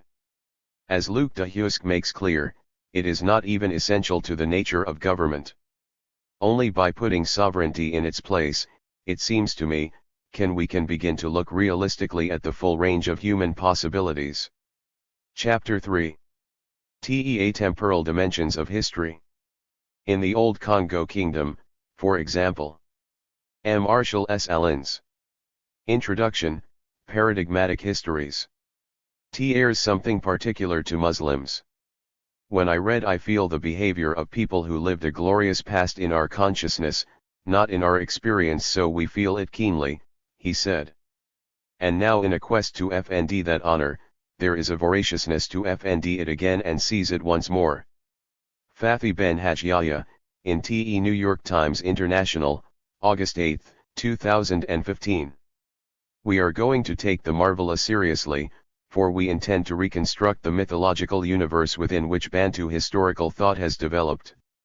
Luke de Husk, Te Drunken King, or Te Origin of the State. Te Ancient Greeks had good reason to deify memory. Commenting on cosmogonic myths in Hesiod and Homer, Jean-Pierre Vernant noted that the past thus revealed represents much more than the time prior to the present, it is its very source. 2006, 119. TE observation has radical implications for 140. Historiography, insofar as it stipulates that historical causes in the mode of memory have no temporal or physical proximity to their effects, in that respect, they are not historical realities as commonly understood in normal historical science. TEY are inserted into the situation but they are not of it. On the other hand, anthropologists have come upon many institutional forms of a temporality that thus embeds the present in the terms of a remembered past, whether that past is mythical or more proximately ancestral or experiential. Such is the historicity of the omnipresent dream time of the totemic ancestors organizing the world of native Australians, of Maori chiefs who recount the deeds of their heroic ancestors in the first person singular and consciously rehearse them in their own doings, of the installation rituals in which the king-elect of the Shilluk becomes Nukang, the immigrant founder of the dynasty, see Chapter 2, this volume, of the positional succession and perpetual kinship relations among the chiefs of the Tongan Islands, or of Captain Cook, for example, greeted by Hawaiians at Kealakekua in 1779 as an avatar of Lono, the ancient god who returns annually at the new year to fertilize the land. Here history is made analogically rather than sequentially, or what are traditions for. A collective immortal in the form of tradition, memory, mother of the muses, indeed has the divine power of ordering human existence by revealing what has been and what will be. Vernon 2006, 120. Note that insofar as we are dealing with myths, so-called, as of the dream time, the antecedents of events are rendered doubly disengaged from historical realities, they are not even true by our ontological lights, let alone co-present with their effects. All the same, as Fred Myers reports in his excellent ethnography of Pintupi, TE dreaming is experienced as the essential foundation to which human beings must conform, 1986, 245-46. Realized in the features of the landscape as well as current human action, making FRST things continuous with last, Ibid, 53, the dreaming is a trans-historical condition of social action. Pintupi say, from the dreaming, it becomes real, Ibid, 49. Myers explains, Te Pintupi see themselves as following the dreaming. As the invisible framework of this world, the dreaming is the cosmic prototype, Ibid. Myers, incidentally, is not the only one who, in writing of Pintupi ontology, was far in advance of the Swadizan ontological turn in anthropology, as introduced with so much hoopla in the early 21st century.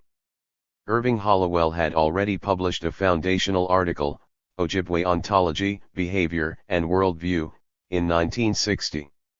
TE present essay could be viewed as an extended sequitur to Hollowell's essential point that what we call myth is not only for the people concerned a true account of events in the past, but a current account of the manner in which their phenomenal field is culturally constituted and cognitively apprehended, Ibid, 27.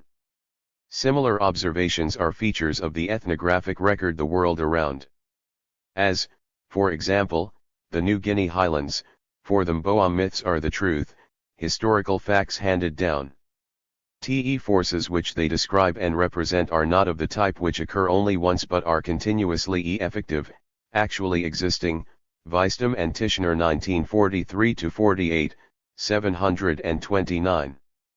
Perhaps nothing better epitomizes the historiographic problem at issue as that what we deem to be myth, hence fictional, the peoples concerned hold sacred and by that token unquestionably true, what actually happened. Yet as Maori say, the problems of other lands are their own, and for their part they are proven masters in making current actualities out of collective memories, Johansson 1954. Consider, for example, John White's, 1874, reconstruction of a scene from daily life of the Ngapui tribe of the North Island. T.E. Speaker, Roe, a man of some prominence in the community, has lost a son in battle and now protests the decision of the tribal chiefs that the enemies recently taken in revenge be buried instead of eaten, as even the gods were wont to do.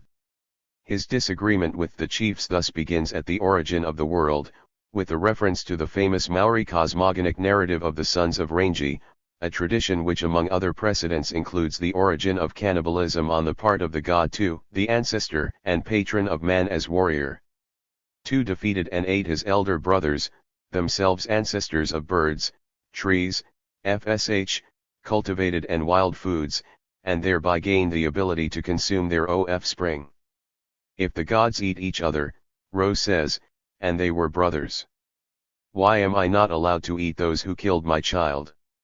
He concludes by citing another well-known tradition, this on the divine origin of witchcraft, which explains how evil came into the hearts of men, including his own, and finally 2 proverbs which likewise justify his personal project of cannibal revenge, Ibid, 185-93. Given this kind of historicity, we can understand the perplexing problems of governmentality confronting Sir George Grey as governor of the New Zealand colony in the mid-19th century. Sir George soon discovered that he could not negotiate critical issues of war and peace without a knowledge of Maori mythology and poetry. To my surprise, he wrote, I found these chiefs in their speeches to me or in their letters frequently quoted, in explanation of their views and intentions, fragments of ancient poems and proverbs, or made allusions which rested on an ancient system of mythology, and it was clear that the most important parts, 142, of their communications were embodied in these figurative forms, 1956, NP. 1 Te Maori, as Prytz Johansson put it, FND themselves in history, 1954, 163, cf. Solins 1985, 54f. As Valerio Valeri, 2015, observed and demonstrated at length in the connection with the ascension of the great Kamehameha to royal power in Hawaii, the past here functions paradigmatically as well as syntagmatically. And, one might add, consciously so, although it may otherwise transpire in the unremarked way traditions are realized in the normal course of cultural practice. The event at issue was a usurpation of the Hawaii kingship by Kamehameha, who as a cadet brother of the royal heir had been entrusted with the war god as his legacy from the late king. Everything thus happened in the same way as the succession struggle of the great chief Umialiloa some generations previously, a well-known tradition that effectively served as the charter of the kingship. And it was again repeated in historic times, if with a different result, when Kamehameha's son and heir, King Liholiho, defeated the challenge of his younger brother, Kekweakalani, who had inherited the war god and revolted against the ruler's turn to Christianity. The different outcome in this last iteration underscores Valeri's reminder that analogy is not identity, but always entails some difference, in particular, the contingent circumstances of the conjuncture, which are not foreseen in the paradigmatic precedent, but represent the syntagmatic dimension of what actually happened. Nor is the selection of historical antecedents in such cases given or predetermined, considering the complexities of tradition and the opportunities for the play of choice and interest. What remains, however, is that the course of events will unfold in cultural terms that are preposed to the current situation. Indeed, if anthropologists on the whole have been more sensitive than other human scientists to paradigmatic histories, it is because the appropriation of current events by already existing traditions is, after all, what they have long known as the work of culture. Culture is what happens when something happened. Another, similar instance of the deployment of dynastic traditions to current situations, this one close to the narrative of Congo kingship which will be the focus of this essay, is provided by Victor Turner's, 1957, comments on the Luba origins of the Lunda kingship among Central African Ndembu and other peoples. T's classic Stranger King formation was the subject of a well-known structural analysis by Luc de Huysque, 1982b. In the essential incidents, a Lunda king, Yala Mwaku, unseemly drunk, is insulted and badly beaten by two of his sons, and then nursed back to health by his daughter, Lweji Ankand. In gratitude, he passes on to Lweji the palladium of the kingdom, the royal bracelet made of human genitalia that maintains the fertility of the realm, thus making her his successor and dispossessing his sons. Lweji later meets and marries a handsome young hunter, Chibinda, who turns out to be the youngest son of a great Luba chief, and when she gives him the bracelet because she must go into seclusion during menstruation, he becomes king of the Lunda. Chagrined, Lweji's brothers leave to found their own kingdoms, and their descendants spread Lunda rule far and wide among many other peoples, including the indigenous Ndembu population. But the events did not end there. Turner writes, "Life, after all, is as much an imitation of art as the reverse. Those who, as children in Ndembu society, have listened to innumerable stories about Yala Mwaku and Lweji Ankand know all about inaugural motifs. When these same Ndembu, now full-grown, wish to provoke a breach or claim that some party has crucially disturbed the placid social order, they have a frame available to inaugurate a social drama. TE's story itself still makes important points about family relationships, about the stresses between sex and age roles. So the story does feed back into the social process, providing it with a rhetoric, a mode of implotment, and a meaning. Some genres, particularly the epic, serve as paradigms which inform the action of important political leaders, giving them style, direction, and sometimes compelling them subliminally to follow in major public crises a certain course of action, thus imploding their lives." 1957, 153. In the many instances of successive foreign dynasties in the same society, or serial stranger kingship, where the advent of the later regime is clearly imploded on a legendary original, the overall course of action takes the form of a historical metaphor of a mythical reality. For where the ancient regime is known by oral tradition and its recent successor is fully historical and archival, it would indeed appear that life imitates art. The West African realm of ancient memory established by the conquering hero Tsoed in the country of his Nook maternal kin was essentially duplicated by the 19th century Fulani conquest, as ruled by one Masaba whose maternal kin, among whom he was raised, were likewise Nook. The ethnographer S.F. Nadal explains. 144. In the tradition of Tsoed, that mythical charter of the Nook kingdom, the essence of the Nook state is already clearly expressed, structured, almost sanctified, by that paramount authority that attaches to prehistoric events. It outlines a system of political domination, growing by conquest and expansion, and governed by a group detached in origin and status from the rest of the population. The twofold process of expansion over alien groups and cultures, combined with cultural assimilation and absorption, is re-effected in both, in the ideological history of the Tsoed myth as well as the real history of the Fulani kingdom.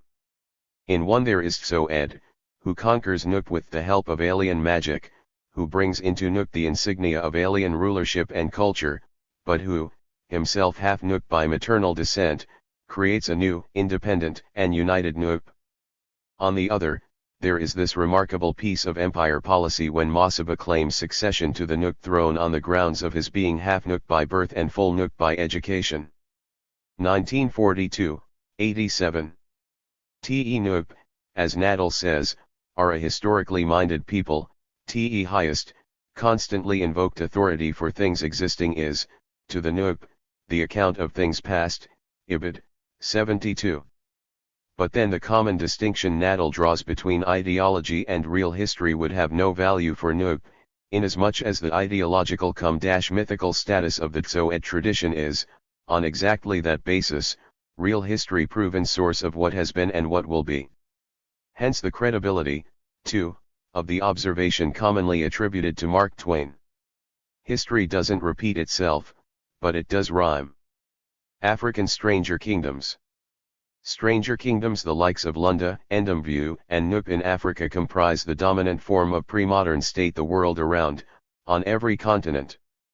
2TEY have developed in a great variety of environments and in combination with a considerable range of economic regimes, commercial, piratical, agricultural, both rainfall and hydraulic, slave raiding, cattle raising, and most commonly some form of mixed economy. TSA are distinctively dual societies, divided in privileges, powers, and functions between rulers who are foreign by origin and identity perpetually so, as the condition of the possibility of their authority, and the underlying indigenous people who are characteristically the owners of the land and the ritual masters of its fertility. Not that the phenomenon is exclusively associated with kingship, let alone Africa, as it is also known among a number of tribal chiefdoms. Chiefs come from overseas. A Fijian from the Lau Islands told A.M. Hokart, 1929, 27, it is so in all countries in Fiji. Same could be said for the Trobriand Islands and Tikopia, sites of classical ethnographic studies by Bronislaw Malinowski, 1948, and Raymond Firth, 1971, respectively. Stranger kingship has also played Sine F. Cantley in famous colonial encounters. Besides Captain Cook in Hawaii and among others, there was James Brooke, the White Raja of Sarawak, whom local Ibn considered the son or lover of their primordial goddess Kalaying, and Cortez, greeted by Moctezuma as Quetzalcoatl, the returning king and culture hero of the legendary Toltec city of Tolan. While the veracity and supposed historical effects of Moctezuma's purported identification of Cortez with Quetzalcoatl have been contested by a number of scholars, the Mexica king's own claim of descent from Quetzalcoatl and the Toltecs by contrast to the common Mexica traditions of a barbarian Chichimeque origin does not come in for much notice, see Chapter 4, this volume. Nor was Moctezuma unusual in this respect. Stranger kings were the rule in Mesoamerican and Andean city-states and empires, including the classic and post-classic Maya, as well as the Inca and other South American states. Moreover, as is true of the phenomenon elsewhere, at least some of these kingdoms, the Mexica included, have constituted their historic order on the repetition of legendary events that never happened. In several earlier publications, I have discussed stranger kingdoms in their planetary extent and general characteristics. Here the focus will be on the African forms, particularly the Old Congo Kingdom of the 16th and 17th centuries, as these are especially useful examples of histories that follow from, so-called, mythical precedents. Indeed, the apparent absence of very efkation in the archival sources has led some modern scholars to deconstruct the people's traditions of stranger king origins on grounds they never really happened and thereby dissolve the basic structure of the society in an acid bath of Western positivism. In an article on origin and early history of the Kingdom of Congo, c. 1550, John T. Ornton, 2001, makes the foreign status of the dynasty disappear for lack of confirmation in what he considers primary sources. Instead of this myth, he prefers to invent his own origin story, according to which the Congo Kingdom was an internal political development among an 146 ethnically homogeneous population. It is difficult to say what kind of confirmation T. Ornton expected for the arrival of the stranger Prince Antinouane of Vongwu, among a people without writing some 6 kings before the Portuguese arrived. What is most relevant for the course of history and clearly documented, however, is that the foundation of the kingdom from across the Congo River by Antinouane, aka Lukani Luanamai, was the Ofchale doctrine of Congo kings of the 17th century and judging by certain chronicles, the widely known charter tradition of their rule. Te kingdom was established by one Moti Nouane, youngest son of the king of Bungo, according to the anonymous author of the Historia du Reino Congo, Written in the first quarter of the 17th century, in Bungo, there are still kings that communicate with the kings of the Congo, sending gifts to each other. In that way, they recognize themselves as kinsmen, descended from one and the same family tree, in Sosa 1999, 509-11. Nevertheless, in writing of the origin of the kingdom, Thornton does not recount the Antinoan narrative, except for certain incidents that are written off as mythical, ideological, or cosmological, which is to say, unbelievable. On the same grounds, the Australian Dreamtime, the annual visit of the god Lono at the New Year in Hawaii, the doings of the gods and the ancestors by which Maori know themselves and implot their own deeds, in brief, all such foundational traditions, which indeed would be hard to prove actually happened, all these precedents of action and principles of structure, could now be omitted from the histories of the peoples in question. By confounding a paradigmatic history with a syntagmatic one, thus reducing the template of historical action to the issue of whether it was the literal truth, Thornton 2001, 108, the historian now bases his history of a non-literate society on whether certain events referring to a remote past can be documented from primary sources. For too many anthropologists and historians both, an axiomatic opposition between myth and historical reality, although quite the reverse of their essential identity in the societies concerned, has been an epistemological ground of their study. Fictional by the standard average European understanding of the term, myth becomes doubly implausible when it is functionally explained away as a misty cation of a straight ed political order serving as its legitimation, for then it could hardly reflect historical reality, since it is meant to conceal it. In their otherwise valuable survey of sub-Saharan African history, Robert O. Collins and James M. Burns, 2007, 117, warn that the oral traditions of royal courts in interlocustran East Africa, insofar as they are often shrouded in myth, given to hagiography, or enlisted in current political interests, would obscure historical reality. From this it follows that we should discount the historical relevance of the ubiquitous stranger king traditions of the region. Virtually all the oral traditions of the kingdoms of the Lake Plateau attribute their founding to the arrival of itinerant heroes from far away. African dynasties throughout the continent have claimed external origins, justifiably or not, to legitimate their claims to authority. Scholars have been somewhat reluctant to accept the necessity to have the appearance of the great warrior or hunter-stranger from afar to explain state formation in Africa. Its very simplicity obscures what was probably a more complex process, and the story of warrior or pastoralist stimulating political centralization is reminiscent of the discredited Hamitic myth of John Hanning Speke.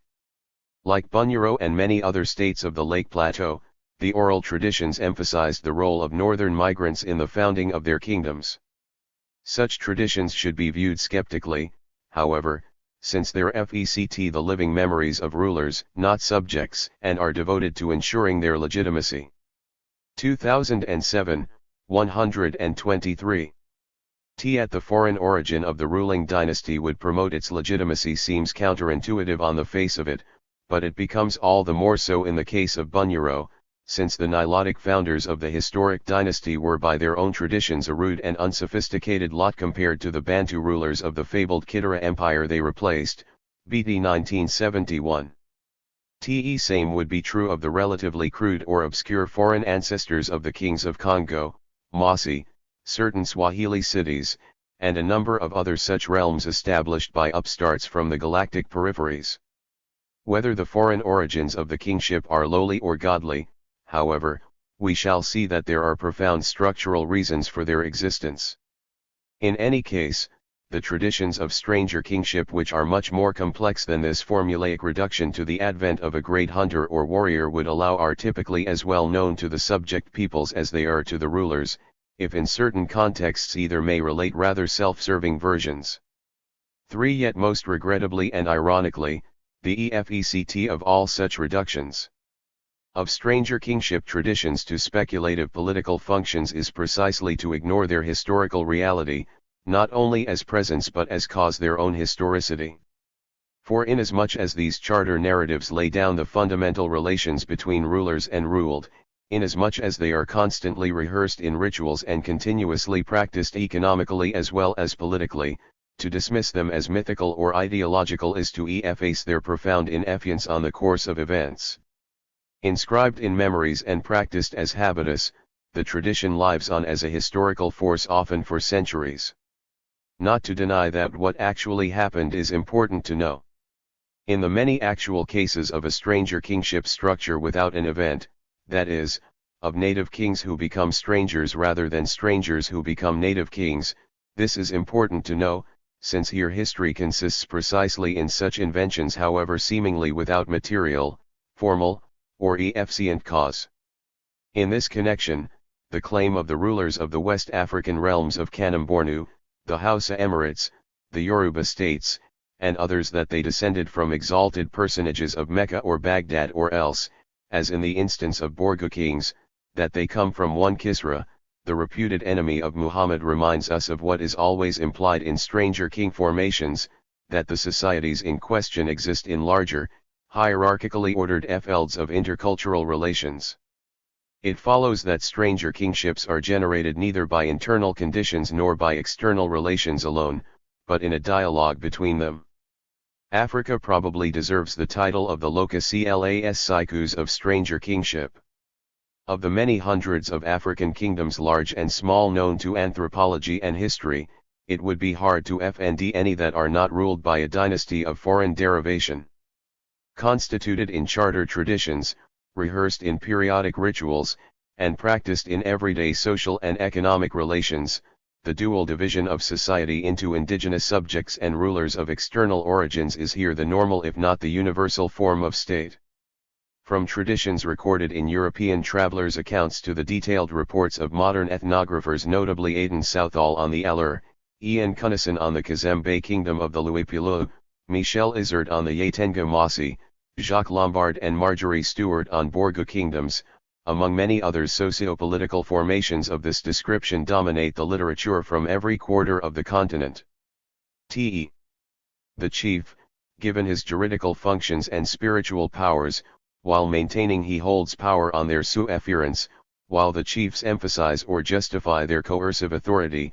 Winans 1962, 77.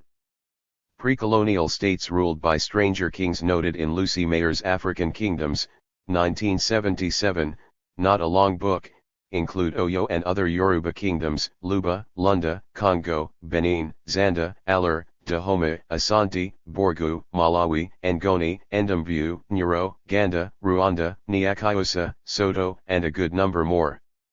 Whole regions of the continent such as the Lake Plateau just mentioned have been identified as realms of stranger kingship, cf. Southall 1956-2004, 229. Similarly, Kajsa Ekholm, 1978, 121, observes of Central Africa. In fact, most of the ideology of Central African societies is marked by a dualism in which it is imagined that the population consists of two groups, the conquerors and the vanquished original inhabitants. The conquerors are men and their subjects owners. What is mostly imagined is the conquest, not the dualism of alien rulers and native subjects as such, which is not only ethnographically real but, according to Luc de Huysque, structurally intelligible. Referring broadly to West and Central Africa, de Huysque, 1982b, 26-27, makes the critical observation that kingship does not develop organically and internally from lineage-ordered societies. In EFECT, he contradicts all those who since classical times have supposed the state evolves naturally from the extended family through the intermediate form of village or lineage systems. In a golden passage which is key to the understanding of stranger kingship in general, de Huysque writes, "Everything happens as if the very structure of a lineage-based society is not capable of engendering dialectical developments on the political plane without the intervention of a new symbolic structure. It is not by chance that so many mythical traditions in West Africa as in Central Africa present the founder of the kingship as a foreign hunter, the holder of a more efficacious magic. Whatever the historical origin of this politico-symbolic institution, mythical diachrony always involves an intervention of exterior events, whether or not the sound of arms accompanies them. Royalty thus appears as an ideological revolution, the instigator of which ancient history does not ignore. Sovereignty, the magical source of power, always comes from elsewhere, from a claimed original place, exterior to society. 1982b, 26-27. Speaking of Africa generally, Jan Vanzina, 1992, 61, observes that elite migration is a favored theme of traditions of state formation. Coming alone or with a few followers, the dynastic founder is a foreigner, often a hunter, and though the numbers of the newcomers are small, the socio-political consequences of their advent are spectacular.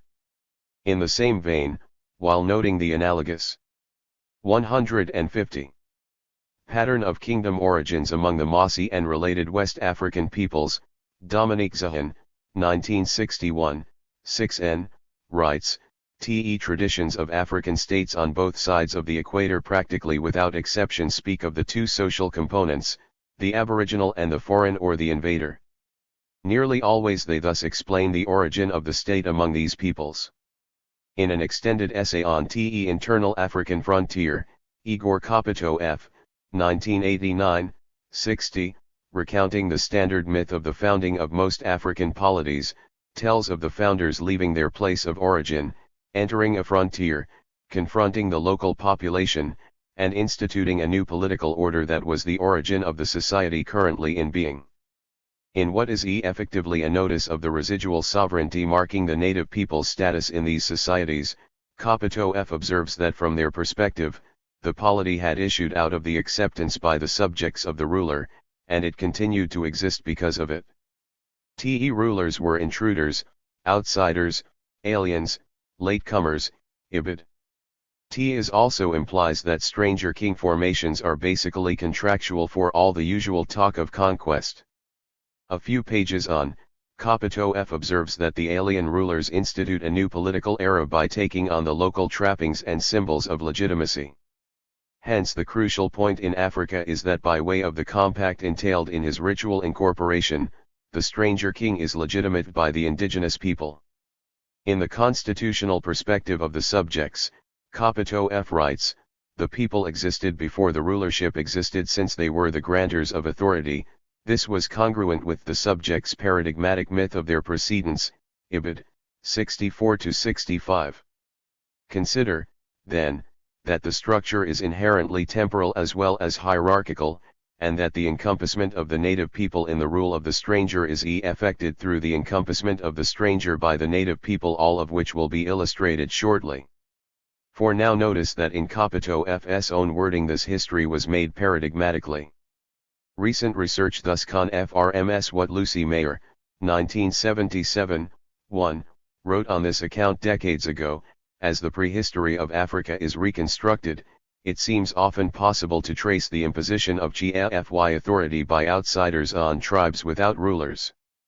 Even tribes which are sometimes supposed to be without rulers, such as Tolensi so classy F.ed and described by Meyer Fortes in the influential tome African Political Systems, 1940, turn out to in fact have them, in this case in the persons of immigrant Namu chiefs from the Mamprasi kingdom peacefully settled upon the native Tail, who by ancestral right remain the owners of Tail land. As late as the mid-20th century, the Namu chiefs were still appointed by a representative of the Mamprasi king. What Fortes had encountered was a marginal chiefdom in a regional galaxy of interdependent polities in northern Nigeria, including the substantial kingdoms of Dagomba and the Mossi, all of whom traced common descent to Mamprasi ancestors. Perhaps the peripheral position of the Tolensi accounts for their rather basic dual system in which the ethnically distinguished Namu of aristocratic external origins, their main ancestor in most tellings was a disenfranchised and exiled son of a Mamprasi king, effectively divided power with important Tail lineage leaders presiding over the productivity of the land as priests of the earth. In Fortes' description, this fundamental cleavage in Tail society, headed respectively by the chiefs, Nam, and the earth priests, Tendana, reads like an elementary form of African stranger kingship. Complementary functions of chiefship and tendanaship are rooted directly in social structures but as also validated by myths of origin and backed by the most powerful religious sanctions of the ancestor cult and the cult of the earth.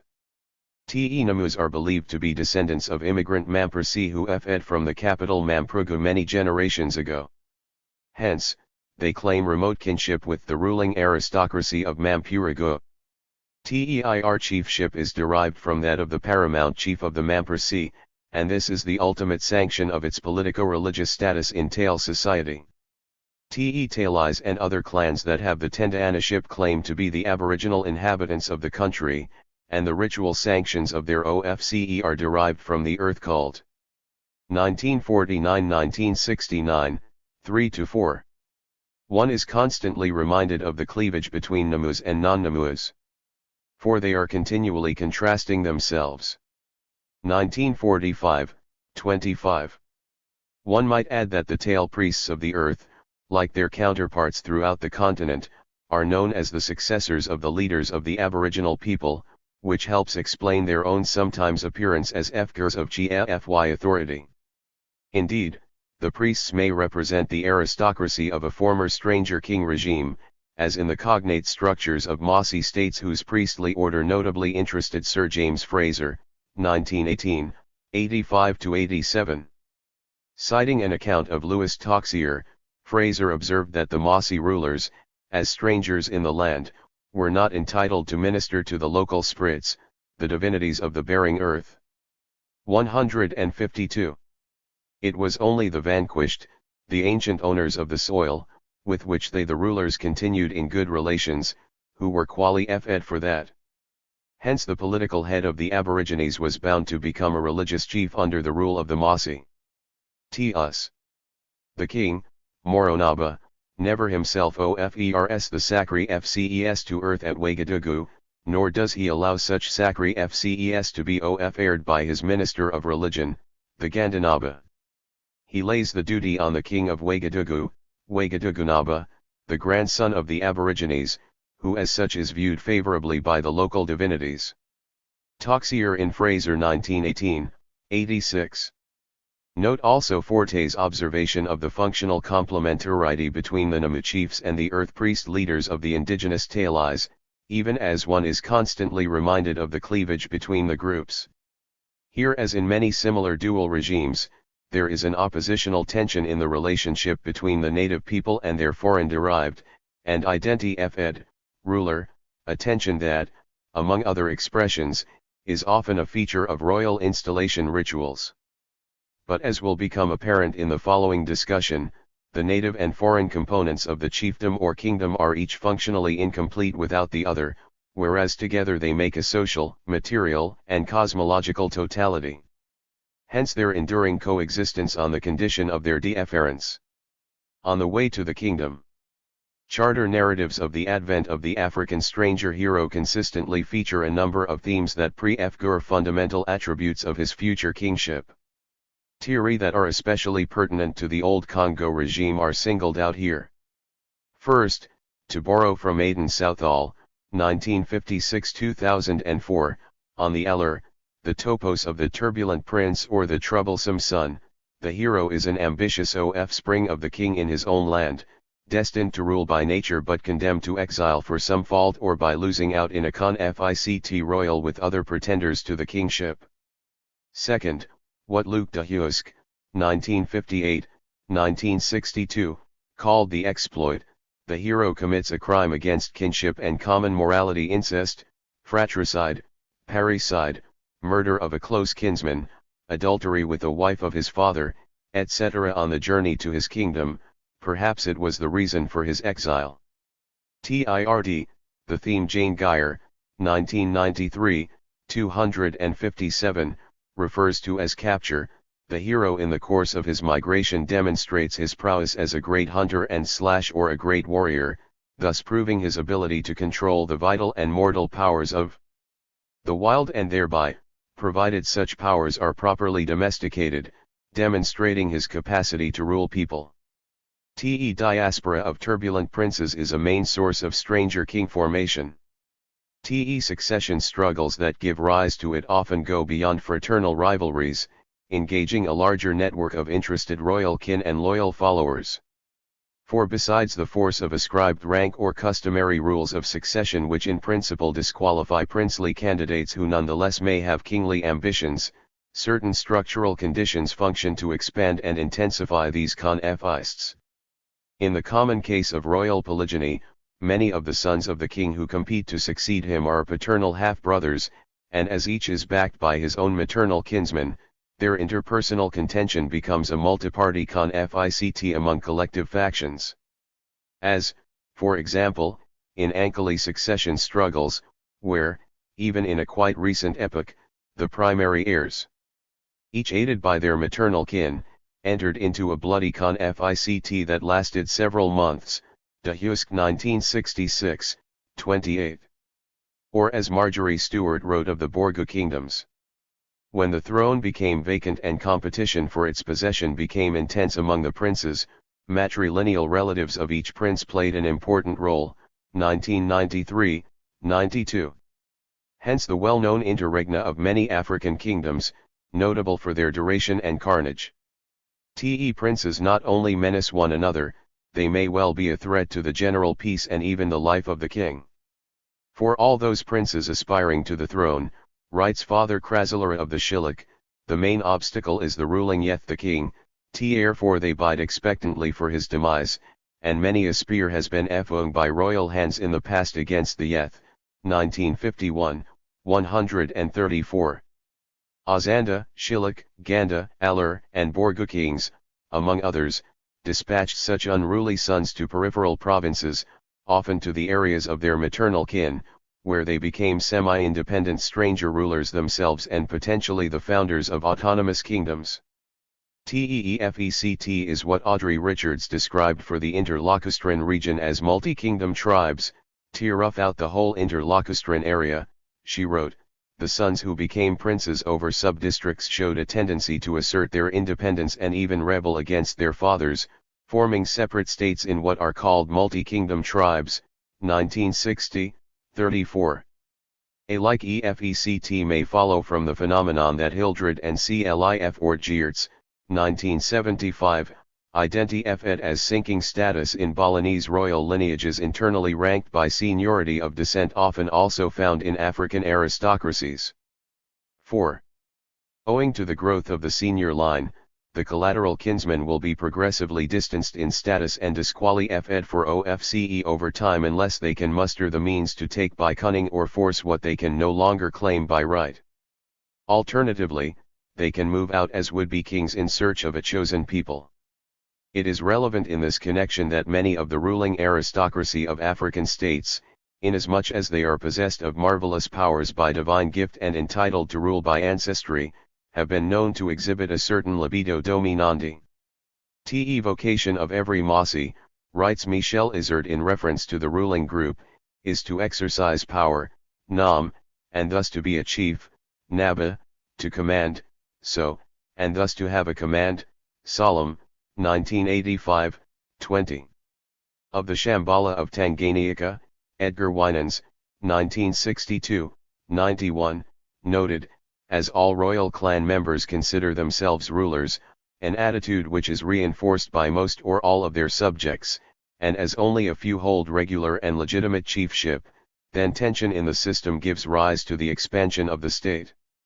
According to the robust Congo tradition, Antinouane's insatiable desires of rule were likewise frustrated by his junior status among the sons of the king of Bungwa, modest realm north of the Congo River, which was what moved him to cross the river into the territory he would organize as the Kingdom of Congo. In general, the centrifugal political impetus generated by the turbulent princes is probably the most important source of stranger king formation on the continent. Having broken with their own kinsmen, stranger heroes such as Antinouane then dialectically negate the kinship order they are on their way to subdue by exploits that signify their power to do so. Here are the crimes of fratricide, parricide, incest, and the like, which break through the limits that, as Luc de Husk observed, represent the inability of lineage systems to autonomously transcend their own structure and give rise to a kingly state. 5. De Husk himself offered pertinent examples taken from the usual practice in royal installation rituals of rehearsing the dominant tradition of the origin of the kingship. Recreating in this way the original stranger hero, the Lunda king, Mwata Kombina, of a number of pent groups in Zaire ritually unites with his sister upon acceding to power, and several of his close kinsmen are also secretly killed so that their ghosts may serve him. De Husk 1982b, 19. In the more complex case of the Luba king, he reproduces the shameful legacy of the founder of an earlier stranger king regime who was also the brother of his maternal aunt's stress by uniting with his mothers and sisters at his investiture, and his own daughters and brothers' daughters become his wives. In this way, De Husk observes, the king combines the incestuous qualities of the ancient regime with the superior culture of his own, and most importantly, the Luba king FNDS himself projected into a zone of absolute solitude, beyond and above the profane cultural order. 1982a, 32. Te founder hero of the Nup, Chso ed, he effectively did the same when he introduced human sacri FCE by making his mother's brother the FRST victim, Nadal 1942, 74. In still other traditions, the crime against kinship had occurred in the turbulent prince's own homeland and was the cause of his banishment.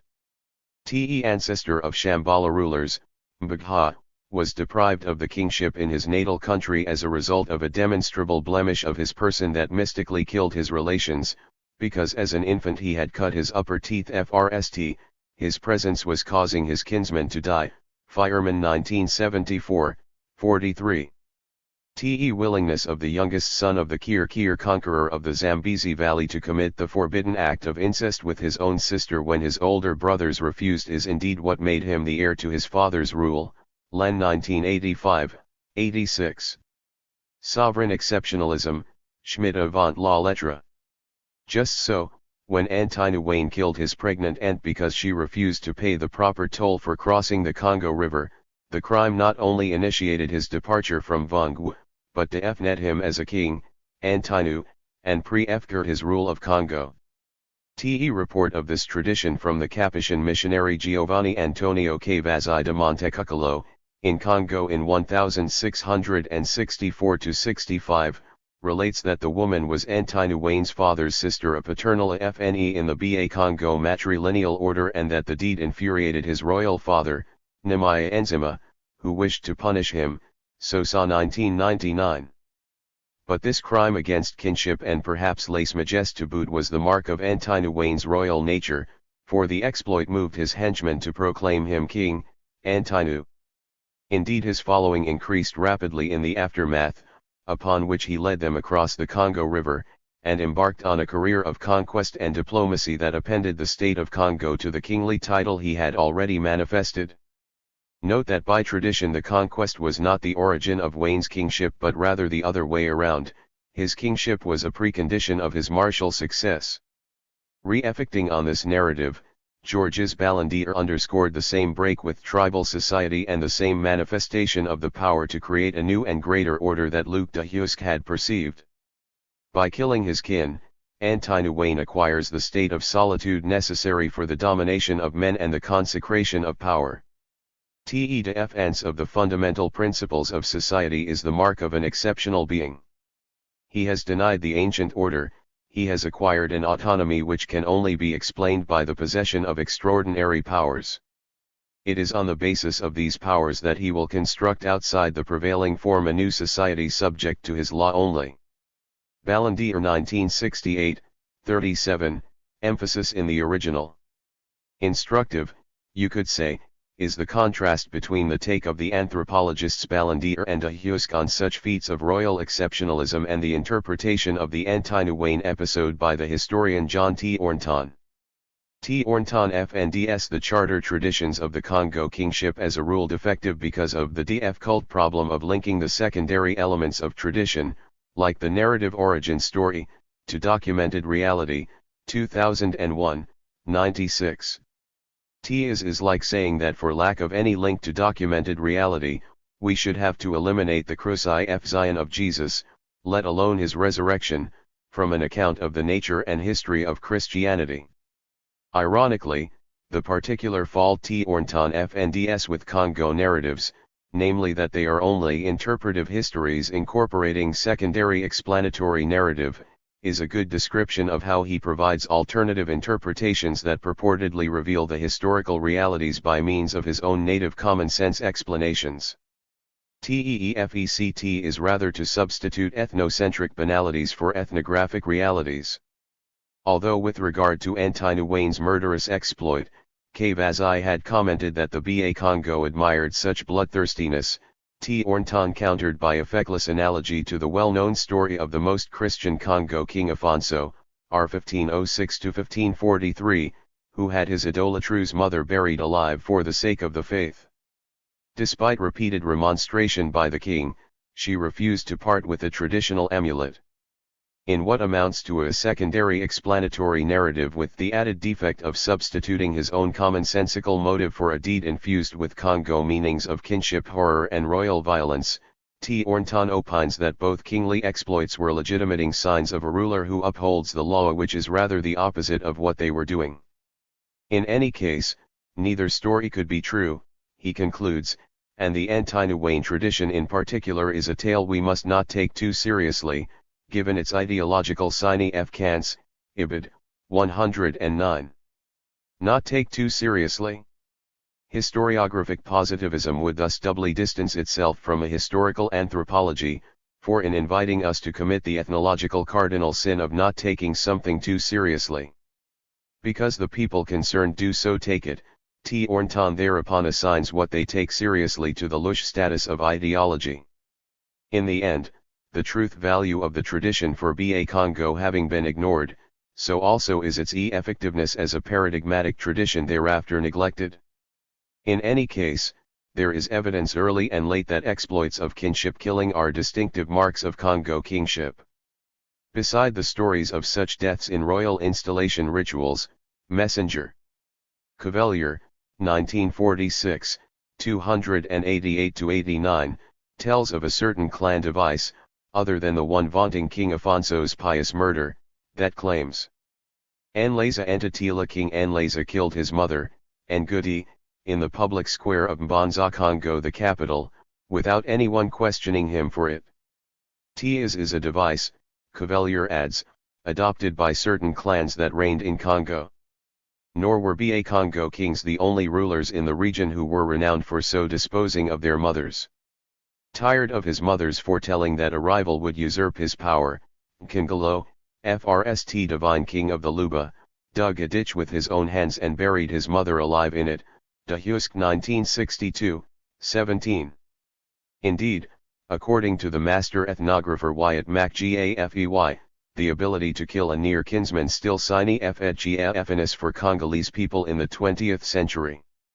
Ideally, the chief is a benevolent despot whose authentic relation to the ancestors is assured by some ordeal or test, such as a successful hunt for a particular kind of animal, or some other demonstration of the power to kill.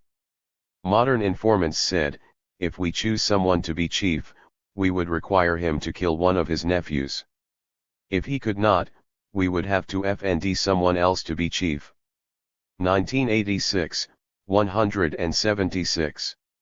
MacGafey cites some legendary incidents in point, including one from the Yombe people in which the son who killed his brother at his father's command secured the latter's GFY position and others of the family had to obey him. It is unlikely that these killings actually occurred, it is more likely they indicate that events which never happened can continue to have historic effects. Traditions need not have actually happened in order to then actually happen. Resuming the journey of the stranger prince, in the liminal period between leaving his own kingdom and establishing another, the hero proves his sacred violence is also a creative and beneficent power by controlling the ungoverned forces that everywhere pervade the African wild and threaten to fatally penetrate the settled human communities. As Randall Packard reports for the Bashu. 158. Of Eastern Zaire, their world is divided between the opposing spheres of the regulated human homestead and an untamed bush, Kisoki, that surrounds and perpetually menaces it with wild animals and plants, dangerous spirits, powerful medicines, and climatic elements. 1981, 26. Erratic and / or violent in their natural state, these presences are the usual sources of illness, death, and dearth in the homestead. So even as elements of the bush are essential for human existence, raw materials, foods, especially meat, sunshine, and rain, people are in need of protection from many of them. Hence the distinctive figure of the hunter king, who may also or alternatively be a warrior king, and carry a reputation for capture or conquest even had his indigenous subjects voluntarily submitted to him, cf. Lombard 1965, Winans 1962. Sacred violence is the other side of a civilizing mission, as Ballandier says of the advent of Antinouane in Congo.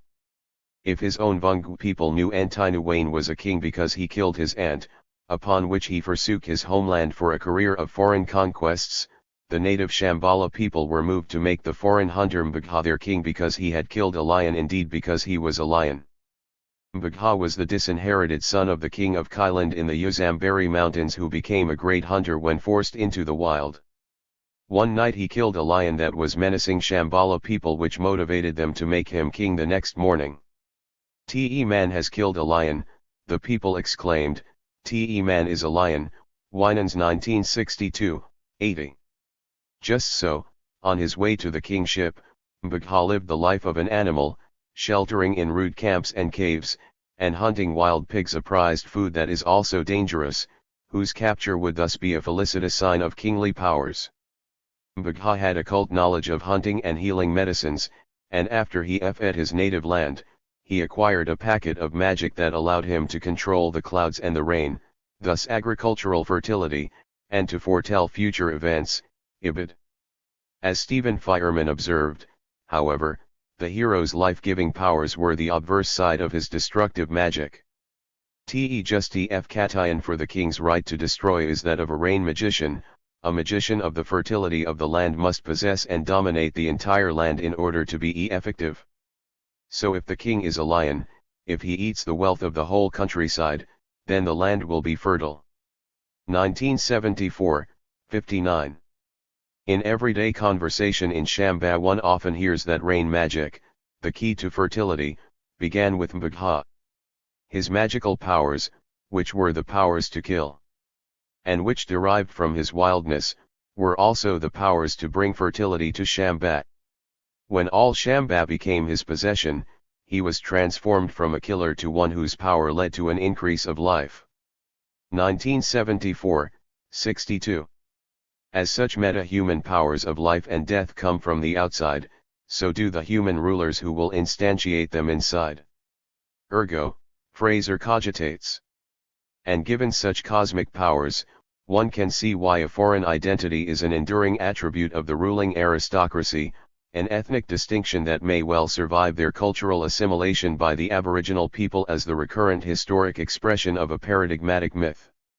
To follow the argument of Aidan Southall, 1956-2004, 230, another such historical metaphor of a mythical reality was the early success of stranger colonial rule in Africa, based likewise on the Europeans' apparent control of marvelous potencies, in this case as evidenced by their extraordinary wealth and terrifying free arms, that is to say, powers of life and death. TSA things, writes Southall, gave the quality of a unique marvel to their FRST appearance among any African people. To the latter, the newcomers appeared to have a complete mastery over the material world, and a degree of control over life and death through their medicines and their free arms which was generally terrifying. Even after the FRST shock war OF, the indelible expression of a mastery of fantastic forces of unknown extent remained. Has induced many African peoples to submit to the establishment of European administration with little opposition. 1956-2004, 232. Only that, when the realities of European rule set in, frustration and resistance ensued in proportion to the extent that people's initial expectations had been deceived. To return to the pre-colonial marvels, Mbagha was hardly the only African king identified with great beasts of the bush. Te Dahomey ruling line famously descended from a leopard, as did the Igala kings by one well-known history. By other, subdominant versions, they were immigrant princes from Jukan or Yoruba royalty.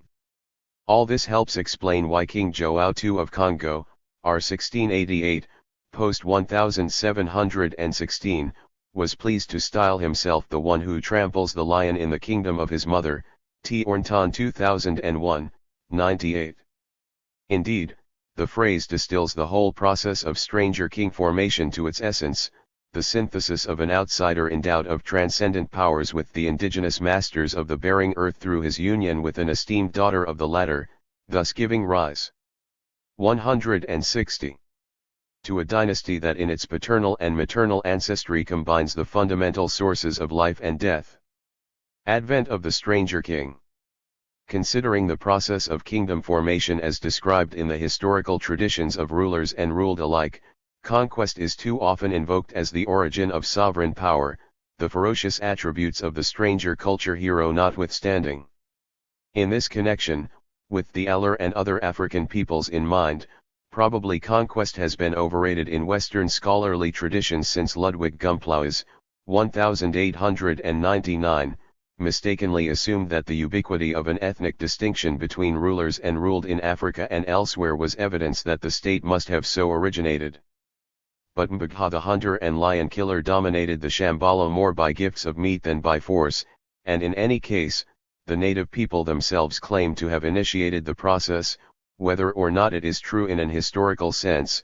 Nearly all commoners claimed that their ancestors voluntarily asked for chiefs, and, similarly, chiefs do not claim to rule by right of conquest, Winans 1962, 76. Besides the gifts of meat, Mbagha's kingship owed more to making love than making war, for it was established when various villages, competing with each other by seeking a powerful ruler of their own, offered women to him and took the son born from the alliance for their chief. Elements of this process as narrated by Shambhala are frequently repeated around the continent. The stranger prince is peacefully accepted by the indigenous people, sometimes even solicited by them from some prestigious foreign king. Kingship narrative of the Aki of southern Zaire is almost identical to the Shambhala's. A great hunter of noble Luba origins kills a leopard menacing the main native village, he is invited to settle, given a wife, and their son becomes the first ruler of a united Aki kingdom, Fairley 1987. Again, from West Africa, Igala myths describing the origin of the kingship and the subsequent emergence of the state imply harmony and cooperation in the fusion of indigenous and immigrant elements. The transfer of sovereignty to the royal clan was made voluntarily and the indigenous clans were incorporated with their basic structure unchanged. Boston 1968, 198. And East Africa. Oral traditions of the FIPA suggest that what happened was a peaceful takeover rather than a violent conquest. Newcomers did not dispel the chief of 161.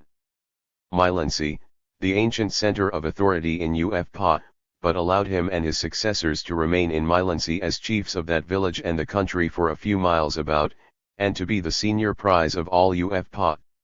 Willis in Roberts 1968, 85.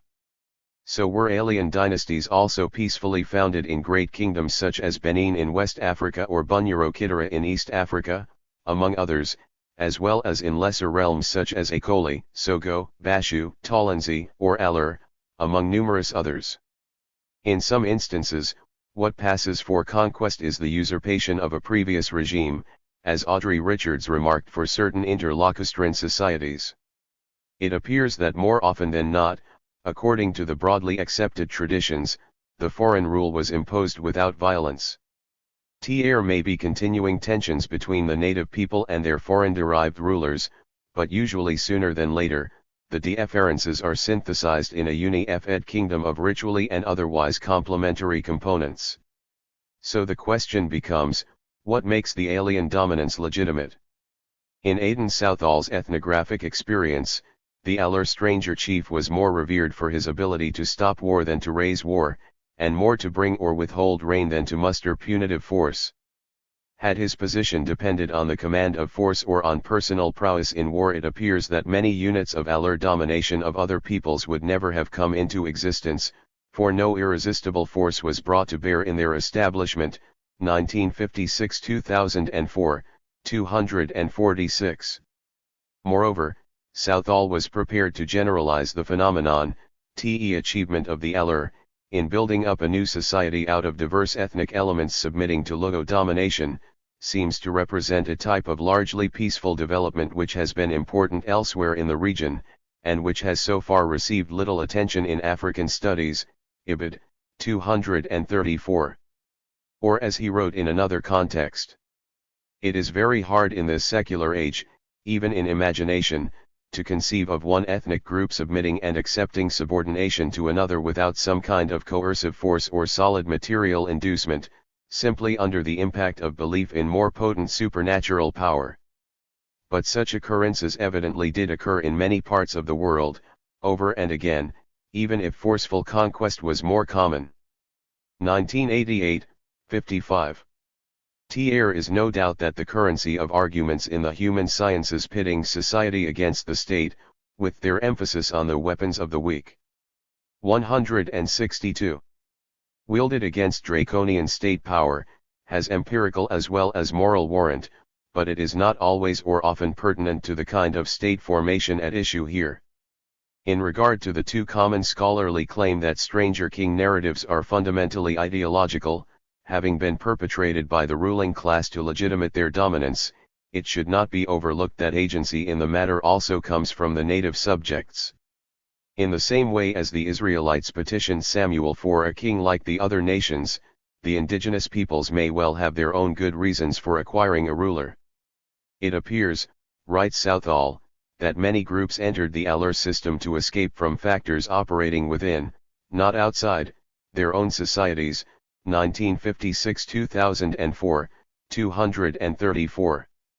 The spread of Aller lineages that occurred in almost every generation owing to the hiving of the paramount sons was not only attributable to their ambitions, it was also significantly abetted by the fact that the chief sons were a desirable element in any pre-existing settlement, Ibid, 54. Accordingly, Aller have traditions and rituals of GFY installation which are rather the opposite of a foreign conquest. It is the native Lendu or Metis communities who sometimes literally and oft-times ceremonially kidnap the son of an Aller ruler to have a chief like other native groups, Ibid, 182f. Yet if the agency in Stranger King formation may well come from inside the indigenous community, it necessarily involves an engagement in a larger political field composed of more and less powerful societies. The peoples concerned have been well aware of these gradients of power and sophistication, can we not say, these differences of civilization, and they importantly influence movements of persons, groups, and cultural forms between the differences. Notions of cultural evolution were not the first invented by 19th century anthropologists. Virtually by definition, certainly as a rule, stranger kingdoms were situated in regional, hierarchically ordered fields of interacting societies, core, periphery configurations such as Stanley Tumbaya, 1976, 1985, 1987, described for Southeast Asia as galactic polities. Here is an almost ideal typical description, very much like the regional Southeast Asian galactic orders, in this case regarding the Goba kingdoms of the Zambezi. Even petty Goba kings had appointees serving as palace guards, warriors, officials, and henchmen who bolstered their power at the center. TEY also had territorial sub-chiefs similar to those in East African interlocustrine kingdoms. TSA sub-chiefs exercised essentially the same kinds of power that the king formally 163 exercised over the entire territory, and each maintained a more modest version of the king's staff. The kingdom's sovereignty was relative, alternating through a series of zones of declining central power. There was so little control over the peripheries that some of them, in practice, joined other power chains that linked them one and sometimes several neighboring kingdoms. Lancaster 1989, 108. Just so, the galactic polity comprises a number of kingdoms and chiefdoms in varying degrees of subjugation to a dominant central state, the administrative, tributary, and cultural reach of which generally declines in proportion to distance from the capital. TE peripheral realms often continue to function under their traditional rulers, provided they maintain their tributary obligations. Southall, 1988, described the like as a segmentary state, adding that the exalted magical status of the central ruler typically extends further than his actual authority. T is also to say that marginal societies, being thus dominated culturally before they are in fact, are in sine f can't measure attracted to the center. Reporting on the satellite Pabir Sultanate of the Bornu Empire, in present-day northeastern Nigeria, Ronald Cohen, 1976, 1981, offers an exemplary description of the intercultural transactions in galactic polities, including the formation of stranger kingships and chiefdoms in the outlying sectors. TE Central Borno Kingdom of Kanuri-speaking people was founded in the late 15th/early 16th century amidst great turmoil, forcing the local peoples to adapt to or otherwise flee from the developing predatory state. In the event, a ring of highly organized secondary kingdoms were formed along the southern edge of Bornu, including the Bora-speaking realm studied by Cohen. Here an immigrant ruling aristocracy from Bornu was established among the local Bora peasantry. As the tradition goes, a small group of migrants under Yamta Arewala, the hero founder of the royal clan who came from the Borno capital where he had failed in the succession to the throne TSA adventurers subdued many of the locals, married Bora women, and settled down.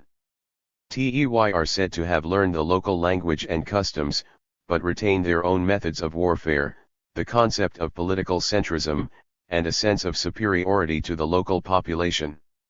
TSA, then, according to legend were the original Pabir, and from them stems that peculiar variant polity that resembles the more complex cultures to the north. Cohen 1976, 200. 164. From the 16th century, the sultans of the Bora realm became subordinates of the Bornu rulers, tributary to them materially as well as culturally. Like the Bornu potentates, these Pabir were not only Muslim by contrast to Bora peasants, who later were largely Christianized, but they also adopted Kanuri titles from Bornu, as well as dress styles, house styles, and Kanuri speech, among many other items. TEY even adopted Kanuri cross-cousin terms and marriage, in order to marry endogamously, unlike the exogamous Bora clans. TE Bora, however, remained owners and priestly masters of the country, where their original ancestors had made covenants with the local spirits. 6. In their actual historical situation, galactic polities in various states of development or decline exhibit a variety of regional patterns, from centralized empires like the old Bunyoro-Kidara realm, or the Bornu and Lunda empires, through multiple kingdom orders like Azanda, to a series of greater and lesser domains acknowledging the spiritual authority of a quantum galactic center that has become politically decentralized like the Borgu kingdoms and apparently Congo before the Antinu Wayne regime, see below. Historians tell that at the beginning of the 17th century, Bunyoro, centered in a territory ranging south from Lake Albert, was ringed by a variety of smaller tributary kingdoms and chiefdoms, beyond which other small stayed usually independent of Nero armies, Buganda on the east, and Rwanda on the south. Are examples, Alpers and Arid 1975, 472. Moreover, Buganda, which was destined to largely displace Bunyoro as the core state of its own empire, illustrates how great stranger kingdoms may be developed from the galactic margins by smaller states again, like the takeover of Congo from Bungu across the Congo as well as extended from the center by powerful armies or the migrations of turbulent princes. 7. Another development on the northern borders of Bunyoro, leading to the creation of the Akoli chiefdoms under Luo domination, is an instructive example at once of stranger king formation in the context of galactic political conditions and of the advantages accruing therefrom to the indigenous population, especially to its leaders. Ibid. 478, Atkinson 1989, Girling 1960. TE process began in the late 17th century and in the usual fashion when two Palugo groups which had supported the losing side in a Nero succession struggle were forced to emigrate. Moving northward, they were able to set themselves up as rulers complete with the paraphernalia and concepts of neuro-kingship over several clans in what became the nucleus of Ekoliland. THIR success stimulated other Luo parties to follow suit, until the former complex of independent indigenous communities, usually composed of one clan, had become centrally organized chiefdoms controlling an average of 8 to 10 clans, Alpers and Arid 1975, 478. TE centralization was often literal. The village of the paramount, the Ruat, was encircled by a protective screen of subordinate native communities. In the usual dual pattern of stranger kingship, the Ruat had an indigenous counterpart in the Fgur of the father of the soil, the elder of the FRST lineage encountered by the Luo founding chief. F.K. Gerling notes that the soil, one engam, in question referred to its aspect as the source of food, for again the indigenous leader was ritually in charge of the productivity of the land as well the fertility of the people. Te father of the soil symbolized in his person the mysterious forces of Jok spirits which are responsible for the fertility of the land and of human beings, and which also controlled hunting in the area. 1960, 122. But if the indigenous authority instantiated the bearing powers of the local earth and its inhabitants, the Ruat remained connected to his foreign origins, and not only through the assumption of neuro-trappings of rule. Frequently, disputes about the succession in Ekoli domains were taken to the kings of Bunyoro Kitara for settlement, Ibid. 8. Although they had long since left Bunyoro, the Ekoli paramounts still considered themselves under the sway of Neuro kings. Meanwhile the native lineage heads of the Ekoli chiefdoms were able enhance to their own powers and privileges under the sway of the Luo rulers. Ronald Atkinson, 1989, 24f, penned a detailed and persuasive argument to the EFECT that the establishment of the Luo stranger chiefdoms offered advantages to the local people not achievable under the previous lineage regime. One is reminded of Lucy Mayer's observation of the African principle that it is uncivilized to be without a king.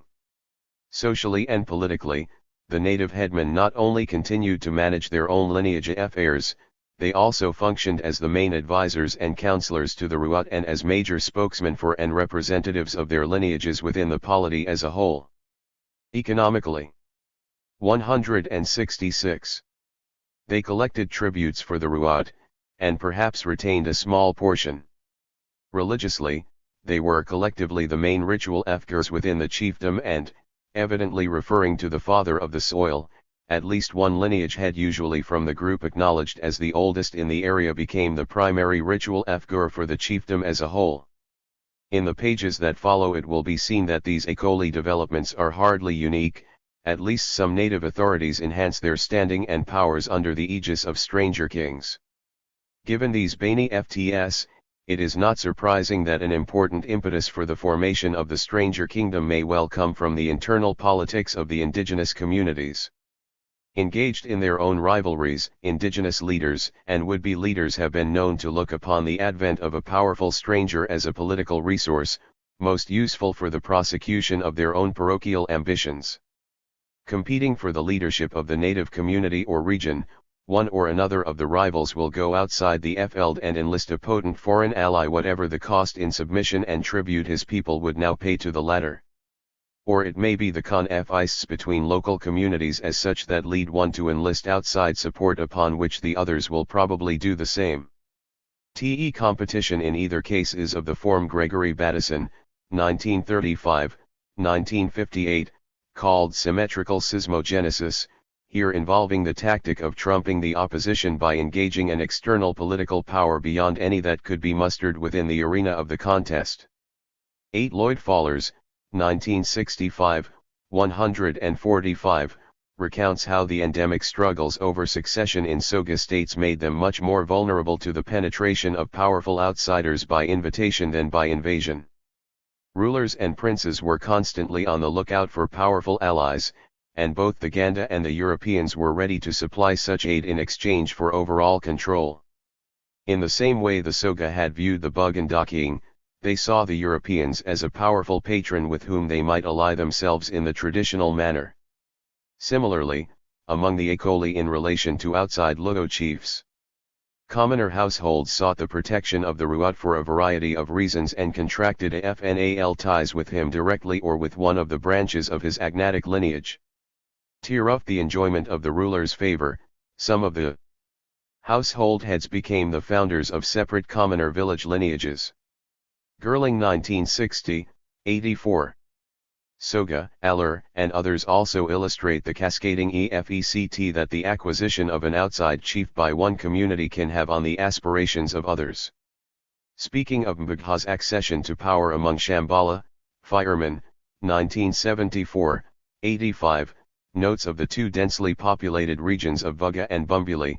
Bumbuli could not accept the leadership of Vuga, Vuga would not be ruled by Bumbuli. But both made alliances with a powerful outsider. It is not only by the dispersion of turbulent princes or by conquest that galactic regimes are formed, they are also built up by certain impulses of upward nobility arising in the peripheries. Indeed, beyond the native leaders, there may be substantial benefits of stranger kingship for the underlying population in general. Advantages would include greater political security, judicial means of resolving disputes and curbing feuds, a wider range of exchanges, notably by the establishment of markets where peace is enforced by regional authorities, a wider social range of intermarriage, and dividends from the ruler's distributions of wealth. Not to forget the latter's magical powers of prosperity, to believe in the chief, writes Richards of Bimba, 1961, 355, is to cultivate in the hope and assurance that the land is sure to yield its utmost. Benefits of Aller chieftainship for the underlying population are summed up in his provision of rain, the one blessing standing for his general and ultimate responsibility in the minds of his subjects for both their material and moral well-being. Southall 1956-2004, 239. Indeed, like the Loved Queen and the Shilluk King, the Aller paramount can be counted among African rulers who reign but do not govern. Just as the landed native people as wife-givers are to the immigrant stranger princes as feminine is to masculine, so their capacity to make the earth bear fruit is protected and realized through the encompassing powers of the stranger king over the natural conditions of human prosperity. Providing prosperity is an aspect of the stranger king's civilizing benefits, as usually acknowledged by all parties. His advent is frequently said to have raised the native people from a rudimentary state by bringing them cattle, crops, iron, tools and weapons, even effery and cooking, hence a move from nature to culture. Nyakiosa tell the story of the civilizing mission of the kingship as well as the powers retained by the native villagers. All are agreed that chiefs and commoners belong to different stocks, the commoners being descended from the original occupants of the country while the 168 chiefs trace their descent to a line of invaders from the Livingstone Mountains 8 generations ago. Moreover, while the most sacred persons in the country were divine kings, descendants of the original heroes, chosen each generation to become their living representatives, to take their name, and to sacrifice at their graves, it was the commoners who chose them and put them to death when it was expedient for the good of the people. Invaders were supposed to have brought into the country effery, cattle, crops, and iron. They were creators, the guarantors and preservers of fertility, and it was to foster and increase fertility that men sacrificed and worshipped at the graves of the mythical heroes. Aborigines, on the other hand, without effery, without iron, and feeding on raw meat as the myth depicts them, possessed one weapon of terrible potency, witchcraft, which no chief, not even a priest of the chief's lineage, could withstand or would dare to challenge. M. Wilson 1959a, 1-3. Once more, an enduring complementarity coupled to a residual hostility.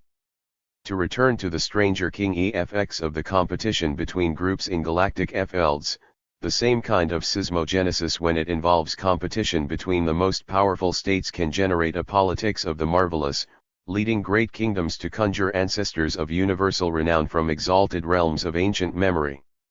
9. In the upshot, world historical figures appear as the founder of dynasties with whom they had no connection and progenitors of rulers to whom they had no relation. Alexander the Great, for example, who in his Islamic incarnation as Iskandar di Zulkarnain became the apical ancestor of 15th century sultans in Sumatra and the Malay Peninsula.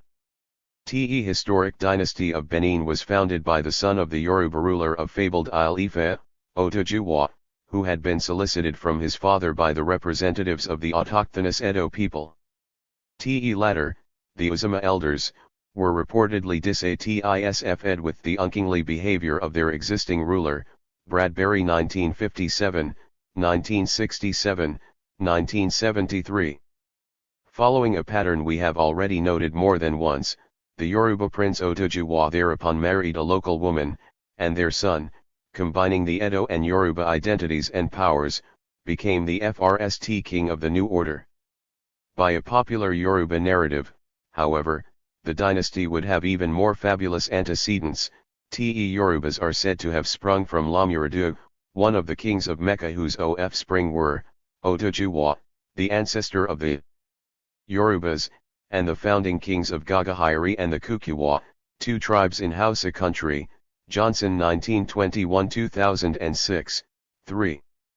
In the context of the dynamic West African Muslim states, a number of such dynasties competitively trace their origins to legendary Middle East ancestors, whether to purported enemies of the Prophet, such as the aforementioned Kisra of the Borgu kingdoms, or to prominent Muslims such as Bayezid of Baghdad, whose sons by a local princess founded the Hausa sultanates. T.us, a real politics of the marvelous. As the tradition goes, the power of the historic Congo dynasty was abetted by a similar conflict among the notables of the interior kingdom of Mbada, which issued in the inclusion of that rich realm and its satellites in Antinouane's regime. Mbada appears in Duarte Lopez's late 16th century account as a great and powerful kingdom that submitted voluntarily and without battle to the oncoming Antinouane owing to certain dissensions among its ruling chiefs. Pigafetta 1591 1988, 61. In the outcome, the victor was one Ansekulao, the maternal uncle of the Congo founding hero Antinouane. He thus became the ruler of Mbada, the Mani Mbada, within Antinouane's kingdom. Following the usual pattern of the union of the stranger prince with a daughter or sister of the native leader, Antinouane married a daughter of Ansekulao. Henceforth it was enjoined on Antinouane's royal successors to take a daughter of the Mbada rulers to wife, in principle as mother of the royal heir, her title Animbanda, referring apparently to authority or tributary rights, sine fed the conveyance of sovereignty entailed in the union. In the event, the Mani Mbada and his successors became the maternal grandfather of the kingship, a superior kinship status consistent with his bestowal of legitimacy on the alien rulers as well his continuing presence in the new order, including an important role as kingmaker. The old regime was folded into the new, naturalizing the stranger king. The marriage of the foreign prince with the daughter of the native leader is the FNAL, contractual aspect of the critical process in which the stranger comes out of the wild to be domesticated by the native people, and thus become eligible to assume the rule of them. It is in this reigning in of the king to be that oppositional tensions between native subjects and foreign rulers are particularly expressed. Ritual reenactments of the accession of the stranger king have put social anthropologists in mind of rituals of rebellion. But then, as Michel Izard 170 observed for the realm of the Yatenga Masi kings, the autochthonous people of the earth, as the FRST to settle the region, were already practiced in transforming the wild into cultivated land, the dangerous into docile elements, the dead into benevolent ancestors. 1985, 18. 10. Some or all of these transformations indeed have their counterparts in the installation rites of stranger kings, which are always, as far as I can determine, under the control of leaders of the native people. But if indigenous leaders thereby confer legitimacy on their Arivist ruler, they may have to kill him FRST. In discussing such an event among the Ndembu of Zambia, where the paramount chief of Lunda extraction, the Kanonjsha, is installed under the aegis of the Kafwana, the senior headman of the autochthonous Mwila people, Victor Turner speaks of these protagonists as representing a distinction between the politically or militarily strong rulers and the subdued autochthonous people, who are nevertheless ritually potent, 1969-2008, 99. What is then described is a rite in which an enduring precedence of the native Mwila people is demonstrated by subduing the Lunda chief who would rule them. For in the critical period of the ritual drama, the chief-elect together with his senior wife or a slave representing the sacred regalia of Lunda rule, all clad only in ragged waistcloths, are secluded on a hut named from the verb to die and decorated with symbols of death, for it is here that the chief-elect dies. Ibid. 100. 11. Here too the Kanonj will be revived when washed with medicines mixed with water from the river crossed by the original Lunda conqueror when he entered Ndembu territory. Such waters are maternal cum autochthonous sources of life elsewhere in Africa, as we shall see shortly, but in any case it is clear that the death of the Kanonj chief-elect as an outsider is followed by his rebirth as an insider through the ofces of the Kafwana native headman, one of whose titles is indeed Mother of Kanonj. Ibid. 98. Te headman then undertakes the new chief's maturation, as it were, by instructing him in the morality of the native society, while forcefully admonishing him to leave off the antisocial behavior of his previous existence, behavior characteristic of an unruly hunter living by and for himself in the wild. You are a mean and self-fsh fool, one who is bad-tempered. But today you are born as a new chief. If you were mean, and used to eat your cassava mush alone, or your meat alone, today you are in the chieftainship. You must give up your self-fsh ways, you must welcome everyone, you are the chief. You must stop being adulterous and quarrelsome. 1969-2008, 101. Te foreign hunter-conqueror living outside the rules and relations of human society is domesticated by being put to death, reborn, and then socialized by the leader of the indigenous people. Not that his transcendent powers are eliminated, any more than his foreign identity is forgotten, but they are sublimated and put at the service of the society he will now dominate. Hence if conquest there is, it is reciprocal. Te Ndembu are hardly the only African people who integrate their foreign-derived ruler by a humiliating ritual death and rebirth in the seclusion of a specially constructed hut of sinister decor or location. Te Akoli, Mampersi, and Shilluk are among others who are reported to do the like, the Shilluk adding the repetition of a royal exploit when the king-elect also has incestuous relations there with a paternal half-sister. Some form of public humiliation of the royal heir followed by seclusion is even more frequently reported than what ensues in the clandestine rituals. However, what is often no secret in the periodic mock battles that ritually reenact the origins of the kingship is that the ruler and his party are defeated by priestly leaders and warriors of the indigenous stock, which defeat is what allows the king to then claim his realm. Rehearsing the kingship origins in the annual New Year ceremonies, the Yatenga Masi king is bested in mock battle 3 times before he is allowed to enter his palace.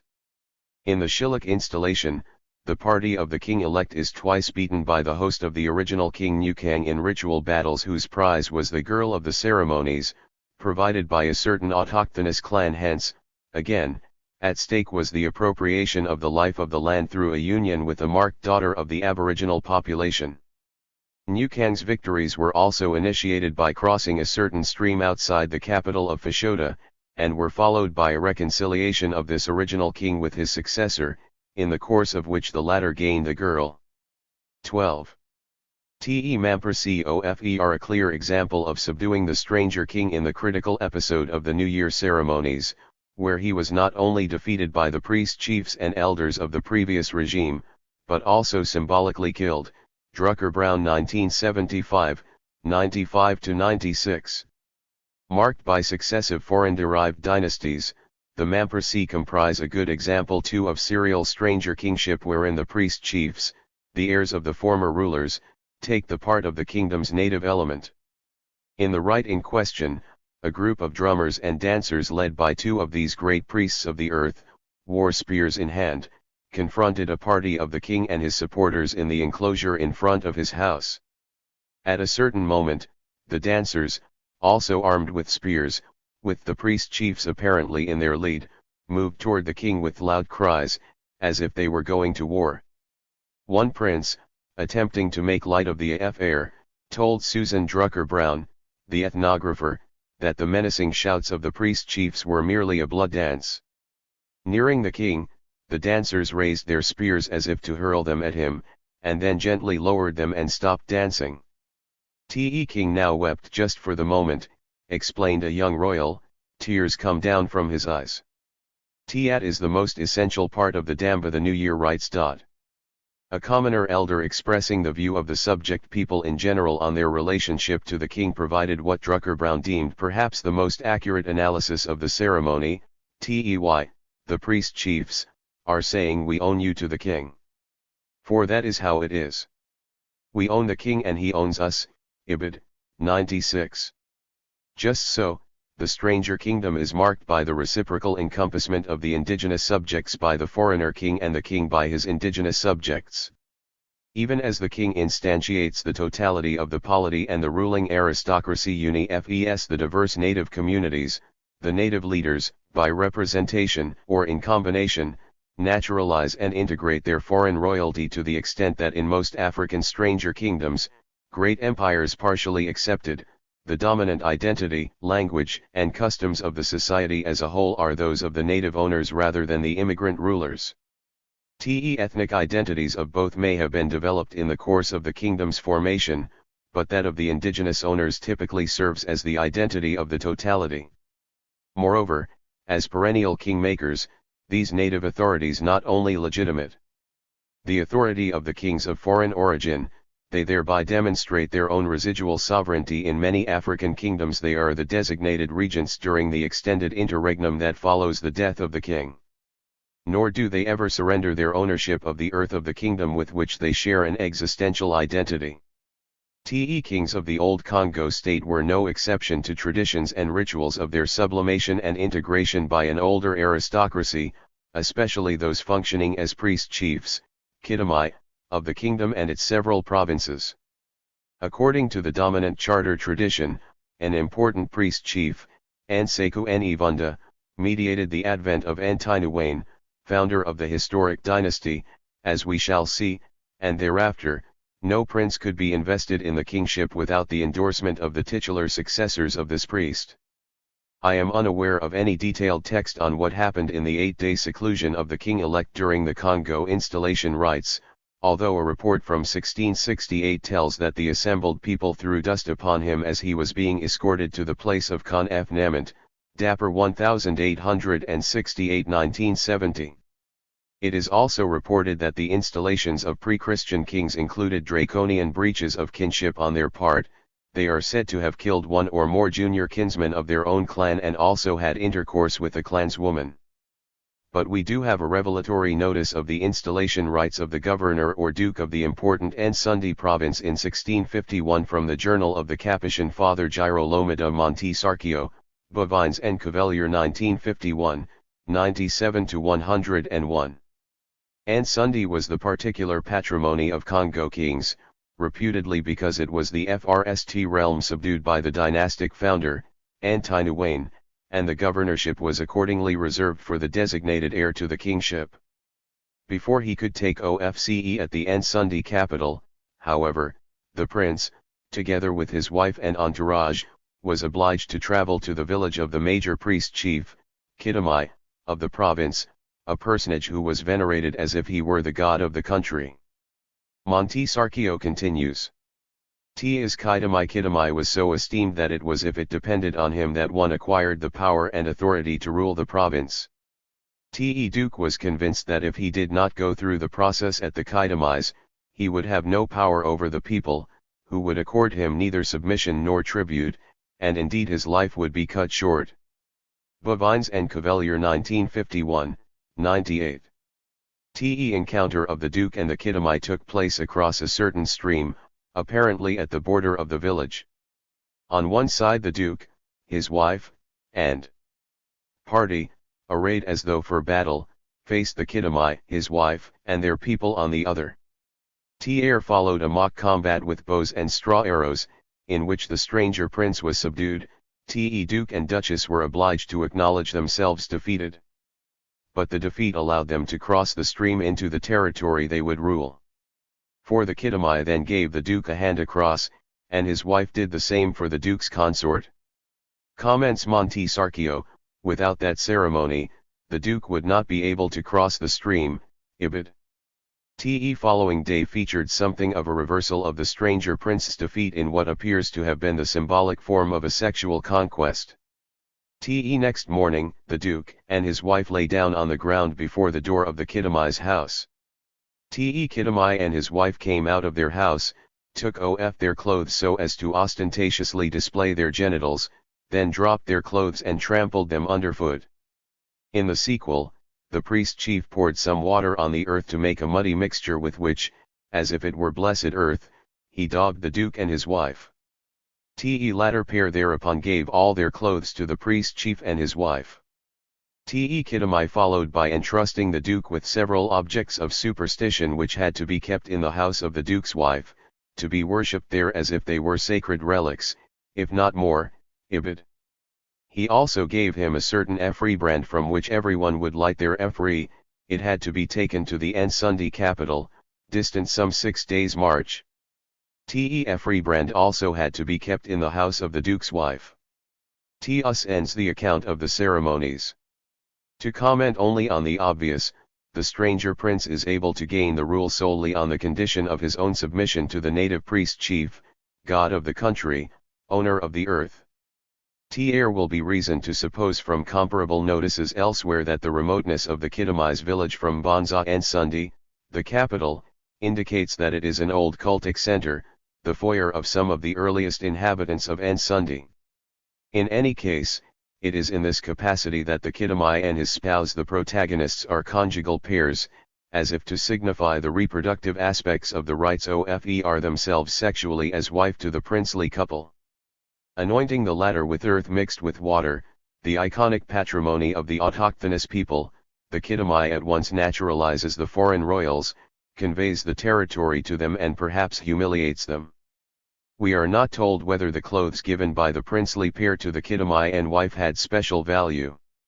In any event, the Efri brand the stranger king then receives. 175. From the Kitamai, by which he will rekindle the hearths of the Nsundi people, implies he has become an inseminating source of their fertility of the land, analogously to his union with their priestly representative. Speaking of notices of such priest chiefs in early missionary texts, Anne Hilton writes, Kitamai also maintained 1 or 2 Efres, which were closely associated with fertility, and sold Efri brands to supplicants, 1985, 25.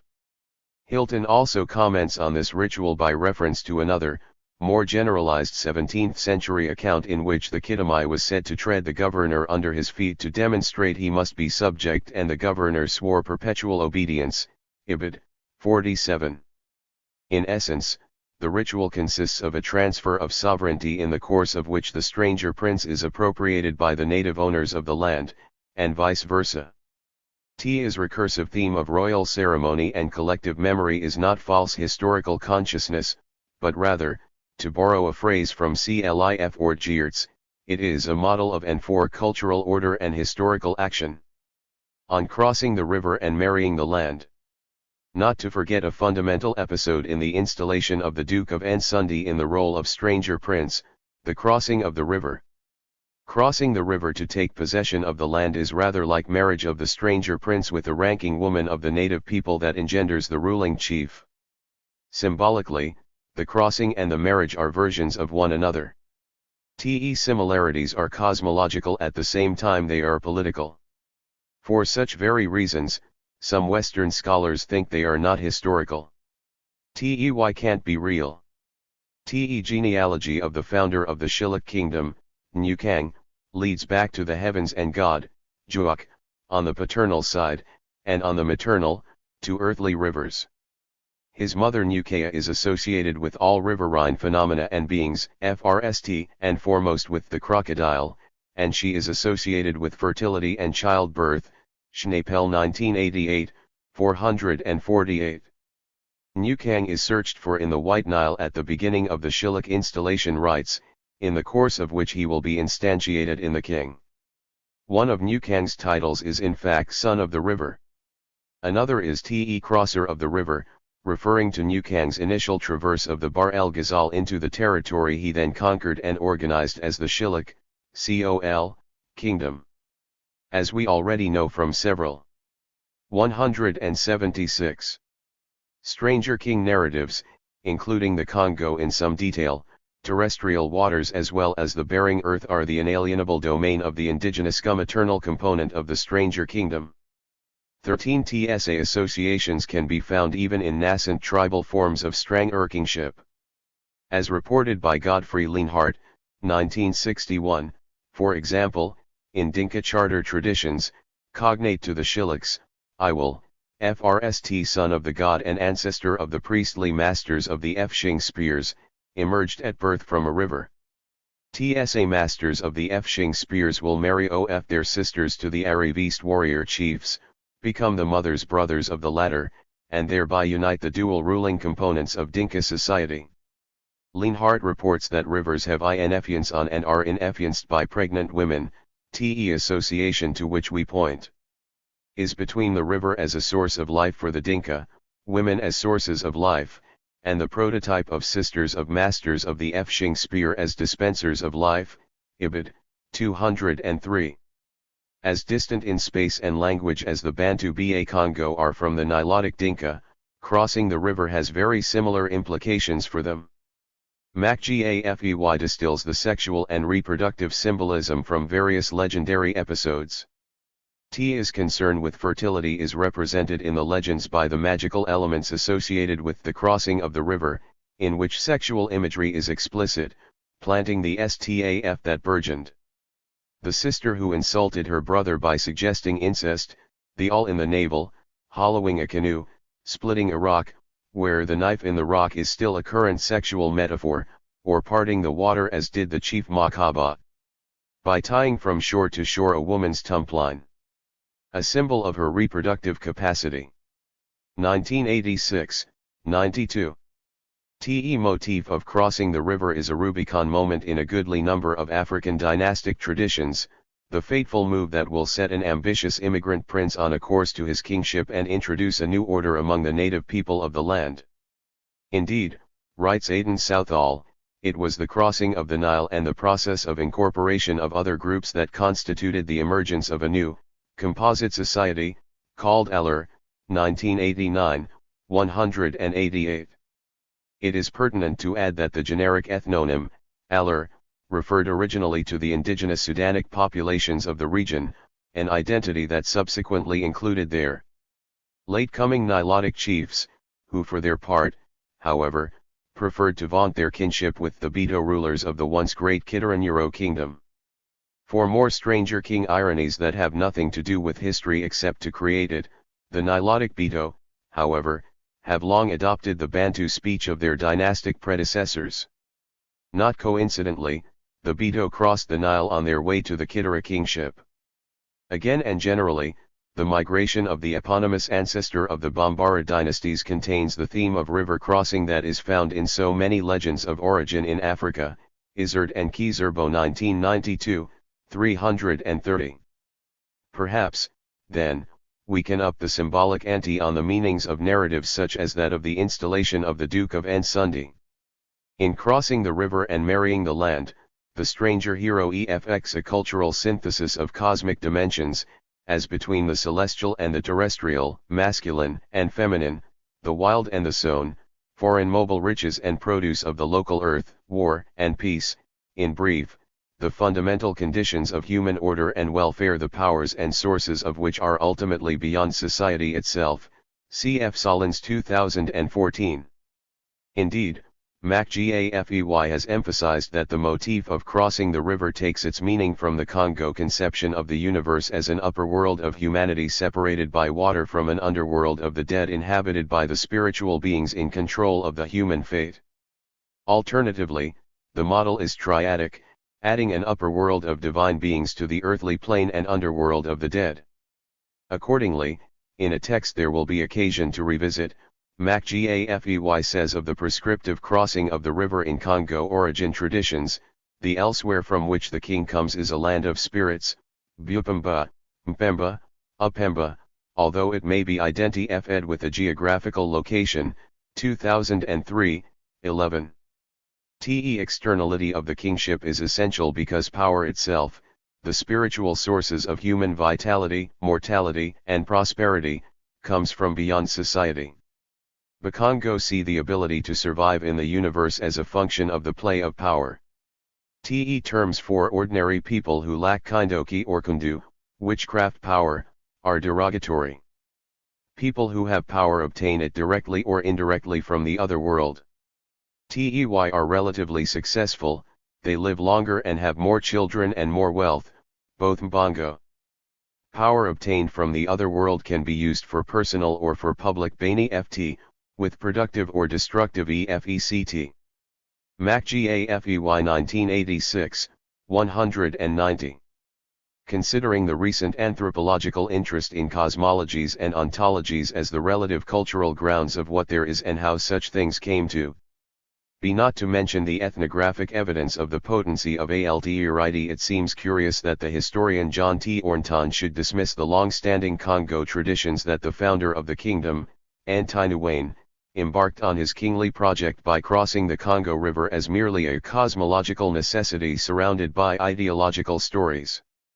In his important work on Te origin and early history of the Kingdom of Congo, c. 1350, T. Ornton writes, Te story of the FRST king crossing the Congo from Vungu to conquer Mbembakasi, the FRST province of Congo, may not have any basis, however, as Wyatt MacGAFEY pointed out in his study of 19th century tradition, the idea of a river crossing, surrounded by ideological stories, may be more of a cosmological necessity than a statement of literal truth. While there is little doubt that the 17th century Congo elite believed that their dynasty had originated in Vungu, or at least across the Congo River, this is not supported by earlier tradition. According to Lopez, Congo began not across the Congo River, but in the province of Mbemba and annexed other provinces from that core. 2001, 108. T's search for literal truth becomes doubly curious by virtue of T. Ornton's methods for rewriting the documentary evidence in order to arrive at it.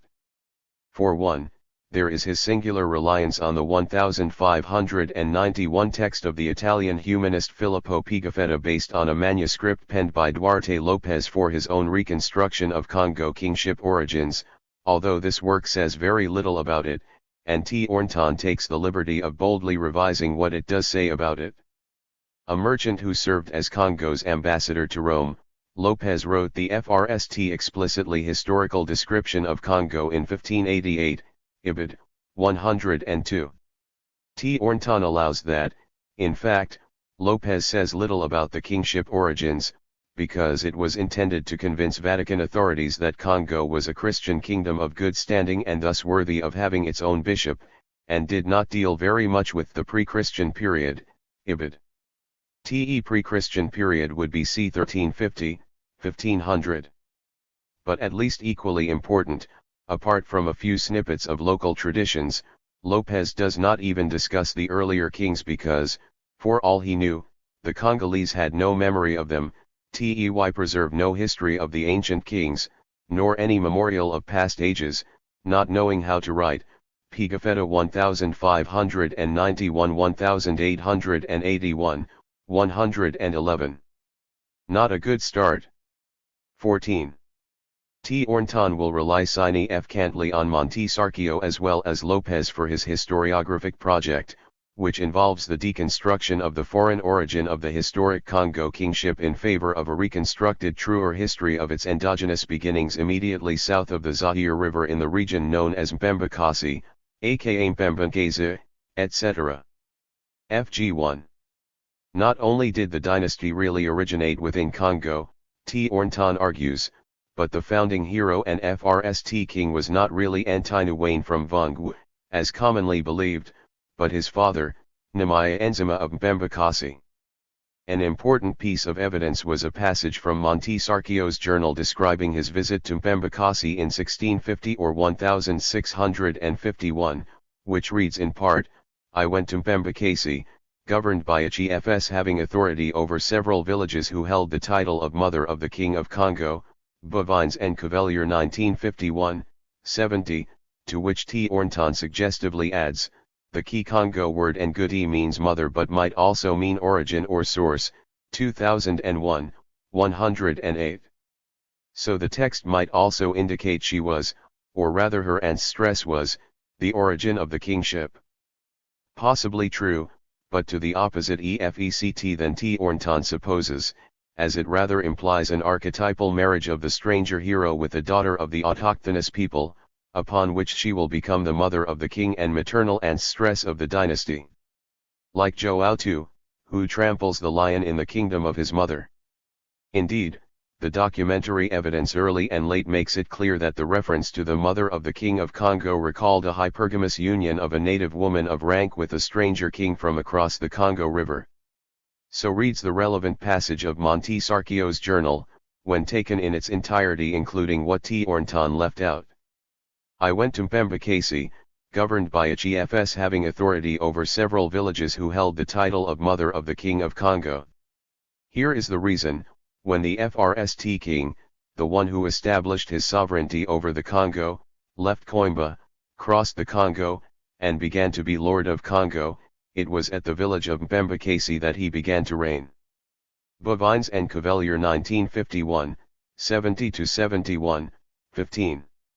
Some centuries later, MacGAFEY could provide a confirming report from his own ethnographic study of the same area.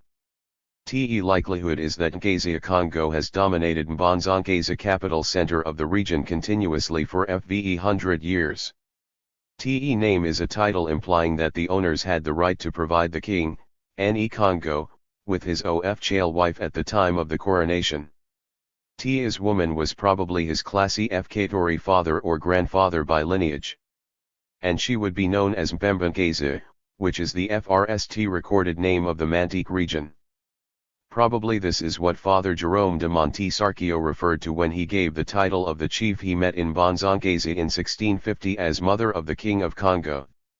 1970, 83.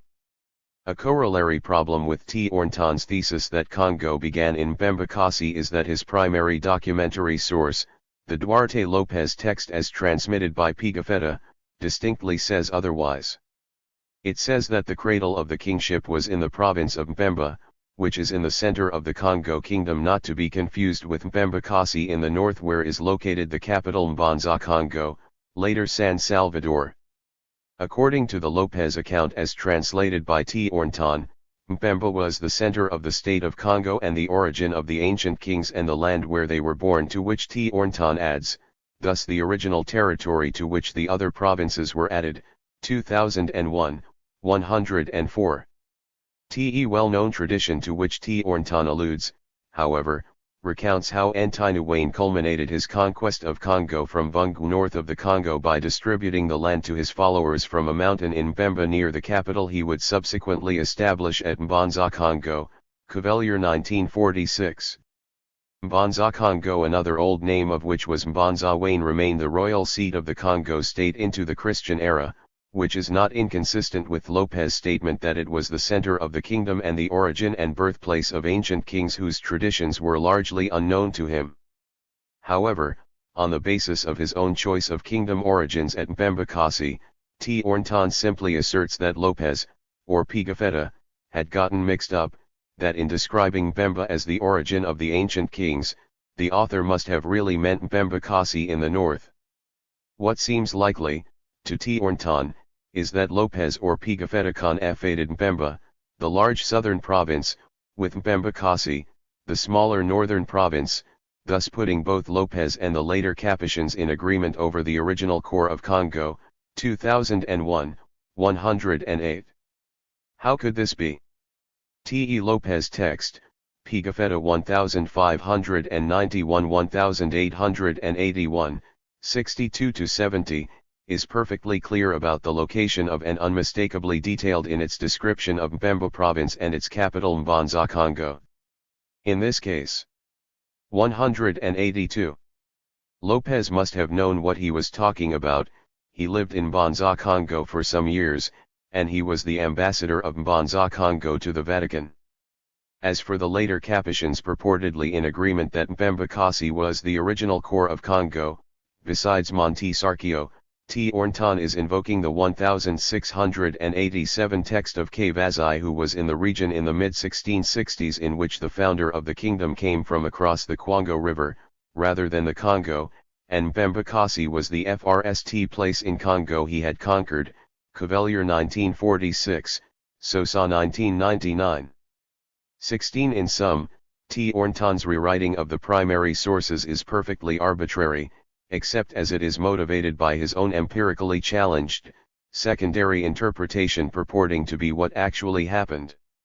In an earlier work, 1983, 15f, T. Ornton had already sought to deconstruct the Congo Stranger King tradition by asserting that the supposed ethnic distinction between the subject peoples generically known as Ambundu and the ruling elite, the Ashikongo, or SC Congo, etc., was not really a difference between native inhabitants and immigrant rulers.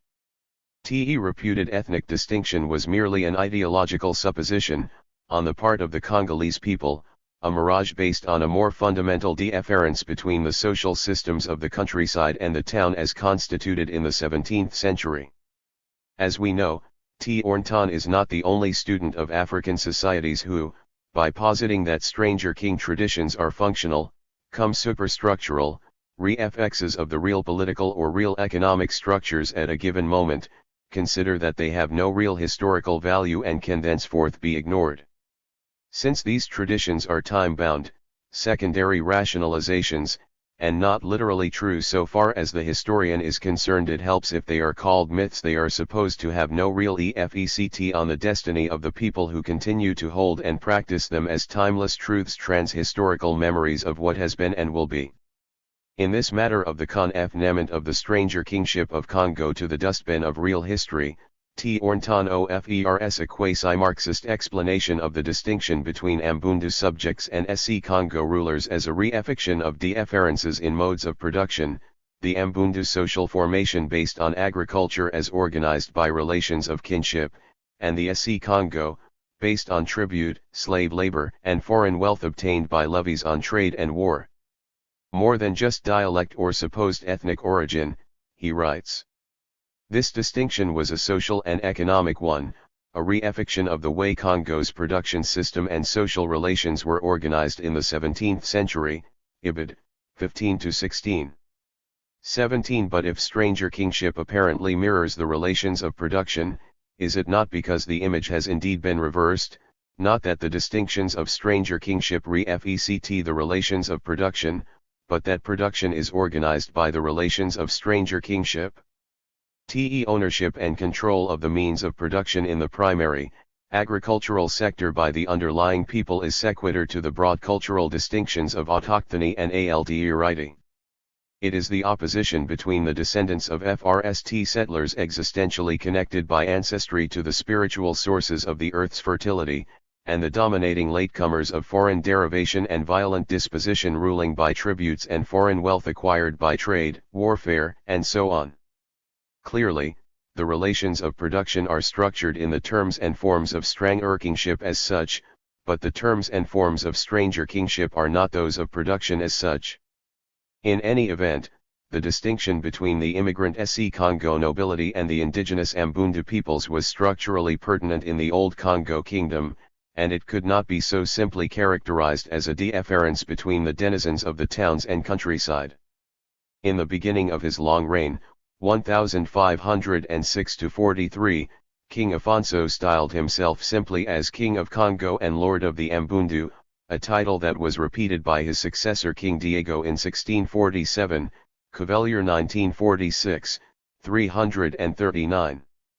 In later years, Afonso as also Afonso II in a document of 1652, while naming all the principalities he claimed to rule, in European imperial style, added that he was sovereign lord of all the Ambundu, Ibid. Very likely the formation of the kingdom itself entailed the process of ethnogenesis by which these broad identities developed, each of them, and especially Ambundu, including a considerable diversity of groups of different origins. Te province of Nsundi alone counted 10 different tribes, Ibid. 247. 18 Te complementary formation of an SE Congo superstructure, moreover, involved the spread of the immigrant nobility into countryside settlements as ruling chiefs, cum tribute collectors, in the provincial and district centers, even as the lower levels of this hierarchy were expanded by the bestowal of heritable titles together with the distinctive bonnets signifying noble status on local bigmen and clan leaders who were prepared to pay the substantial qualifying fee. Probably, the question of the ethnicity of the town-dwelling rulers in the ancient Congo was similar to what Natal described for Fulani in Nupland. Te Fulani conquerors of Nup, numerically an insignificant minority, were absorbed completely by the culture of the people whom they had subjugated. Yet they remain a separate social group, conscious of its alien origin, and still distinguished by a special tribal name. They call themselves, and are called by their subjects, Goize, a name which distinguishes these settled, town Fulani from the nomadic cattle people who are known as Burorosi, never Nup. Tey are a representative group in a different sense, the small elite of conquerors and rulers. Te historical memory of their alien origin, for it is only this today buttresses their detached social position. 1942, 71. To take stock, then, in T. Ornton's notional reconstruction of historical reality, Vung was not the homeland of the kingship, notwithstanding that even 17th century kings claimed that it was. Mpembakazi within Congo was where the kingship originated, notwithstanding all tradition and documentation indicating it was the place the immigrant founder Antinuwane Frst conquered after crossing the Congo River. Antinuwane did not cross the Congo River, hence we can ignore the merely cosmological significance of that Rubicon moment and its presence in operative versions of the kingship traditions. Anyhow, Antinuwane was not the founder of the Congo kingdom. His father Namaye Enzima was, and the dual society of indigenous Ambundu subjects ruled by a foreign-derived Ashakango aristocracy was not really a distinction of historical origins and ethnic identities but an ideological re-effects of the socio-economic differences between rural peasants and the town elites. In sum, the Congo state was not a stranger kingdom. But to return to the paradigmatic traditions of stranger kingship that, literally true or not, are resources of real history, the ultimate integration of the foreign prince is his marriage to the daughter of the native ruler. T's recurrent episode in narratives of the origins of stranger kingship amounts to the contract of the new society, not only by allying its dual components but also by giving rise to a dynasty that encompasses the totality. Te ubiquity of this foundational. 185. Synthesis of foreign rulers and native owners is already evident in preceding paragraphs. Such unions or their symbolic equivalents are virtually universal conditions of stranger kingship formations around the world as well as in Africa.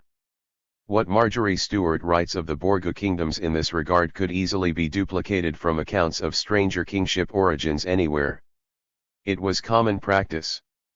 When a powerful prince arrived in another chief's territory for the incumbent chief to offer his daughter in marriage to the newcomer to establish bonds of friendship and thereby acknowledge the latter's superior political power.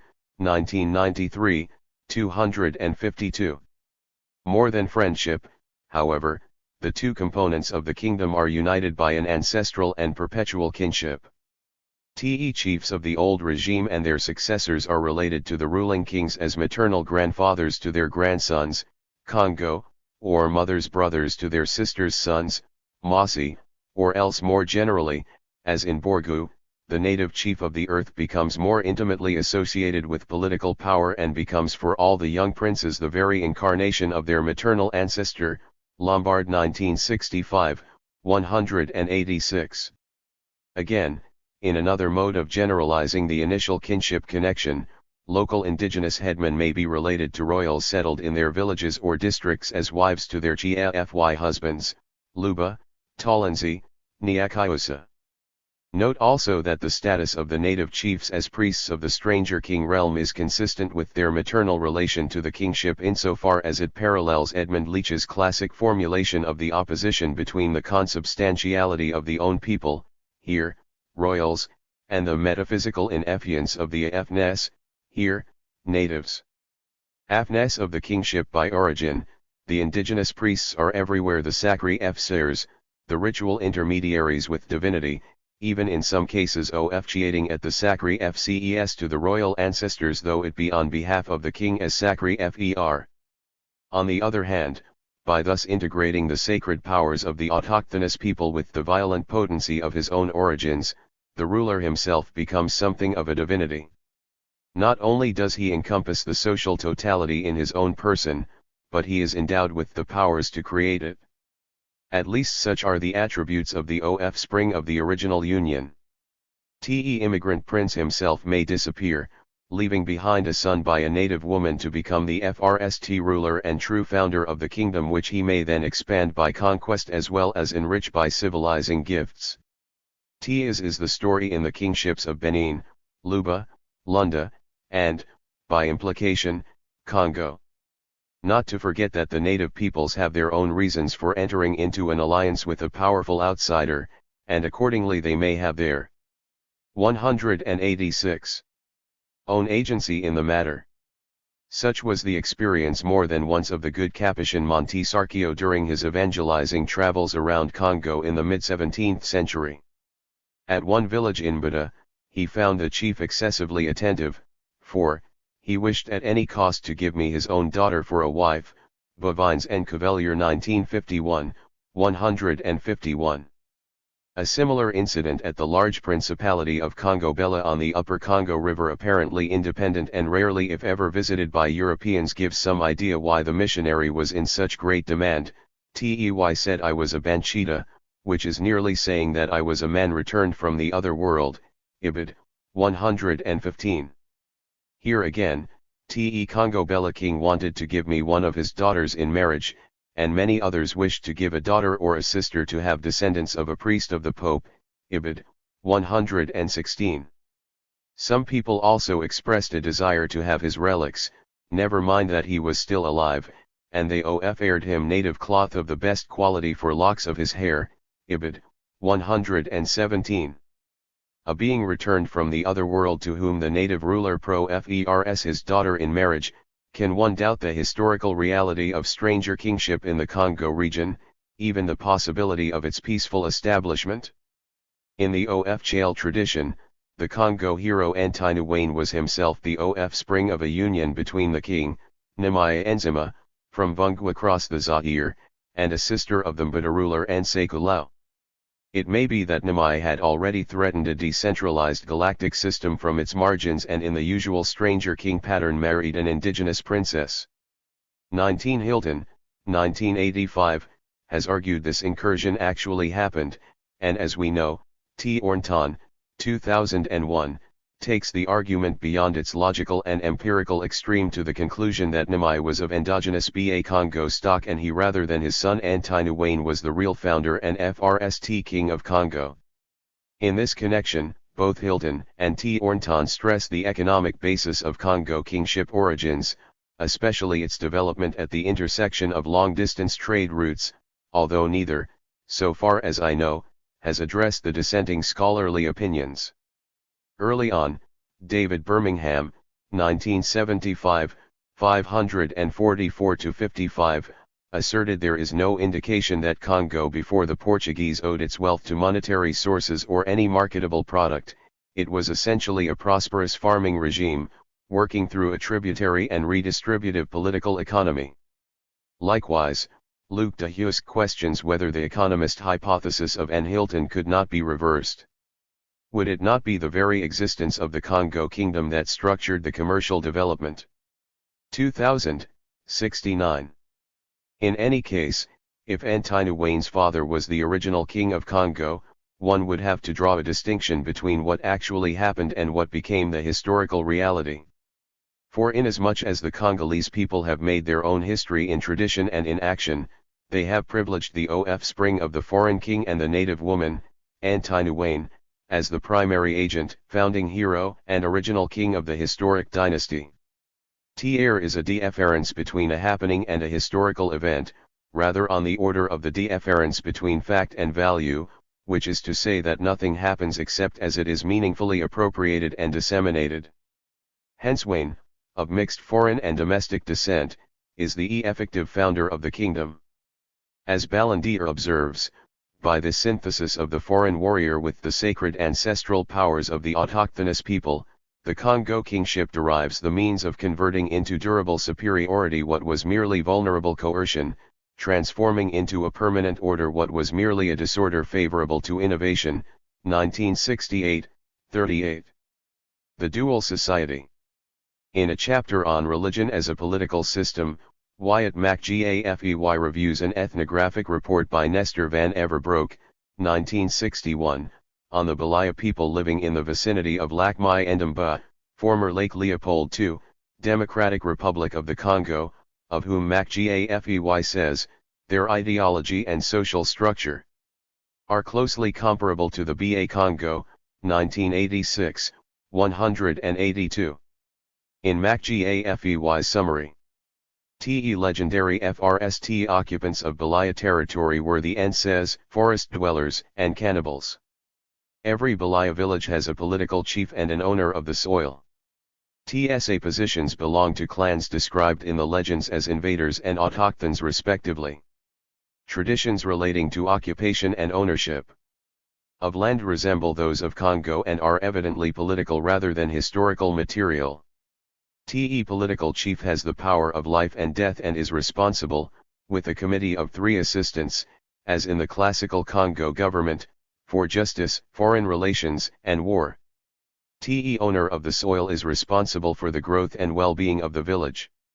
1986, 182. More than the resemblances to classical Congo government, however, the Balaya ethnography is classical stranger kingship. Immigrant chiefs from the northeast, the Balaya took over the villages of the indigenous owners of the soil, forming a series of chiefdoms in each of which the ruler was the collective husband of his native subject wives. For example, the charter tradition of the most important chiefdom in the area of the Senil people, one of several indigenous groups, is quintessential stranger king Stu F. Van Everbroek 1961, 31f. The advent of the arrogant Balaya hero Kanyulu was initially conflictual but in the end peaceful. Kanyulu appears as a hunter accompanied by his warriors who trail a wounded wild pig to its death in the forest near the Senil village of Ngongo. Pleased by the location, Kanyulu brings his people there to clear the forest for a settlement. As is often recounted in such charter narratives, the contact with the native population is made through a female relative of the native leader, in this case the wife of Yangonga, the possessor of the land of Ngongo and its environs. Hearing of the strangers through his wife, Yangonga confronts Kanyulu with the demand of a thigh of the wild pig as his due as possessor of the land. Kanyulu refuses, and the native Yangonga not only backs down in light of the number of Kanyulu's warriors, but returns the next day with a welcoming gift of a packet of vegetables, a chicken, and the shoulder of a wild pig, the Chi-Fy portion. Moreover, a few days later, having killed a leopard and desiring to remain on good terms, Yangonga sends a shoulder to Kanyulu, who, standing on his Chi-Fy dignity demands also the skin, teeth, claws, and thigh of the beast. Enraged, Yangonga, as the legitimate owner of the soil, declares he would not submit to the domination of the strangers. Kanyulu thereupon enters Ngongo with his warriors and demands damages. When the villagers advise appeasing the stranger chief, Yangenga departs with his family, leaving only 2 sons at the village. In his absence, however, the victory of Kanyulu soon turns to dust, the earth becomes sterile, and day after day fishing fails and the hunters return empty-handed. His advisors tell Kanyulu he has acted badly toward Yangonga, and for our life to return to normal, there is only one remedy: solicit the intervention of the owners of the soil. Upon the chief's request, Yangonga's sons seek him out and ask him to return. Arriving at the village, Yangonga, FRST remonstrates with strangers for stealing his domain, and then agrees to restore its vitality but only on 3 conditions: FRST, that Kanyulu and his descendants shall give Yangonga and his descendants the thigh of every animal killed on his territory; second, that each newly installed chief shall pay the owners a fee of 400 pieces of the indigenous money; and finally that the strangers shall agree to give up their name and adopt the customs and identity of the native Senil, particularly that they shall no longer mark their children with the Balaya tattoo, and they shall cease eating snakes and instead adopt the Senil diet of frogs, cicadas, and winged ants. In the sequel, although life returned to normal when Kanyulu agreed to these terms, some time later 3 of his sister's sons died shortly upon acceding to the paramount chieftainship. Te fourth and youngest, suspecting Yangonga was the cause of his brothers' deaths and in order to avoid his own, demanded 6 wives from the native Senil and had 11 children by them. One day, on assembling the notables of the Balaya and Senil, he told them he could now die in peace, since Yangonga could no longer kill of his descendants, for his children, if Balaya by their father, were Senil by their mother. He commanded the descendants of each of his 6 sons to take the chieftainship in turn. Such is the origin of the 6 clans that now succeed each other in power. Te's story is ideal, typical down to the assimilation of the strangers by the native people, thus producing a cultural unity marked by the enduring tradition of an ethnic deference. But since such narratives among Ba Congo as well as Ba Senil are evidently political not historical material, MacGAFEY would dismiss the stranger kingship thus described, not necessarily as untrue, but as historically irrelevant. Te arguments differ from those of T. Ornton, but they come to a similar banishment of stranger kingship to a historical limbo of something like false consciousness, or more precisely their resolution to a redundant expression in discourse of other realities, even if disguised. For MacGAFEY, what is substantially and logically at issue in the Balaya case is political, it is not historical content and should not be considered as such, but a useful or interested way that the people talk politics.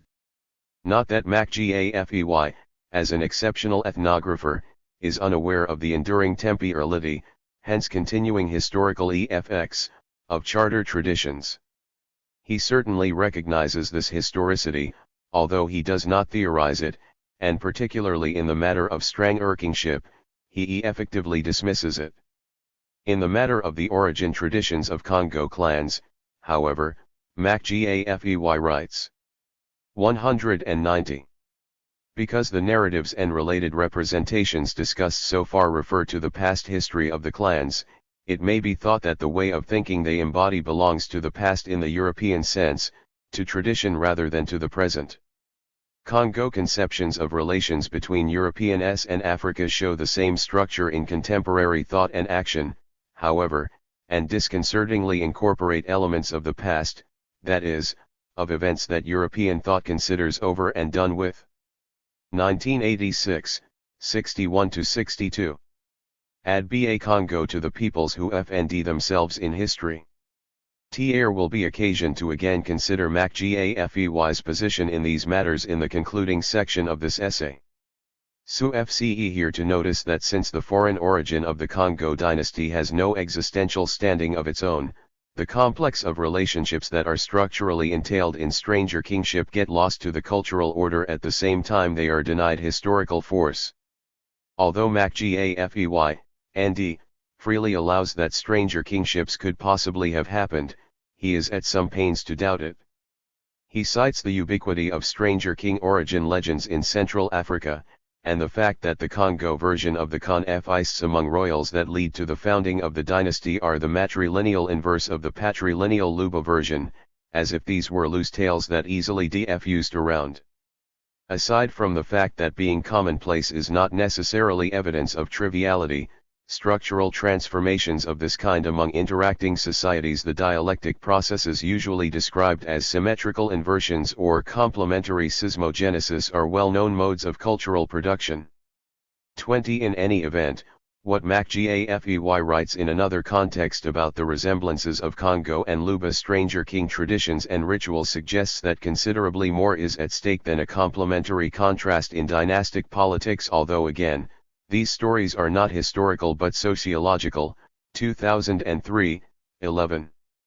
T's discussion is focused on the Rubicon moment, the crossing of the river by the founding hero, initiating a new socio-political order.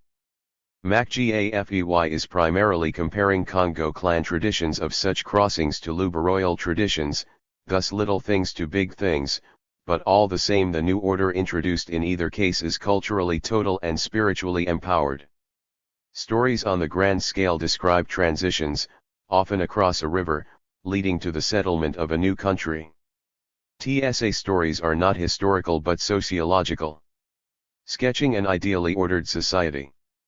All this closely resembles, though not on an epic scale, the stories among Luba-related peoples in eastern Congo of heroes who come from across the river to introduce civilization as right marriage, right eating and right government. Husk 1982a. In both East and West, the elsewhere from which the king comes is a land of spirits, Bupemba, Mpemba, Upemba, although it may be identified with a geographical location. It is a place visible to diviners in the re-affecting surface of the water, in the form of a cemetery, a cave, a grove, or a pool. It is a place of testing and investiture for chiefs and other persons whose special powers are signified by white kale and clay, Mpemba. Initiation rituals of chiefs retrace and recapitulate the migration stories of the myths. In much more detail than it is possible to recount here, Congo clan chiefship rituals read like a reduced or provincial version of those found among Luba. 2003, 11. Once across the river, the stranger hero creates a dual cosmopolitical order of rulers and subjects whose respective identity cations with outside transcendent powers and those of the local earth is existential, a difference of being. For Igala, J.S. Boston, 1968, 15, speaks of a system of dual sovereignty. In this political system rights of political sovereignty, in the widest geographical sense, are vested in large-scale clans of high rank, whilst rights of local sovereignty are vested in small-scale localized clans who are often regarded as being the landowners of the areas in which they are settled. Myth represents the basic division of functions and attributes in origin to the introduction of notions of aristocratic rank from other kingdoms with whom the Igala have been in historic contact. Directly or indirectly, the indigenous people have an ancestral identity cation with the land, usually because their ancestors occupied it and in death still do, being buried there, or else because their ancestors, having made a bond with the original spirits, continue to intercede with these ancient sources of fertility. As we have seen, whether the new order is established by conquest, peacefully, or by a combination of the two, the foreign rulers invariably forbear from appropriating the land as such, pretending neither to a proprietary claim to the soil nor to a spiritual relation to the ancestral sources of its fertility. Indeed, it is reported of Mossi that their concept of elite power was foreign to that of work. TEIR power is defined as the element of completion which achieves the 192 construction of society after the world has been transformed by work, Izzard 1985, 14. Is cosmopolitical order is at the same time a dual system of political economy integrated by the dominant foreign aristocracy whose constitution of the totality is founded on the occupation and work of their native predecessors. Even in the greater galactic polities such as the Empire of the Luba, however, the foreign aristocracy's cation and dominance of the whole left considerable economic autonomy to the indigenous parts. Political authority, as instituted by the leading family from the east, was a kind of superstructure, uniting and fusing the scattered groups living between the Lomani and Lualaba rivers. Occupants of the country remain the real owners of the soil. Is 1983, 9. Accordingly, for all the tributary claims of Luba chiefs over the underlying population, they yielded precedence in the control of resources to the local earth priests. In this way they are acknowledging a fundamental problem: the empire's political regime did not control village land. Only the village earth priest could lay direct claim on the produce of village land, because he was the descendant of the village's founding ancestral spirit, who protected the land. Reef 1981, 46. Dual economy was at the same time a division of spiritual labors. In an article entitled King Comes From Elsewhere, Luc de Husk, 1991:113, commenting on Alfred Adler's, 1982, excellent ethnography of the Mundang of Chad, observes that the ruler alone can assume command of the universe for the Bani Ft of the group as a whole. A descendant of a royal immigrant from a former kingdom on the Benue, a great hunter who came in from the wild as a sacred monster, the Mundang king controls fecundity and fertility through the power he exercises over the sky. Ibid. 114. Accordingly, the sovereign deploys his authority in a space outside the jurisdiction of the native clans where, with the help of his men, he secures wealth by violence without interfering in the affairs of the clans. Ibid.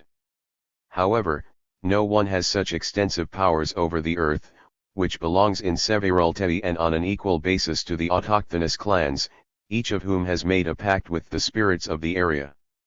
Or as the tale elder said to Rattray, 1932, 344, we were once owners of the lands, since the scorpion Europeans came we have entered into holes. You have burned our bows and arrows, we once were keepers of the moons, i.e., custodians of the festival calendar for prospering the land. 193. Linked to the ancestral sources of the earth's fertility, and often, by the same ancestral token, to human fertility, the autochthonous people's claims to the land had survived intact through the centuries of domination by rulers of foreign origin before European invaders changed the conditions of colonization. So do the typical narratives of kingship origins say, to which the normal relations of power, production, property, and piety correspond. In a well-known tradition of the Ouagadougou Mossi as recounted by Elliot Skinner, 1964, 15, the conquest of the native Ninese villagers by a Mossi hero consisted of inducing or forcing them back to their villages from the forest into which they had fled, in order to resume the sacri fces to the local earth. As a corollary, many of the Mossi ruling lineages, the Nacombs, are land poor.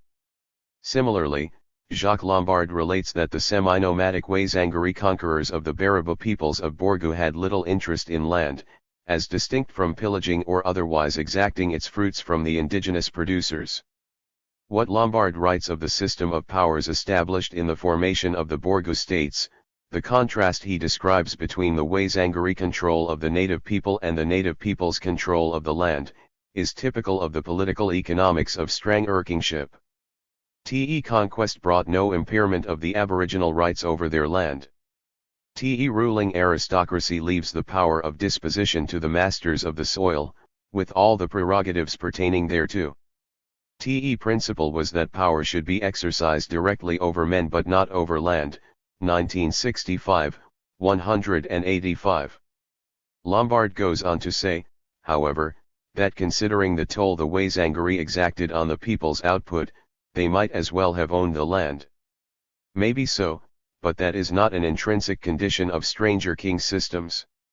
Highly mobile ruling groups such as the Avangara of the Azanda kingdoms exacted minimal tributes from the various peoples they subdued. One is reminded of Owen Lattimore's well-known observation that the pure nomad is the poor nomad, as is also true of small-scale stranger kingships such as Allur, Evans Pritchard 1971, 33, Southall 1956-2004. What is invariant, rather, is the principle as succinctly enunciated by Neuro people, Makama: the king rules the people, the clans rule the land, BD 1971, 167. Referring to the Namu chiefs of the Talansi, R.S. Rattray writes, people belong to me, the land belongs to the Tendana the Tail Earth Priest. Is a statement I have repeatedly heard made, 1932, 1, 15. Likewise, it is said of Bimba chiefs that they count their wealth in people, not in land, Richards 1961, 245. In Longo, neighboring kingdom and Quandam tributary of Congo, the king does not possess the land and cannot dispossess anyone else. Divided into diverse 194 territories, the land is the property of the spirits of nature. King gets his authority from their representatives, dwarfs and albinos, and from the high priest of the realm, Dahusk 2000, 54. Michel Izard provides an exemplary summary of such dualism in relation to the Yatenga Mossi. Bipartition of the Society of the Kingdom. Between people of power, the descendants of the Mossi conquerors, and people of the land, the autochthons, corresponds to two regimes of authority, the first which concerns men, the second which concerns land. One of the most fundamental functions of the king is to be the guarantor of the alliance between the power and the land. 1990, 71. TSA economic distinctions are spiritual endowments, amounting to a complementary relation between the transcendent powers introduced by the stranger king and the local powers of the earth inherited by the native people, as integrated by the former through his domestication by the latter. Where the native people mediate relations to the local earth through the ancestral sources of its productivity or else to the earth spirits through their ancestors, the ruling aristocracy mediates the relations to the encompassing realm of natural and cultural resources, from which it derives material benefits by virtue of its own foreign identity and marvelous powers. Randall Packard provides a FNE example in his ethnography of the East African Bashu. Of particular importance to the well-being of the land are the ancestors who first cleared the land of forest, for in so doing they established an important bond with the land. TEIR cooperation, obtained through the invocations of their descendants, is critical for the performance of any action involving land. Bantu view chieftainship, Bwami, within the context of a wider view of man's relation to nature. Chief, Mwami W. Ambita, is the primary mediator between the world of the homestead and the world of the bush. Tiruf the Mwami, the mediating role of rainmakers, healers of the land, priests of earth spirits and ancestors are correlated and the forces of nature domesticated. Mwami is also ultimately responsible for separating the uncontrolled and dangerous forces of the bush from the world of the homestead. 1981, 29-30. Motivated by their respective natures and powers, the native descended subjects and their foreign-derived rulers are engaged in distinct and complementary economic spheres, coordinated largely through the distributive activities of the 195. Latter as funded largely by the productive activities of the former. Insofar as the ruling aristocracy achieves the construction of society after the world has been transformed by work, the indigenous people are pretty much the working class in stranger kingdoms, particularly in the primary sectors of agriculture, fishing, and hunting, as well as most craft production, the magical art of blacksmithing usually excepted. But then, the clans rule the land, as the owners of the land by ancestral right, the subjugated working class of the stranger kingdom have a monopoly control of the primary means of production. Moreover, as organized primarily through kin relationships, their production is oriented principally to their own domestic consumption. But where the indigenous people's relations to the land are proprietary and productive, those of the ruling aristocracy are tributary and extractive. The ruling class appear on the scene of production post-mesem, after the harvest, to levy a toll on its output, both in the products and in manpower they would put to their own uses. Their own uses have to do with the accumulation, strategic redistribution, and conspicuous consumption of circulating wealth with the aim of enhancing their power by the direct domination of people rather than by control of people's means of existence. They are concerned with exchange and distribution more than production, with riches and sumptuary values rather than means of subsistence, with the returns of tribute and trade, and the booty of war rather than agriculture. The mobile wealth of the sphere monies, luxury cloth, salt, metals, ivory, cattle, slaves, etc. is generally of foreign or wild origins and ensouled with the vital potencies of these other worlds, just as are the rulers who manifest such powers by acquiring and distributing them. Helms 1993, Solins 2014. As Bidifang people say, we made war in order to have wealth, to have wives and slaves. Here the very idea of power involved the acquisition of the magical force of another person through warfare, that is, through capture.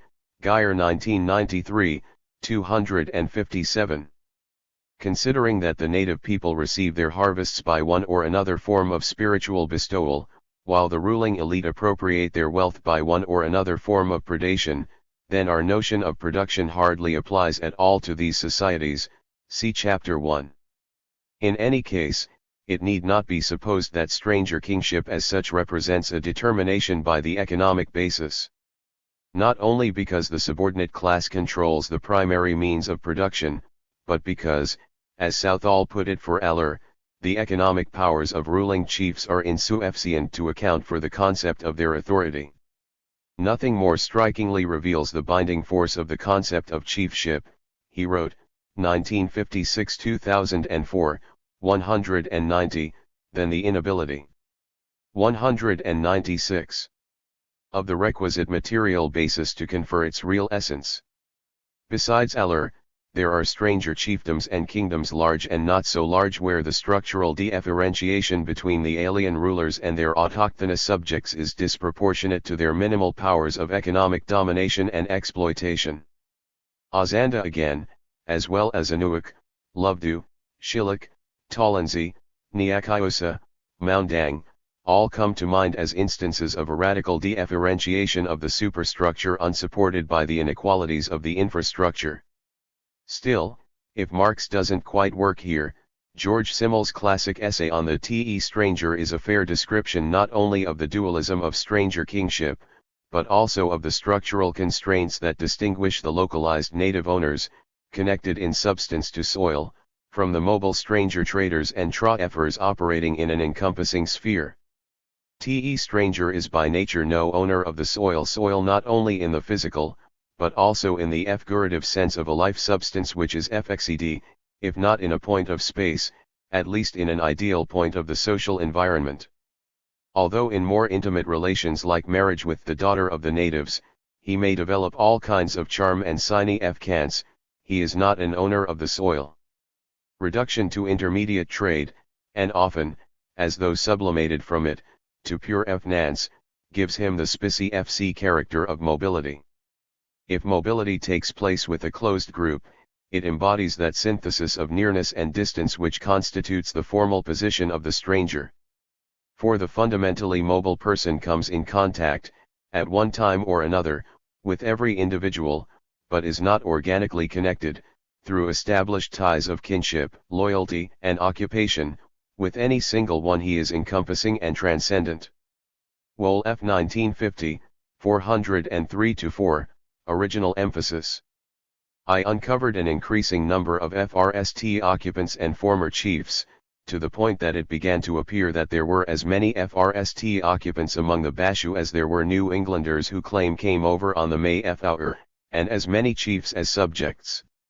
Randall M. Packard, Chiefship and Cosmology.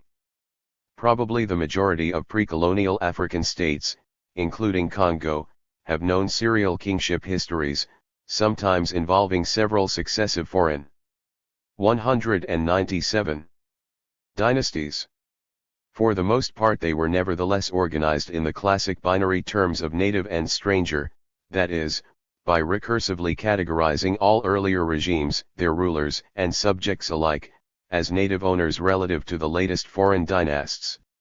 Historical complexities were systematically recuperated by the master dualism of native owners and foreign rulers, if not without some residues of contradiction.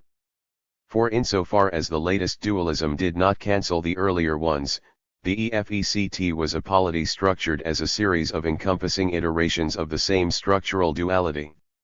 To this EFECT, Michel Izard writes of the Yatenga Mossi, duality Mossi/people of the earth can be interpreted as the last of a series of homologous distinctions of the type conquerors/autochthons, 1985, 18. Mossi conquerors had deposed of the fools rulers of the earlier stranger kingdom centered in Lurum, from which the realm took its name, whereupon the fools became people of the earth or sons of the soil in the kingdom of their successors.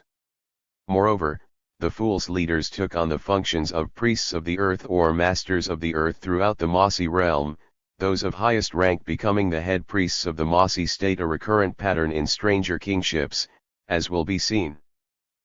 Fools rulers of the ancient regime are said to have imposed themselves on a still earlier population of Dogon, who, as original inhabitants, were masters of the earth relative to their fools overlords. Original duality was for the most part unrecognized by the Mossi, who would reduce both the Old Fools rulers and their Dogon subjects to the generic identity of native fools or ninis. Yet the Dogon did not entirely lose their identity or prestige as indigenous earth priests in the new Mossi order. In the areas they shared with fools, they still functioned in that capacity relative to the Old Fools' nobility, and as the original occupants of the land, they maintained a reputation for great spiritual powers throughout the Mossi kingdom.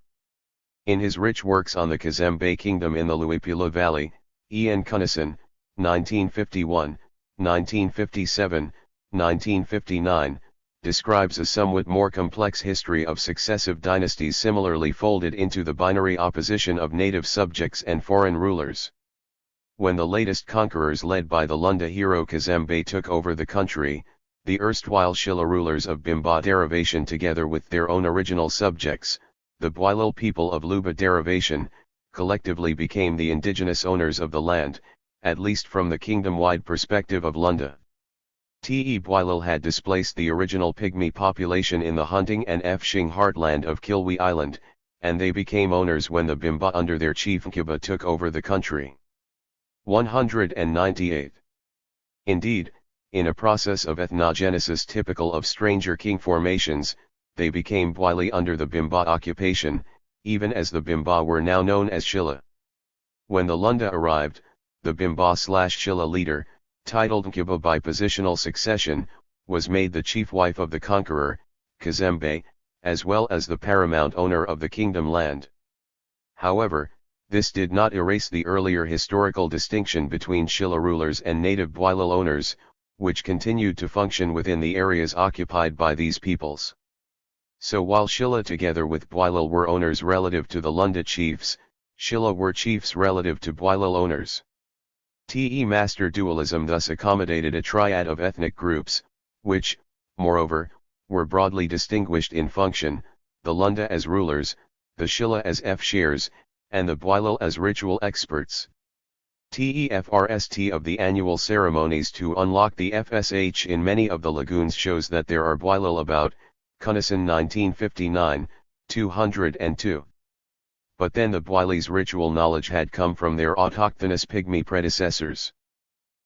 Overall EFECT is a complex polity constituted by the interplay of complementary and opposed relations of precedence, complementary in regard to the control of land and people, but opposed in regard to the virtues of autochthony and alterity. In the event, the rule over society as a whole in serial stranger kingdoms passes to the later and greater of the several peoples, while the ritual authority over the land devolves upon the earlier and lesser of these peoples. Paradigmatic history. Also relevant to Congo, when one important stranger kingdom replaces another of similar magnitude, the earlier realm leaves certain residual marks on the organization of its successor.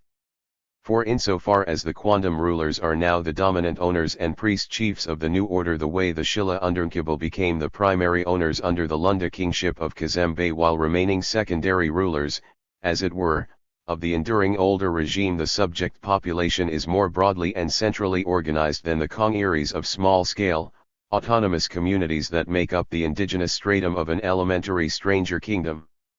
Serial stranger kingship structures do vary, depending on more or less contingent conditions, whether the immigrant rulers come with their own native subjects, like the Ombano complement of the Avangara rulers of Azanda kingdoms or the Bakabilo priests of the Bimba, for example, or whether the latest dynasty is centered in the same capital as the ancient one, as in the successive dynastic occupations of Mbanza Congo or the West African kingdom of Bussa in Borgu, Nigeria. For that matter, Borgu itself, as a multi-kingdom region of 6 major principalities, rather resembles the 199 regional configuration of polities referenced in the narratives of Antinu Wayne's Advent, Lombard 1965, Stewart 1993. A brief aperçu of the Bussa Kingdom offers further clues to the Congo. Borgu peoples are collectively known as Bariba, itself apparently a generic term for the various Voltaic speakers who comprised the principal native chiefs of the earth in the latest pre-colonial regimes. Together with Yoruba, Mandingo, and other custodians of the earth, the Baraba are said to have arrived in Borgu as hunters and to have once ruled in various areas. Historic kings who displaced them were descendants of the legendary Kisra, the enemy of the prophet in Arabia, who himself, or else his son, led the mounted warrior aristocracy known as Wazangari, or Wangara, westward into Borgu from Bornu. Wazangari kings Frst settled at Bussa, whence certain of their descendants dispersed to found their own domains, among which Bussa remains superior for its antiquity, although surpassed in size and power by others, particularly Niki. Complex hierarchy at Bussa of priestly owners come former rulers is indicative of the process by which the recursive deployment of these identities in serial stranger kingdoms generates native chales of wide authority in the state, the latest owners especially exercising temporal functions as well as acting as major priests of the realm. As Marjorie Stewart explained, even in an earlier era the same processes had been unfolding. Before the arrival of the Kisra rulers, the priests of the earth or owners of the land, when they belonged to a group coming from elsewhere, also acquired a greater degree of political power and control over a larger territory than had previously been the case of earlier priests. 1993, 127. Most important chales at Bussa were the kingmakers, who, apart from the addition of the imam in recent years, consisted of the custodians of the land and priests of the earth, whose ancestors ruled over the area in pre-Kisra times. 1993, 176. Since these prominent priest-chiefs ministered to the divine dead rulers effectively in the same way they ministered to the sacred living king, there is in fact little point in differentiating their temporal from their spiritual functions. Four greatest priests and owners of the earth at Bussa had various duties and privileges in relation to the kingship. They acted as counselors to the ruler, electors and installers of his heir, stewards of the king's household, keepers of the 200 royal regalia, officiants at royal sacri fces, and, not least, they were in charge of what may be called the second installation, the royal funerary rites, whereupon they repeated their earthly role as priests in relation to the entombed kings. Of these native custodians, the principal chief of the earth at Bussa was the Bakarabunda, whose title appropriately translates as old man, who was heir with powers such as to evoke notices of him as the prime minister of the kingdom. Mandingo by origin, his ancestors were the previous rulers of Bussa, the ones who gave Kisra permission to settle and thereupon assumed the status of native owners. Priest chiefs subordinate to the Bakarabunda evidently represent several successive ethnic regimes, and whereas they appear to be ranked according to how recently they arrived, they are notably associated with the cults of the earliest gods, particularly the pre-Kisra great god Lashi. Second to the Bakarabird was the head priest of the earth, the Badabirdi, who, besides being in charge of the burial of the king, aired the sacri fces in times of general crises to Lashi. Likewise, for the third of these priest chiefs, the Bersoni, described as the priest to the owners of the land, in a sense priest to the priests, he officiates at an ancient shrine of Lashi and other pre-Kisra spirits at Dogon Gari. God Lashi and this shrine in particular, to which the Bussa king also sends an annual sacri fce, are linked to certain of the oldest ethnic groups of the kingdom, notably the Kambarai people, who speak a Yoruba dialect, and also certain Dogon clans. As this is a shrine of the native owners dedicated to the ancient god, what is characteristically at stake in the annual sacri fce is the fecundity of the earth, for until the Bussa king's sacri fchale ram is aired, the chief of Dogon Gari did not send the season's yam crop. Stewart, Ibid, 75, observes, many of the ancient shrines and spiritual places in Borgu are associated with the Kambarai, and it is believed as other groups settled in the area, the last to arrive submitted to the sacred rituals of the earliest inhabitants. Helps account for the report, Ibid, 194, that the pre-Kisra regime was actually dominated by two families, not only the Bakarabundai at Old Bussa, but in the outlying village of Mane, the group headed by one Bamoid, who, though of Kambarai origin, was known as the brother of the Bakarbundai, of Mandingo origin. Accordingly, the prominence of the Kambari and Lashi, representing the autochthonous people and their own earthly powers, is another form of the tendency to reduce the complexities of serial kingship orders to the master dichotomy of foreign rulers and native owners, which is also to say, to the structural chiasmus formed by the interaction of the complementary and opposed values of autochthony and aldeity. 201. TE structures and traditions of serial stranger kingship in the Congo region were much like those of Borgu, although, so far as I am aware, they have largely gone unremarked as such by the early chroniclers and the later scholars alike.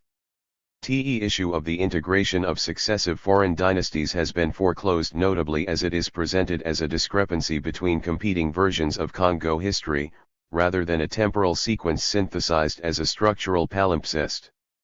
TE reports of an original Ba Congo migration from the interior, beyond the Kwango River, are generally taken as disposable exceptions to the dominant tradition of Antinuwanes coming from beyond the Congo.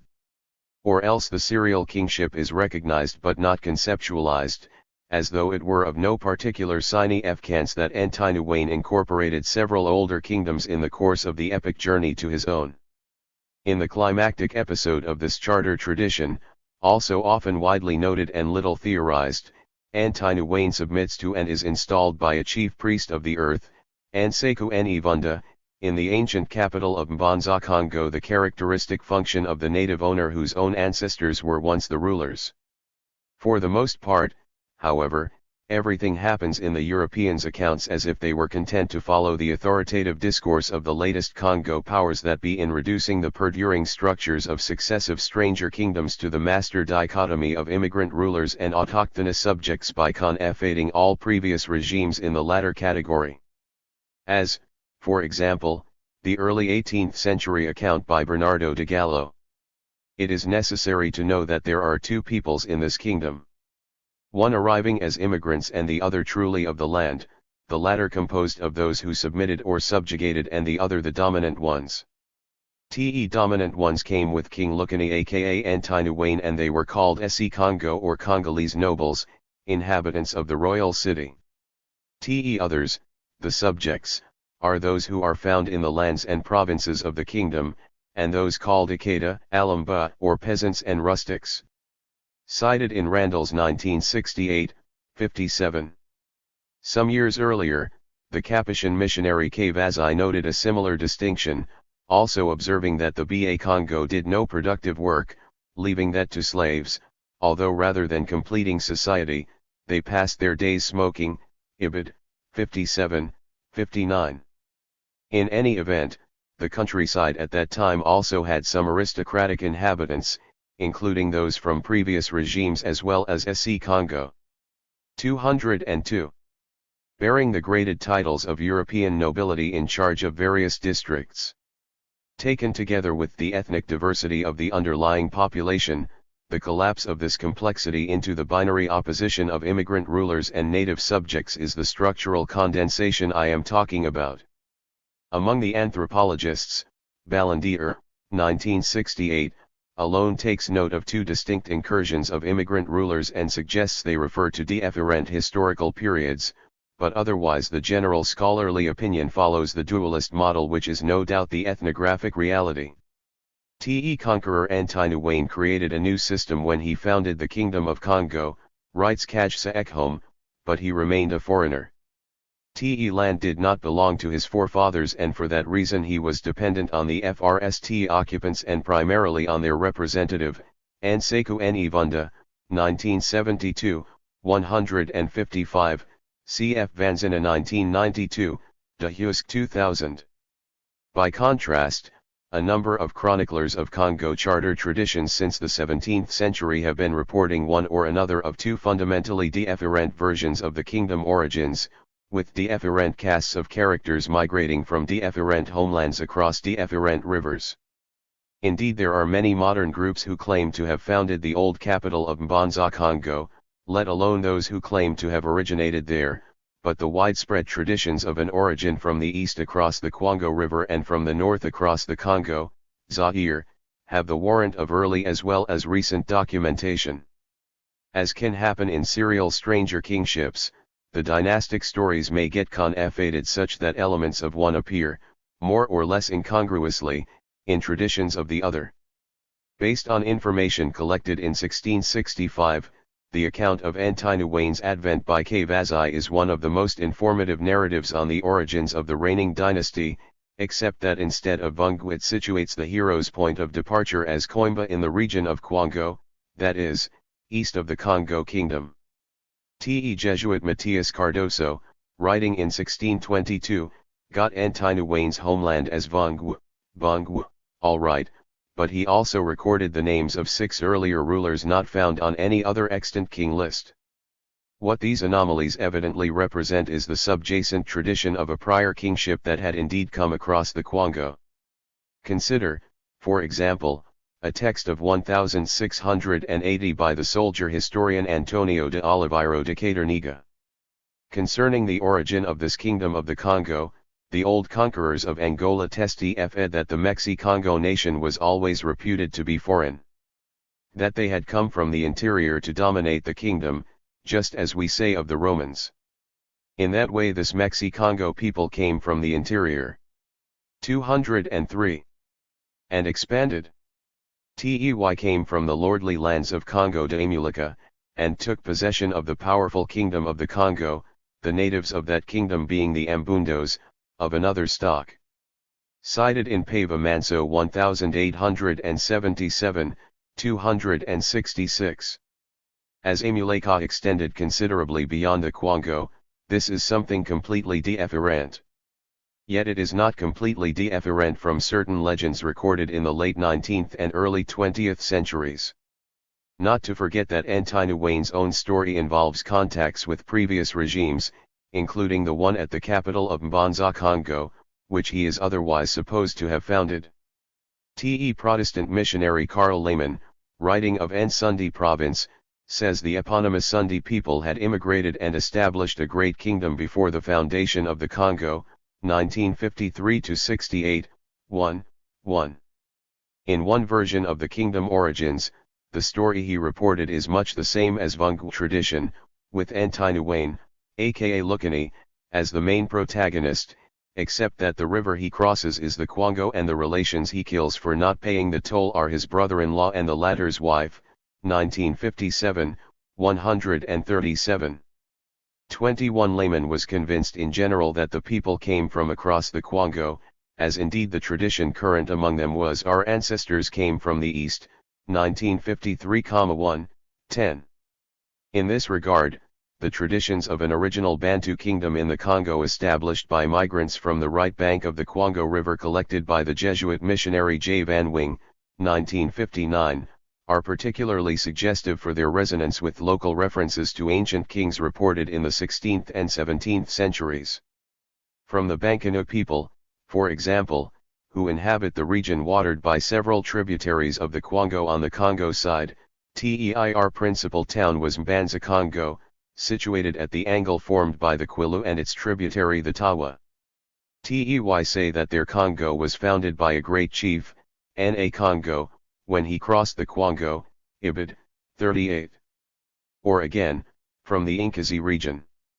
Tey Bakongo of the Inkazi region still know that their ancestors came from the Kwango, and it is from the Kwango that they left to found Congo de Antatilla, or San Salvador, that is, the Congo of the King, San Salvador being the renamed capital, Mbanza Congo.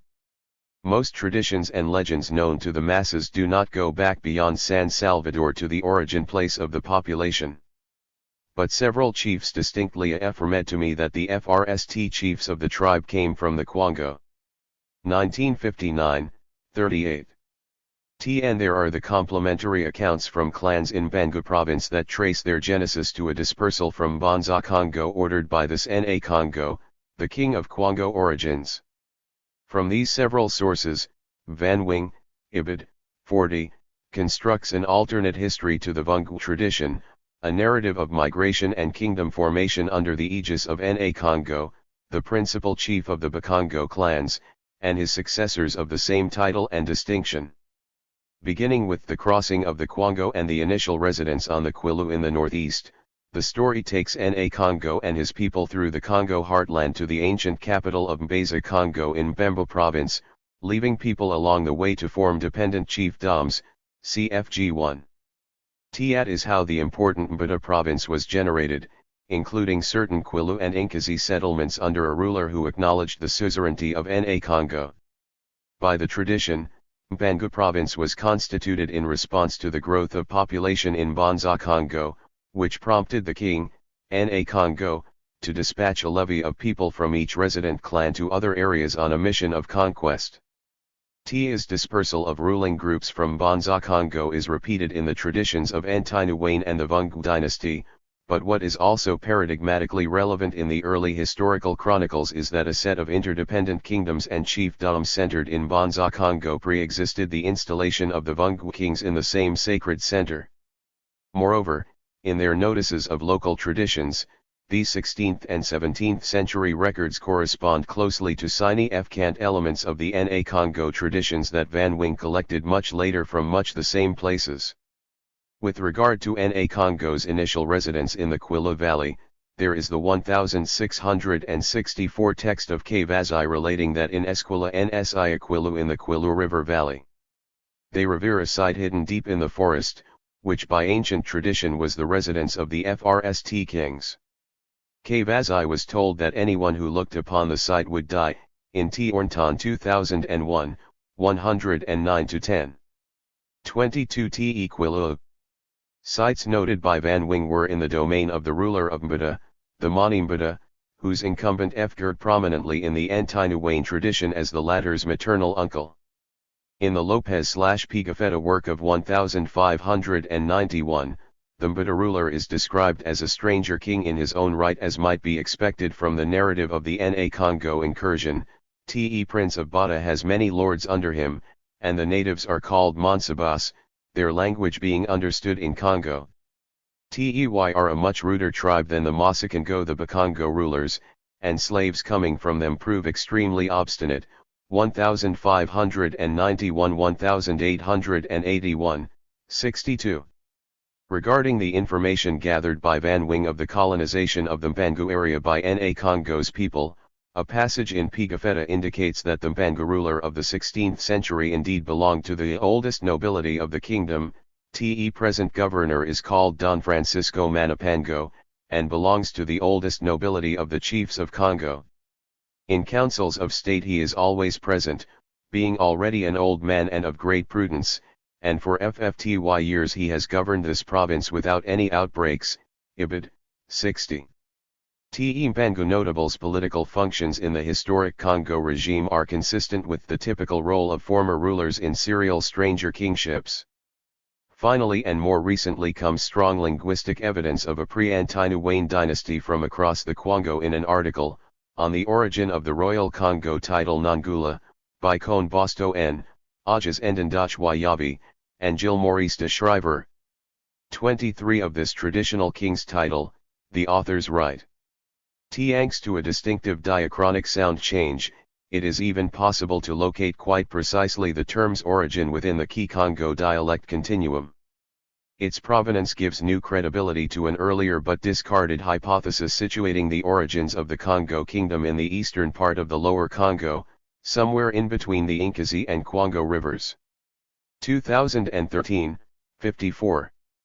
In contrast to the dominant Antinuwane narrative, the authors would accordingly revive the older and alternative scenario in which the Congo kingdom was founded by conquerors who subjugated an autochthonous population. Commonly recognized as Ambundu and came from region known as Congo dia Nlaza between the Inkazi and Kwango rivers, Ibid. 72. In this connection they cite a highly relevant notice from Monte Sarkio's account of his travels in 1650 through the eastern part of the Congo kingdom and beyond. Here the ruler of a place called Elama styled himself grandfather of the king of Congo, a title analogous to that of the Mbada ruler in the Antinuwane regime. The linguists correctly observe, Ibid. 73, and which, as mother's father to the king, also Sini Fes the founding marriage of the stranger prince with the daughter of the native ruler. One need only add the linguist's reiterated assurance that the royal Nangula title could only have originated in one specie-FC region of the Congo, i.e., east of the Inkazi River, Ibid. 73. Following T. Ornton's, 2001, 104, translation of Pigafetta, Mbanza Congo in Mbemba was the center of the state of Congo and the origin of the ancient kings of the land where they were born. A priori, then, it would be highly unlikely that the origin of the ancient kings referred to Antinuane, inasmuch as the Vungu tradition says Mbanza Congo was already inhabited by the priest-chief of an older regime when Antinuane arrived. By all evidence the political configuration of the Congo region when Antinuane arrived was like Borgu in more ways than one. A galactic polity in a phase of decentralization, Borgu consisted of several independent kingdoms and chiefdoms acknowledging the nominal superiority of the original state of Bussa, founded by the famous Kisra, from whom the rulers of the others had derived. Recall also the Bakerakandi, Te old man who was Te in Bussa, the descendant of former rulers, who gave the immigrant warrior Kisra permission to settle, installed him in the kingship, and became the principal chief of the earth in the kingdom at large. Just so, in the Vungu tradition, Antinuane came upon a congeries of autonomous principalities south of the Zaire centered on Mbanza Congo of sacred memory, where one Anseku Nivunda was established as Lord of the Earth. Also known in the chronicles as Mani Vunda and Mani Kabunga, Anseku Nivunda was the descendant of former rulers, with kinship ties to the FRST inhabitants. Tier was a local political chief of Mbanza Congo, but his title of Mani Pangala evidently could not match the scale, prestige or authority attending the Anseku Nivunda's hegemony over the earth, which would have re-affected the past glory of Mbanza Congo as the dominant center of the region as well as the origin of the ancient kings. Tiat Antinuane came from a peripheral chiefdom to take over a declining galactic center is a process common enough in regional polities of this kind. Ekholm 1980, 1985b, J. Friedman 1992, Chapter 6 in this 207 volume. Tiat Vungu had already accumulated considerable power under the reign of Antinuane's father, Nimaya Enzima, as T. Ornton and Hilton have argued, seems likely in that the important Mbata king had accorded the Nimaya sister to wife. As previously noted, then, Antinuane, who thereby combined the native and foreign kingly virtues, was destined to be immortalized as the conquering hero, even as the tradition of his fateful interaction with the indigenous priest-chief Anseku Nivunda would become the paradigmatic charter of the Congo kingship.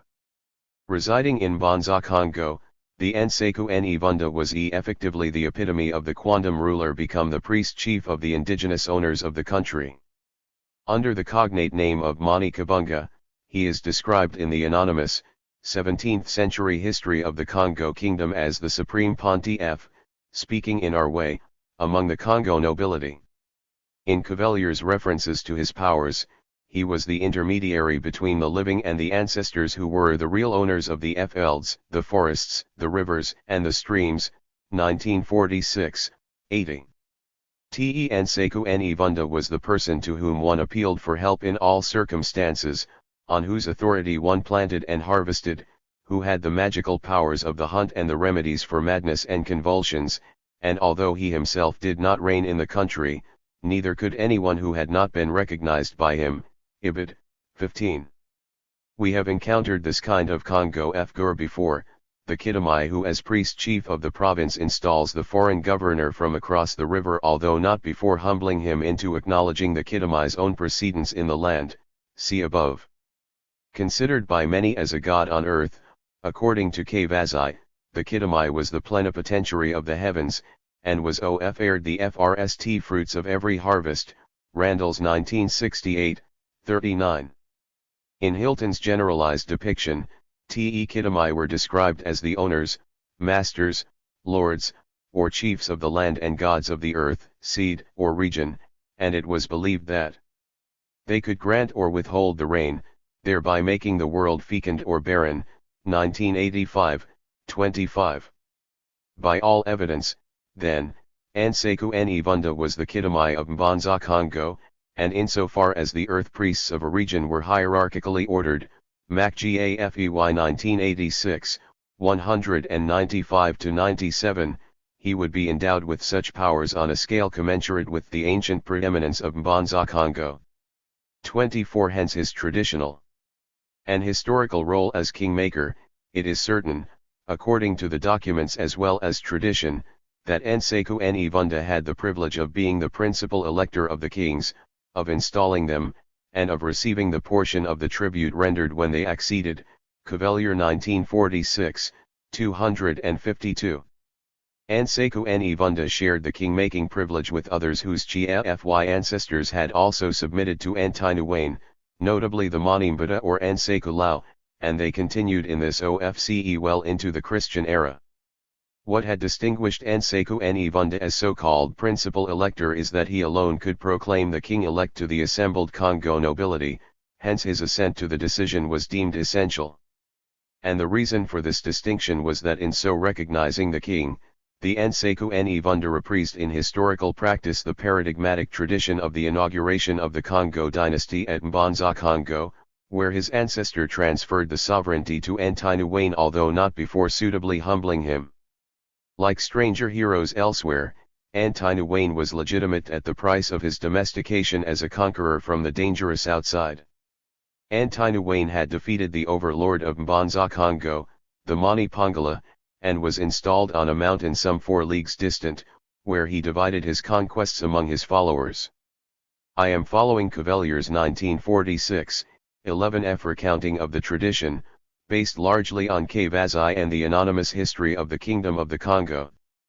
But because Antinuwane had failed to secure recognition of his authority from Nseku Nivunda, he now fell ill with convulsions.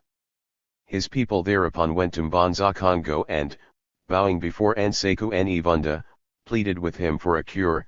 Lord, we know that you are the elder, the one who first occupied this region, or in the expression of the country, the one who was first in the nostrils of the universe.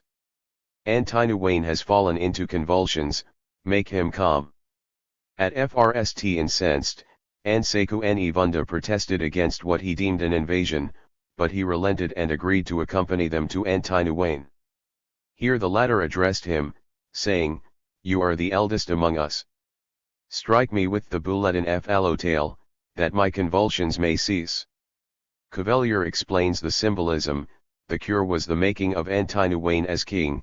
Striking with the tail of the bulletin stands for the sprinkling of the king-elect with lustral water in the royal installation ceremonies. Hence by this request, writes Cavalier, Antinuwane recognized the authority of Nseku Nivunda, and implicitly confessed that the illness he suffered was due to his negligence of the indispensable formality of acquiring the consent of the religious chief. Nseku Nivunda responded to the plea and sprinkled the Antinuwane with the water. That is how we know, Congo people still say now, that in order for every king 209 to rule, Nseku Nivunda must be present and strike with the tail of the bulletin or sprinkle the water. If Nseku is not there, the would-be king's authority will not be recognized. The reconciliation of the king and Nseku Nivunda was sealed by the usual contract of stranger kingship, the marriage of the foreign hero with a daughter of the native authority, here Antinuwane with a daughter of Nseku Nivunda. According to a 1665 text, Antinuwane also ordered his followers to marry daughters of the native people, nobles with nobles and commoners with commoners, which again implies the presence of a distinctive, pre-existing ruling group. His installation by the native chief of the earth accomplished, Antinuwane then left his mountain redoubt and settled in Mbanza Congo. He took the title of Mani Congo or Ni Congo, Lord of Congo, from the name of the locality founded by the Nseku clan. Reading from Cavalier, this union between Antinuwane and Nseku Nivunda was instrumental in bringing about the voluntary incorporation of Mbata province in the Congo kingdom. If so, the submission of Mbata would be further testimony of an ancient regime centered at Mbanza Congo. In any event, as we know, the Manimbata, Nseku Lao, now became the primary wife-giver to the king, providing a daughter to the inheritor of the crown, a practice still faithfully observed through the early 17th century. Also still observed were the powers of the Anseku Ibunda and the Manimbunda in king-making and other respects. Both were grandfathers of the king in that their daughters' sons inherited the rule Anseku Ibunda's grandchild originally and Manimbunda's regularly, and the Manimbunda was also the king's maternal uncle, as originally the brother of Antinuwane's mother. After the king, these two were the most important personages in the realm, although over time Christianity and the Manimbunda's political support of the crown apparently made him the more prominent, albeit the Anseku Ibunda remained no less indispensable. For that matter, neither was the political chief of Mbanza Congo, the Mani Pangala, forgotten. Every year the title holder mounted a ritual protest of Antinuwane's usurpation. Details are unknown to me. It would be interesting if the rituals again involved the submission of the foreign king to the native ruler as a condition of the submission of the native ruler to the foreign king. In the matter of serial stranger kingship, everything happens in the traditions and the historical texts as if the Anseku Ibunda and Anseku Lao represented dispersed branches of the royal clan which previously ruled the central and eastern portions of the Antinuwane kingdom. As in the ideal typical stranger kingship pattern, these Anseku notables of the ancient regime became 210. The electors, counselors, and wife-givers of the historic Congo dynasty. Cavalier rights of the Anseku under the new dispensation.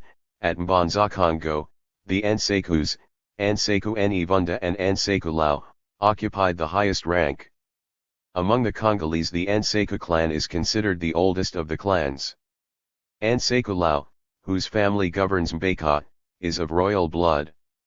One can presume that the Ansekus were the principal counselors of the king, 1946, 305.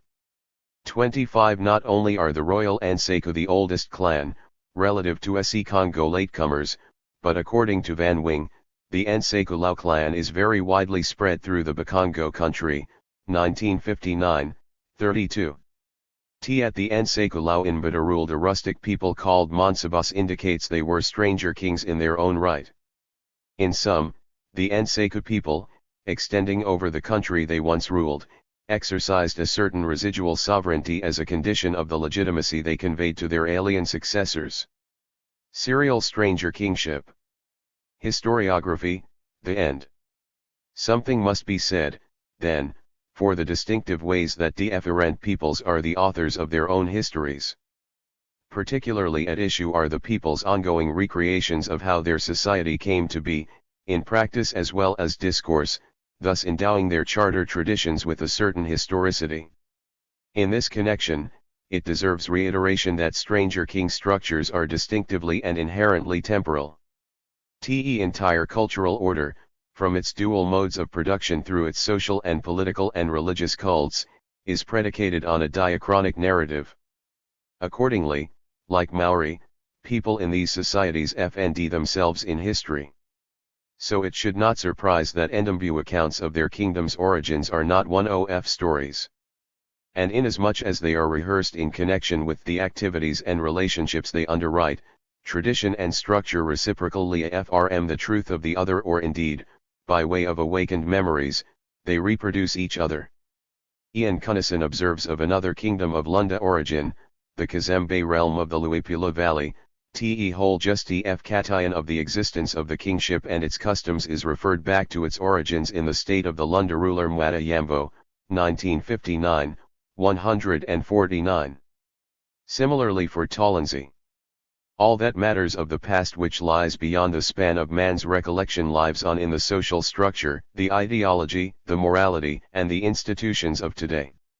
TSA are palpable proofs of things that happened in the days of our forefathers and ancestors.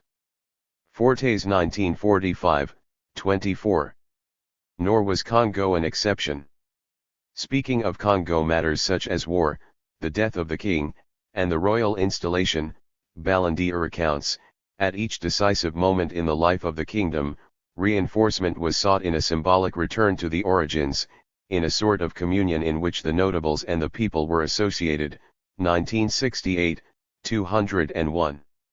Although the deceived wisdom may have it that because so-called mythical charters are merely narrative justifications of the socio-cultural order, they cannot be historically true, in practice it follows rather that because people put these foundational traditions into their ongoing relationships, they must be historically true.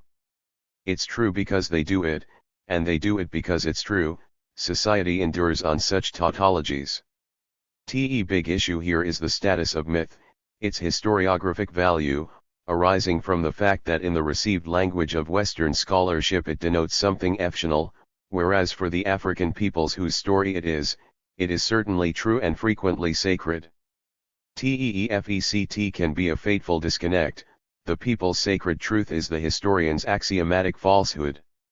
Together with some historically minded anthropologists, historians seem especially prone to thus oppose myth to historical reality.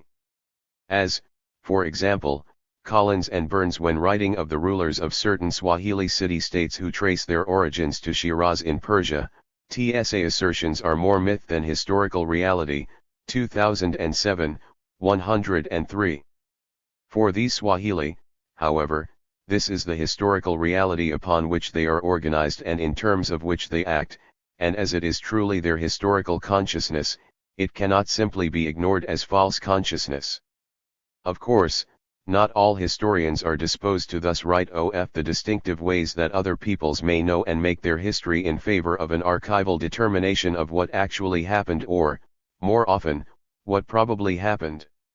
As for anthropologists, the classic statement of the fallacy of myth was penned by their armchair ancestor, Sir James Fraser. By myths I understand mistaken explanations of phenomena, whether of human life or of external nature.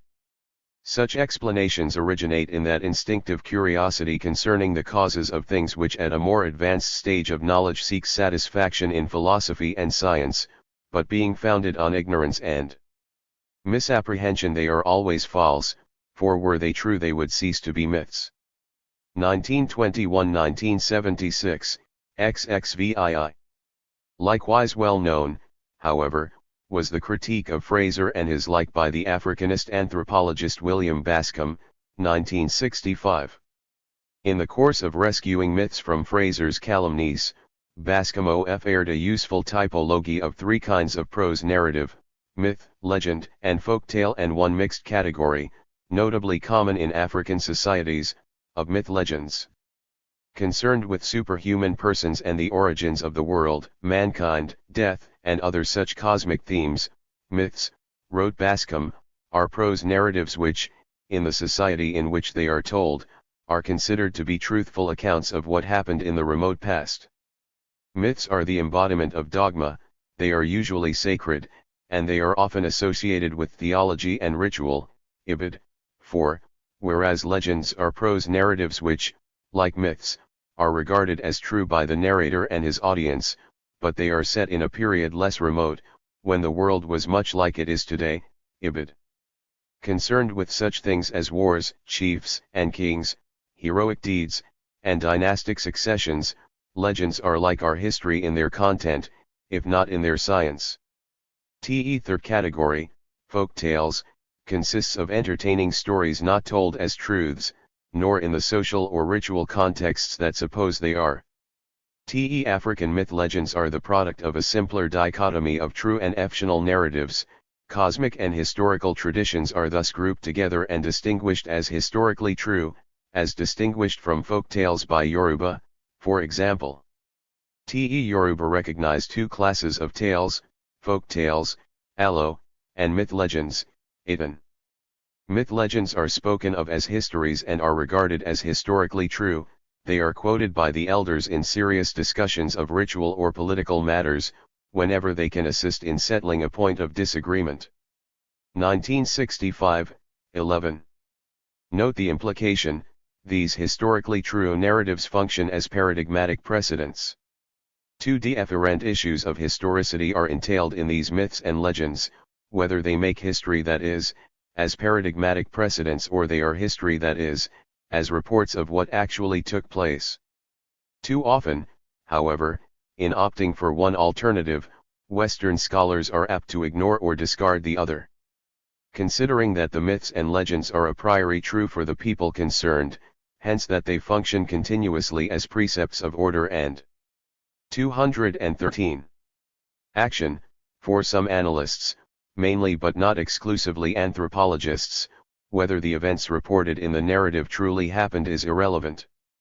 Alternatively, in concluding that these traditions are a priori untrue and could never have happened, either because of their fabulous character or because they are merely functional re-effects of existing institutions, other scholars, mainly but not exclusively historians, eliminate them from historical consideration altogether, either as being history or as making history.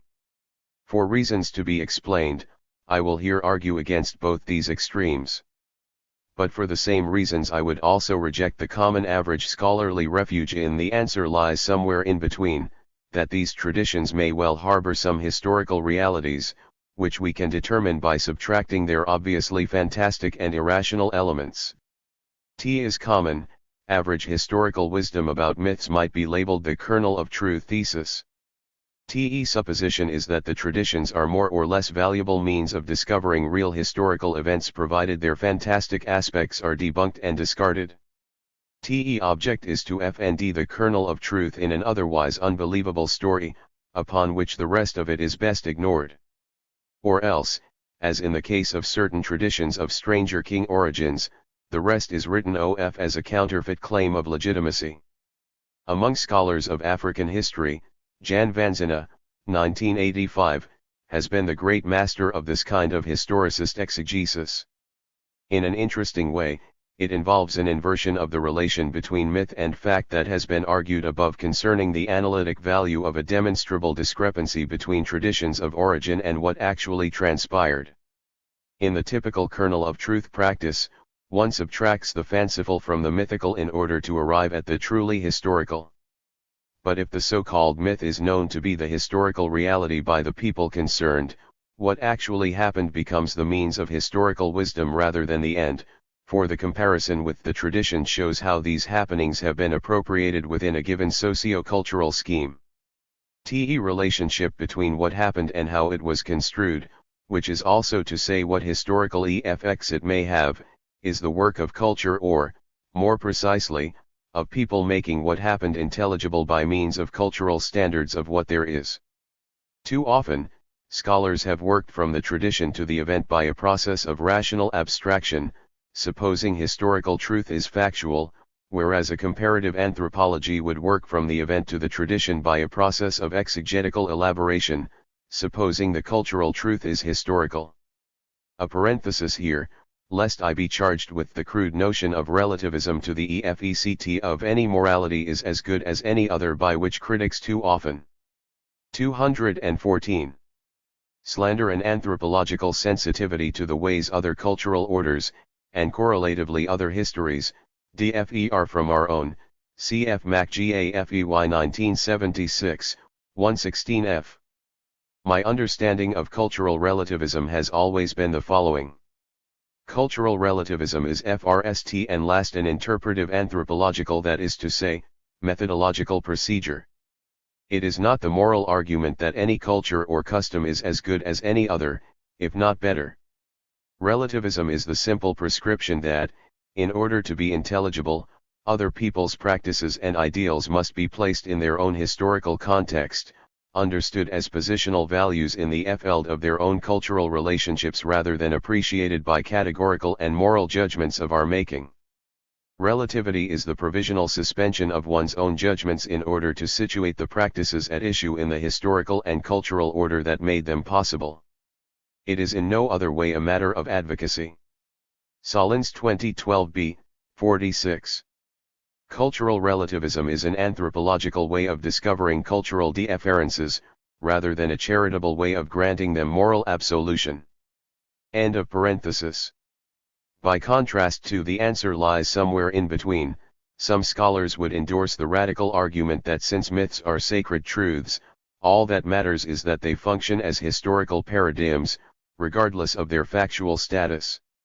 For Edmund Leach, what is structurally and historically effective about myth is that the people believe it is true, that it may or may not have really happened is irrelevant. In the Fraser Lecture of 1988, he offered a most un-Fraser-like take on the historical value of myth. In the language of contemporary anthropology, the assertion that a particular story, either oral or literary, is a myth need not imply that it is untrue. Stories are myths if they are used as justifications or precedents for social action, whether secular or religious. Whether the precedent story in question was or was not true as factual history is entirely irrelevant. Myth is believed to be true by those who use it. In this sense, all the Christian gospel stories are myth for Christians. Although practicing Christians are deeply committed to a belief that the key events recorded in the Gospels really happened, the fact is that the historicity of the stories, if any, is irrelevant for the religious implication of what the texts contain. 2011, 283-84. 215. In his excellent treatments of history in the Kazembe Kingdom of the Luapula Valley, Cunnison comes to a similar conclusion, but with an important caveat about the nature of the truth values at issue. What actually happened matters little unless the people concerned have means of knowing that what they say happened, did happen, or did not. The important thing is this: what the Luapula people say now about the past is what they know actually happened in the past. Simply to say they believed it happened in the past is too weak, for they do not doubt it. 1959, 33. It thus seems sociologically irrelevant whether the history is in quality possible, improbable, or downright mythical. What is important to Africans about their histories is not their probability or reliability, which are unquestioned and outside discussion, but it is the implication present in the form which the history finally takes, and nowadays this conception has found currency among some of the people by the use of the English word meaning. And in the mythical histories of clans and subclans and tribes, the meaning is the raison d'être for the groups coming there in the first place, of their position in regard to the occupation of land, and their relation to other neighboring groups, or groups with whom they live together. 1951, 22. Clearly Cunnison's stronger contention that traditions of the past involve indubitably known, objective judgments this happened is preferable to the dubitable subjective propositions entailed in belief I hold that this is what happened. Moreover, given that this history organizes the relations between groups, it also has to do with what will happen. Considering the sense of fiction that ever attends the word, then, why continue to call these unquestionable narratives myth? Even Malinowski's charter myth is an ethnological oxymoron, inasmuch as a tradition that establishes the constitution of the society could not be fictional in the society in which it so functions. On the other hand, if belief and myth are too weak for a proper anthropological understanding of these origin stories, to say that their relation to what really happened is irrelevant goes too far in just that anthropological respect. Especially if by archival or archaeological means one could determine a discrepancy between Wes Eigentliche Joasen and the tradition thereof, it would be an intellectual bonanza. To repeat, it would expose the cultural work in the organization of a historical praxis. How? 216. What happened has been effectively recuperated in the terms of a particular socio-cultural order. What the discrepancy between fact and tradition would reveal is the way which is never the only possible way the events have been culturally construed by some social process of valuation. For historians and anthropologists both, the fundamental question is not what actually happened, but what it is that happened. But that cannot be a question addressed through the Congo indigenous traditions of the past according to Wyatt MacGaffey. MacGaffey could agree with Leach and Cunnison that whether or not such narratives are factual is irrelevant, for in his own view, they are not really about the past. Whatever their relation to the actual past, they have no place in a historical account, since historical is not what they are. Merely epiphenomenal is what they are, discursive expressions of social institutions whose logic, purpose, and content they embody, syntagmatically or metaphorically, explicitly or in disguise. For MacGaffey, to give charter traditions any historical credence is to make the major methodological error of suborning the analytical position of the anthropologist by an indigenous point of view beholden to its own structures and functions. Speaking of conventional attempts to separate historical fact from the magical aspects of traditions, he writes, The conventional ethnographic view regards such magical details as accretions upon an historical core. Tradition, that is to say, is implicitly sorted into a class of events that seem likely to the European mind, and thus as possibly or probably historical, and a class of unlikely events that are discarded. The procedure is arbitrary and unjust. Ed. Real history cannot be inferred from tradition in any simple way. To accept as historical even such portions as look real to the foreign eye is to submit unawares to the authority of indigenous cosmology, as much as though one had also accepted the magical portions as historically real. In fact, there is no boundary between the two. The myth is all one piece and all of its parts make sense from the same point of view. 1974, 420-21. And since the traditions of stranger kingship too are functionally dissolved in and as religion or some other social institution, since they cannot be real history, everything is then written as if they had no temporality or historical significance of their own. The point of view from which BA Congo construct these traditions, and which thus comprises their native logic and substance, is variously determined. 217. By MacGAFEY as ritual, political, sociological, religious, or cosmological.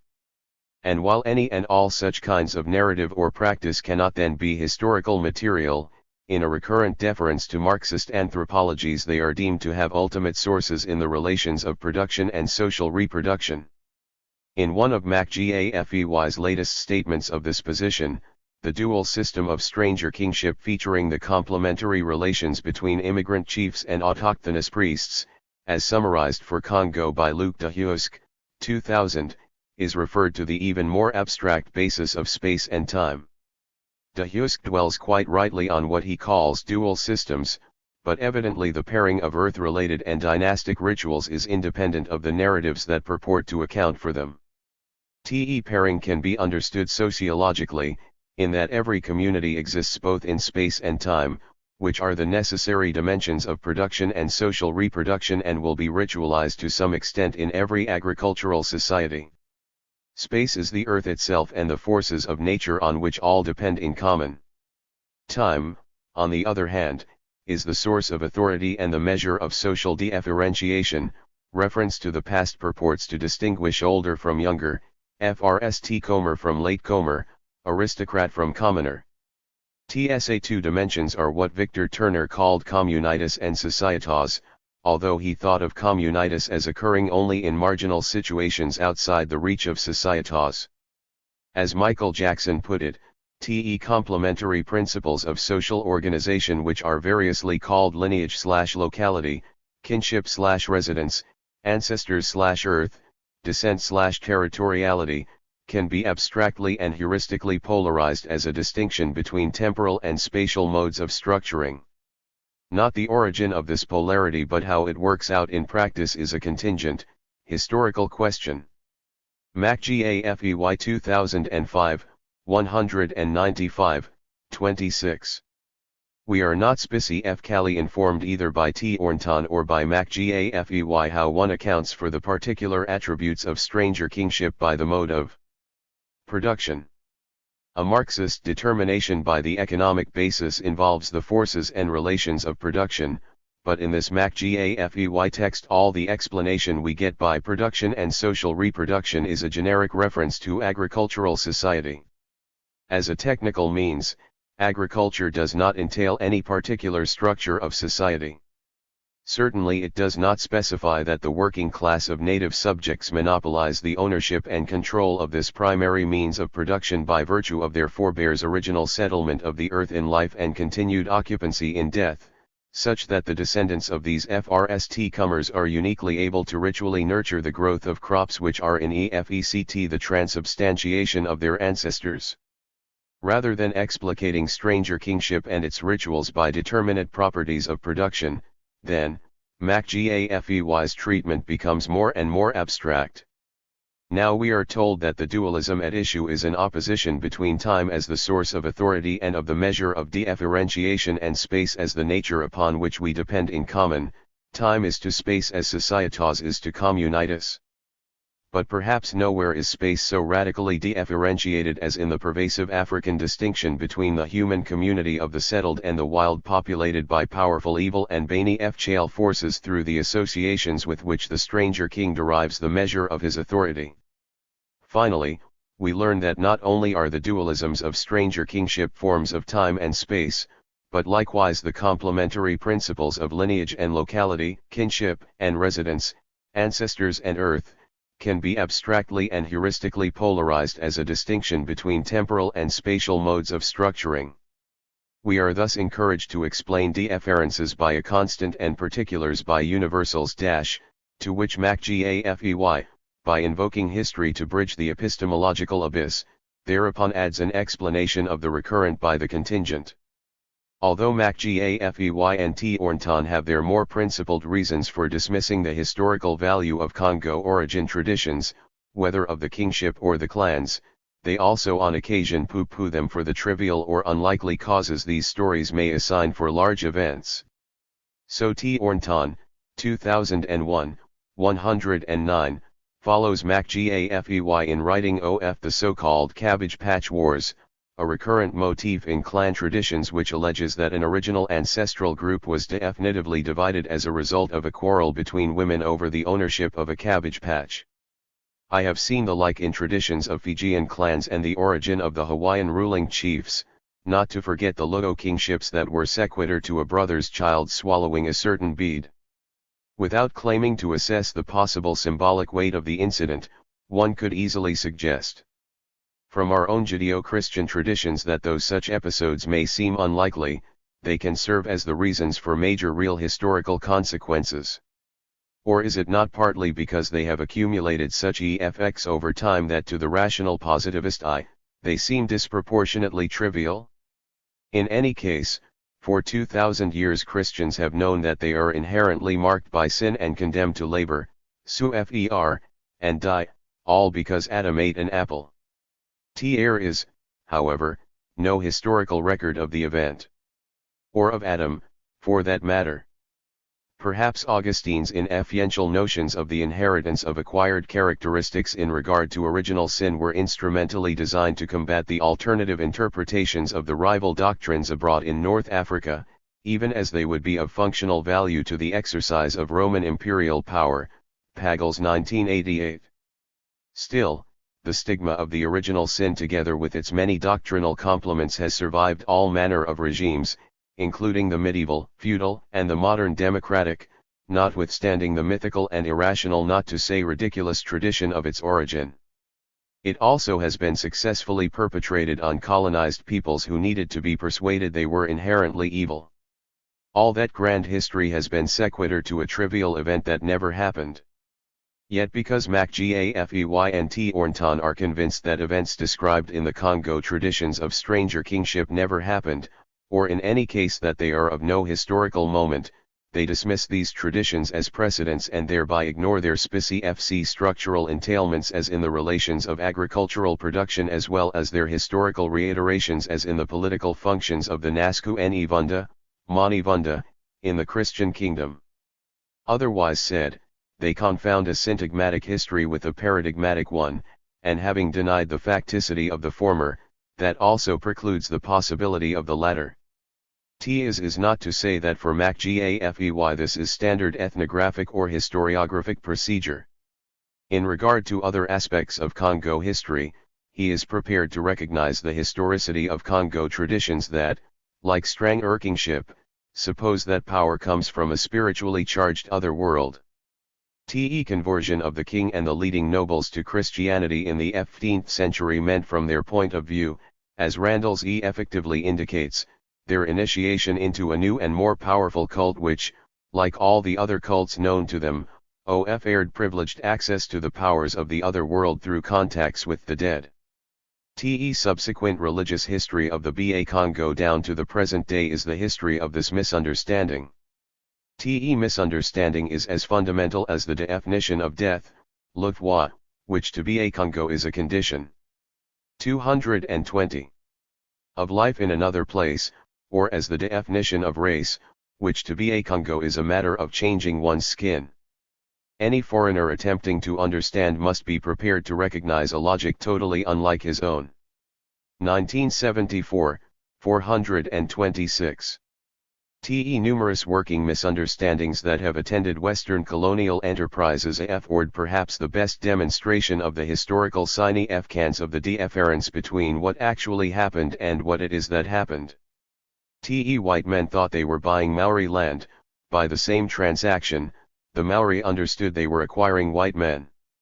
One can understand why Luapula people translate their traditions as meaning, the same happening can have different meanings, hence different historical effects, for peoples of different cultural heritage. In 1779, Hawaiian women of ordinary rank ate with their sailor paramours aboard Captain Cook's ship during his fateful sojourn at Kealakekua Bay, Solins 1981a. That is what actually happened, but what it is that happened, among other meaningful things, is that the women broke the Hawaiian taboos on codening with men and eating sacred chale foods, pork and bananas, strictly forbidden them. For the sailors what happened was something like a date for lunch, an expression of intimacy. For the Hawaiians, it was a significant historic event, which along with other exchanges of mundane significance to Europeans that amounted to violations of the human and divine order for Hawaiians contributed to the climactic abolition of the indigenous religion in 1819. At that time, in a symmetrical and inverse act of codening, King Liholiho launched a cultural revolution by eating in public with women of the highest nobility. Consider, then, that the syntagmatic event is as much dependent on cultural conditions that are not coterminous with it as are events that are paradigmatically inspired by ancient memories. One might say that the happening becomes an event insofar as it is recuperated by values originating outside of it, that is, by the meaningful or symbolic values of a particular cultural scheme.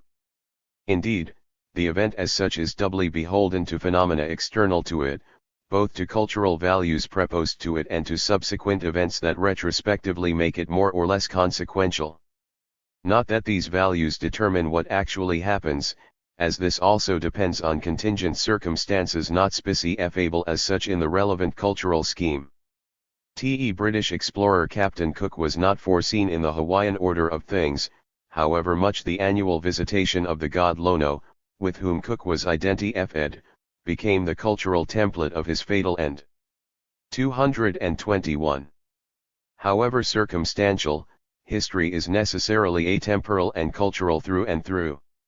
Whether the pertinent causation is sequential or analogical, syntagmatic or paradigmatic, the transhistorical cultural context is the condition of its possibility of what it actually is that happens.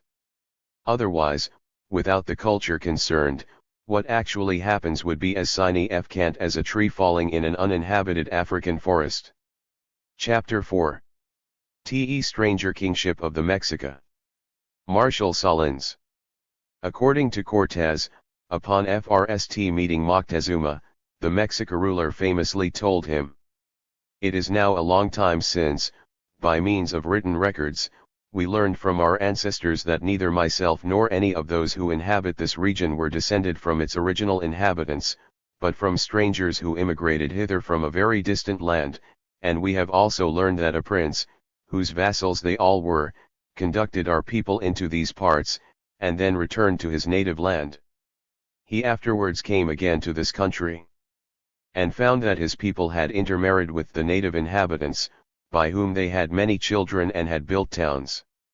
And when he desired them to return with him, they were unwilling to go, nor were they disposed to acknowledge him as their sovereign, so he departed from this country, and we have always heard that his descendants would come to conquer this land and return us to subjection." 1843, 87-88. For all the scholarly controversy that has ensued about the veracity of Cortés' account, when one considers the worldwide distribution of Stranger King. 224. Dynasties with quite similar structural features and historical traditions as are entailed in Moctezuma's discourse, what he is reported to have said is quite unremarkable. Stranger kingdoms of this description constitute the dominant form of pre-modern state, Solins 2010, 2014. TE rulers of a remarkable number of societies the world around have been foreign by origin to the peoples they rule. As rehearsed in ongoing traditions and enacted in royal rituals, notably the rituals of their installation and of the new year, the kings come from elsewhere. Moreover, as their cosmic cum celestial powers derive from their external origins, the foreign identity of the kingship is perpetual, a condition of their sovereignty, in contrast to the earthly powers and identity of their indigenous subjects. A common counterpart of the fabled origins of the stranger kings is their cultural superiority, just as in the Moctezuma text, they are, literally, the civilizers. They built cities. Yet most indicative of stranger kingship is the marriage of these powerful foreigners with native women. In the paradigmatic case, the union of the original stranger king with the daughter or daughters of the autochthonous ruler, an alliance that is in effect the fundamental contract of the new society. Sovereignty here is embodied in and transmitted by women of rank. In the sequel, the union of the native woman with an immigrant prince engenders a succession of kings who combine in their own persons the essential components of the new regime, foreign and indigenous, celestial and terrestrial, masculine and feminine, each component incomplete in itself, but taken together they make a reproductive totality. Have you ever wondered why vassal lords address Moctezuma as my child? I have heard the like in the Fiji Islands, where the indigenous chieftains similarly assume the status of the paramount's elders, for he is the offspring of their clan, their ancestors. First in the land, giving birth to the king, the subject people are senior kinsmen of their ruler. Te return of the original king, ruler of the native people, the Quetzalcoatl Fgur in the Moctezuma text, is another common narrative of stranger kingdoms, as well as an annual ritual drama. Te, king of ancient memory and godly status, comes back to reclaim his sovereignty, only to be deposed again by the usurper now in power, although usually not before he renews the fertility of the land during his temporary ascendancy. Also not uncommon is the tragic irony involved in the identification of the colonizing European with the returning popular god king, the way Captain Cook was considered an avatar of Lono in Hawaii, or Sir James Brooke, the White Raja of Sarawak, was taken by some Iban people as the son of their primordial progenitors, Kalang and Kumang. Then again, in another version, Sir James was Kumang's lover, thus replicating the contractual union of the stranger prince with the ranking woman of the native people, cf. Solins 2010, 113. Similar marvelous tales of white men are told in Amazonia and Melanesia. For the Micronesians of Ponape and Truk, things that drift ashore, including the founders of GFY lineages, have come from the spirit world, which is why, as Ward Goodenough explained, Europeans, on their FRST arrival, were greeted as denizens of that divine realm, 1986, 559. Te parallels with Moctezuma's alleged greeting of Cortés would not be worth further discussion were it not for the disputable speculation of some scholars that the identification of Cortés with the lost god king of Tolan greatly facilitated the Spanish conquest. This does not necessarily follow is demonstrated in the case of Captain Cook, whose identification with the ancient deity Lono merely got him killed. What will happen in the showdown between the returning god and the king whose ancestors came to power by usurping him depends on contingent circumstances of the historical conjuncture. Moctezuma hardly had to give in as a result of the tradition, he could have as well concluded from it that Cortés was a threat and got rid of him. What is structural is that either outcome, the death of the god or the king, is a logical but not inevitable sequitur to opposition between them in the indigenous cultural order. One might say it is structurally sufficient but not historically necessary. That is one possible conclusion from Mexica history on the relation between structure and event. Another is the remarkable similarity between the Mexica history and that of the Bunyoro Kingdom of the East African Rift Valley itself, a lacustrine basin geographically similar to the Valley of Mexico. Resemblances include the Bunyoro people's notions of early European visitors, who were sometimes identified with the Bakwezu rulers of the fabled Kidara Empire that once dominated the valley and peoples beyond. Europeans, reports the ethnographer John Beatty, 1971, 50, were sometimes taken for Bakwezu returning to their old kingdom, and were said to have possessed marvelous skills and marvelous powers, should we not say, like the Toltecs? Indeed, the Banyuro relate that they inherited the great realm and high culture of the Bakwezi in much the same way as the Mexica became the successors of the glorious Toltecs, including the parallel saga of their origin as uncultured barbarians who migrated from the northern peripheries of the empire to its interlacustrine heartland. So the resemblances continue. The Bakwezi of ancient Kidara are analogously described as a mysterious race of semi-divine rulers, of whose extraordinary wisdom and achievements stories are still told, including their takeover of the country from 226. An even more shadowy dynasty, Ibid, 25:45. Hint, Teotihuacan. And the Bakweza kings, too, were high priests of their Kidara realm, as wealthy as they were wise, reigning over many lesser kingdoms of the Rift Valley and beyond. Just as the Bakwezu resemble the Toltecs, so the Banyuro who replaced them were like the Mexica in their original Shimek state. Their own traditions stress the Banyuro's ignorance and uncouthness when they first arrived from their uncivilized homeland, Ibid, 59. Like the common depictions of the Shimecs, the Banyuro are described as rough hunters, naked and savage, without knowledge of riches, courtly manners, or diplomacy as it were, sans roi, sans loi, sans foi. Speakers of the uncivilized Nilotic Logo tongue, this, too, the Banyuro would give up when they adopted the customs and language of the Bantu Bakweza. It is remarkable, comments the historian Roland Oliver, 1955, 115, that the successor kingdoms of the Bakwezi in the Rift Valley Buganda, Toro, Nkali, Sogo, and Bunyuro, among others, attribute most of the social and cultural practices that mark them off from surrounding regions to their glorious Kidara predecessors.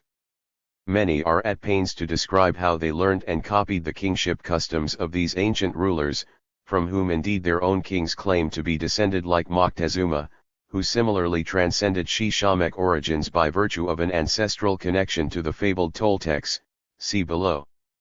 In juxtaposing the Mexica and the Banyuro, I join a small cottage industry in Mesoamerican studies that has turned out a number of such cross-cultural comparisons, likening not only the Mexica's polity to various African states, but also their hegemony to the Roman Empire and their kings to sovereigns of Polynesian islands.